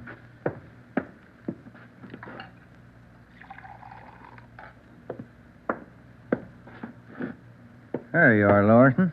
Thanks. That's good and cold. How about it? Would you ever wear brown shoes with a tux? Nobody would. That's a navy blue flannel you got on there, isn't it? Yeah. It's a good-looking suit. Stop around sometime. Get you a good deal. Suit like that flannel there you're wearing, you'd never wear tennis shoes with an outfit like that, would you? What do you think? I think you did. I think you wore them the night you killed Helen Corday. Who? Maybe you didn't have the blue suit on, but you were wearing tennis shoes, Sport Kings, size 9. Sell for $5.95. You picked them up at a discount. Cost you $3.25. Where'd you get that? Out of the house book, Burns and Company. You wouldn't have those shoes around now, would you? We couldn't find them in your hotel room. Your boss, Mr. Craig, used to think a lot of you, Larson. Before you started drinking on the job, your commissions used to run pretty high up the last couple of months. What happened? That cheap rye get to you? Well, you two really nosed around, didn't you? When are you going to tell me what I eat for breakfast? Cornflakes, cup of coffee, donut, sometimes 2 donuts when you're hungry. Elsie waits on you at the Royal Cafe. She gets a dime tip. Can I have some more of that water? Help yourself, there's a cooler. They're good and cold. How about it, Larson? Where are the tennis shoes? They wore out. In 3 weeks? Can't be very good tennis shoes. Oh, they didn't wear out. What'd you do with them? You know all the answers. You figure it out. We know you bought the tennis shoes. We don't know where they are now. We know you had them. Size 9. 3 feet from the body of Helen Corday, we found 2 size 9 footprints made by a pair of Sport King tennis shoes. We figured the man weighed about 150 pounds. You weigh 158. Figured he's about 5'10". You're 5'11". You come awful close to being the same build as the man who killed Helen Corday, don't you, Larson? And you wear the same size tennis shoes, same brand name. A lot of people wear 9s. It's the average size. They sell a lot of Sport Kings, too. Everybody wears them. If we could find your pair, might make a difference. Doesn't mean your tennis shoes made the prints with the body. Doesn't prove it didn't, neither. What'd you do with them, Larson? I threw them away. That's too bad. Might make a difference. Oh, what difference could it make? I threw them away, that's all. Now, how about the mate to this glove? I never saw it before. Found this right-hand glove by the body of Helen Corday. Just an ordinary cotton work glove. Everybody wears them. If we could find the missing left glove, why, might make a difference. Size medium. That's average, too, isn't it, Larson? I never sold work gloves. I wouldn't know. No, but you bought work gloves, haven't you? Not a pair of those. I mean like this, don't you? We only got one. What kind of work gloves did you buy? I didn't buy any. You just said you did. I never said I bought any work gloves. You bought tennis shoes, though, didn't you? I told you I bought the tennis shoes. Didn't I tell you I bought them? No, you didn't tell us. We told you. Found out from Burns & Company where you worked. All right, you told me. I bought them. You know that. Same kind of tennis shoes that made footprints by Helen Corday's body. It wasn't me. Then why won't you tell us what you did with these I've shoes? already told you I threw them away. They were only 3 weeks old. Must have worn out awful fast. I didn't say they wore out. They got too dirty. No, you told us they wore out. Remember, Larson? I don't remember what I told you, but I don't have them now. We know you don't have them now. Where are they? He told us. They got too dirty. Right, Larson? Yes. Yes, that's what I said. Anyhow, you haven't got them now. No, I haven't got them now. All right, now, just for the record, Larson, which was it? Did they get too dirty or did they wear out? Whatever I said before. You said both before, Larson. All right, I said both. You haven't got anything on me. We got that little Scott girl statement from last night. She says you tried to kill her. She's lying. I told you she'd lie, didn't I? I only wanted to use the phone. She says you hit her with a tire iron. Did you hit her with that iron? No, I only tried to scare her. I didn't hit her with anything. Then how'd you get those marks around her neck and arm? Police doctor says they were made by that tire iron. I don't care what your doctor says. I didn't hurt her. Now, what do you mean, Larson? You didn't hurt her or you didn't hit her with that tire iron? Neither one. I just wanted to use her phone. How'd you know she had a phone? I didn't know if she had a phone. I just went up to find out. To find out what? To find out if I could use her phone. Thought you said you didn't know if she had a phone. I don't know anything the way you twist everything around. Sorry, Larson. We only want the truth. How about a cigarette? Yeah, I could use one. Here's the light. Larson, where were you Wednesday night, March 18th? How many times you going to ask me that same question? Just want to make sure we got it right. I told you this morning. I went to a show. I got out about 11, had a beer, and I went home. What time did you get home? About 11:30. Did you stay home? I went to bed. What'd you see at the show? I never remember the names. You ought to try to remember this, and it's pretty important. Oh, it was a deluxe theater. It was Spencer Tracy and something. What was on when you walked in? The news. I never go in the middle of a picture. Neither do I. Spoils them for me. Yeah, that's right. The girl in the box office doesn't remember seeing you go in. What'd she know? It was Keno night. There was a big crowd. Did you win anything? I never do. Anybody hit the jackpot? I don't remember. They give away a lot of money at those neighborhood theaters. I always remember who hits the jackpot. Well, all right, you do. I don't. Do you remember if anybody won the jackpot? I told you, no. Did they have a jackpot at that show? I guess they do. I don't know. You knew it was Keno night. You should know if they had a jackpot. Maybe they had a jackpot. I don't know. I went out for a smoke. You said the cartoon was on when you walked in. Why do you always twist what I say? I told you the news was on when I went in. You remember anything about the newsreel? It was 10 days ago. How do I know what was in it? I only know it was a newsreel, that's all. You're lying, Larson. We checked your alibi. The manager of the theater had to cut the newsreel Wednesday night because the show was running long with Keno night. You didn't go to the show Wednesday night, did you? All right, maybe I didn't. I don't remember. What's the difference? The difference is you could have been in that vacant lot the same night, the night Helen Corday was murdered. I didn't kill her. You can't prove I did. Interrogation room, Friday. Hiya, Jones. It did, huh? You're positive. Yeah, okay. Thanks, Lee. Sure you don't want to tell us what you did with those tennis shoes? I'm not going to go back over all that. I've told you guys all I'm going to tell you. You know how the Corday girl was murdered? How would I know? I don't know anything about it. She was on her way home from work, as usual, about midnight. Of course, you were home in bed about that time. But you didn't go to the show that night, Larson. On her way home, Helen Corday always took a shortcut across a vacant lot. She was about halfway through the lot when the murderer tried to grab her purse. She screamed and he struck her. Hit her several times with a piece of steel pipe 14 inches long.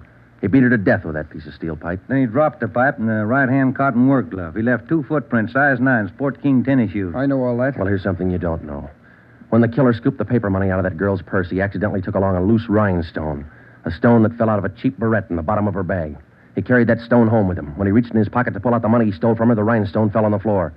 So? We found that rhinestone on the rug in your hotel room. Well, I haven't lived in that hotel room all my life. Maybe the tenant before me dropped it there. No, not this one. We checked the cement that held it in that barrette. It matches the glue on the stone.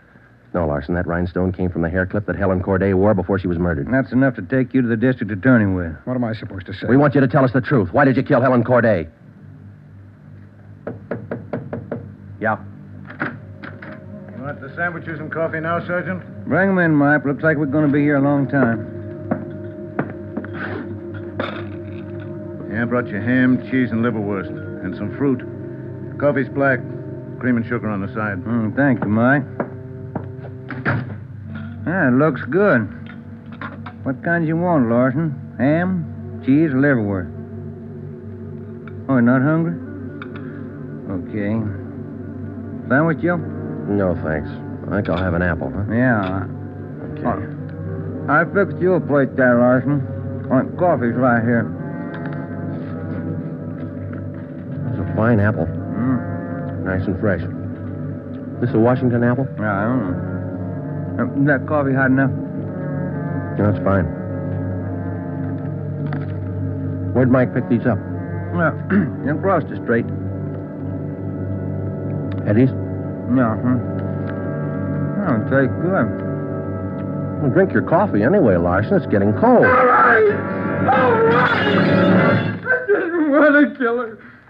She screamed and I hit her. All I wanted was her purse. That's all I wanted. She wouldn't give to me. She had to fight back, so I hit her. I didn't want to kill her.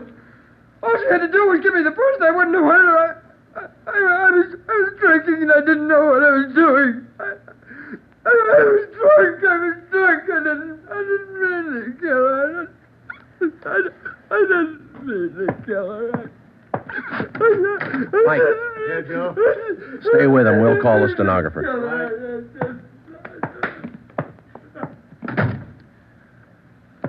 See you tomorrow, Joe. Good night. Yeah. Sour racket, huh?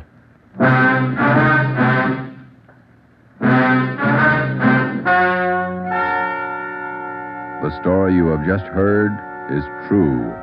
Only the names were changed to protect the innocent. Frank Philip Larson was tried and convicted of murder in the first degree. He was executed in the lethal gas chamber at the state penitentiary.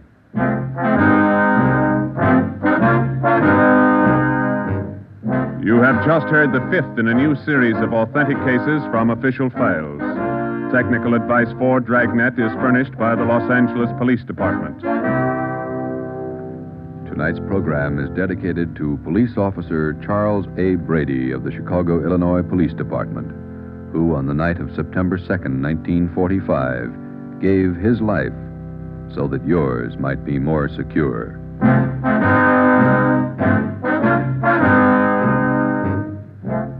Dragnet came to you from Los Angeles.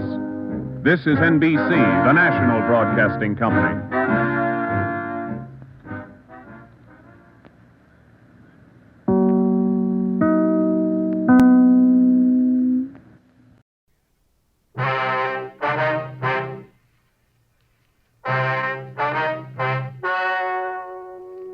Ladies and gentlemen, the story you are about to hear is true. The names have been changed to protect the innocent. Dragnet is brought to you by Chesterfield, made by Liggett and Myers. First major tobacco company to bring you a complete line of quality cigarettes.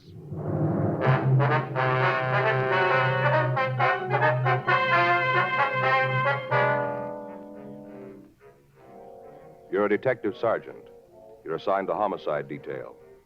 A young man walks into your office and tells you he has a problem. From the way he talks, you know it's serious. Your job? Listen. Today, friends, you hear these three words everywhere. Chesterfield's for me. The Chesterfield you smoke today is the best cigarette ever made. Best for you, because Chesterfield gives you proof of highest quality, low nicotine. The taste you want, the mildness you want. Chesterfield is best for you because it's tested and approved by 30 years of scientific tobacco research. Chesterfield is best for you because it has an established good record with smokers, proven by test after test. Yes, friends, the Chesterfield you smoke today is the best cigarette ever made. For the taste you want, the mildness you want. Join the thousands now changing to Chesterfield. Always say, Chesterfield's for me.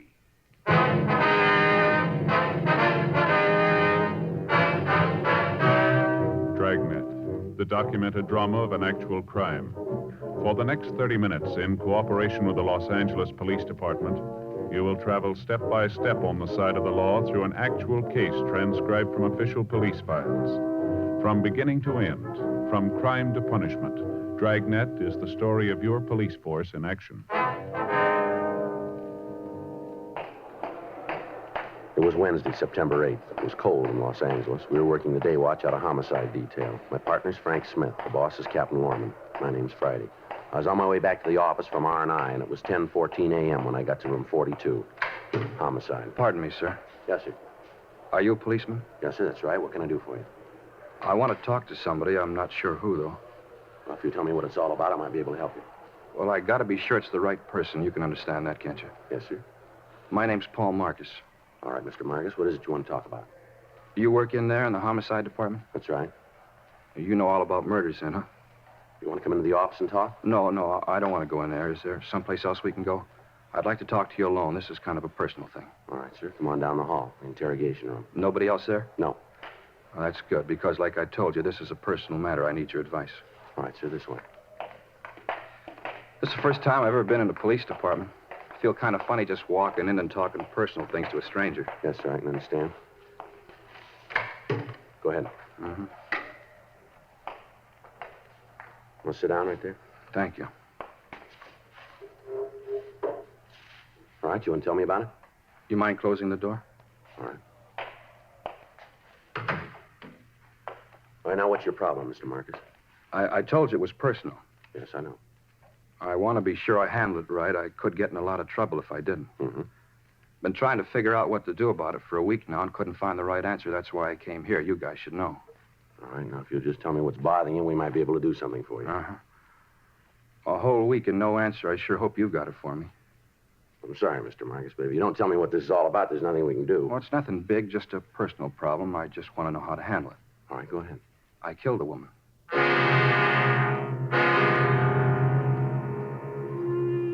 10:18 a.m. We got the name of the woman Paul Marcus said that he'd murdered. We also obtained a description of the victim, and Frank went down the hall to missing persons to see if a report had been filed on her. I waited with the suspect. It's a personal problem. You know how to handle it. I wasn't sure. That's why I came to you. All right, where did you meet this Lorraine Farrell? San Francisco. How long ago? A couple of weeks. I just knew her a little while before it happened, just a couple of weeks. Mm-hmm. Fisherman's Wharf. What's that? Fisherman's Wharf. That's where I met her in San Francisco. I was on a vacation. 2 weeks with pay, and I went to San Francisco. Fisherman's Wharf. That's where I met Lorraine. All right, go ahead. Well, I was down there sitting on the dock looking at the boats, just sitting there eating prawns. You know how they cook them in those great big pots? Yeah. Well, I was just sitting there eating prawns, and I met her. Well, where'd you kill her? Look, you got to let me tell this in my own way, or I'm not going to tell you at all. It's got to be right so you'll understand. Now, if you don't get it right, the whole thing's gone wrong. You see, it's a real personal thing. All right, sir, go ahead. Well, I was just sitting there eating prawns, eating them, and throwing the little tail pieces down in the water. You know how you do. Mm-hmm. Watching them kind of float around, and kind of all of a sudden, she was right there sitting just alongside of me. You ever see her before? I never laid eyes on her till then. All right, go ahead. Well, we both sat there for a minute, and then we started to talk. Just little things like nice weather and how long you've been in San Francisco, things like that. You know how you do. How old did you say the Farrell woman was? 19. Turned 19 the 5th of August. All right. She was born there, you know, in San Francisco. She told me about it when we were talking, how she was born there and grew up there. Yeah.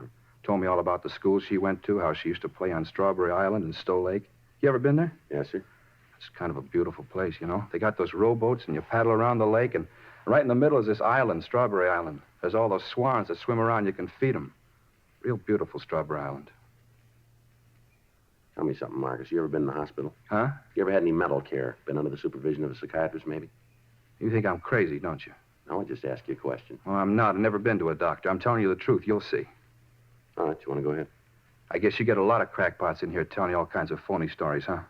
The doors are wide open all night. I guess you get a lot of them. But I'm not a crackpot. I'm telling you the truth. I did kill her. But it's important you know why I did it. I got to tell you the right way. If I don't, none of it's going to be any good. When'd you kill her? September 1st, that's the day we left. September 1st. That'd be a week ago today, huh? Yeah, September 1st. Joe? Yeah. See you a minute. All right. Just a minute, Marcus. Mm-hmm. All right, what do you got? Well, I checked missing persons. Yeah. I got a report on the girl, same name, description matches. When'd she disappear? September 1st. Well, that fits in with what he told us. Yeah, but there's something that doesn't. What's that? She's 16 years old.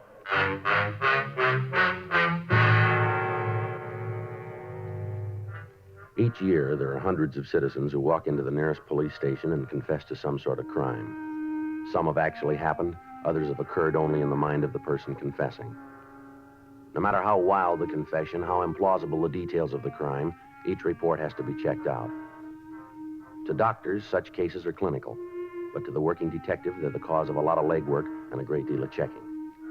They cost the taxpayer untold man-hours and investigating time, and many times result in nothing. Because of his attitude and his reluctance to give us the complete story all at once, it appeared that Paul Marcus might be one of these people. The fact that he named a girl who was missing meant little, since it was possible for him to have read the story in a newspaper. The only way we had of being sure was to continue the interrogation. 10:34 a.m. She told me she wanted to get away from home. That's what she told me, how it was rough for her there, and she wanted to get away. Mm-hmm. That's when you said you'd bring her down here, is that right? Oh, no, I didn't even suggest it. The whole thing was her idea. She brought it up? Yes. You see, after that first day on Fisherman's Wharf, I saw her several times. Almost every day, we'd meet someplace and talk. Where would you meet her? Well, sometimes in one of the hotel bars. Once we met out at the Steinhardt Aquarium. We met on the rotunda there. You know where they have the big pool and all the alligators swimming around? You know where? Uh-huh. Well, we met there once, and we walked over to the place where they have the band concerts right across the way where the band plays, only they weren't there that day. Wasn't anybody there, just Lorraine and me. We sat on the benches and talked. That's when she said she wanted to go with me. To Los Angeles, huh? Yeah. That's where I was going, and she wanted me to take her. She came right out and asked you? Sure. Told me how it was hard for her at home, and she wanted to get away. She told me she had friends here. Said she could stay with them until she got things straightened out. You know, get a job and a place of her own. Mm-hmm. Well, she was going to do that, get a place of her own and a job, and then she'd be all right. You ever meet her parents? No, I never went to the house. She told me where it was, though, someplace out by the Twin Peaks Tunnel. I didn't know where exactly. She didn't want me to go out there. Said it would only cause her more trouble. That's why I'd meet her in town. You ever meet any of her friends up in San Francisco? Yeah, just once we were in a drugstore on Market Street having a sandwich. We were just sitting there, and she was telling me how it was bad for her at home, and a girl came in. Looked like she was a schoolgirl. You know how I mean, young? Mm-hmm. Well, she came in and talked to Lorraine, then they went over to the phone booths and talked. You didn't actually meet the girl? No. Lorraine said if I did, the girl might say something to Lorraine's parents, and that would cause trouble. You know this girl's name? I think it was Grace. I'm not sure, but I think it was Grace. When'd you leave San Francisco? Wednesday morning, September 1st. I wanted to get back in time to get some rest before I had to go to work. You know, my vacation was up, and I had to go back to work. Where'd you pick up the girl? Wasn't a pickup. I was sitting on Fisherman's Wharf eating prawns and looking at the boats, and we started to talk. Wasn't a pickup. We just got friendly. No, Marcus, he means that where'd you pick up the girl when you left for Los Angeles? Oh, I thought you meant when I met her the first time. That's what I thought. Uh-huh. I met her out at the tunnel. Where's that? Well, you know where Castro Street runs into Market, where the L car comes in from the beach? That's where I met her. She came from home, had her suitcase and all, and she came out on the L car. All right, go ahead. Well, she got off the streetcar, got into my car, and we left for Los Angeles. Where'd you kill her? I told you before, if I don't tell it my way, it isn't going to work. You're not going to understand. It's got to be my way. All right, go ahead, Mark. Well, it was a beautiful day, just the kind of a day you want when you're going on a drive. You know how I mean, clear and the sun shining. Yeah. Well, that's what kind of a day it was. Uh-huh. You could see all across the bay over to Berkeley and way up north. It was real clear. You want to go ahead with your story? Mr. Friday? Mm-hmm. My way? Yes, all right, go ahead. All right. We drove all day, stopped for lunch at a place near San Luis Obispo, a little lunch stand there. Had a French dip sandwich. It was one of the best I ever had. The meat was real lean, and they didn't sop up the bun with the gravy. Just the right amount. One of the best I ever ate. Mm-hmm. Lorraine liked them, too. She didn't like the bread all sopped up with gravy. Well, go ahead. What happened after you had lunch? Well, we left there and drove on. We got down to around Malibu. I guess it was really before that where the divided highway is, up the coast. You know where the cliffs are? Yeah, we know. Well, we stopped. Gee, was such a beautiful night. I just wanted to sit there and look at the ocean. People don't take time anymore. And what happened then? We just sat there, had a cigarette, and talked. That's when I told her. First time I ever said it. What was that? It's funny. I guess most fellas say it a lot. You know how I mean to a bunch of girls that never mean it? Go ahead. I told her. First time I said I loved her, and I told her that she didn't have to get a job, that I wanted to marry her and get her a house and all. And she wouldn't have no more trouble at home. How she'd have her own home and everything would be all right. I told her all that. Yeah. And that's when I knew, right then. You could divide the second in a million parts, and in one of the parts, I knew I had to do it. Kill her? Yeah. You see, she didn't tell me the real reason. She lied to me, and I knew I had to do it. So she wouldn't lie to anyone else. You can understand that. You can see why I had to do it. Well, maybe you better tell us. Well, it was all a lie, all about the family being mean to her. All that was a lie. She just wanted to get to Los Angeles because she wanted to meet some other fella here. That's why. She lied about the family, and that's why she did it. So you see, I had to kill her. I had to. How'd you kill her? Huh? I say, how did you kill her? We got out of the car and walked over to the cliffs. We could see right down to the ocean. We just stood there. I just hit her. She fell down. It was quiet. So I pushed her over into the water. Mm-hmm. What'd you do then, Marcus? I got in the car and drove home. You just left her there, huh? Certainly. There wasn't anything I could do for her. You point out the place where all this happened? Well, sure. It's up the coast where the highway's divided, north of Malibu. It's real easy to find. Anybody else around? You mean when I hit her? That's right. No, we were all alone. I didn't see anybody, just the two of us. All right, Marcus, you willing to give us a statement on all this? You mean what I just told you? Yeah. Well, sure. You want me to tell all about it again? We'll call in a stenographer. So you can write it down, huh? That's the idea. Well, sure, I'll tell her. Tell me something, Marcus. When'd you get out of the hospital? I told you before, I was never in one. You guys sure make it tough, don't you? What's that? I came in here because I wanted to tell you about Lorraine. I wanted you to know so you wouldn't think it was my fault, that's all. So you wouldn't think it was my fault, and now you don't believe me. You think I'm just another crackpot trying to sell a phony story. You guys sure make it tough. We gotta be sure. Well, I'm telling you the truth. I want you to believe me. Yeah. I want you to believe me. And we're beginning to.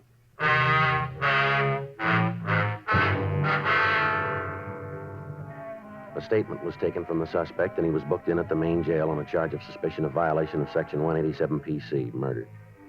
We sent a teletype to San Francisco, and we contacted Inspectors Ed Vandervoort and John O'Hare of Homicide Detail.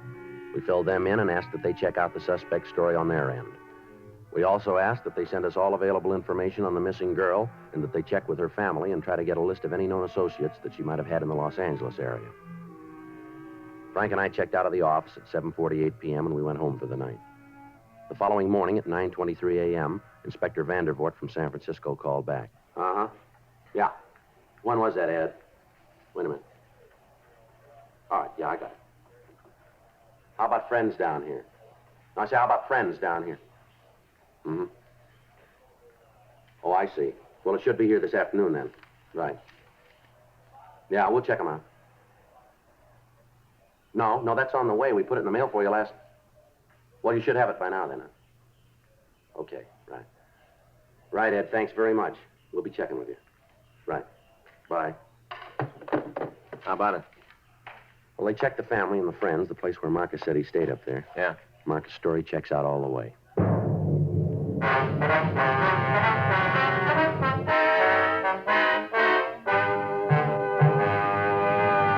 You are listening to Dragnet, the authentic story of your police force in action. One of the biggest comedy hits of the year. That's how the movie critics are describing Bob Hope's latest Paramount picture, Casanova's Big Night. Like so many other millions of smokers, Bob and Audrey Dalton, who appears with him in the picture, say Chesterfields for me. First, Audrey Dalton. I changed to Chesterfield king size because I think it's better than any other king size cigarette. Bob Hope says, 5 years. That's how long I've been smoking Chesterfields. And they have what it takes to satisfy me. What's more, I've seen how they make Chesterfields down in their Durham factory. And I wouldn't smoke any other cigarette. Try Chesterfields yourself. You'll find they're best for you, too.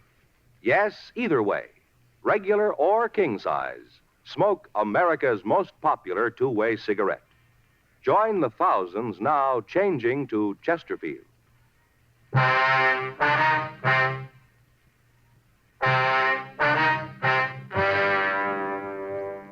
In the phone conversation, we learned that all of Lorraine Farrell's friends and relatives had been interviewed and their stories checked with the one given us by the suspect, Marcus.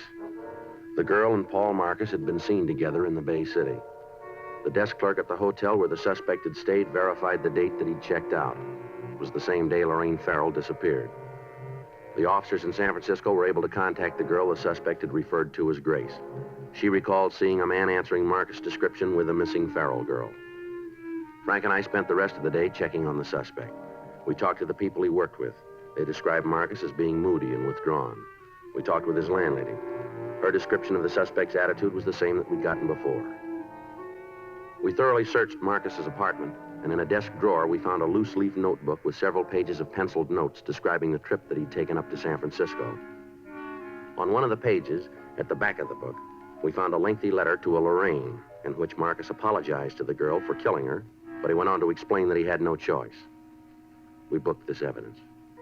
The following morning, Friday, September 10th, Frank and I drove down to the beach and we talked to the people in the vicinity where the suspect said the murder had occurred. We found an elderly couple who lived in a trailer on the beach. They recalled having seen two people answering the description of the suspect and the missing girl on the night that the murder occurred. We drove back to the main jail and we signed out Marcus. We took him down to the car and we drove him out to the beach. We turned up the highway and told him to let us know when we came to the place where he'd killed the Farrell girl. Sure you know where the place is, Marcus? Yeah, I remember. It's just up the road a little bit. Just keep right on going. You'll find it. Mm-hmm. You'll see it now. There's kind of a parking place and a couple of trees. Eucalyptus, I think. There's two of them on the side of the parking place. You can't miss them. It's right ahead there on the left. There, you see? Yeah. I'm gonna pull in, Frank. Okay. Just look at all those cars. Everybody's in such a hurry they never see anything, just like they had blinders on. You sure this is the place? I told you, didn't I? No reason to say a thing like that if it wasn't true. Just pull right in there. That's it, right over there. Well, right here is where I parked when it happened. Maybe over there a little bit more, but... Oh, right about here. And the two of you just sat here for a few minutes, is that it? Yeah. We just sat here and had a cigarette, and then we got out of the car and walked over to the edge of the cliff. All right, come on. Show us. Sure. Just so you'll believe me, I'll show you. Now, we stood right over there. Right there, and I told her I was in love with her and wanted to marry her. Now, you stay here. Just point out where you were. You think I might try to jump off, don't you? That's what you think, isn't it? You just show us, huh? I wouldn't do that. There's no reason to. I don't know why you wouldn't agree that I had to do it. I didn't have any other way to do it. Where were you when you hit her? Right there, near that clump of grass. We stood there and looked down at the ocean, and she told me about this other guy. That's when I hit her. She fell down right about there. Uh-huh. And where'd you push her off the cliff? There, right where I hit her. She was just lying there. I guess she hit her head on something, and she was real quiet. I just rolled her over the edge. It was right there. There, you see where the rocks are kind of worn? Go and take a look. Yeah. No, you wait here. Gee, if I'd have known it was going to be this hard to get it straightened out, I don't think I'd have started the thing. When am I going to get out of jail? That isn't up to us. Well, then I want to talk to the people who it's up to. I got to tell them about Lorraine, how she lied to me and why I had to kill her. As soon as they hear the story, they'll understand. They got to realize that there wasn't any other way. How's it look? Well, I found this caught in a branch just over the edge. Yeah. It's a girl's handkerchief. Read the name on it. Yeah. Lorraine.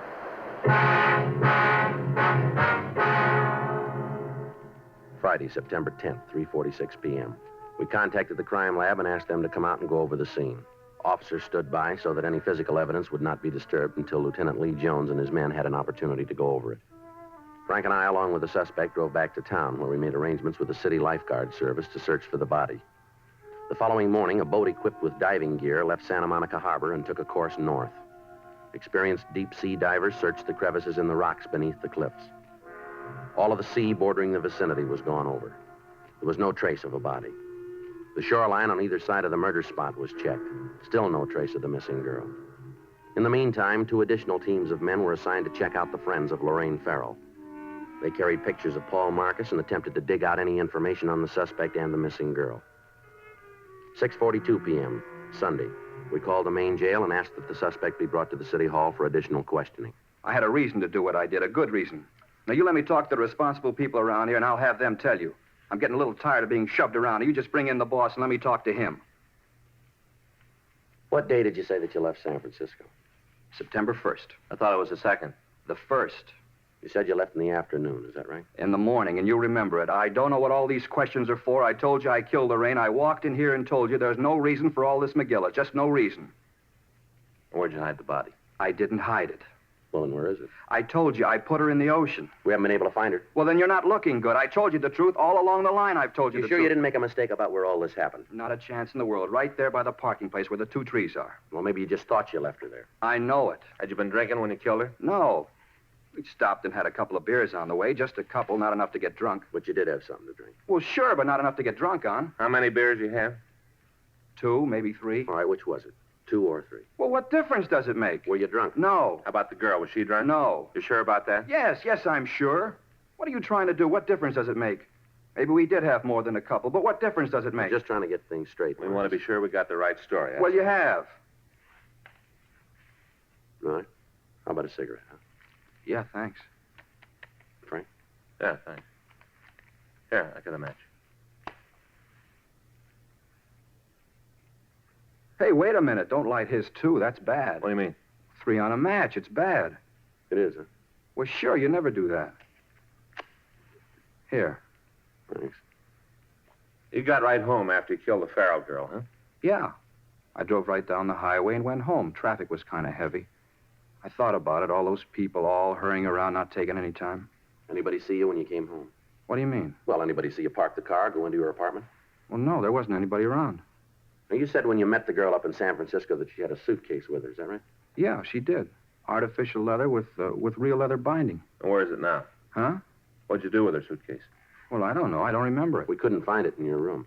Well, you didn't have no right to go through my room. No right at all. We didn't find the suitcase. Where is it? Well, I don't know. Did you put it with a body? Well, I might have. Where? I don't know. I don't remember. I hit her. She lied to me, and I hit her. Then I pushed her into the ocean. That's all I know. And that's all I'm going to tell you. Joe, see you a minute. Yeah, sure.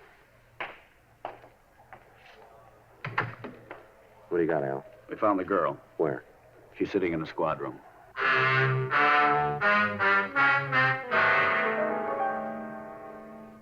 Frank stayed with the suspect in the interrogation room, and I went with Sergeant Al Olivas up to the office.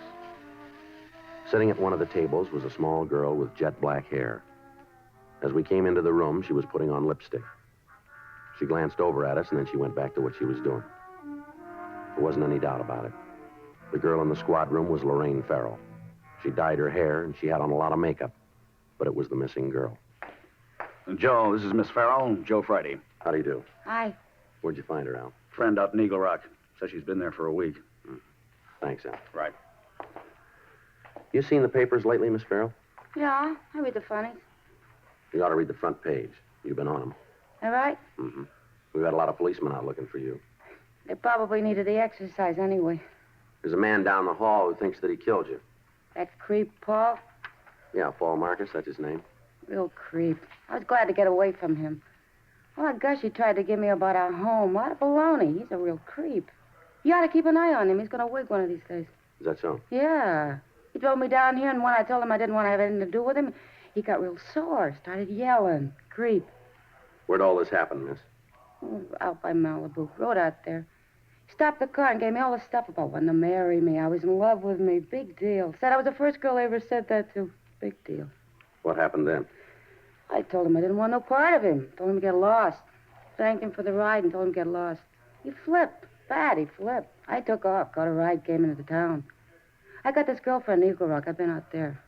You ought to watch that guy, though. Mm-hmm. How old did you tell him that you were?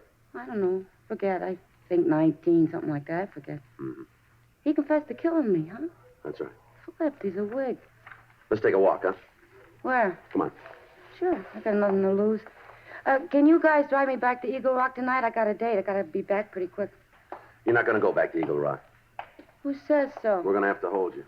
For what? I haven't done anything. Well, you're a minor. We've got a missing report filed on you. Your folks are pretty worried. They're always worrying about something. If there ain't nothing for them to worry about, then they worry about that. Well, it doesn't make any difference. We're going to have to hold you. You just try it, cop. You just try it. You'll find out you got more trouble than you came in one lump. Uh-huh. In here.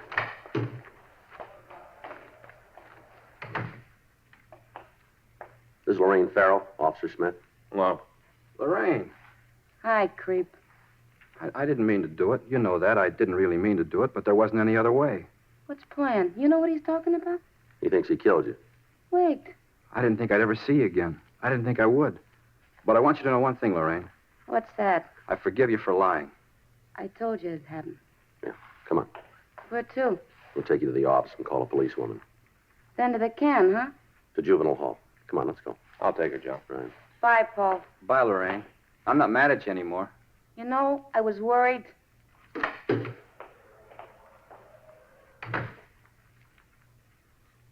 Sergeant? Yeah. I want you to know how I appreciate it. Yeah, what's that? What you tried to do, I think was real fine, thanks.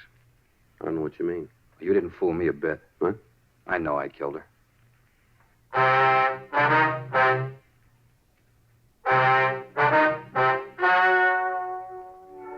The story you've just heard is true. The names were changed to protect the innocent.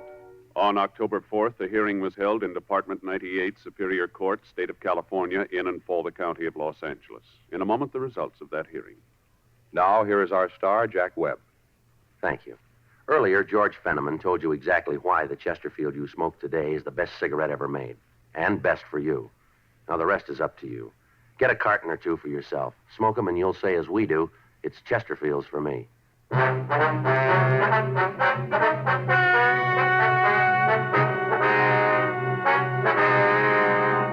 Paul Nelson Marcus was held to answer a charge of violation of Section 701 WIC, contributing to the delinquency of a minor. After due deliberation, he was placed on probation and delivered into the hands of a competent psychiatrist. Lorraine Jean Farrell was returned to the custody of her parents.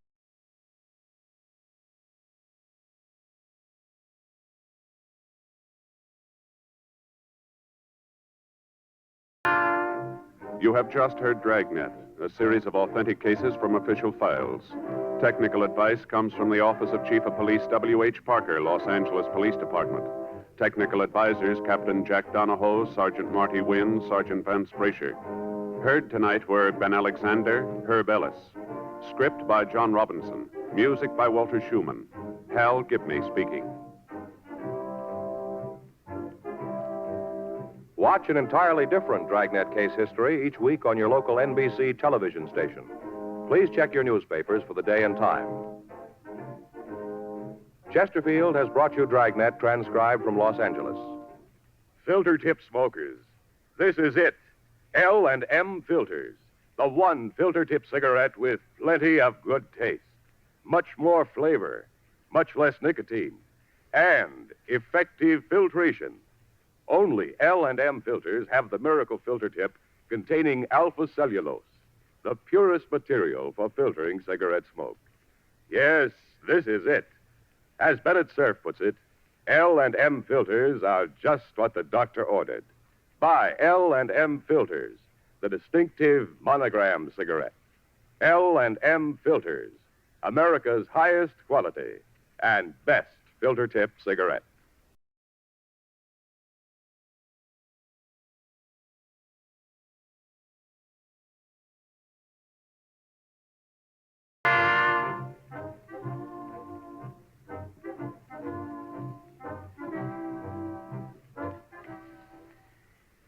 Hear Frank Sinatra as Rocky Fortune following John Cameron Swayze and the news on the NBC Radio Network.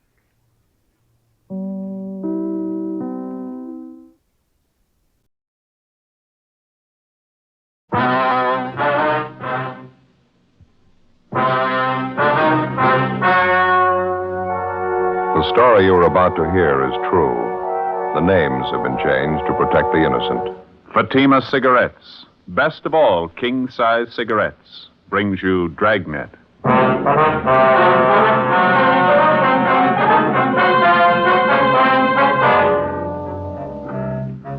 You're a detective sergeant. You're assigned to traffic investigation, hit-run felony detail. An elderly woman and her 9-year-old grandson are struck down in a pedestrian crosswalk by a speeding truck. The woman is killed instantly. Witnesses fail to get the license number. The hit-run driver escapes. Your job? Find him. The latest Fatima sales report shows thousands and thousands of king-size cigarette smokers are switching to Fatima. For the month of October, coast-to-coast actual figures show Fatima sales are up 110%, or more than double. Fatima, best of all king-size cigarettes. Definitely the best quality in its class, but the same price as the cigarette you're now smoking. Remember, thousands of Americans are switching to extra mild Fatima. Next time, insist on the best. King size Fatima in the distinctive golden yellow package.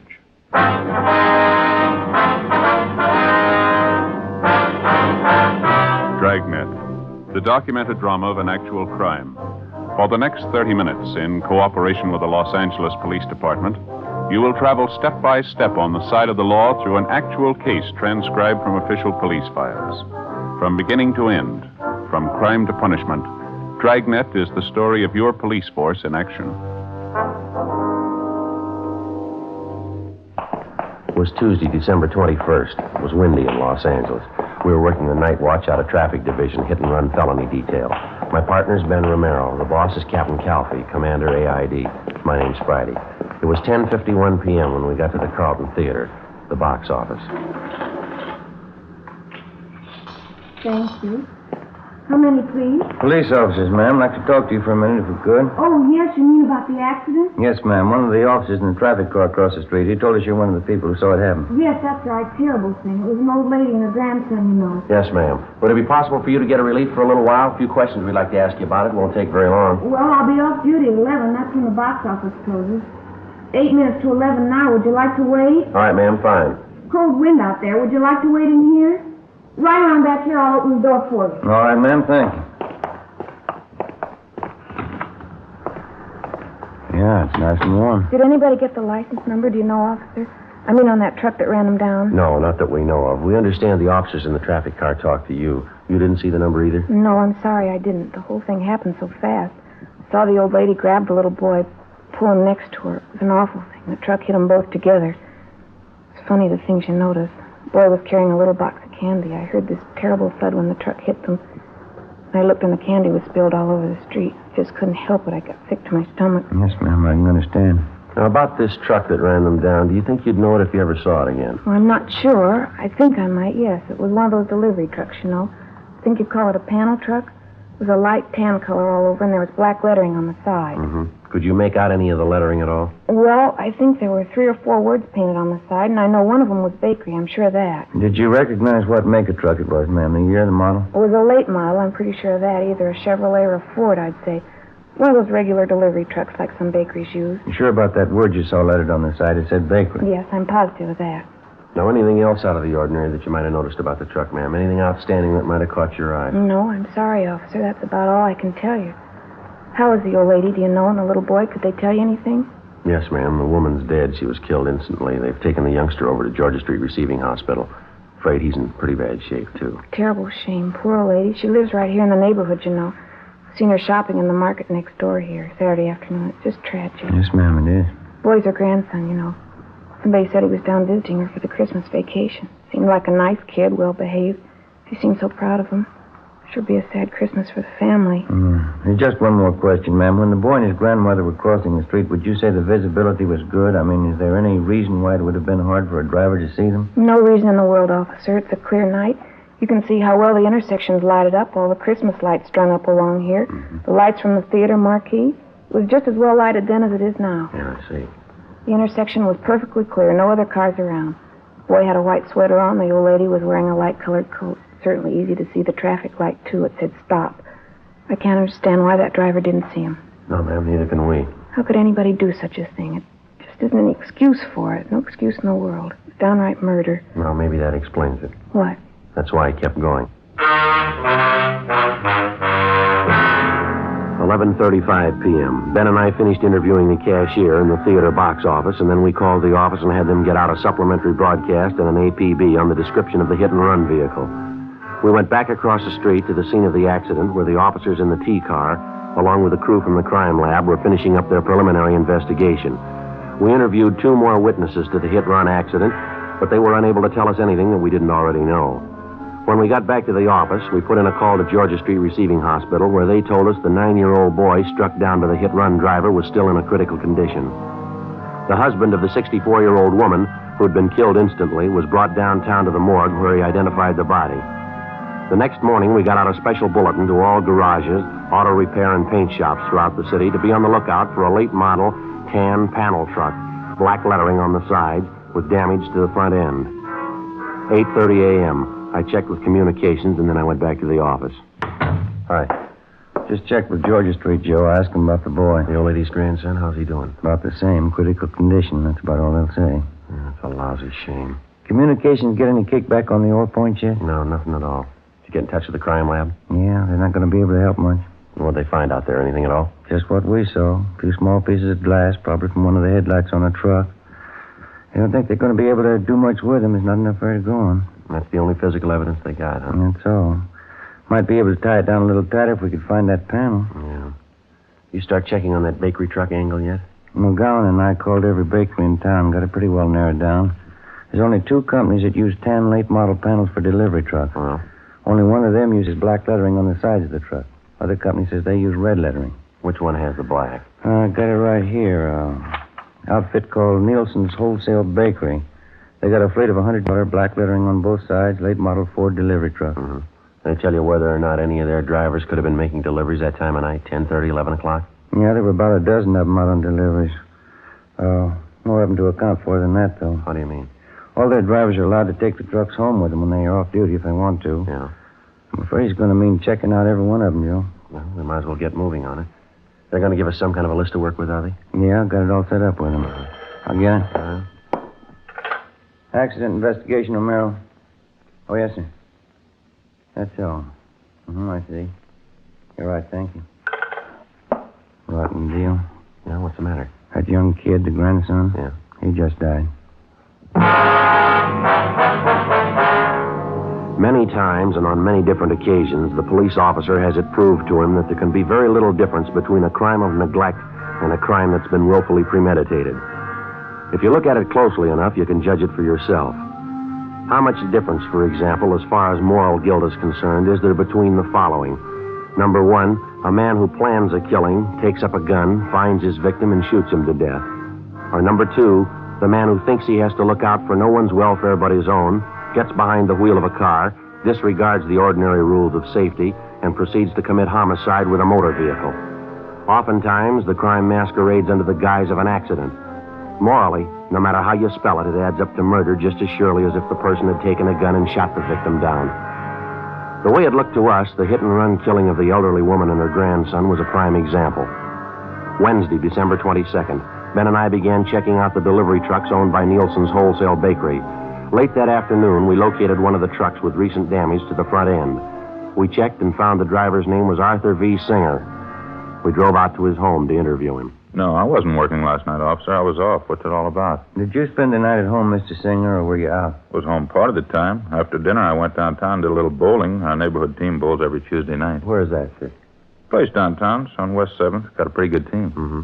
Did you drive down, Mr. Singer, or did you take the bus? No, I drove down. Had the company truck with me. Let us use them when we're off duty. We pay for the gas. Did you drive down by yourself, or was there someone else with you? No, I was alone. The other boys had their cars. When did you leave the bowling alley, you remember? About 10:15, I'd say. How'd you drive home, Mr. Singer? I mean, what route did you take? Oh, I drove straight out West 7th, got the Coronado, came over Coronado to the house here. Why do you want to know? What time did you get home? About 11:15. This wouldn't be about that little scrape I had last night, would it? What was that? Down at 7th and Grandview, right by Westlake Park there.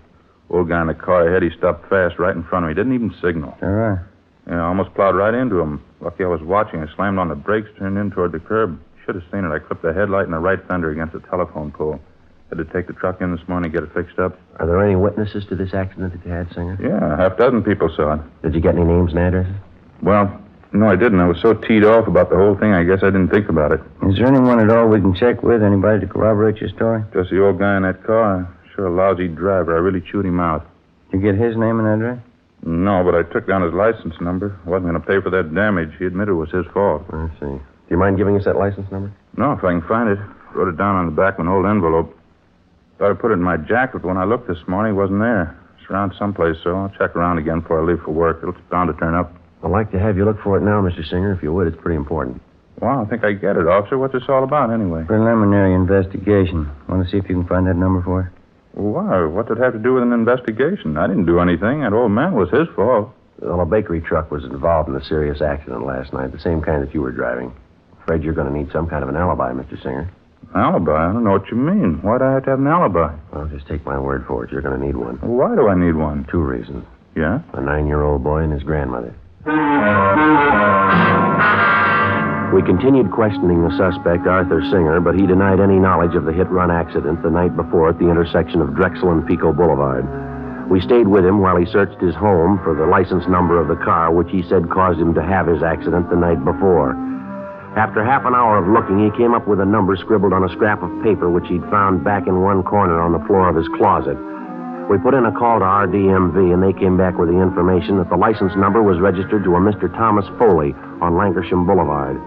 We drove out to the address to check with Mr. Foley, but there was nobody home. We left our card along with a message to contact us as soon as possible. 4:15 p.m. Ben and I got back to the office. At 4:35, Mr. Foley returned our call. Yes, sir, that's right. Oh, you did, uh-huh. I see. Well, what time was that? Do you remember? Oh. Well, all right, Mr. Foley. Thank you very much. We may be contacting you later. Right, bye. What'd you get? Thought this was starting out too easy. Why, what'd he say? Apparently, this Arthur Singer's telling us the truth. Mr. Foley says he did have a little scrape with a bakery truck last night. Described Singer as the driver of the truck. Well, what about the location? Is Foley pretty sure about that? Grandview and West 7. Said it happened about 10:35 last night. That puts Singer about 3 miles from the scene of the hit run.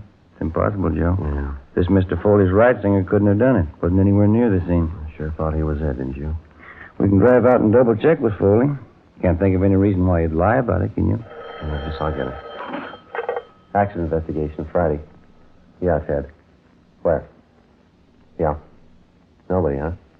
Yeah, right away, thanks. It's moving a little fast. Got a piece of luck here. Who was it? Ted Zimmerman. He and McClendon are down the south end of town. Yeah? The hit-and-run truck. They think maybe they found it. 4:28 p.m. Ben and I left the office and drove to the south end of the city where we met with Sergeants Zimmerman and McClendon, a block from where the tan panel bakery truck had been located.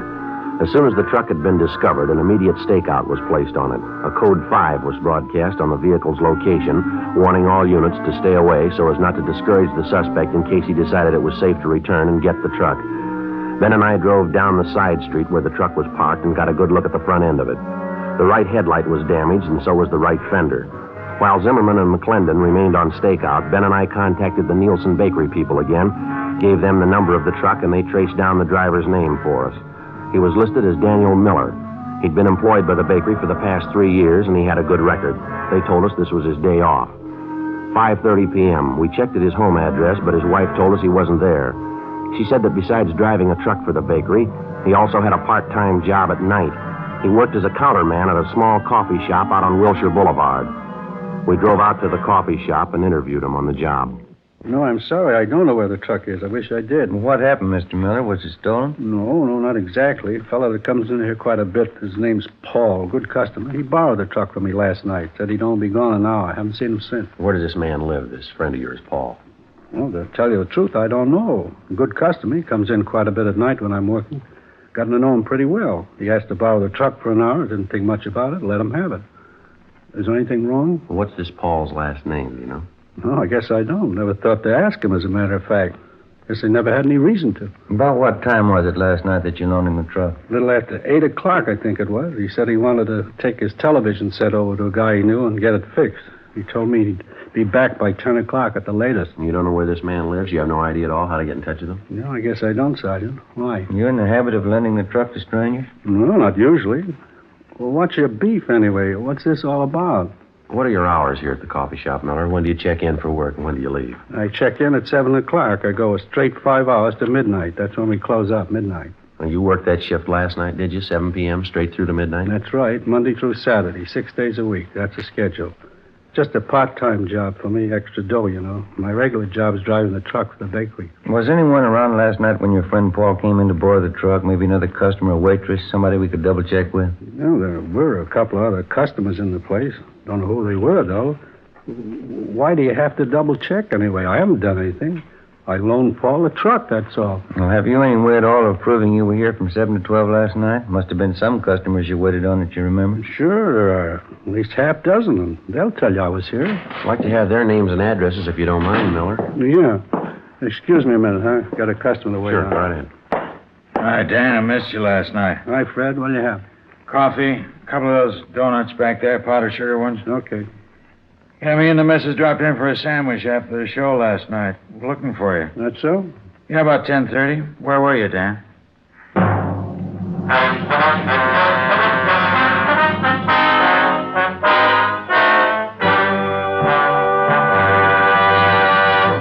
You are listening to Dragnet, authentic stories of your police force in action. If you smoke king-size cigarettes, listen to Fatima's amazing new offer. Buy a pack of Fatimas. Enjoy their extra mildness and superbly blended tobaccos. If you don't like Fatimas better than the king-size cigarette you're now smoking, return the pack with the unused Fatimas before December 1st, and we'll give you your money back, plus postage. Fatima, Box 37, New York 1. We make this amazing offer because we believe Fatima is the best of all king-size cigarettes. Smokers all over the country are confirming this every day. Fatima's latest sales report shows Fatima sales up in every state in America. For the month of October, coast-to-coast actual figures show Fatima sales up 110%, or more than double. Yes, thousands of Americans are switching to Fatima. So why wait? Switch to Fatima today. Best of all, king-size cigarettes.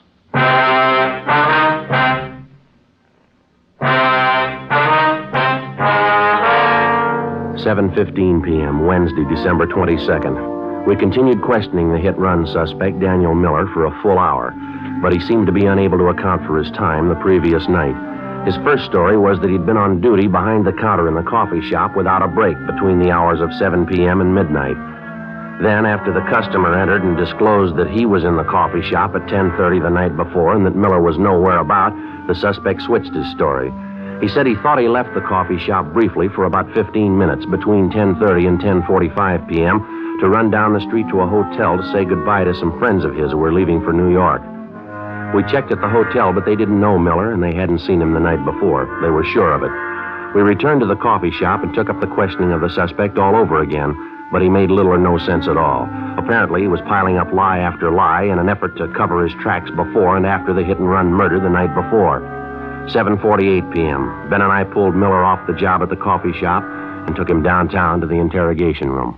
I'm telling you, it's the truth. I wasn't in that truck last night. I wasn't in an accident. I don't know what you're talking about. Well, then give us something to go on, Miller. You've handed us 3 different stories so far. Not one of them strong enough to hold water. I'm telling you the truth.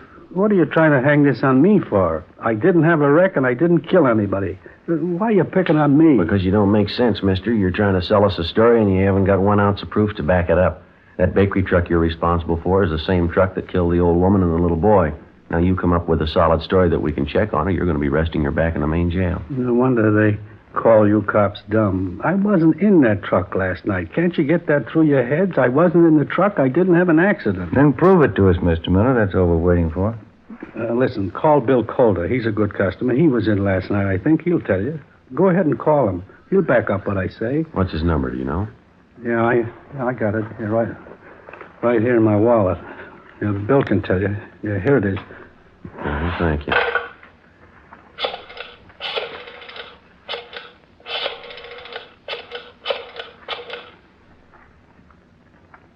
Hello, William Calder there, please? Yes, ma'am, it's important. All right, will you have him call Michigan 5211? Yeah, 5211. That's extension 2512. Right, thank you very much. Well, he's busy. He'll call back in a minute. He'll tell you the truth. I was in the coffee shop all night. Just those couple of minutes I ran down to the hotel to say goodbye to those friends of mine. That's the only time I left the place. Well, how come you couldn't tell us that to begin with, Miller? You say you've got nothing to hide? Well, why do you have to hand us 3 different stories? Which one are we supposed to believe? I got nervous, that's all, when you first come in and started to ask questions. I didn't know what it was all about. I didn't know there was any trouble. I just loaned the truck to this guy, Paul, as a favor. How'd I know what he was going to do, getting himself in a jam like that? All right, now try to look at it from where we stand, Miller. You loan out your truck to a man. You don't know his last name. You don't know where he lives. You say he must have been driving the truck when the lady and the boy were killed. Sure, he must have been driving it. I wasn't. I was back at the coffee shop. I was there until midnight. All right, then prove it to us. If you know the man well enough to loan him the truck, you ought to be able to find him. Now, they must be Bill Calder. He'll tell you. Go ahead. See what he says. Yeah. Interrogation room, Friday. Oh, yeah, Mr. Calder. Well, my name's Sergeant Friday, LAPD, Accident Investigation. Friday, yes, sir, that's right. Wonder if you'd tell me if you know a Daniel Miller? Mm-hmm. When's the last time you saw him? Do you remember? I see. The place where he works, the coffee shop? Were you in there last night by any chance? Did you see Miller in there? You're sure? Yes, sir. No, sir, that's all for now. Thank you very much. We're going to contact you later on. Thank you. Goodbye. Well, how about it? He told you, didn't he? That enough for you? He says he hasn't been in the coffee shop for 3 days. 9:45 p.m. Our interrogation of the hit-and-run suspect, Daniel Miller, went on. At his suggestion, we called half a dozen people who he figured might substantiate his alibi, but none of them were able to. Miller continued to deny any knowledge of the hit-run killing, but he still couldn't account for his whereabouts at the exact hour the 9-year-old boy and his grandmother were run down. The time element especially didn't work in his favor. Nothing worked in his favor. 11:30 p.m., Ben and I took Daniel Miller over to the main jail where he was booked in on suspicion of 480 V.C. The following afternoon, his lawyer obtained a writ, and he was released from custody. The writ was returnable in 5 days. He came immediately to the office to plead with Ben and I to help him find Paul, the man who'd borrowed his truck and thus clear himself. We took him up on it. Either way, we figured we'd get to the bottom of it.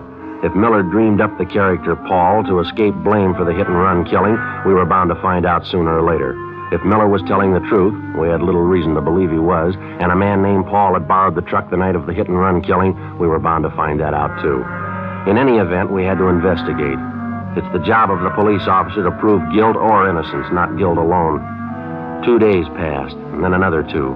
The Monday following the Christmas weekend, we were ready to call a halt.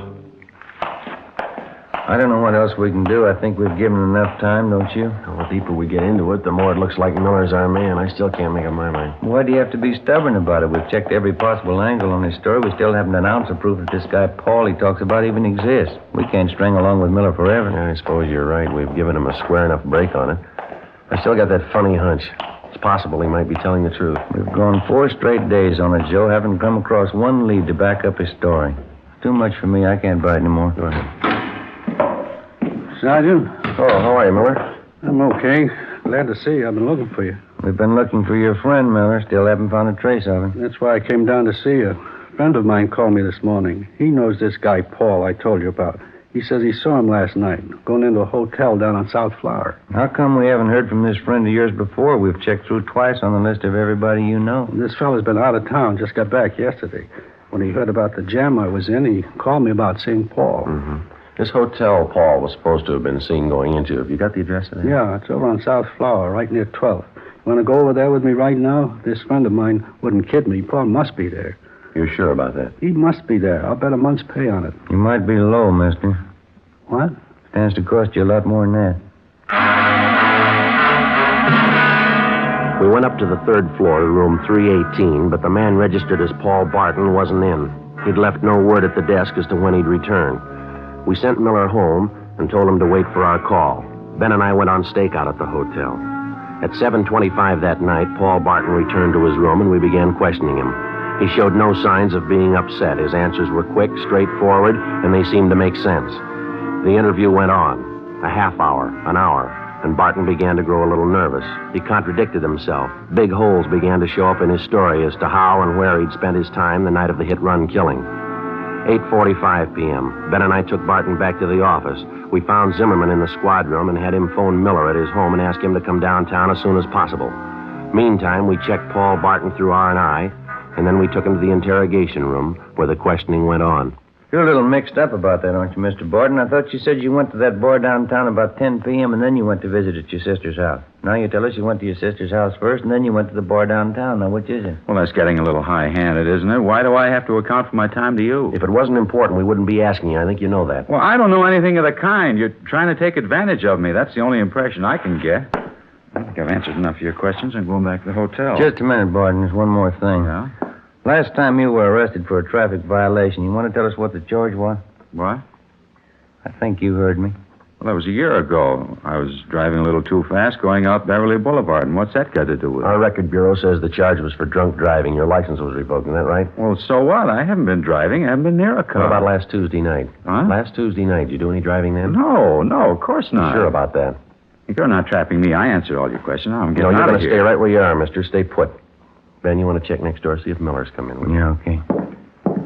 can't make me stay here. It's illegal. You got nothing to hold me on. All right, then there's nothing to worry about. This won't take very long. We got a man by the name of Miller coming in. He says he thinks he knows you. Miller? I don't know any Miller. Nice going, Paul. Where you been? I said, where you been? What'd you do with the truck? Yeah, grab him, Ben. Grab him. All right, now let me go. Settle down. Come on, mister. Settle down. I didn't do a thing.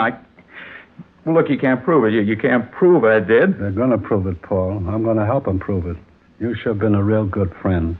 But give me a break, Danny. I didn't mean it. Honest, I didn't mean it. I loan you the truck. You get boozed up. You run down the little kid and the grandmother. Then you take off and leave me holding the sack, like I did it. Well, I didn't mean it, Danny. It was an accident. I wasn't boozed up. Yeah, you're a real good friend. I hope you get it in the neck. I hope you get it with both barrels.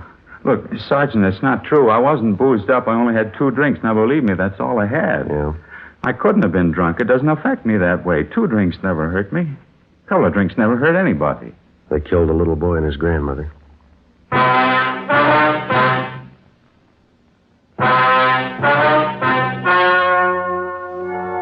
The story you have just heard was true. The names were changed to protect the innocent. On February 28th, trial was held in Superior Court, Department 87, City and County of Los Angeles, State of California. In a moment, the results of that trial. Now, here is our star, Jack Webb. Thank you. Friends, we made Fatima's money-back radio offer for the first time on Dragnet over a month and a half ago, Thursday, September 20th. Here's what happened. Over 10 million listeners heard Fatima's famous offer. That's right. Millions heard it, yet only 44 have written. Now, if you haven't smoked Fatimas yet, remember what we said back in September still goes. Buy a pack of Fatimas. Enjoy their extra mildness and superbly blended tobaccos. If you don't like Fatimas better than the king-size cigarette you're now smoking, return the pack with the unused Fatimas, and we'll give you your money back, plus postage. Thousands of Americans are switching to Fatima, so why wait? Switch to Fatima today. Best of all, king-size cigarettes.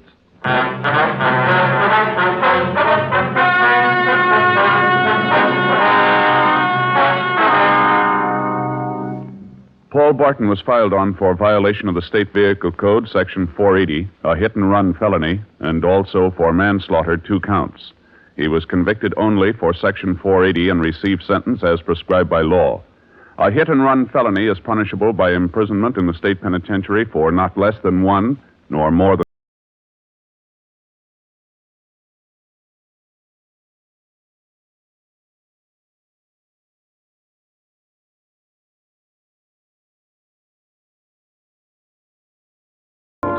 Technical advice comes from the Office of Chief of Police W.H. Parker, Los Angeles Police Department. Fatima Cigarettes, best of all king-size cigarettes, has brought you Dragnet, transcribed from Los Angeles. Stay tuned for Counter Spy next on NBC.